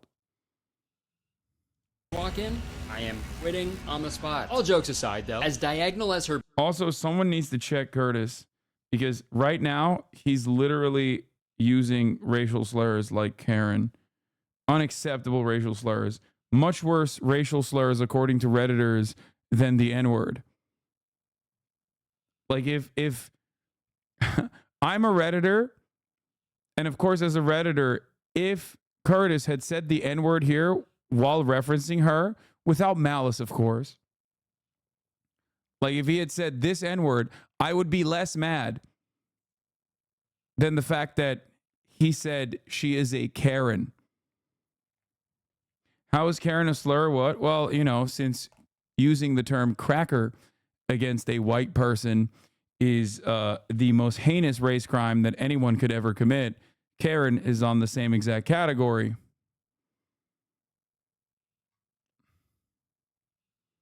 Bangs are, she's actually the most level-headed person in this whole episode, I think. And this part is just so hard to watch because all Bianca wants is a nice classic wedding to celebrate their love. You know, just no bells or whistles, super simple. And you'd assume that would be easy for Adam to pull off. Peace and love, he seems like a pretty simple guy. But while Bianca's looking at this wedding venue, Adam is on like a cramped airplane like, yeah, this will be good, bro. Perfect for a wedding. Yeah, maybe they'll even have a... It's only funnier that he's like kind of a giant too, which is... Like, as a big boy myself, I absolutely despise planes because they're so cramped. A movie playing on the little telly screens. Is being 17,000 feet in the air pregnant gonna make her happy? Well, she hasn't got a choice. That's the situation I've left her in. Such a shithead. Sorry, I'm being a little mean. Maybe he'll redeem himself with the wedding reception. Unfortunately, he wants the reception to be themed as well. Adam wants to hold a Thai beach party reception. Because they got engaged in Thailand. And although the plane... Okay, I think this dude secretly just wants her to have the child in international airspace so that he can like have one of those once in a lifetime babies that has like, how does that work? Do you get like an international passport if you're like above the sea or something? You know what I mean? If you're in like no country's territory, technically, do you get to have a citizenship for every country? How does that work?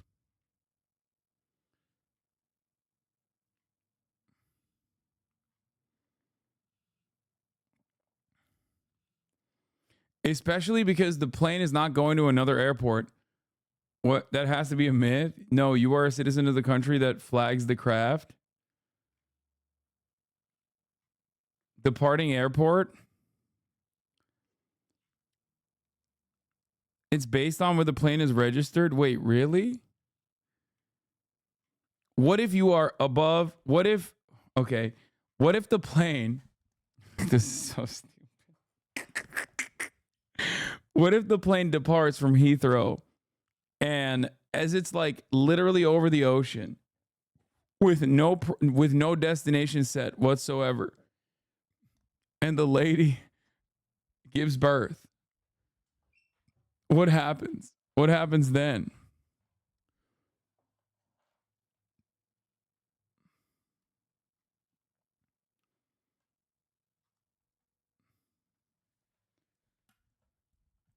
Do all countries accept babies born there as citizens? No.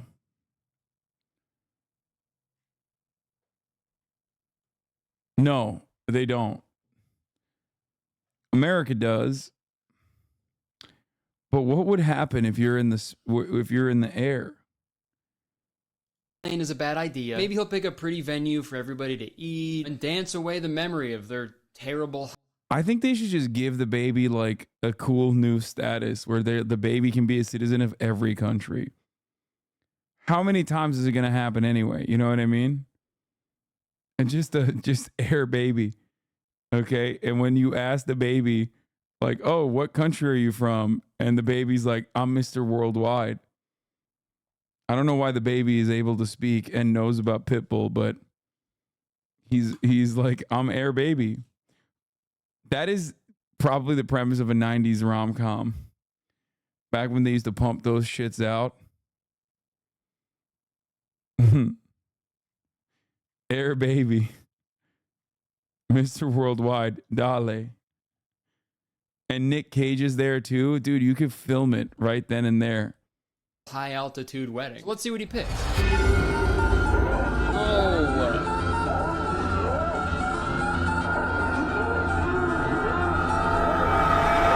Who the fuck looks at this venue and thinks wedding reception? An actual ghost could look at this venue and be like, no thank you. This is way too scary. Like, this is where the final... Per the U.S. State Department, a child born in international waters should list place of birth as at sea. If a child is born in flight in a region which no country claims, he or she would officially be classified as born in the air. The U.S. unusually grants citizenship to any child born on a plane over the U.S. territory or within its airspace.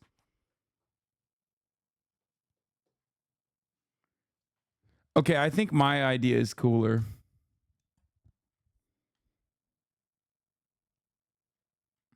Fight of a ninja movie takes place. This is where House. This is Warehouse. This old dirty warehouse with a leaky ceiling is the venue that Adam chooses for the reception. And he hires this guy to transform the building into Thailand. So I want all my guests to be transported to Thailand. It's also super funny that he says he wants all of his guests transported to Thailand after being on a vehicle that could literally transport them to Thailand. We're not going to get a better space than this, are we, really? I don't think so. Well, the reality is I don't think you can fly everyone to Thailand on a $14,000 budget.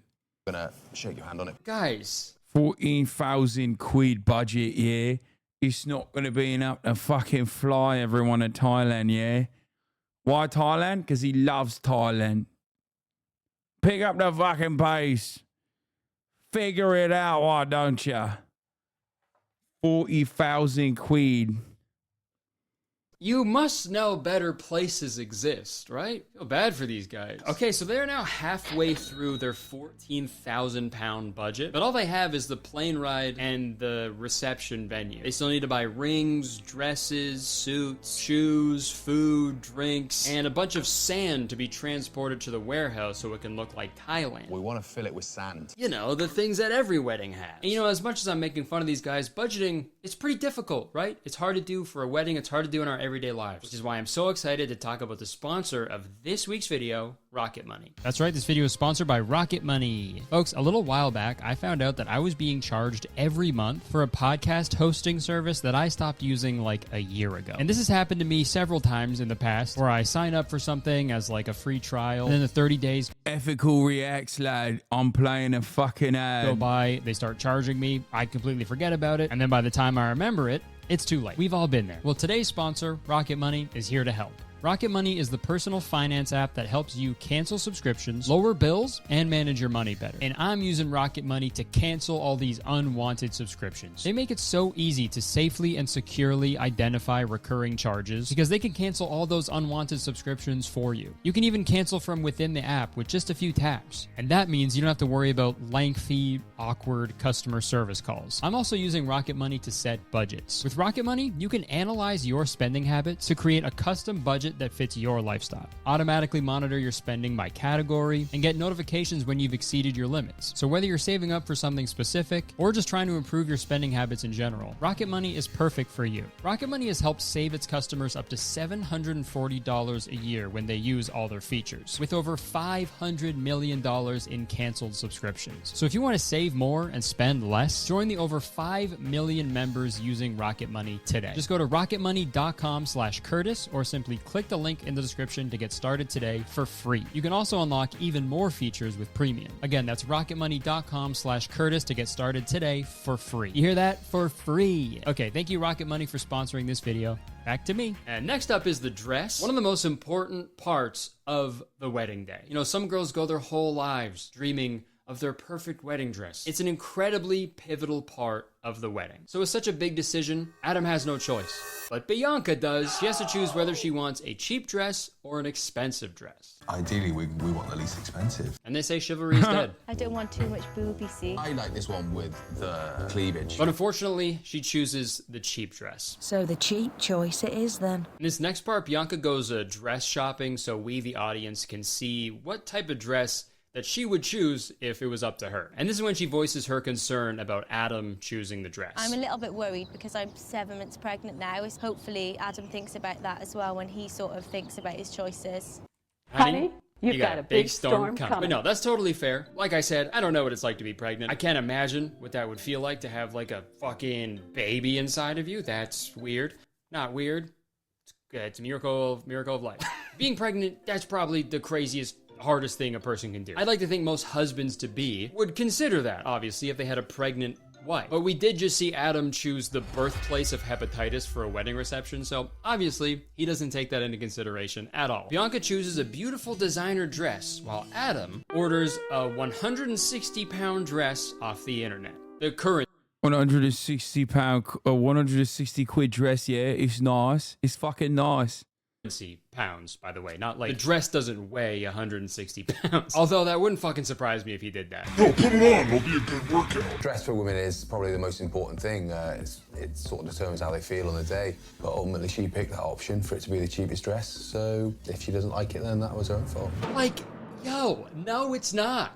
What a fucking asshole, dude. That's so mean. She didn't pick it. She picked a random envelope that you showed. She didn't fucking know, dude. I can't imagine Bianca watching this episode back for the first time and not divorcing him immediately. His logic is just so flawed, you know? Like, imagine on the plane, Bianca is like, why did you pick a plane to get married on? This is so dumb. I didn't want this either. Guys, the entire fucking premise of the show is that the husbands fuck up the most important day of these ladies' lives. That's the whole point. Okay, that's why it's TV magic. Stop yelling. Like, she kind of, at the end of the day, she literally personally decided to be on this TV show knowing exactly what the premise is. You picked it, okay? We could have been getting married in a prison right now. It's like, dude, no matter what she picks, it's gonna suck because you suck. Sorry, I digress. Now it's time for Adam to show the bridesmaids the dresses that they'll be wearing at the wedding. And for some reason, he picks 10-pound neon pink and yellow dresses. Oh, I don't know the reasoning behind. Bro, 10 quid? 10 fucking quid for the dresses? They look like fucking highlighters, mate. What are you doing then? Fucking hell. And that decision, I feel like maybe he watched an episode of Power Rangers and he was like, oh, okay, so pink and yellow are girl color. Got it. And I feel like for this whole episode, Adam's been kind of operating on like another planet. Every decision he's made has been objectively awful, but everyone around him is like, oh, yeah, all right, mate, that sounds pretty fucking chipper then, bruv. But this next part of the episode is when Adam finally gets a dose of reality from the sand delivery guy of all people. Yeah, I never had a sand delivery guy at my wedding, but his presence was missed for sure. So the Sandman quotes them 2,500 pounds for the amount of sand that they'll need to completely cover the warehouse floor, which, by the way, is roughly 16 times more expensive than Bianca's wedding dress. But really, what's more important, ladies? A nice dress or 150 tons of sand? You can't make a wicked baller castle out of a nice dress, I'll tell you that. Ladies, say no to the dress, yes to the sand. Power over spice is power over all. Literally the only reason why sand would be even remotely fine, I guess, in a wedding is if you're doing it at like a beach or something. In every other context, sand is so bad. It gets in every fucking orifice. It just doesn't make sense.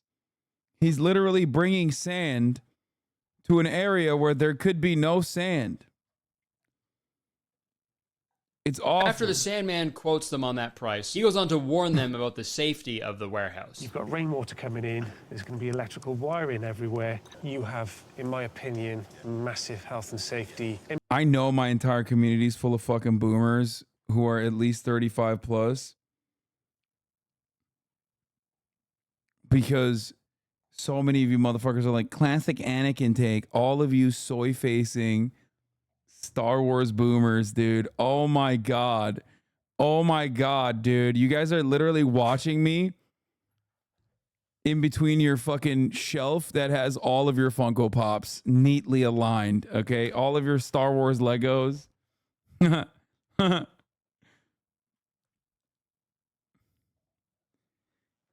Funko Pops. It's a classic meme. Stop. Implications that you really need to take seriously. So Adam moves on from that dingy warehouse because of the safety hazards. And this was the perfect thing to happen to them because now this is a fresh start. They can pick a completely different venue that will suit their needs much better. And they do find a new venue. Goodbye, old dirty, stinky warehouse. Hello, new dirty, stinky warehouse. Yeah, man. He just finds a different dirty warehouse. Oh, that old warehouse was absolutely fucking filthy, mate. But this warehouse is dirty. Adam then heads to a department store, buys 2 wedding rings. £69. Hilarious. He then spends £500 on a suit, which is wild, considering he only spent £160 on his wife's dress. He then tops it all off by spending £130 on plastic buckets. I'm not 100% sure why he got the buckets. Ooh, maybe they'll be handed to the guests when they walk into the venue because they'll probably puke upon seeing where they are. It's pretty smart. This next part is pretty wild. This is when Bianca gets her first glimpse into what her wedding Wait, they're gonna make sandcastles, dude. What do you mean? is going to look like. Before, it was just her pointing at random envelopes. The husband is a perfect example of a literal gorilla painted to blend in with British humans. Oh, now Jesus she has Christ. to face reality when her wedding dress is delivered to her house. Are you joking me? I am literally gonna cry. All right, so things aren't looking too good right now. Who knows, right? Maybe when she finally sees the dress, she'll fall in love with it. I love that everything is more expensive than the dress. The neckline's crap, the arms are crap, the length of it's crap, the material's shocking. rubbish. Why play games with me now? Okay, this is really sad to watch, obviously, but it's even sadder because No, it's awesome because they're British. like of what we know. Like, I'm sorry about your dress, but you don't even know the half of it. You don't know anything about the dilapidated warehouse that's being filled with sand. It's about to get so much worse. And this is the challenge of the show, I guess. Weddings are inherently expensive, so if you spend a big chunk of your budget on one aspect of it, the other aspects are gonna suffer. So it's just a matter of knowing your partner and what they value the most. The premise And I of the guess show is awesome, dude. Dudes are so fucking stupid. sometimes dudes don't know their partners that well at all. And it's just so frustrating because it's like, you could just get married in like a pretty part of a public park, right? Kind of like Eminem there. I got married in a pretty part of a public park. But no, seriously, just fucking get married in a park for free. Rent out like a big cheap tent for the reception. And then spend the rest of the money on stuff that like matters, right? Like, why does there always have to be a fucking theme in these episodes? It's like, you know, an Extreme Makeover Home Edition when they're showing the family the renovated house. And then when they get to the Are you for an expensive wedding? Fuck no, dude. I don't look, listen, I'm very weird. I'm not the best person when it comes to this sort of stuff. I'm not like a big fan of birthdays. I can't stand, like, no disrespect. I went to the commencement ceremony for my mother. I love her. But I'm not like a big fan of that sort of stuff either. And I am not like, I'm not a fan of any of that shit. Okay? I'm not. It's just entirely dependent on who your partner is and what their wishes are. Okay, that's what you gotta go along with it.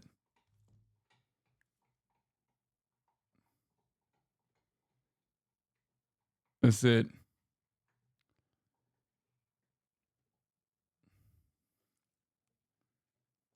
Would you stream your wedding? Fuck no. That's insane, dude. Jesus Christ. What is going on, dude?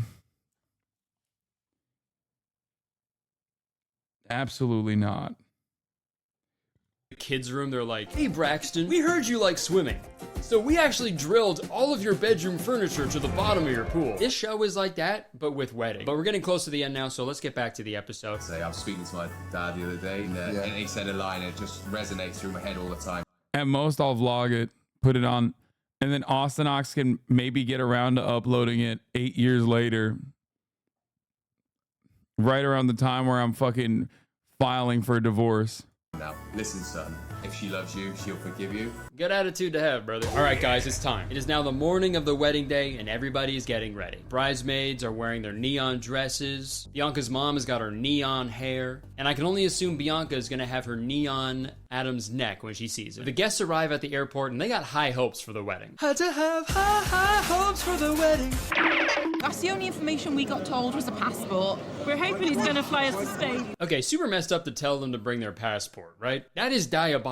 A passport implies the act of leaving a country. They're not even leaving the same airspace, really. They're just flying above the Bristol airport. Why'd you tell them to bring their passport? That's fucking mean. Like, imagine if someone invites you to their birthday party and they're like, I don't want to give anything away, but make sure you pack a bathing suit. And then when you get to their house, they're like, all right, you're gonna help me nail my kid's furniture to the bottom of the pool. I saw it on TV. All right, guys, it's go time. Adam shows up to the airport in his finest sneakers, boards the plane, and waits for Bianca to arrive. Bianca enters through the back of the plane. Adam and best man Alec are hiding up front. I wouldn't really call that hiding. I don't think you can really hide anywhere on a plane. All Bianca has to do is look to the front of the plane, which is, by the way, the usual direction people look when they're on a plane. Like, does she really not see him? God, I'm so excited to get married.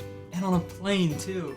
Are we seriously getting married on a plane? That's so stupid. I hate planes. And I'm pregnant too. Oh yeah. This is so uncomfortable. If our marriage happens on this plane today, this will officially be the worst thing that has ever happened on any plane ever. Okay. Don't be stupid. It's time for you to give fucking birth, yeah? Whatever. On a plane. That's why we did it. So the child could have a fucking place of birth in international waters, right?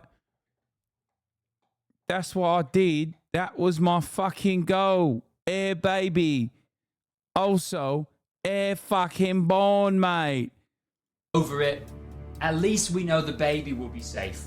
You know, they say flying is the safest way to travel. Welcome on board, everybody, to this very special flight on this gorgeous Boeing aircraft. I want to divorce! And this next part is fucking terrific. They reach their cruising altitude, and then they call Bianca up to the front. Would Bianca John please join us at the front of the aircraft? Dude, and she still doesn't know that this is the wedding. She still thinks they're flying to a destination for the wedding. And like the poor dad doesn't even get to walk her down the aisle. It's like, well, I mean, like, I don't know how he would have in the first place because his airplane aisles are pretty small. I will warn you, a little cringe warning. The actual wedding on the plane is like really rough to watch, so strap in. Let your marriage be a time of waking each morning and falling in love with each other all over again. That was the official, like, wedding then? That was... We haven't got vows! Oh my God! What are we doing now then? What do you mean, what are we doing now then? You should know! You planned the wedding, man. What are we doing now then? What are we doing? Dude, no vows, nothing. The wife walked up to the front of a plane. A guy said a nice sentence, and then that was it. Like, what did Adam expect to happen? Why did he want to...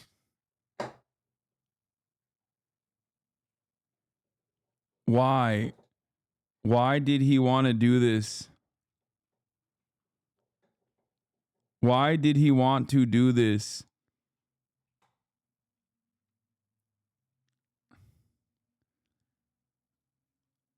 On a plane. It makes no sense. Rough, dude, but we're almost done, okay? Bianca is understandably a little confused by the wedding ceremony. How is the prison the better option of the two options that he had for the wedding?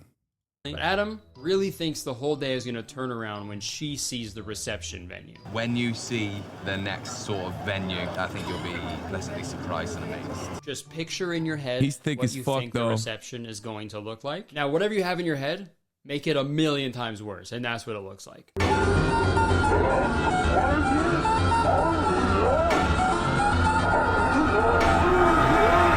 Oh my god, dude. What the fuck? Do I have an option to unsubscribe? Yes. But you will see the ads at the top of the fucking hour then, mate. That's right. At the top of the hour, there's a 3-minute ad break. And if you no longer want to see those ads, all you need to do is subscribe for $5 or for free with a Twitch Prime by connecting your Amazon Prime account to your Twitch account, where you get 1 free Prime subscription a month. Use it on your favorite broadcaster.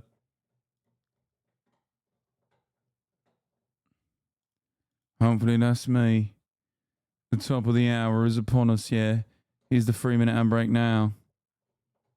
That looks like shit, my man. That looks like poop. Looks like the unknown is about to pop out. I don't know what you're talking about, mate. It looks like fucking Thailand. Oh my god. Dude, I love the one tiny blue sky photo backdrop, and then the rest is just filthy brick walls, dude. And yeah, no cutlery or plates, nothing, just fucking buckets. Babe, it's awful. It's Wow. proper, like... This wasn't the reaction I was expecting. Adam is so dumb. I'm sorry, he's such an idiot. I can't imagine how many criminals escaped under his watch when he was a prison guard. All they probably had to do was just ask Adam to be set free, and he'd be like, okay, no problem. What we doing now then? What are we doing now then? And dude, I really feel bad for Bianca because by the end of this whole day, she is a broken woman. She has lost all hope and sanity. Suits are tacky, the dress is tacky, the flowers are tacky, the shoes are tacky. At least you get to link. Like, dude, this is her Joker origin story, dude. Wanna know how I got this wedding ring? So the episode ends with Bianca and Adam enjoying the rest of their night to the best of their ability, and then we can only assume they live happily ever after while they raise their baby boy together. Yeah, she's crying because of how awful the wedding is. So that was an episode of Don't Tell the Bride. This is an evil show, I think. Give dudes a small budget and a limited amount of time to plan like the most important day of their lives. That's bad news. And I'm not sympathizing or anything. I'm not trying to cut Adam any slack here. But like, this is a dastardly television program. And that is proven even further when the credits roll and it is revealed that this show was devised by John Rowlands. It all makes sense. This is a show that only could have been devised, okay? It was not created. No more wedding planners, okay? We need wedding devisers. I devised some plans for us tonight, bro. We gotta use that word way more. Now I thought this was gonna be the end of the video. It's not. Bianca and Adam's story does not end here. It turns out I was wrong. They did not go on to live happily ever after. I found an article about this couple that came out a little while after their episode aired, titled, "Don't Tell the Bride's Star Who Had Disastrous Wedding in a Sand-Filled Warehouse Recalls How She Uncovered Her Husband's Affair While He Was in a Coma." Now that's what I call turbulence. Let's read some of the article because holy shit, this is insane. Bianca was at the gym and Brock, their son, at the nursery when Adam called her from their home one day in September 2017. He was slurring his words, not making sense, and he said he didn't feel right. I phoned for an ambulance and the controller said it sounded like a stroke. By the time I got home, he was semi-conscious on the floor. The ambulance arrived just after me and I followed it to the hospital. It later emerged that Adam, who had just taken part in a bodybuilding contest, was suffering from rhabdomyolysis, the breakdown of muscle tissue that leads to the release of muscle fibers into the bloodstream. The rare condition, often occurring in endurance athletes, can be life-threatening. I called Mom on the way to the hospital to tell her what had happened, recalls Bianca, and as we were talking, my phone battery died. I had Adam's phone with me, so I switched to his. He never made a secret of his security codes, and it pinged as a message came through. It read, "What are you doing today, babe?" I thought, babe? That's a bit cozy. But I laughed and told myself it was probably completely innocent. Okay, first off, how the fuck did he even go into a coma? That doesn't make sense to me. How can one slip into a coma when there's already zero brain activity? Right? At the hospital, Adam was in intensive care and I sat in the family room distraught, anxiously waiting for news. Then another text came through. Just 2 question marks. I thought, what the hell? I clicked on the profile photo of the sender, which showed 3 women. I thought, this isn't right. I had a little word with myself. Don't do anything. He's really poorly. But I couldn't help it. I turned detective to find out who had messaged my husband. Bianca, who had never suspected Adam was being unfaithful, scoured social media and uncovered the identity of the woman with whom he had evidently been having an affair. On a rugby mates WhatsApp group, he found that Adam had shared photos of his lover in her underwear, together with graphic details of their clandestine sex life with his friends.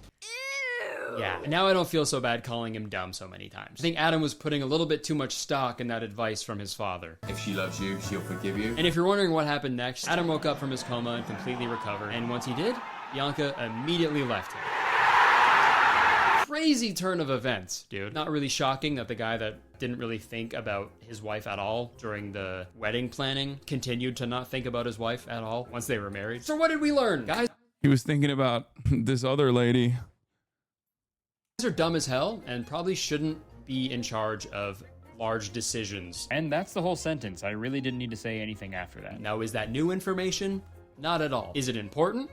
Yes! All right, that's it. Thank you so much for watching. Hope you guys enjoyed it. If you did, please press the like button, because 1 like equals 1 grain of sand I will bring into my office. And leave a comment. Let me know what you think about this whole thing. I'm excited to see what you guys have to say about this one. And guys, subscribe. Subscribe right now. What are you doing? Almost at 5 million. Let's friggin' get it, okay? And as soon as you press the subscribe button, you become a valued citizen of Kurtistown. If you didn't know, Kurtistown is the best place to live in the world, and I'm the mayor. So you have to be nice to me.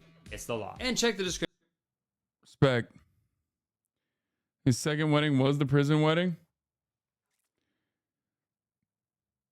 No way this was the actual wedding? No woman would actually agree to that? No.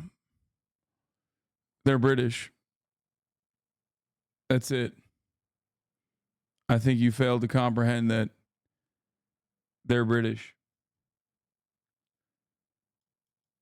There's an episode on a pig farm where the bridesmaids wore pig onesies. I don't know if you talked about it. What the fuck? Alright.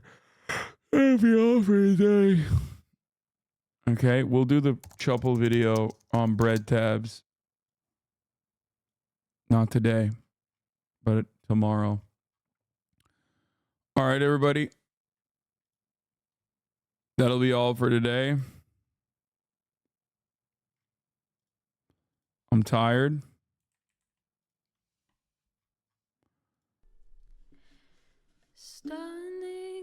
I love you all. There's a match. There's a fun matching happening on the Creators for Palestine charity, as you can see above my head. Up to $1,500.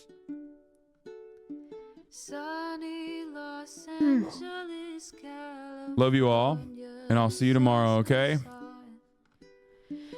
Peace, everybody. Oh, might have Don Lemon on tomorrow. He's in town, and he reached out, so we'll see. Bye.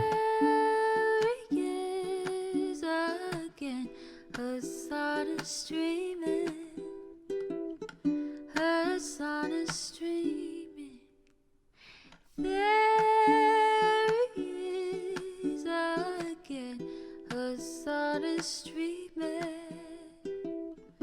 Hasan is streaming, reviewing the P.O. box, Uncle Uger's face, sudden Discord agitprop, great names take embrace. Tiny Bernie Sanders, LGBTQ Air Force. The whole left at your fingertips, Ane at your door. The H3 crowded debate, the Young Turks online show. 3 full fucking years of this, plenty more to go. 90-day fiance talks of champagne bourgeoisie. A Trump rally live reaction, a mass riot at DC.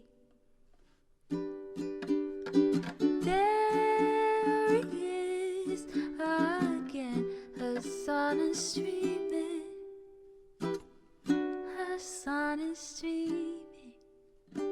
There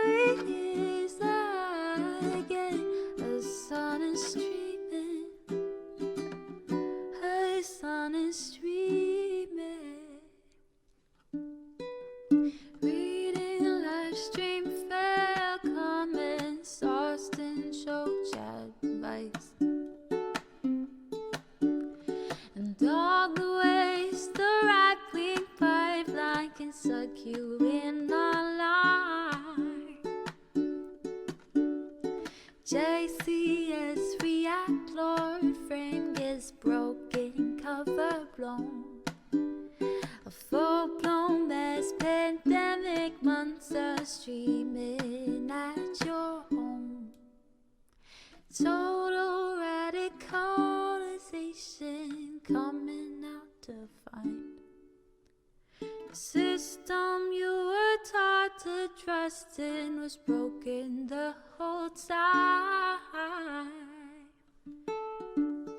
All these daily streams, whether big or whether small, have helped me and so many find the meaning through it all.